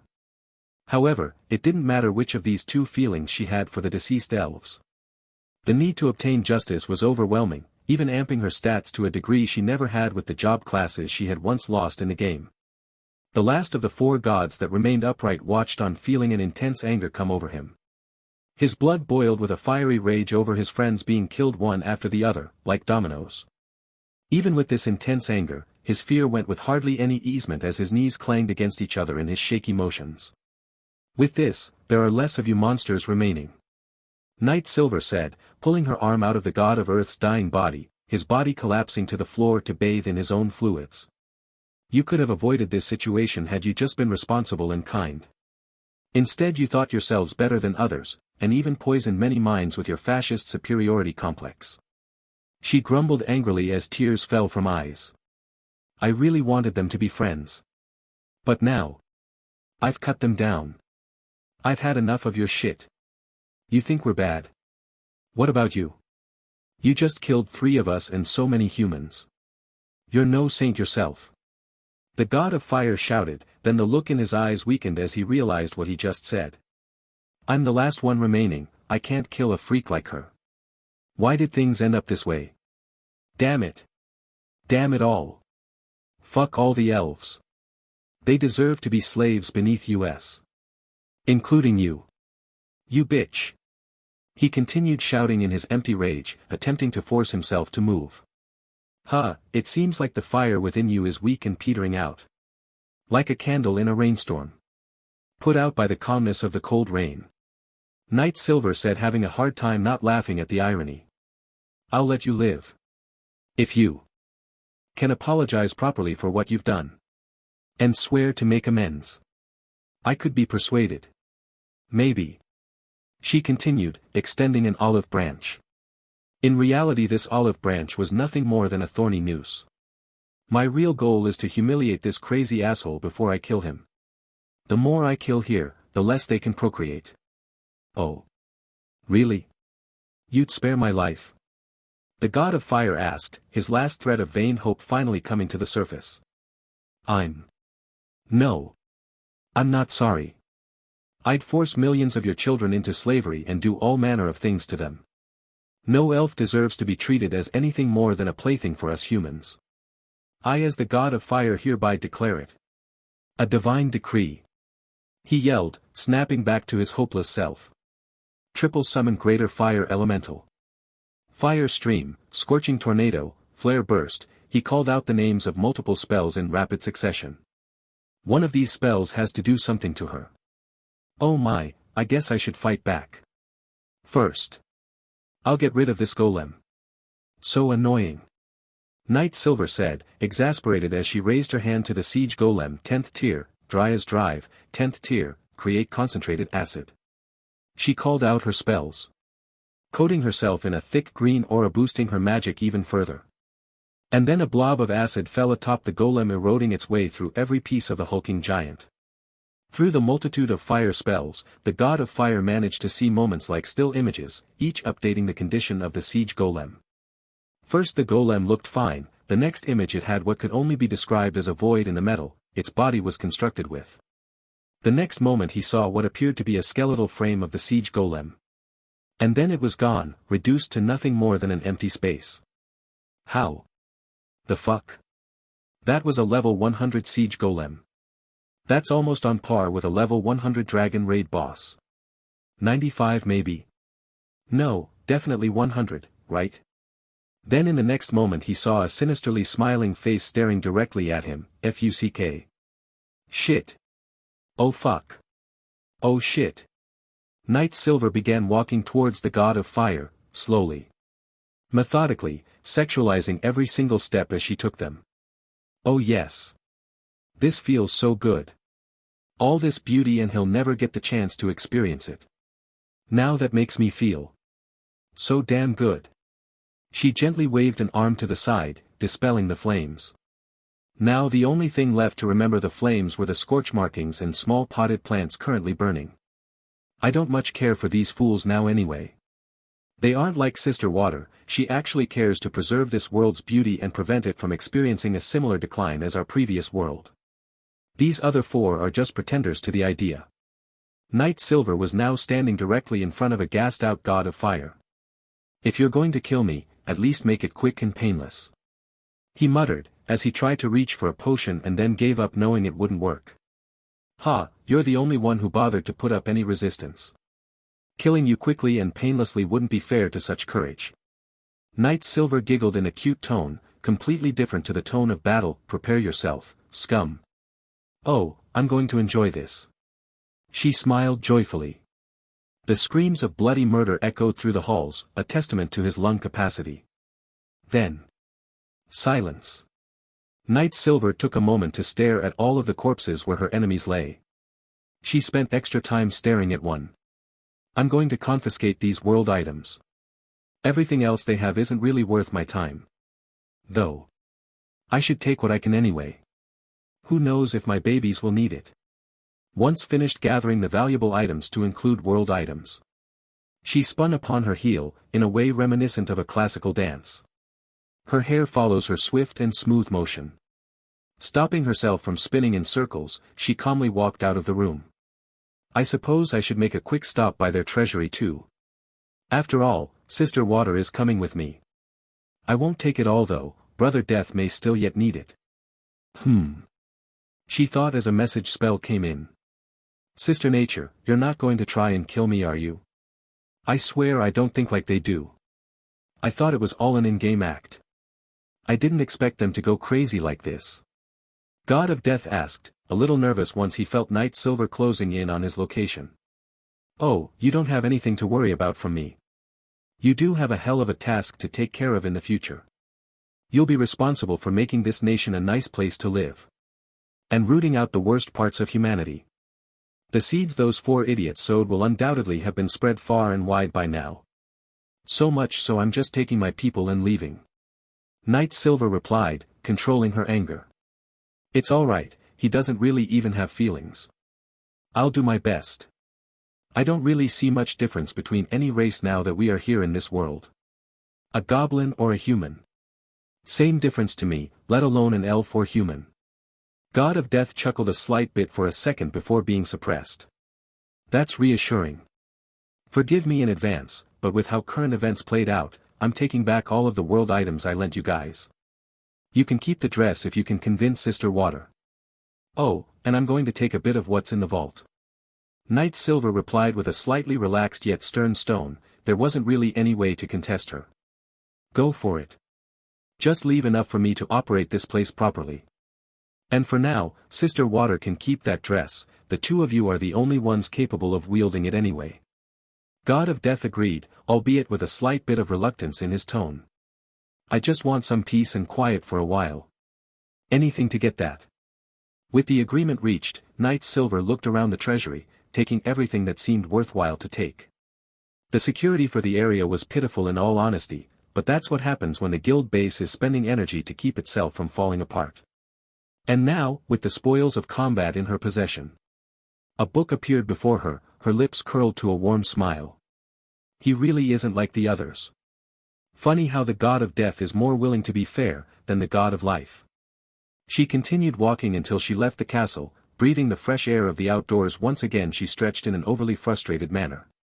The outside was bustling with onlookers, each eyeing the castle with an intense curiosity. Most were terrified, however, once Knight Silver walked out. The situation became clearer. There's quite the gathering here. Knight Silver chuckled. Mommy. The little girl that had left with the water goddess came running up to Night Silver, jumping to clear the distance, her eyes filled with tears. "Hey there, I know that must have been scary. But everything is fine now. You're safe. The bad guys are gone. And they will never threaten you again." Night Silver consoled, embracing the child in a motherly tone and many kisses. The girl buried her face into Night Silver's bosom, tears still flowing. And then she popped her face up to look at Night Silver directly in the eyes. "More," she murmured. More. You want more. Oh, I know." Night Silver smiled, and then continued with motherly kisses all over the little girl's forehead and face. All while wiping away the tears. "You really must have been scared. You can sleep with me for a few nights. How's that?" she suggested. The little girl almost squeaked with a smile as she giggled and nodded. "Aha! You can tell us a bedtime story too, right, Mommy?" she said, with eyes as bright as the sun itself. "Sure, let's do that. Now, then. It seems like almost everyone has gathered here." Night Silver nodded, then changed the subject, noting that there was someone walking towards her. "Oh, I remember you. You're one of the first few women elves I had the pleasure of talking with in the bath," she mentioned, with a kind smile. "Yes, that's right, Mother." The woman blushed. I am here to tell you that this is all who decided to come with us. So everyone that is leaving to live in Mother's paradise, has already assembled," she explained, a slight bit nervous about telling Night Silver. "I hope she doesn't get mad." "Oh. Interesting. Then the others have decided to take another path. I can respect that. I just hope they know that, no matter what their choice is," Night Silver said, glancing to a couple pairs of eyes a little ways away. "I'll always be willing to come to their aid, should they need it. And I grant them my blessing to live as they please in this beautiful and bountiful world," she continued, making sure she was loud enough for the others to hear. "Pfft, Sister Nature. You're really, truly a loving goddess. I'm now all the more eager to see this dragon lord who managed to catch your eye." The water goddess smirked, as she came close with the other two children who were similarly still petrified and refused to let go of their aunt. Then let us return. I'm eager to show all of you the beautiful place I've started to build. Let it be a sanctuary for the weary to come back home. Home to their mother's arms." Night Silver smiled, and silently used a spell to lift everyone nearby up into the air to begin their journey. With the spells Night Silver had used earlier losing their effects, the castle began to show progress on its repairs. All castle guild bases had an auto-repair function, it really only cost a degree of gold to pull it off. Even so, it took time to fully finish the repairs. During this time the castle was made off limits for everyone. The cat maids made sure to keep everyone out, injuries clear on their bodies. Even the maids they had created were treated terribly by the human supremacists. While the castle was closed down, the god of death Sir Shana walked the halls. He was mentally preparing himself for the moment he would inevitably witness the lifeless bodies of his friends. How will I react? Vengeful? Sorrowful? Or will I just not care about what happened? The fact I'm thinking like this also scares me. Or does it? I don't know. I guess this body of mine really did change my mental state. The body has an influence on one's thoughts. I wonder if it is the same way for Sister Nature. Though in her case there hasn't ever been a soul that thought she was ever a man. At least I don't think so anyway. I didn't know she used to be a man until we all found ourselves here. It doesn't matter now.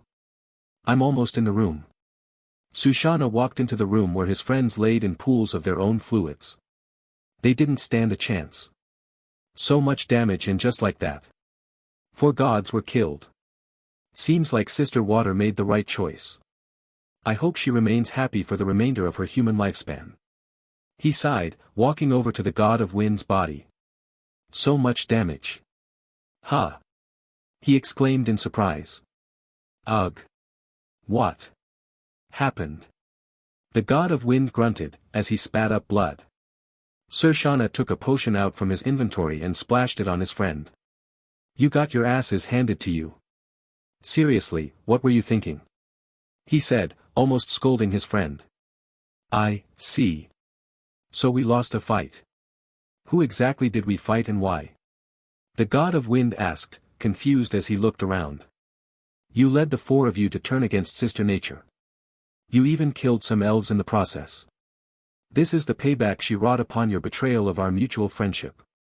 Sir Shana answered, continuing to lay it on thick with the scolding. I'm surprised you managed to survive. He added. The god of wind shuddered as the memories flowed back into his mind. Her power was nothing like a LVL 100.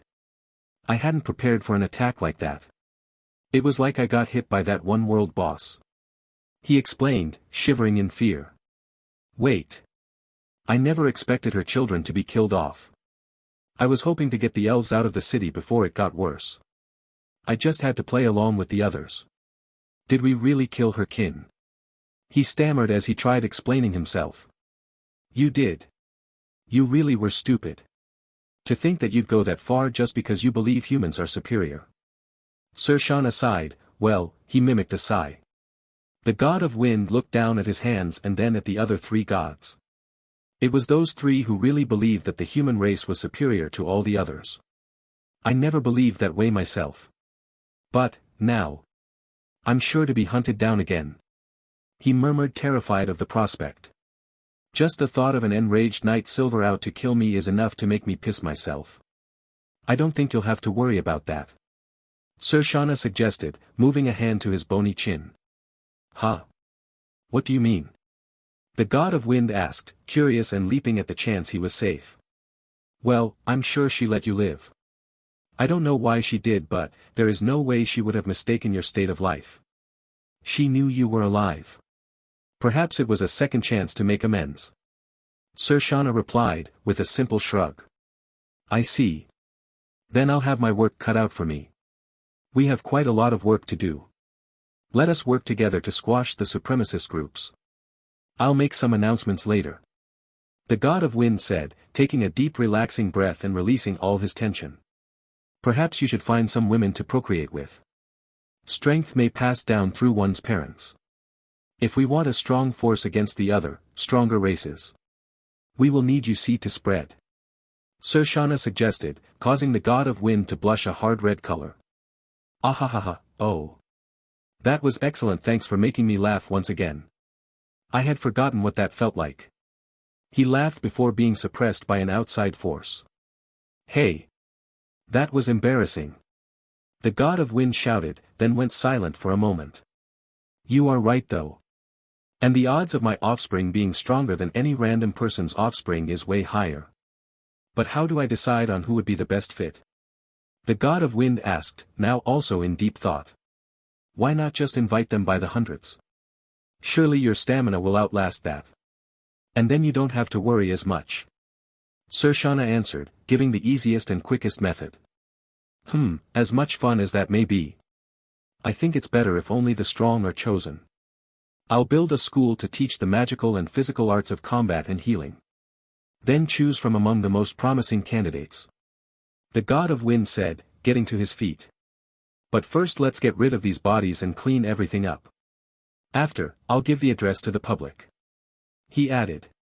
You could always leave this to the cat maids and start working on making those godkin now. I'm sure any of the single women in the city would love to be treated so warmly by their god. Sir Shana teased. Do you want me to die of a heart attack?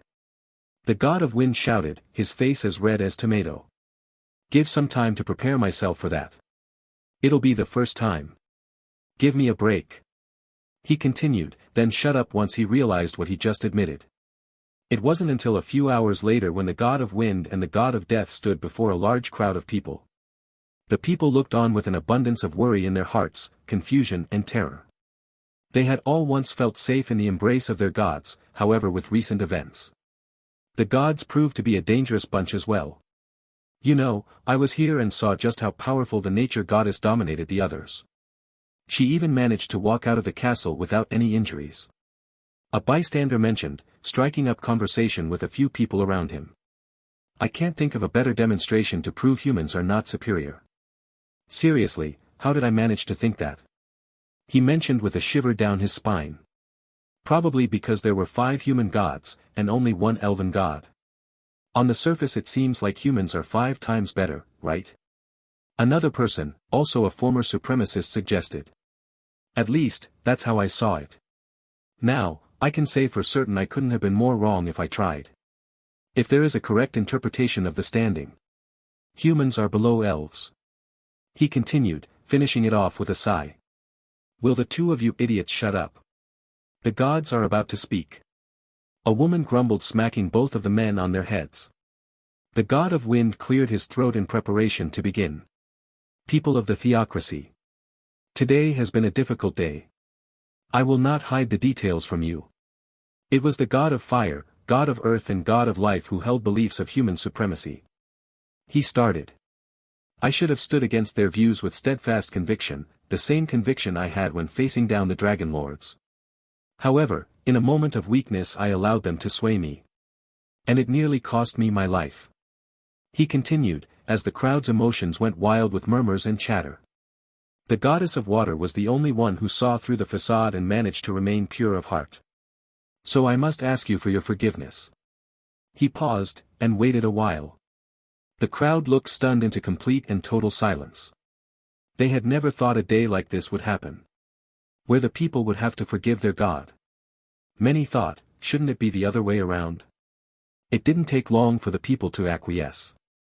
They'd much rather forgive and then forget this awkward situation, than to continue being confused. Thank you, all of you. The god of wind said, with a serene smile that caused many of the women among the crowd to experience a mix of emotions. They weren't alone though, as it was a smile that had even drawn the attention of some men. Now, to avoid this situation from happening again, I am announcing the establishment of a school. Where we will teach everything a person needs to know. It will serve as the first step in the process of restoring our strength. With 3 gods dead and lost to us forever. There is no shortage of strength that must be made up. And you will do this with your own power. The 2 of us will help you. He explained, keeping it vague as it was still a work in progress. Now, you may be wondering the best way to do this. And as of today, even though none are among us, we will call them godkin. So all you blushing ladies out there, prove yourselves in your growth and you may have the chance to call yourself the mother of a godkin. The god of death chuckled. Yeah. The women in the crowd erupted. Not all of them, but there were clearly not a small number of them. Ahahaha, seems you'll be seeing more action than you bargained for. Sir Shauna laughed for a moment until his suppression kicked in. Oh, shut it. You and I both know this is embarrassing. Seriously, how can those 2 be so open about something like this? The god of wind said, looking up to the sky. He took a deep breath and then exhaled. Well, I guess we should start getting to work. There's plenty of work to do, and I don't want to be on the business end of Sister Nature's magic a second time. He said, as they left to begin preparations. Elsewhere in the world, a large dragon was fuming. She was now beyond frustrated. All of my plans seem to have been for nothing. Why? Damn them all. We're supposed to be the gods. Not those tiny lumps of flesh. She roared into the sky from atop her mountain palace. Great Mother, it wasn't all fruitless. 3 of their gods have been killed off. It is unlikely they have the ability to come back after that. A significantly smaller dragon pleaded. Seeing Mother this way worries me. I hope nothing bad happens. I've lost my mate, dozens of my children.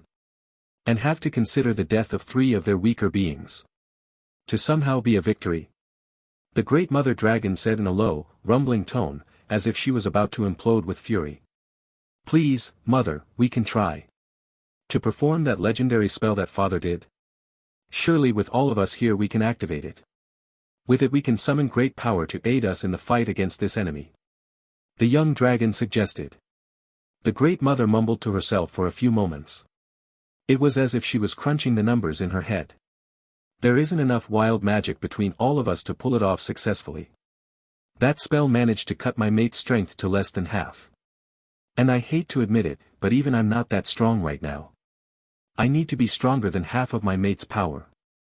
I'm just a little under half now, but that could change with a few things at play. We will continue, however, the goal is to strengthen our magic.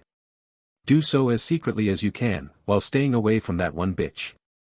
I'm the only one who can match her. A shame she killed him too, I could have had more offspring. She explained, with a little musings towards the end. The trip Knight Silver had originally embarked upon was meant to be a simple one. One of common understanding and agreement. However, it had turned out to be anything but that, having to avenge the deaths of a number of her elven children by way of killing those who she had once thought of as friends. It really is a shame. But oh well. That's what people like that get. She thought as she and the goddess of water escorted the people migrating from the Theocracy. I can tell when you're worrying about something. The water goddess spoke up, having been keeping a keen eye on her dear friend. Oh, I was just thinking about what happened earlier. It's a shame I had to kill them, but with actions like that death is almost too good for them. Knight Silver answered, with a tender tone. Why don't we resurrect them so you can kill them again? They'll get progressively weaker each time too. The water goddess suggested with a happy smirk. The look only made her idea all the more terrifying. Pfft, that sounds like fun. Though, I'd rather make sure these people are able to live in a safe place. Knight Silver giggled, looking around to the large group of people floating behind her. They deserve a safe place to live in peace, to live out the lives they want to live. She smiled, holding the little girl in her arms a little tighter. Huh? Mommy? What is that over there? The little girl asked, pointing out into the distance. Oh my, they really were putting in the work while I was gone. It's only been a day. Knight Silver said. That is the place I've been working on. It's a really beautiful place. She added, and then noted that a large creature was flying this way. A dragon. The people screamed. However, Knight Silver smiled at all of them, calming their nerves instantly. Ah, big sister, it's you. You're home already. Moijit said, having stopped to hover in the path everyone was taking. Yes, my business ended a bit more quickly than I was expecting. And as a result I have many refugees that need a place to live. So I'll be integrating them into our place. Knight Silver explained. Moijit looked at the number of people coming in, it was like he was counting them. We have plenty of emergency beds. But not enough proper housing yet. He said, after thinking about it. Aside from that minor issue we have plenty of food and space in the baths. He added. Excellent. As far as shelter goes, I can put up everyone who doesn't have a place to go. The children can stay with me in my home. I owe them a pleasant bedtime story. Knight Silver said, with a brilliant smile. Sister, I didn't realize you managed to tame these dragons. The goddess of water smirked. Huh. I just freed them from their demanding mother's control. From there they decided to remain nearby to pay back my kindness. Knight Silver blushed in reply. Now, let's go and begin the process of integrating these new citizens. She said, flying off once again. Moijit and the goddess of water stayed put for a moment. The two boys that the goddess of water carried with her were eyeing the dragon with an intense curiosity. She's acting a little different. Did something happen while she was away? Moijit asked, his body shifting to give his full attention to the goddess of water. I'm sure she'll let you know what happened in time. Though I'm not sure if I should say anything more than simply confirming that something major did occur. The water goddess said, with a difficult tone. I see. She has this air of fury about her. I do hope my brother will be alright. Ahahaha. That'll be a funny sight to behold. Moijit laughed. Lady Water, can we ride the dragon? The elven boy piped up to ask. Huh? I'm not sure. The water goddess said, then looked at Moijit. How about it? Care to give us a ride the rest of the way home? She said with a shift in her posture. Ahahaha, as long as you promise to hold on to those kids tight. I'm not as stable as my big brother is. But I think I can manage such a light load. Moijit chuckled, as he positioned himself to accept passengers. Once the water goddess was on, Moijit shivered slightly. So that's how it feels to have someone riding me. I don't entirely dislike it. He murmured slightly louder than normal. Alright, let's go. He said, in embarrassment before taking off with great speed. Ahahaha. This is fun. The boys said, their hair in the breeze and eyes wide as they took in the sights. Such a kind dragon. I wonder how kind everyone else is here. If they all have a common love for sister, then I'm sure it's a beautiful place. Lady Water, look. The buildings look so clean and sturdy. And there is that one there. It's so big. The dwarven boy pointed out as Moijit began his descent. Whoa. Mother was right. So many proud women everywhere. The elven boy stammered with a light blush. You'll get used to it, I'm sure. Life has already been fantastic here. With big sister here making so many improvements. Wait till you see her home. It stuns me every time I see it. Moijit chuckled in explanation as he landed. Mother Goddess, you've returned. Shouts from a crowd calling out with praise. Welcome home Goddess. Some others called out. Welcome home, Mother. Others chanted. Come now, I haven't been gone that long. But I'm glad to see you again as well. Knight Silver smiled, trying to calm the crowd. A winged human boy jumped towards Knight Silver, flapping his wings in an effort to fly into Knight Silver's arms. Mommy! He cried out, with emotion. This was followed up with dozens upon dozens of other children. You're always so adorable. You won't have to worry for a while now. I don't plan on taking any more trips for a while. Knight Silver giggled as some of the children climbed on, searching for a spot to be close to her. I've got to tell the new children a bedtime story tonight. I hope you join us and make friends. She added. Yay! Story night. The children laughed. The adults seemed, specifically the women gave a knowing glance towards their men. Oh my, Sister Nature, you've really come to be loved by your people. The water goddess giggled, walking up to a miniature mountain of children. It's truly a wonderful sight. She continued. Huh? Auntie? A child asked, grabbing hold of the water goddess dress as they looked up with curiosity. That's right. You can call me Auntie or Lady Water. You know what? Perhaps I should just use a better name for everyone. Water. Undine. Yes, Undine. She said, crouching down to meet the child at eye level. You'll grow up to be a strong man. I just know it.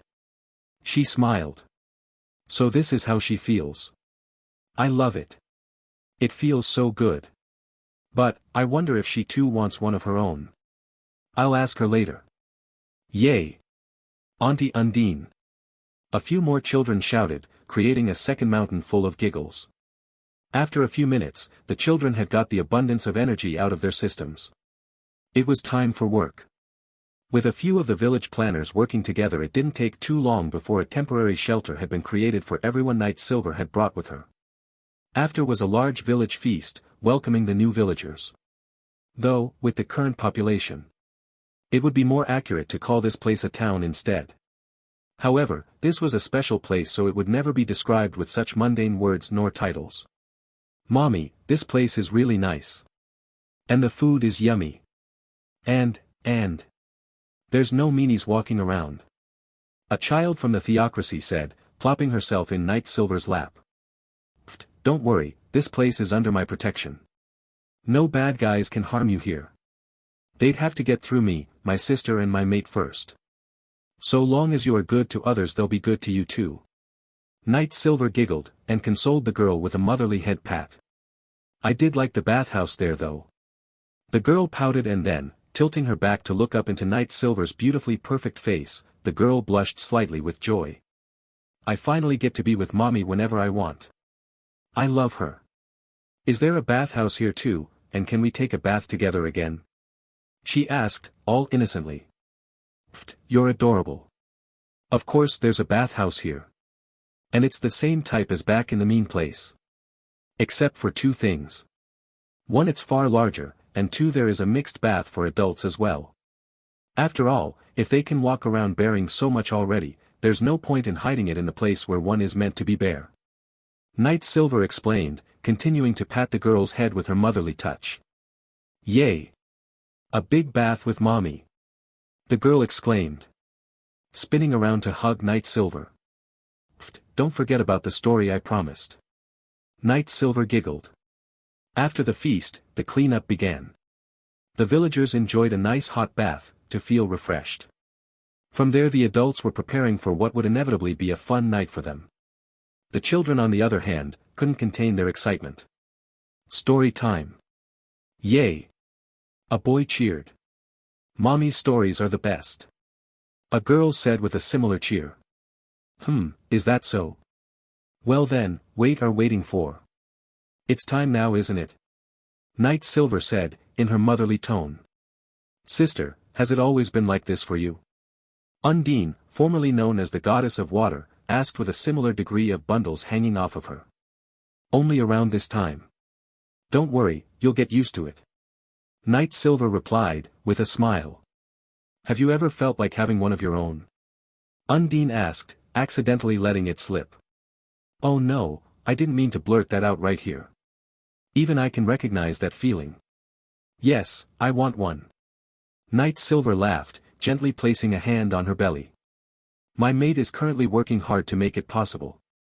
In the meantime though, I'm going to give these adorable little ones my attention. She added, sending a shiver down Brightness' spine. I see. Here I was worried you would have a hard time coming to terms with that. You know, considering your change.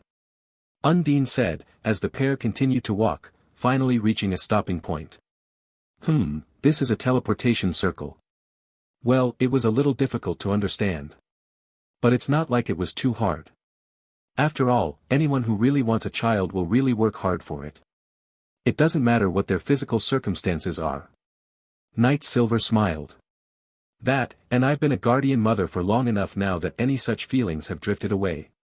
Not that I had many to begin with. She added, activating the teleport circle. Where they appeared was a magnificently large open space. It was lush with its own ecosystem. There was a place to look outside of the home on either side of the mountain. And at the center of it all was a bed made from natural materials. It looked a little worse for wear due to the materials used. However, it was the best bed in the world. There were fruit-bearing trees, berry bushes and even a vegetable garden. Some small animals lived in this little ecosystem, drinking from the stream, and just living their lives. Though, they all actively avoided a few spots. There were 2 large locations on either side where they would stay clear from, and then the center of the large open cavern. Those were places not meant for them to tread. Whoa! This is amazing, Sister Nature. It's like its own little world here. Undine exclaimed with widened eyes. Taking in the sight as she looked around. Thanks, I designed it to help the children learn about magic, and so they have space to play. If you look over there, Night Silver said, pointing to a mossy area. Behind that veil of moss is a hot spring. I have a similar one on the opposite side as well. And then there are the waterfalls where we can take a cold bath if you want. She continued, pointing out the crashing waterfalls. It's so peaceful in this place. The sound of the crashing waterfall and flowing creek is so relaxing. But where does the water go? Oh. Undine said, noticing the reinforced holes where the flow is controlled. I set up this place so the water can travel freely. We can swim all we want in the water too. Night Silver giggled as she jumped onto her extremely oversized bed, kicking her shoes off, and crossing one leg over the other. When the water passes through the drain holes it gets purified anyway. Free drinking water for anyone, including the animals. Later, when I have time to improve the tunnel to the other side. She continued, wanting to talk about it. However, the look on the children's faces was too easy to read. It was clear that it was story time. Well, we can talk about all of that later, Sister Undine. For now, come and get comfortable everyone. She smiled, and was soon surrounded by children eager for the story. Yet the children began yawning the moment they laid down. From deep inside the cavernous lair, Brightness smiled. It's always such a beautiful scene. The people love her and so they put their trust in her. Oh, she's returned now, that means I can make some more progress. Brighty, please wait until morning.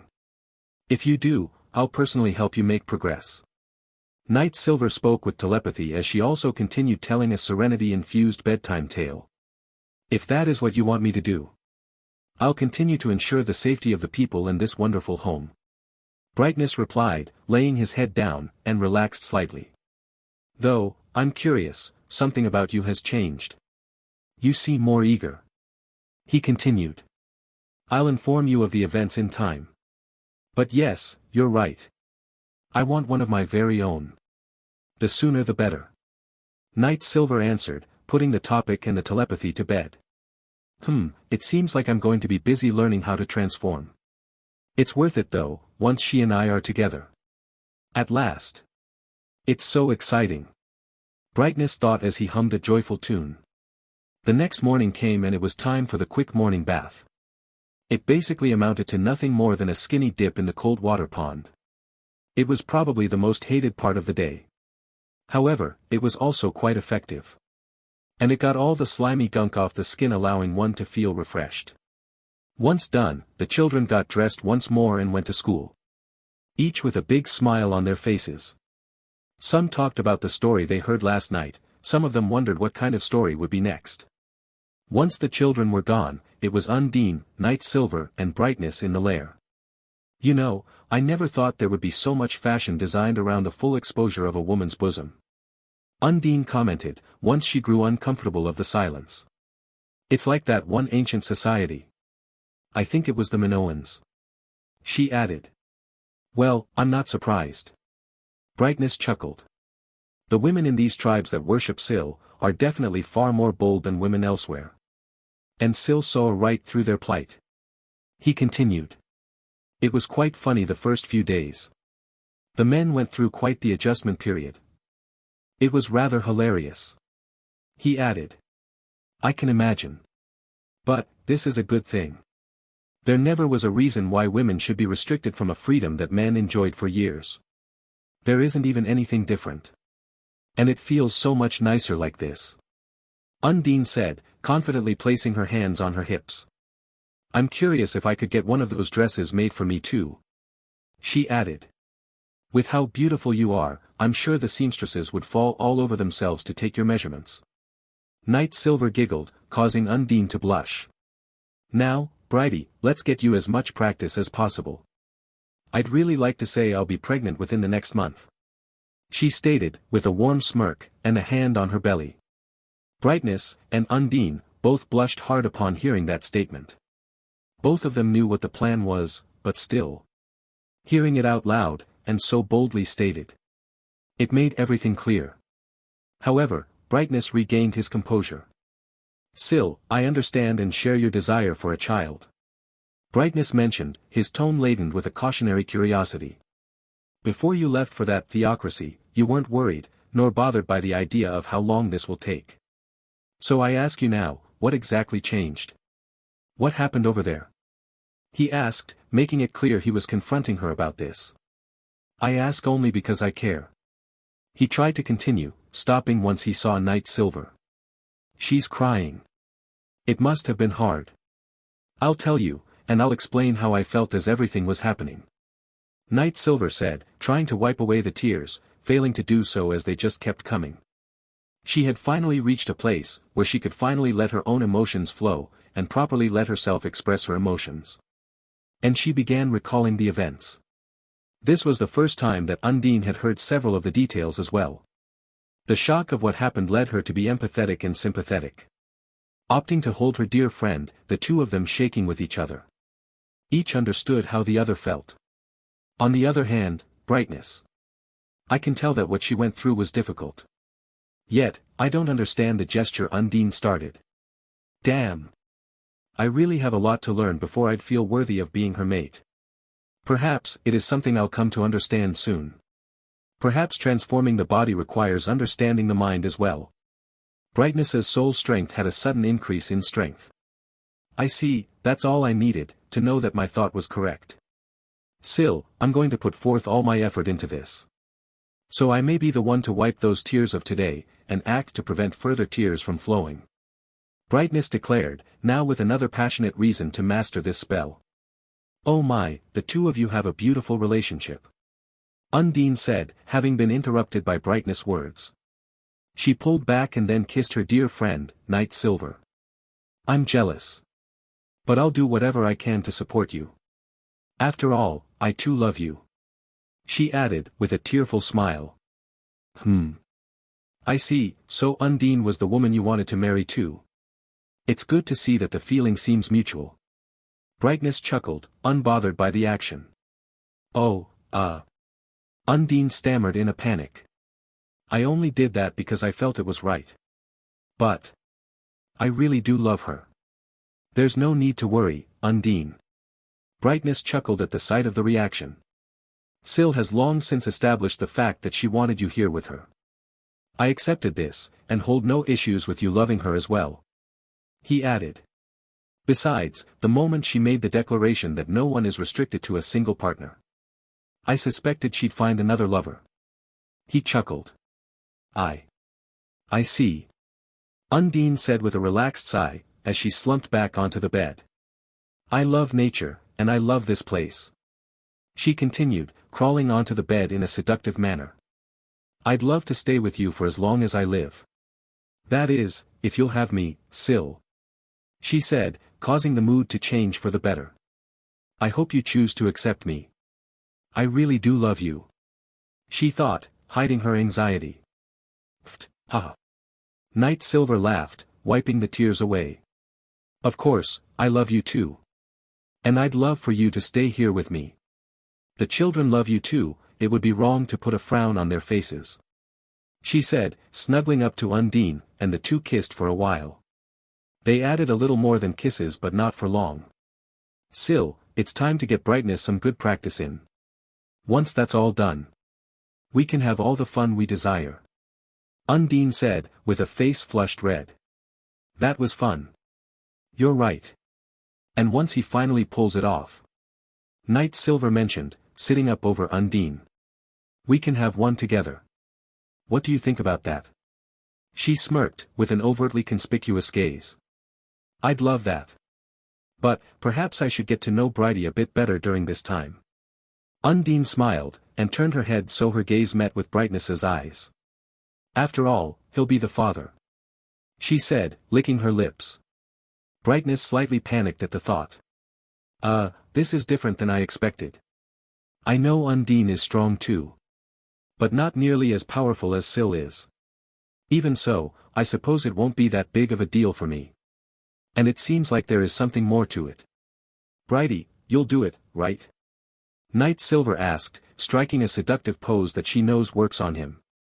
As a woman, it's impossible for me to have a child with another woman. But that issue would be resolved if we both have children together. Ah, it would be so nice. The two of us, holding them in our arms. She blushed, the desire for a child was now stronger than ever. I see. Let's take this one step at a time. I'd like to master this transformation spell first. Brightness answered, as he inspected the eager expressions on both Undine and Night Silver's faces.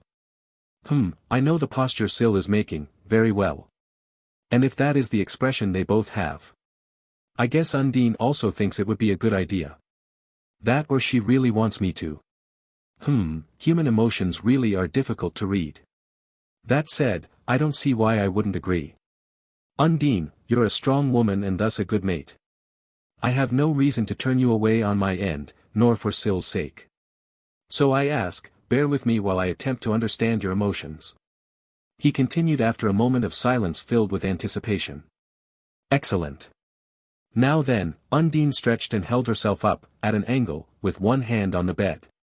Let's get you transformed. The sooner the better.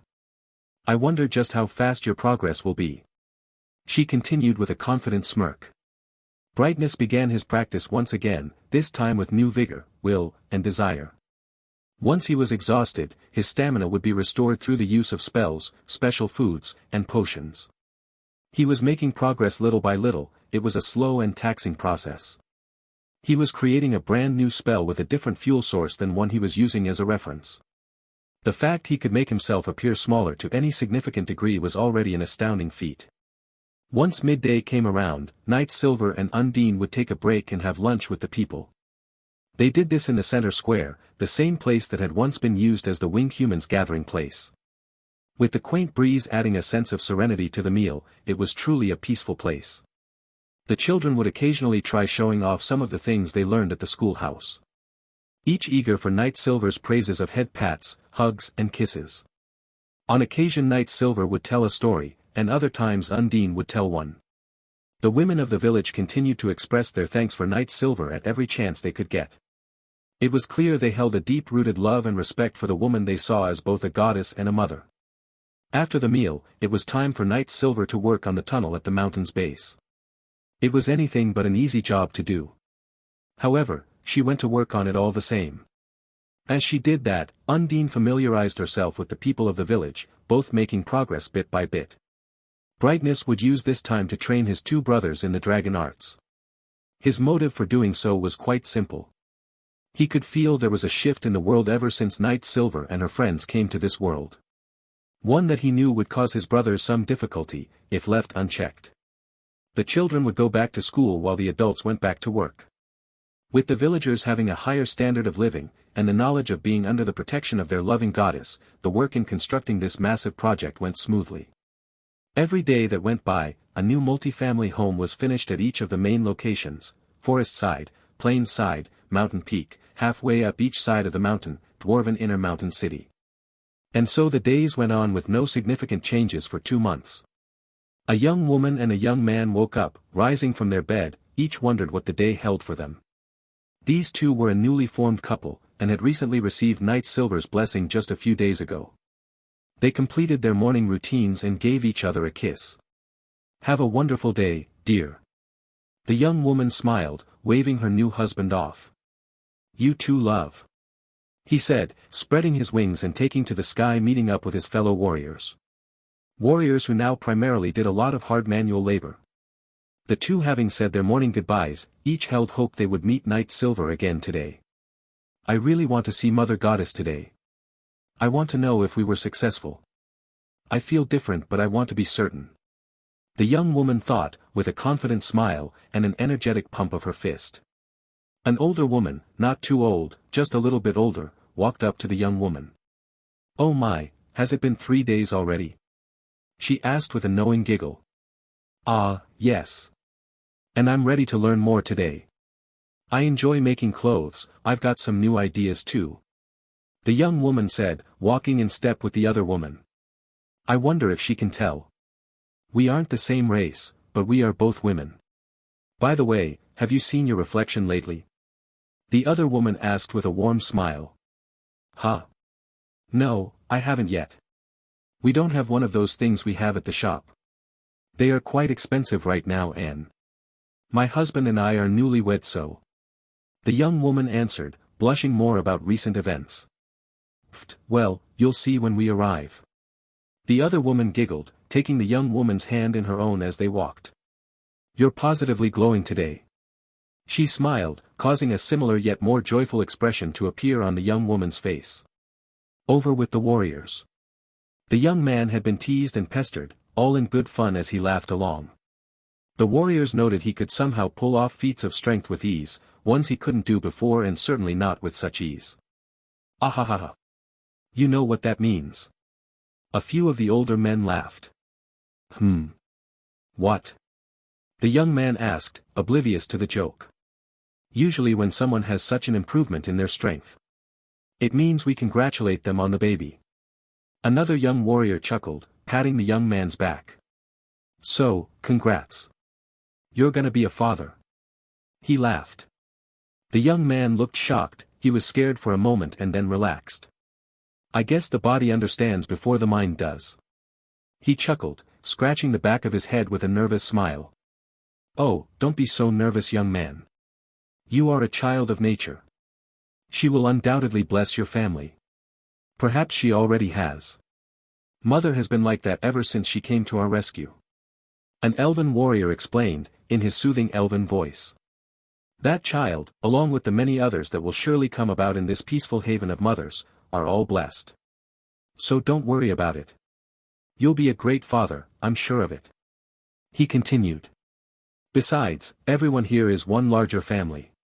If you have any troubles at all, don't be afraid of asking," he finished. Thank you all," the young man said, holding a new and deeper respect for all of the men around him. "Now, from my point of view, you should really relax. Don't be so uptight. Us women can sense that from a mile away. You could call it a sixth sense. You'll be fine, just stay relaxed and love your wife and child. Another elf spoke up, this time a woman, one who wasn't afraid to bare her chest. There were few women remaining who didn't wear outfits specifically designed for the freedom of their own pride. Thank you, I'll do my best. The young man said, nodding with a smile. I have to be relaxed and strong at the same time. Not easy. Or is it? Later on, it came to be the middle of the day. The gathering center was packed with many such young couples and even triples, each eager to see Knight Silver and Undine. Conversations were abundant, children played while they waited for the village chefs to arrive with the meals.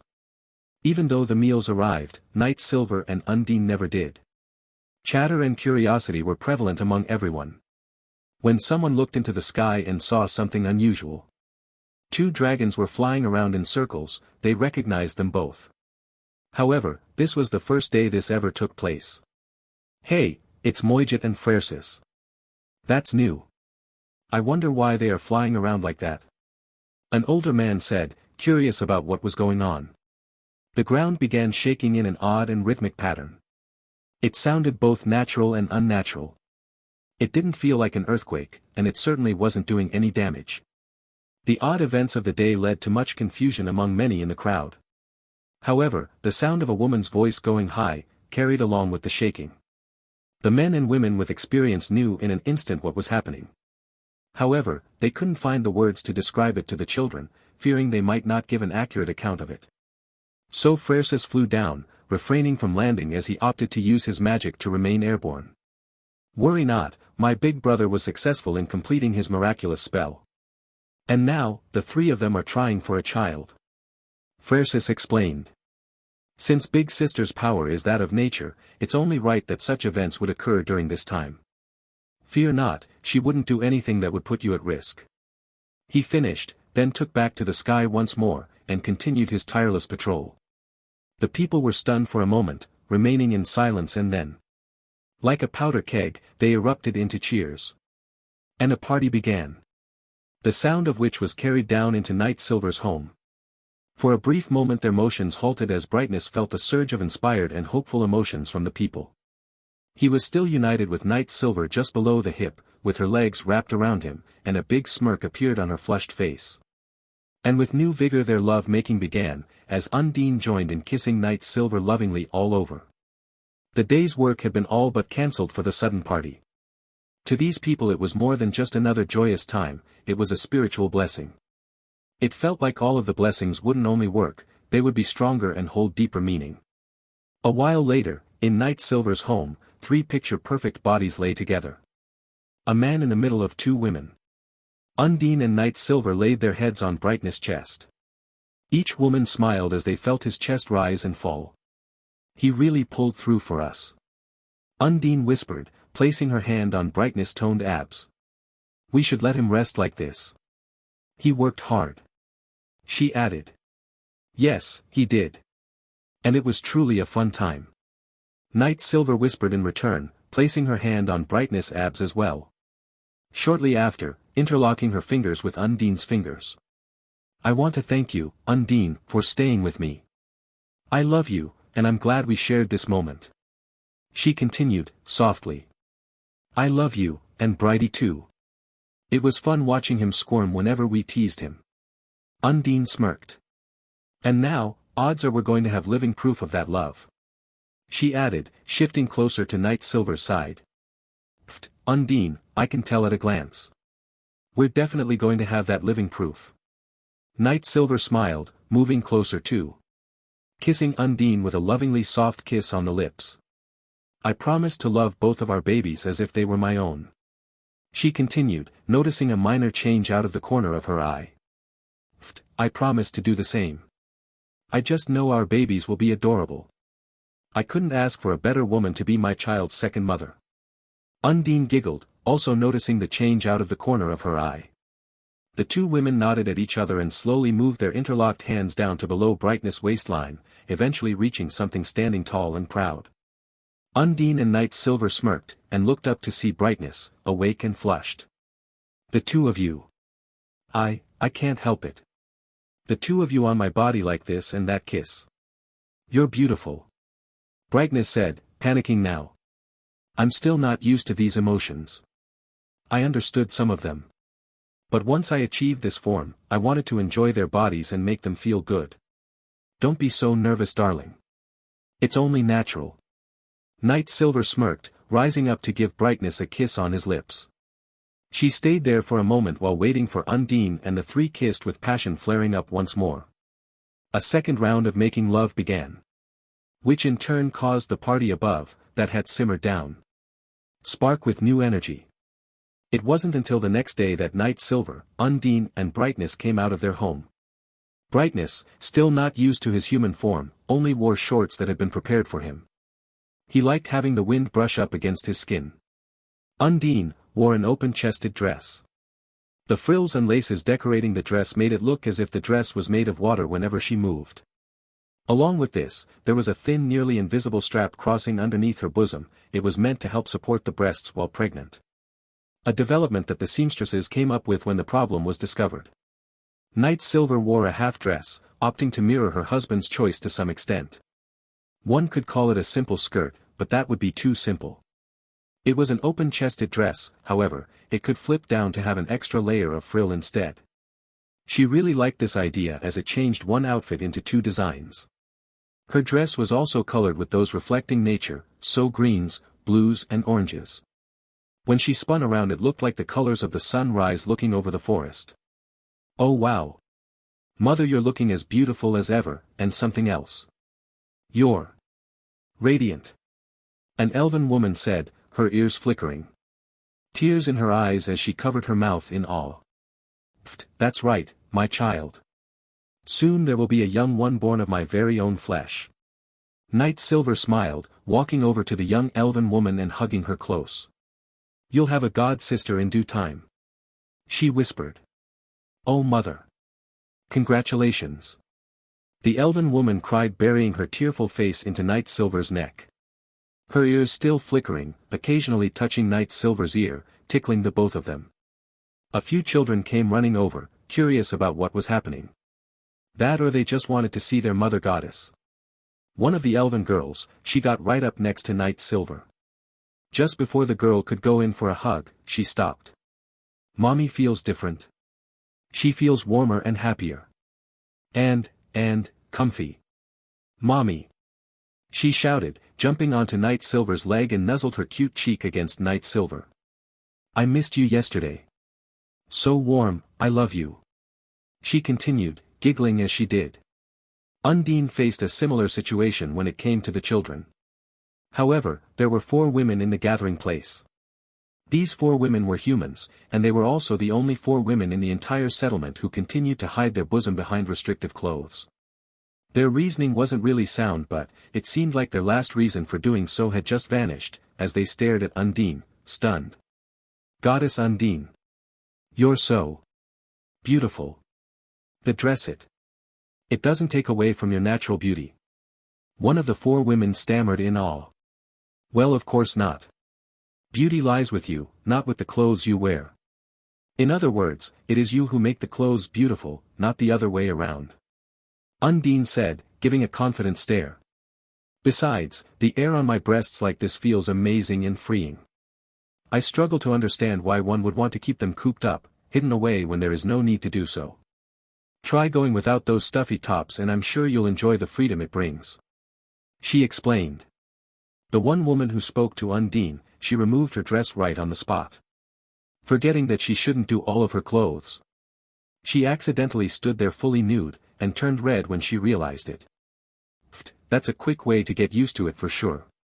But as much as I'd like for us to be able to go that bare, I think that might be a step too far. Undine giggled, handing the woman a spare dress from her inventory.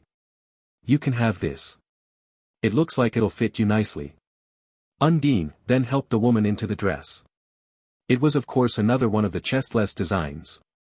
After all, it was the new fashion here, and incredibly normal to see all around. The woman, with her new dress, spun around with a new sense of freedom. This really does feel so much better. Her lips curled into a smile as she came to a stop, face to face with Undine. Thank you, Lady Undine. Pfft, don't worry about it. You look beautiful. Now go get your friends fitted for some outfits too. Undine said, leaning in to whisper, then go find yourself a man. It should be much easier now. The woman blushed with a smile. I'd like the company of my sisters more. At least, she said, noting the radiant glow coming from Undine. Until I saw how beautiful the other option was. I wonder how warm it must feel. I can't help my curiosity. No need to worry too much, remember that you can have as many official partners as you can manage. So long as all are in mutual agreement, of course. Undine said with a confident pose. Yes. Then. I'll do it. The woman said, jumping up and down. She then ran off saying, thank you auntie, and, hey sisters. Let's go. I just know you'll love how this feels. So freeing. Ha, I love it. The four women gathered together for a moment as the newly dressed one explained just how good she felt. There were some murmurings among them for a few moments until they all scurried off, making their way down the street and taking a hard turn, right into the nearest seamstress fitters. It was quite cartoonish how they did it, leaving others who watched it happen to have a good laugh. With the four of them making the adjustment. That's everyone now, right? Brightness asked, the look on his face was full of curiosity. That's right, it seems the idea of feeling free has finally won out. Night Silver said, as she was surrounded by a bunch of children. Ah, I know I didn't come out to play with you yesterday. But, Brighty was so close that I couldn't just leave him alone. Besides. She said, caressing her belly. I'm glad I waited a little longer. Oh. I know now. One of the little girls exclaimed with a big and seemingly knowing smile on her face. Mommy. You have a baby in you now. The look on her tiny, precious face was intoxicating. The other children stopped what they were doing, to take a good look at their goddess mother. And as if they had all practiced for this very moment, their faces slowly turning to a joyful happy smile. The two children that were in Night Silver's arms, took the opportunity to give her a kiss on either cheek, resulting in the two children squirming all adorably. Wow, to think the children would be that excited. Brightness said, picking up a couple of the children and sitting them upon his shoulders. You children really love your mother, don't you? It warms my heart. Well, of course we love Mommy. The boy on Brightness' right shoulder replied, as he and his friend gently kicked their feet. She tells us stories, plays with us, and makes sure we never go hungry. And not only that, but whenever we take a bath, she always makes sure we're all clean before getting to sleep, nuzzled in her or our friend's arms. That's right. And because Mommy does that, our parents do it as well. It's always so warm and cozy no matter where we sleep. The girl on Brightness' left shoulder added, with a cute smile. And to top it off. She's my role model. I love her so much, I want to grow up and be beautiful and confident just like her. Ahahaha. That's excellent. I'm sure if you put in the work, it won't matter what job you take in life. You'll grow into a confident young man and young woman that Mommy and your parents can be proud of. You really think so? That's right, son, whether you decide to be a warrior, or a farmer. Or anything else you can imagine, as long as you keep that attitude, you'll do well in life. Brightness chuckled, growing a smirk. Now, the real question, do you have a crush yet? Ha. Wah, wah, wah. Yeah, do you? The girl asked, with a curious look. Her hair flowing down only making the boy more nervous. I do. But, I can't say. It's me, isn't it? Ha. How did you know? Pfft, I think you're cute too. Oh my, isn't that sweet? You'll be good together for sure. Thank you, Auntie Undine.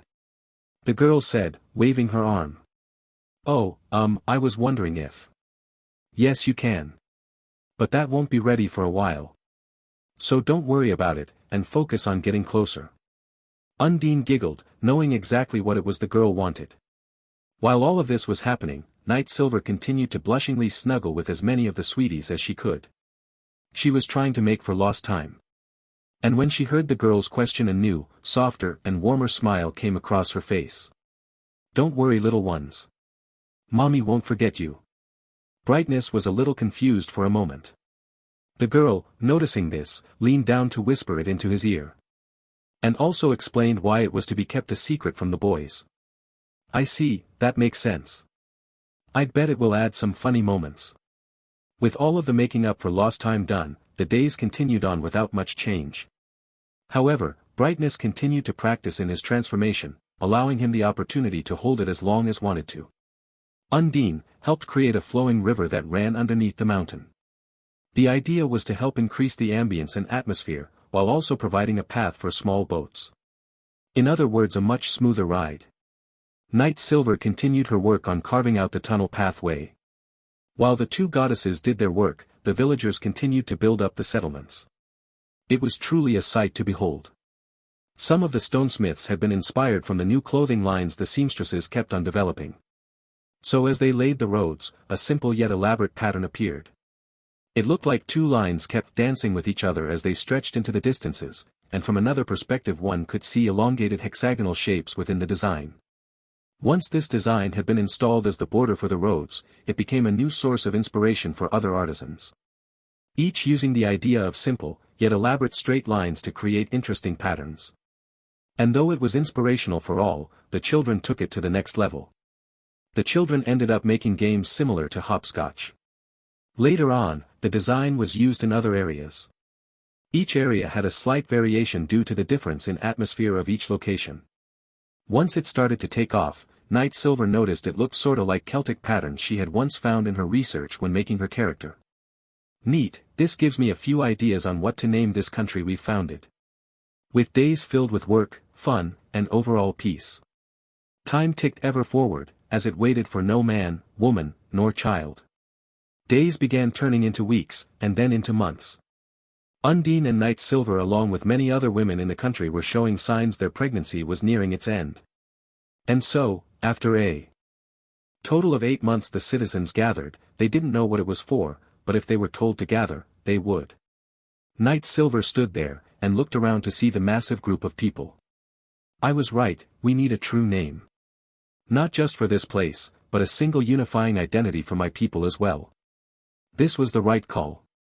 She then looked at her wife Undine, who nodded with a smile. And then she looked at Brightness, her husband, who also nodded with a proud smile. Everyone, my children. I have something important to announce. Night Silver began in her tender and loving tone, soothing over the somewhat anxious nerves of her audience. I've long thought about this, and after seeing how this beautiful place has developed into such a thriving and loving atmosphere. It's time I give this home, this nation of ours, a name. She paused, taking note of the newly sparkling eyes of many people in her country. And so, as the mother is akin to one's origin. In my divine name, I declare this land, this sanctuary for us all, to be Tusnadar. It means nature's origin in a language from another world. And seeing as how it seems there is a cross between a few different cultures here, mixing to form another. I feel it's only right for us. And our people will be the Nadarian. With a new identity for the people and the country they all called home, a spring of emotion erupted from within the crowd. To some this might have seemed odd, or incomprehensible. But it's just the opposite really. These people had been working their hardest and developing a new life. A life with freedom at the forefront. They were safe from the dangers of the world, and yet free to choose exposure to that very thing. They were free to love whomever. They could build and design to their heart's content. And now, a name that represents them and their people. Seemed like nothing less than the highest of blessings and honors. And then to cap it off, this was coming from the one they loved, respected, and revered the most. Emotions were bound to happen. A few days later, families increased their numbers by welcoming their newborns into the world. Born as citizens of their homeland, the homeland of Tusnadar. New and old parents alike began to feel the overwhelming emotion they had felt just the other day, well back up to the surface. Their children were born with a safe place that could stand on its own. It was a beautiful and heartwarming sight. With each child born, the time for Undine and Night Silver drew ever closer. Yet, even though they could give birth at any time on any day now, they both made sure to visit with all of the families as they welcomed their new babies into the world. A ritual that the two felt they should continue regardless of what time of year it is. Both felt a great deal of love for their people and it only grew more as a result from the growing population. During one of these visits, the two of them were holding one of the newborns. Still, isn't it weird? For some reason, I feel like I can sense the strength of their souls. I can feel it too, though. I've felt something like this for quite a while with the elves. Perhaps it's similar. Maybe we should ask Brighty about it. Why him? Well, I can confidently say this is not a normal Yggdrasil ability. Even with the devs of the game being money grubbers like they were, they wouldn't have added something like this into the game for players to use. I see, perhaps he does know. But let's worry about that after we finish making our rounds. Yeah, I want to see all of the babies. They're all so precious and adorable. I can't help but love them. Night Silver kissed the baby on their tiny head, a light, long and motherly felt kiss. Grow up to be what you want to be. And never forget you are free in this land. I'm excited to see what you do in your life. You have a brilliant future ahead of you. Oh, I just know you'll grow up into a beautiful young woman just like your mother. She said, handing the baby girl back to the new mother.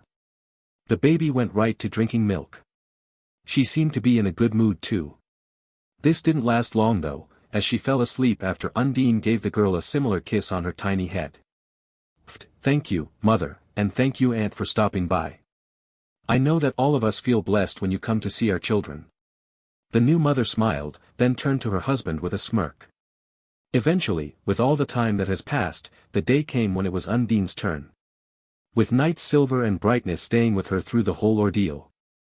After what was nothing less than an incredibly excruciatingly painful process, Undine gave birth to a baby boy. He looked mostly human with the minor exceptions of tiny draconic wings sprouting from his back, and a scale-like armor covering his heart. He's so. Brightness teared up, looking at his newborn son. He was thrilled, for this meant he could continue to have more. However, there was something else he noted. It seems our son has already attuned himself to an element. Interesting. He's going to be quite good with the earth abilities. Brighty, thank you. Thank you for being here, Anne. Thank you for being with me. I love our son. May he grow into a strong god. Undine smiled, with her son resting on her chest, nestled in the middle of her breasts. Each one acts like a protective barrier to prevent the boy from rolling off.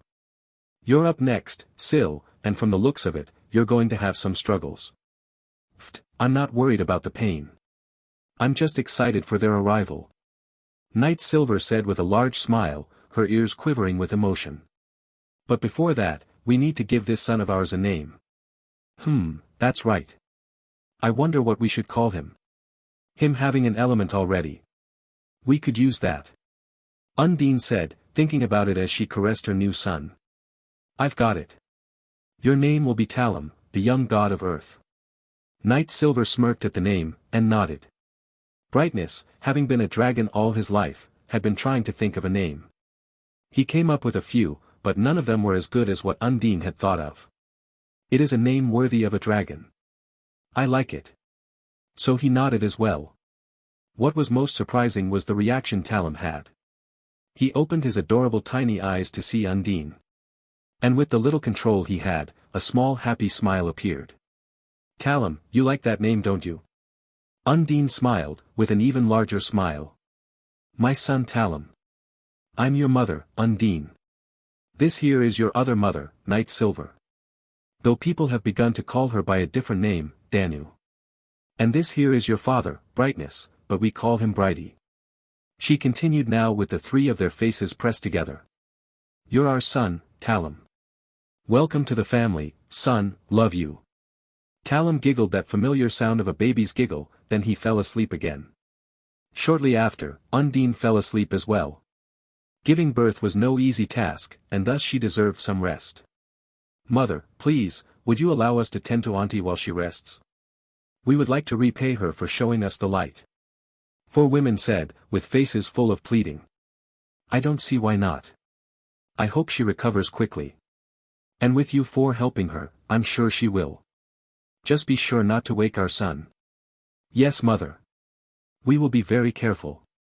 Several more days went by and it was clear that Night Silver was about to give birth. It was shocking just how large her belly really was. Of course, she knew the reason behind it. How could she not? She knew exactly what was happening in her body. I have to wait until Undine can move around, but this really is starting to get a bit into the neighborhood of unbearable. Oh no. Hey there Sil, I'm sorry it took so long to recover. It was quite the experience. And look at this, the 4 women that watched over me, made this contraption. Isn't it neat? Oh dear. Undine spoke, walking up to see Night Silver struggling.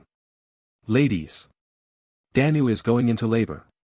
Night Silver managed to get herself inside the same medical center Undine and many others had given birth in. It was a fortunate placement too, as it was right next to the center of the town.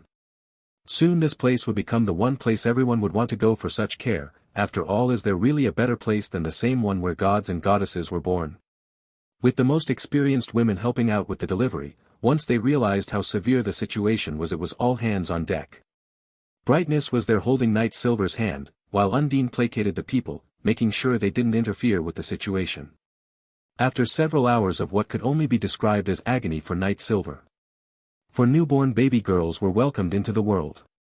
And while Night Silver laid there, profusely sweating, and breathing heavily while she waited for the nurses to give her daughters. She let her lips curl to a smile. Soon the 4 baby girls were laid with their mother. Each had a unique aura about them. But they did have a similar feature to their brother, wings. Though their wings were definitely draconic, they had a much kinder presence. All the pain. It was worth it. Undine, finally getting to come back inside the room, noticed the extent of the babies with a shocked and yet joyful expression. I wish I could have been in here with you. Like you had been for me. Don't worry Undine, I love you. And I know that all that screaming isn't good for our son. Yes, so what are you going to name these beautiful daughters of our family? With 4 of them I have a few ideas. But, I think you should name them.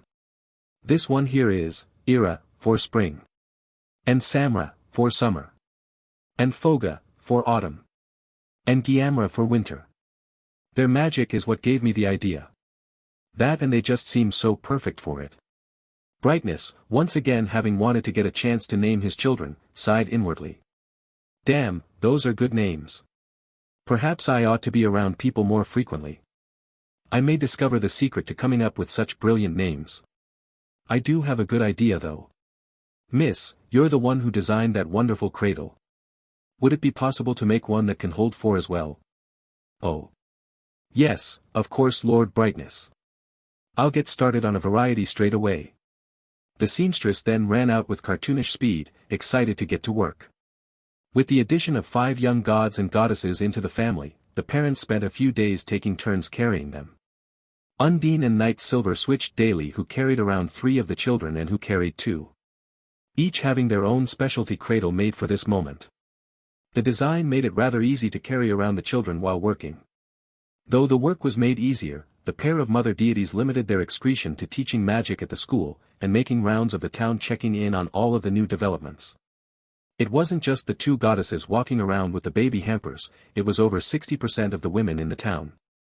30% of the women were still pregnant by this time. The remaining 10% of the women in the town were either newly come of age during the last few months and actively looking for a mate, or they were still trying to conceive.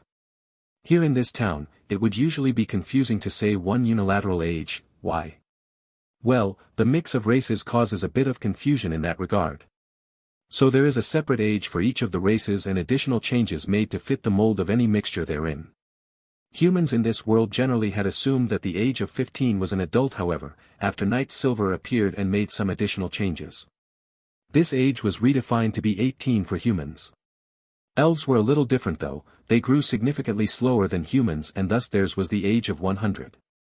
Dwarves had a much lower age than that of elves, sitting at 25. This usually caused some issues with childhood friends and all. After all, some elves would still not reach the age by the time their friends die of old age. A sad, but inevitable fate that longevity granted them. One day, several weeks after the birth of both Night Silver's and Undine's children, they were sitting in a class teaching about the traits of each race to some of the older children. When a young, soon to be of age, elven man timidly raised his hand. Do you have a question, darling? Go ahead and ask me. Night Silver said, with a heartwarming smile, while Ira and Samra were feeding. Mother, What do we do if we have feelings for someone we grew up with but we can't? You know, do that because of our growth? The young man asked, a little sheepishly. The rest of the class started to giggle as a result. They had a feeling they knew the answer. For that matter, everyone already did. But that wasn't the real reason they were laughing. No, it was because the person who really had the question was one of the human girls sitting next to him. "Pfft, you're a good boy, aren't you?" Knight Silver giggled with a bright smile. "Perhaps we should make this a bit more vague. Or maybe," she murmured to herself, "don't worry about such things too much. I'm sure that if there really is a deep connection there will always be a way." Undine answered, speaking up since she knew this was really a question for her. Humans aren't condemned to only live a short life. Take care of yourself and live healthily. And over time the lifespan will increase. She explained, which gave away the reasons for so many of the other lessons they were taught. That's right. And with all of these lessons, and living together, you'll naturally make adjustments. Remember, there's no need to rush for these beautiful bundles of joy. Focus on yourselves first.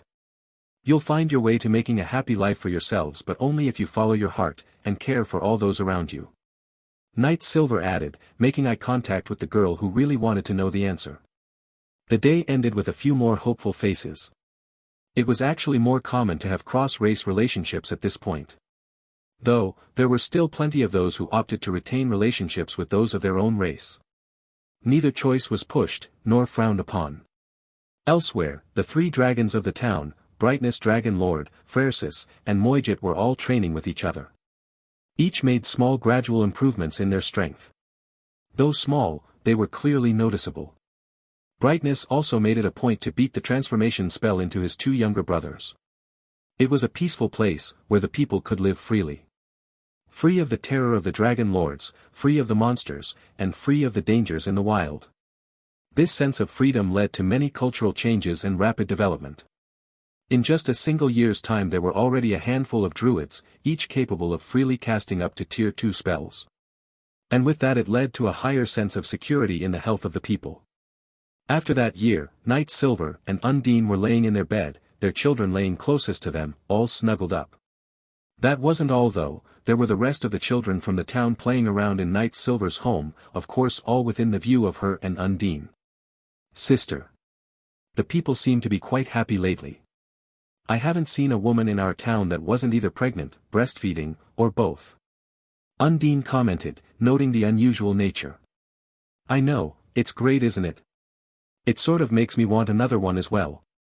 Knight Silver giggled warmly, tenderly kissing Undine.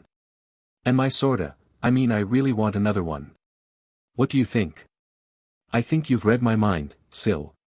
Next time Bridie is around we're going to make sure he doesn't get away easily. Oh, I don't think it will be that hard to get him to give us another baby."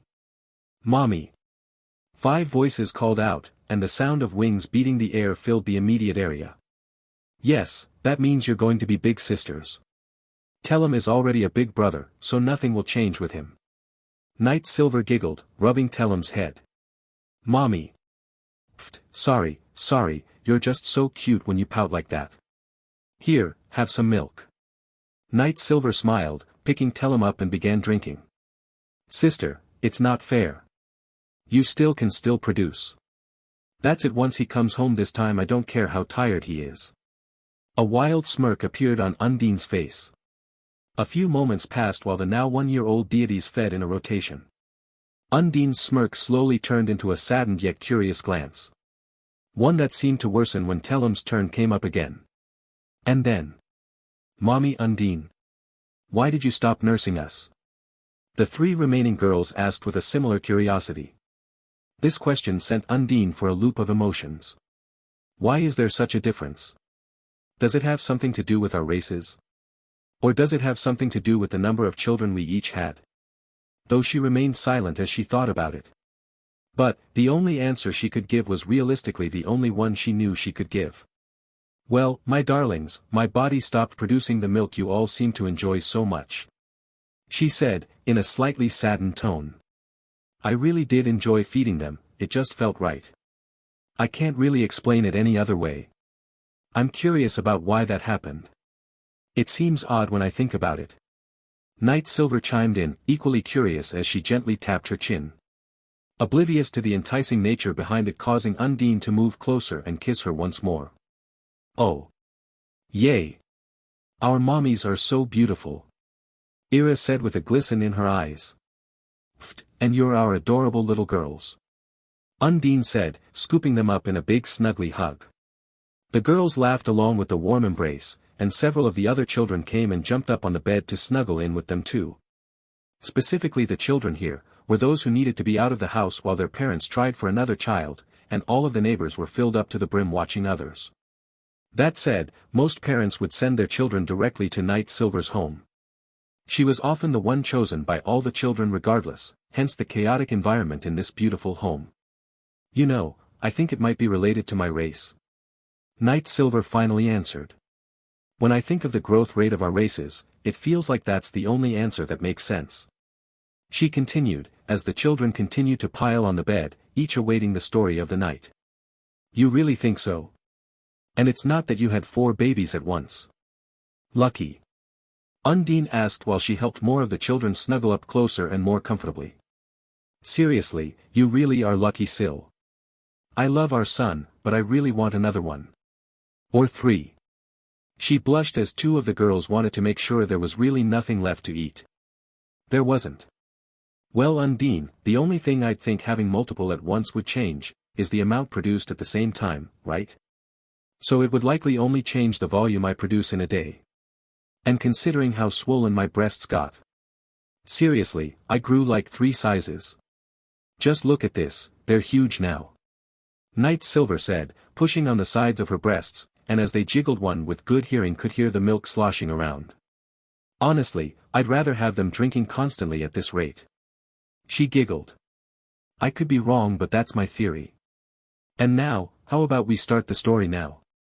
These little ones are ready for bed now. She added with a smile. And you know, it doesn't matter what we experience, Undine. It will never change the love that I, Brightness, and all of our children that the 3 of us have together, all have towards you. Your family, and who cares if you stop producing milk? I have plenty to tide our babies over until they all get out of this phase. So cheer up, and remember to flaunt your pride. Thank you, I needed that. And I feel the same towards all of you as well. This deep sense of love is only strengthened by our bond. Hopefully our husband comes back soon. I'm going to make damn sure I'm carrying before I let him leave home again. I will of course be joining you in this endeavor. I found the only part of bearing children to be the last part. It may have been far more difficult in the real world we used to live in, but here, in this body, I'm basically indestructible. Doesn't mean it didn't hurt though. Absolutely not. That hurt so bad. However, these cuties made it all worth it. A few days later, the influx of children were able to return to their parents. The 3 dragons returned from their training grounds. They had to go a bit of a distance so as not to cause accidental damage to the nation. And it was the only way to have 0 interruptions for their intensive training. Intensive being the operative part of that, especially seeing how ragged 3 of them were, especially 2 of them. Wow, Frersis, Moijit. You 2 look like you could use a nice long nap and some rest. Undine said with a smirking giggle. Don't take too long though. My wife and I are rather impatient for some alone time with our husband. Oh. I understand, big sister Undine. I'll do my best to recover quickly. Moijit said in a panic after sensing the true intent behind those words. Come on brother, let's go and recover quickly.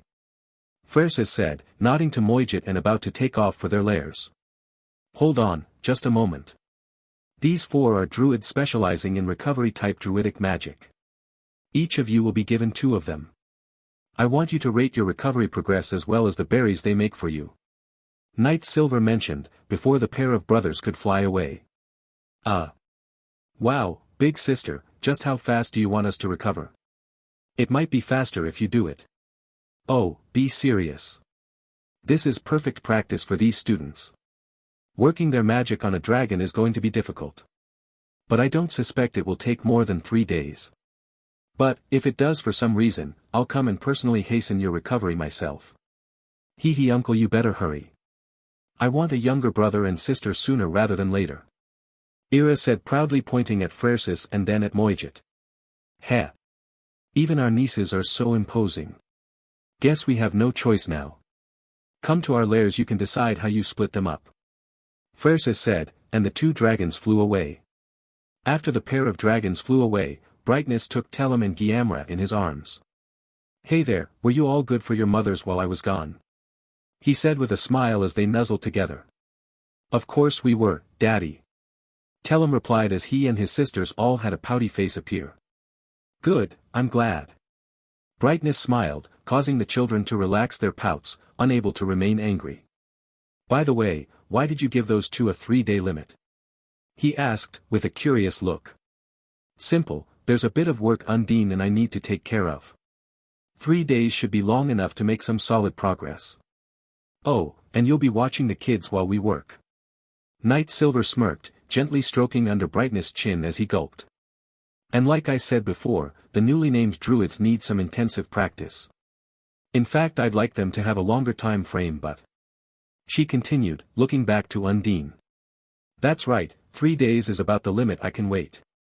So you better be ready for a great time, Brighty. Because I know I'll be ready. Undine said with a proud stance as she licked her lips seductively. Ahahaha, I see. I promise. And in the meantime, I'll play with the children. Brightness chuckled. It was at this moment when Undine and Night Silver smirked, which was the signal. And 2 women came over, to help put a new design of the carrying hamper on Brightness. This one was able to hold 5 children with ease. Oh wow. With this I could continue to make rounds. You ladies have really outdone yourselves this time. Brightness said, as he practiced basic mobility with the new attachment to his body. There, now you have everything you need to take proper care of them. They are able to eat normal food now too, so there shouldn't be any issue finding things to eat. Night Silver added, giggling as she saw Brighty moving around. That still doesn't change, they'd all much rather have their mother feed them.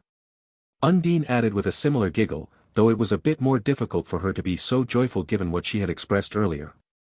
Brightness, having been around people long enough, he picked up on this and put 2 and 2 together on his own. Don't worry about that too much, Undine. You'll soon be able to do it again. I know you enjoyed it just as much as the children did. Brightness said, giving Undine a loving kiss to soothe her worries. And then he repeated the kiss with Night Silver. Now, leave the children to me. I've wanted to spend some time with them anyway. He said, as the 3 of them hugged each other. Their children, all wrapped up in the middle of it, giggled as they were wrapped up in the moment. After this shared moment of a loving embrace, Undine left to take care of making improvements to the waterways. Night Silver left to continue her work in boring a tunnel through the mountain range. It was important to note that the previously made tunnel was still just a small portion of the size she wanted to make. It took a while for a few reasons, chief among them was the issue of stability and distance. Each had to have a delicate balance, so each time a cut was made, it had to be surgical in nature. The waterways that passed through the currently existing tunnel were due for an upgrade. As it currently stood, there would be issues of people getting stuck in the narrow channel, which halted the passage from one side to the other for a moment. It wasn't a huge deal with such a small population, but it would be a huge deal once the population began expanding rapidly. Well, there were signs of this already happening. Even the elves were more consciously expanding their families with the sole intent of increasing their numbers. After 3 days of work, Night Silver had increased the width of the tunnel by 50% of its previous size. Her limiting factor was not magic power, she had plenty of that. It was a mixture of a few things. First, she had to return and feed her children so her breasts didn't start leaking as she worked. Second, she had to work around where others were passing through to avoid any accidents from happening. Had neither of these been issues, she could have doubled the width of the tunnel. On the other hand, Undine used a portion of the newly expanded space to slightly widen the waterways that passed through the tunnel. And, on top of this, she added 2 rather large ponds on either side of the passage, of which a dock was quickly constructed on both sides. These would be used to increase the speed of deliveries from one side to the other. As an added bonus, the ponds created an opportunity for round-robin style transportation. In other words, it allowed the boats more than plenty of space to turn around and make the return trip. Once the ponds were finished, Night Silver used her magic to once again fill the ponds with fish and plants needed to create a self-sufficient ecosystem. One that allowed people to fish for food, or to simply enjoy the scenery. It was also the inspiration for the creation of another pond that people would just swim in. It was sort of like a bath, in a way, but not really, as it was mostly for recreation as opposed to hygiene. That said, the same purifying spells were used on it, so it could still double as a source of drinking water, if there were to ever be an event where such an emergency would require such a thing. Oddly enough, it doubled as a watering hole for some of the harmless forest animals. Undine had also addressed the issue of irrigation for the farmlands. It wasn't really in need of improvement just yet, however, with the population trend looking like it was. It was a far better idea to prepare ahead of time. And Undine had a slight bit of extra time on her hands as opposed to the time Night Silver had. In the end though, 3 days had passed. With the time limit having been reached, Night Silver and Undine made a trip to Frersis' lair to see how he was coming along. There, they saw Frersis still had several of the injuries he had sustained from training with his two brothers. It seems like Frersis' injuries haven't improved all that much. Undine commented upon entering the lair. The two druids, noticing the arrival of the goddesses, turned and kneeled. They were almost about to make a show of asking for forgiveness. However, they stopped once Night Silver smiled warmly towards them. It's true that his injuries haven't been fully healed. But I never expected that two new druids would be able to heal half of his injuries. If they numbered 10 at a minimum, it might have been possible. Night Silver replied, her tone indicating she wasn't bothered by the results in the slightest. I see, so it's rather impressive that they managed to perform this well then. Undine played along, adding to the significance of the moment. That's right. This whole test was just that, a test. I wanted them to understand firsthand their own limits, and learn from it. Night Silver said, hugging the two druids into her bosom. After all, healing simple injuries on a dragon has never been simple. It requires a vast store of magic power to break past a dragon's naturally higher magic capacity. This young man and young woman did an excellent job when all things are considered. She smiled, patting their heads. The young woman was crying, tears of joy flowing over a slightly flushed face. It's been a while since I was held this close by Mother. She smells so nice, and she's so soft and comfortable. It's no wonder why some of the children fall asleep within moments of being comfortable by her embrace. The young man, on the other hand, was ecstatic to be held so close. However, he had a heavier blush upon his face than the woman did. I love this feeling so much. Huh? Is that Mother's? A warm, thick, creamy fluid slowly rolled down his cheek. That's milk, right? Fortunately these injuries weren't too severe. And bearing with the weight wasn't difficult. I'd say they passed your test, big sister. Frersis noted, slowly raising his head and making eye contact with Undine and then Night Silver. That's good, now then. I trust you understand what I'll need you to do for the next couple of days, little brother. Undine giggled, preparing to cast her own healing magic. Of course. I'd love to watch my nephew and nieces. I just hope they don't complain too much about my lair. Big sister's lair is far more comfortable for them. Frersis answered, as a healing aura enveloped his body, causing the remaining injuries to vanish and restore his strength to full. You don't need to watch them. I've already made arrangements for the hospital to tend to their care for the next few days. You and Moijit will be on a similar mission as last time. Scanning and defending. I don't expect anything, but it's better if you're able to act immediately. Night Silver giggled, causing a slight jostling of her chest which only pressed a little more milk out. I see, I'm sure those 5 will enjoy every moment of that place. It's been rather busy lately. I don't think they've had a break since before you were last with child. Frersis noted, stretching in a way similar to a dog after waking up from a long nap. The only difference was the addition of his wings getting a good stretch as well. I see, perhaps it may be a good idea to let the seamstress shops take care of them instead. Undine suggested, after taking that into account. It was only for a moment, but then she remembered the conversation she had with Night Silver just before coming to Frersis' lair. Never mind. I think it's better for the hospital to take care of them.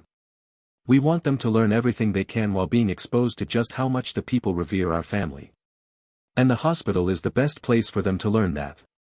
She explained, causing Frersis to twist his head in a moment of confusion. I see, I guess that's true. Learning how much the people love you will go a long way to developing their own thoughts and reasons to care for the people in return. Francis said, a little disappointed. I'm a bit jealous though, that you choose another establishment over their own uncle. He said with a playful huff. If you want to play with them, you should try to master that transformation spell already. Knight Silver giggled and then noticed something different about the embrace. Oh my, did you two want some milk too? Go ahead, you earned it. She said with a smile, giving the two druids permission to drink away. Sil. Are you sure about that? We usually only breastfeed the children, adults doing this as well, a bit. Undine asked, though she stopped. Huh? Why is it that I can't see those two as adults? They feel like children. What's wrong? They just wanted a little bit. And we've done this for almost everyone in the town. All of them are our children. Though we can't do this all the time, I did keep this as a possible reward for a job well done. After all, it doesn't matter how old one gets, the embrace of one's mother is always comforting. Knight Silver teased Undine with her words. Humph, I know that. I misspoke, that's all. Undine said, crossing her arms underneath her own breasts, only making them more pronounced. Hurry it up though, I'm reaching my limit here. She added with a half pout, half smirk. With that, the embrace ended after about a minute of the two young druids enjoying their reward. Each left with an expression on their faces indicative of drive to improve. But more than that, they felt a little bit different than they did just before drinking Knight Silver's milk. Though, by the time they realized it, the pair of goddesses had already left. In Moijit's lair, a similar sequence of events occurred. Also ending in a moment where the two druids drank away. This time though. After dropping off the children with the staff at the hospital, Knight Silver, Undine, and Brightness all retreated to their home for their agreed-upon time together. Similarly to the last time, the immediate surrounding area was filled with the effects of their love-making. Earthquakes, water spouts, and even light storms spawned. Fortunately, though these were rather notable natural phenomena, there wasn't any damage. The Central Hospital. The young deities looked outside while munching down on some of the snacks they were given by the staff. A few of the other children came to play with them, so there was a rather sizable group of children watching the view from the second floor. Wow! Our mommies and our daddy must be the cause of this, right? That's right, in fact there was a similar event when they got pregnant with the five of you.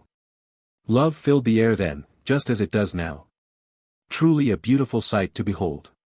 One of the nurses, currently nursing her own newborn, mentioned, wearing a warm smile on her face as she enjoyed the view.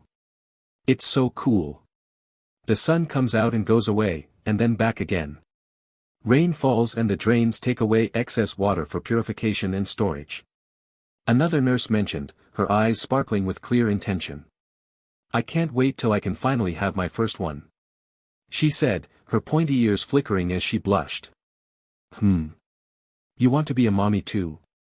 Yes, I work here in the hopes I can live vicariously through others until the day I can start having my own. Just another 6.5 months before my beloved and I are old enough to be married. And then I'm going to. Heh.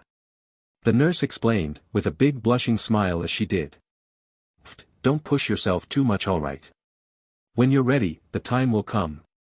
And you're an elf, you've got a lot of time to have children. The nursing nurse giggled. Then there was a slight pull on her nurse dress. What is it, young goddess Foga? She asked with a warm smile. Can I have some too? Foga asked with an adorable-looking face, puppy dog eyes.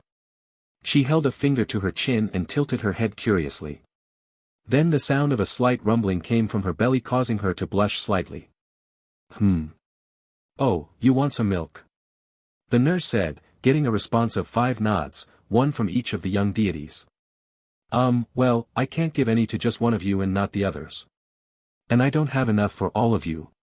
But, we did make arrangements knowing that you'd be staying with us for a few days. She explained with a kind smile, then nodded to the assistant nurse. Go ahead and bring some of the others here. Yes.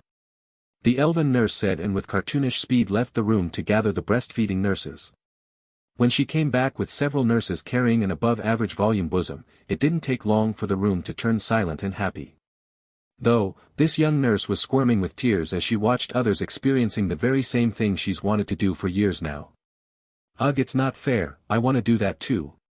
She said, biting and stretching a towel. Pfft, don't worry, I'm sure you'll get the chance, your fiancé is a really healthy warrior after all. I'm more surprised at how much the 5 of them can drink. It makes me wonder just how much mother can actually produce with her breasts. The nursing nurse from earlier commented, rubbing the young elf on her back. Oh yeah, that's right. Mother did have much larger breasts when she was here earlier. I wonder how her milk tastes. I bet it's good. The young elven nurse said, calming down from the reassurance. Mommy's milk is the best. I'm happy for all of these nurses helping us. But yes, mommy's milk is just so yummy. Which mommy's milk, tell 'em. Huh. I haven't had mommy's for a while so I can't say.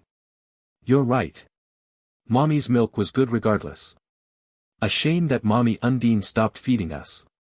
I know.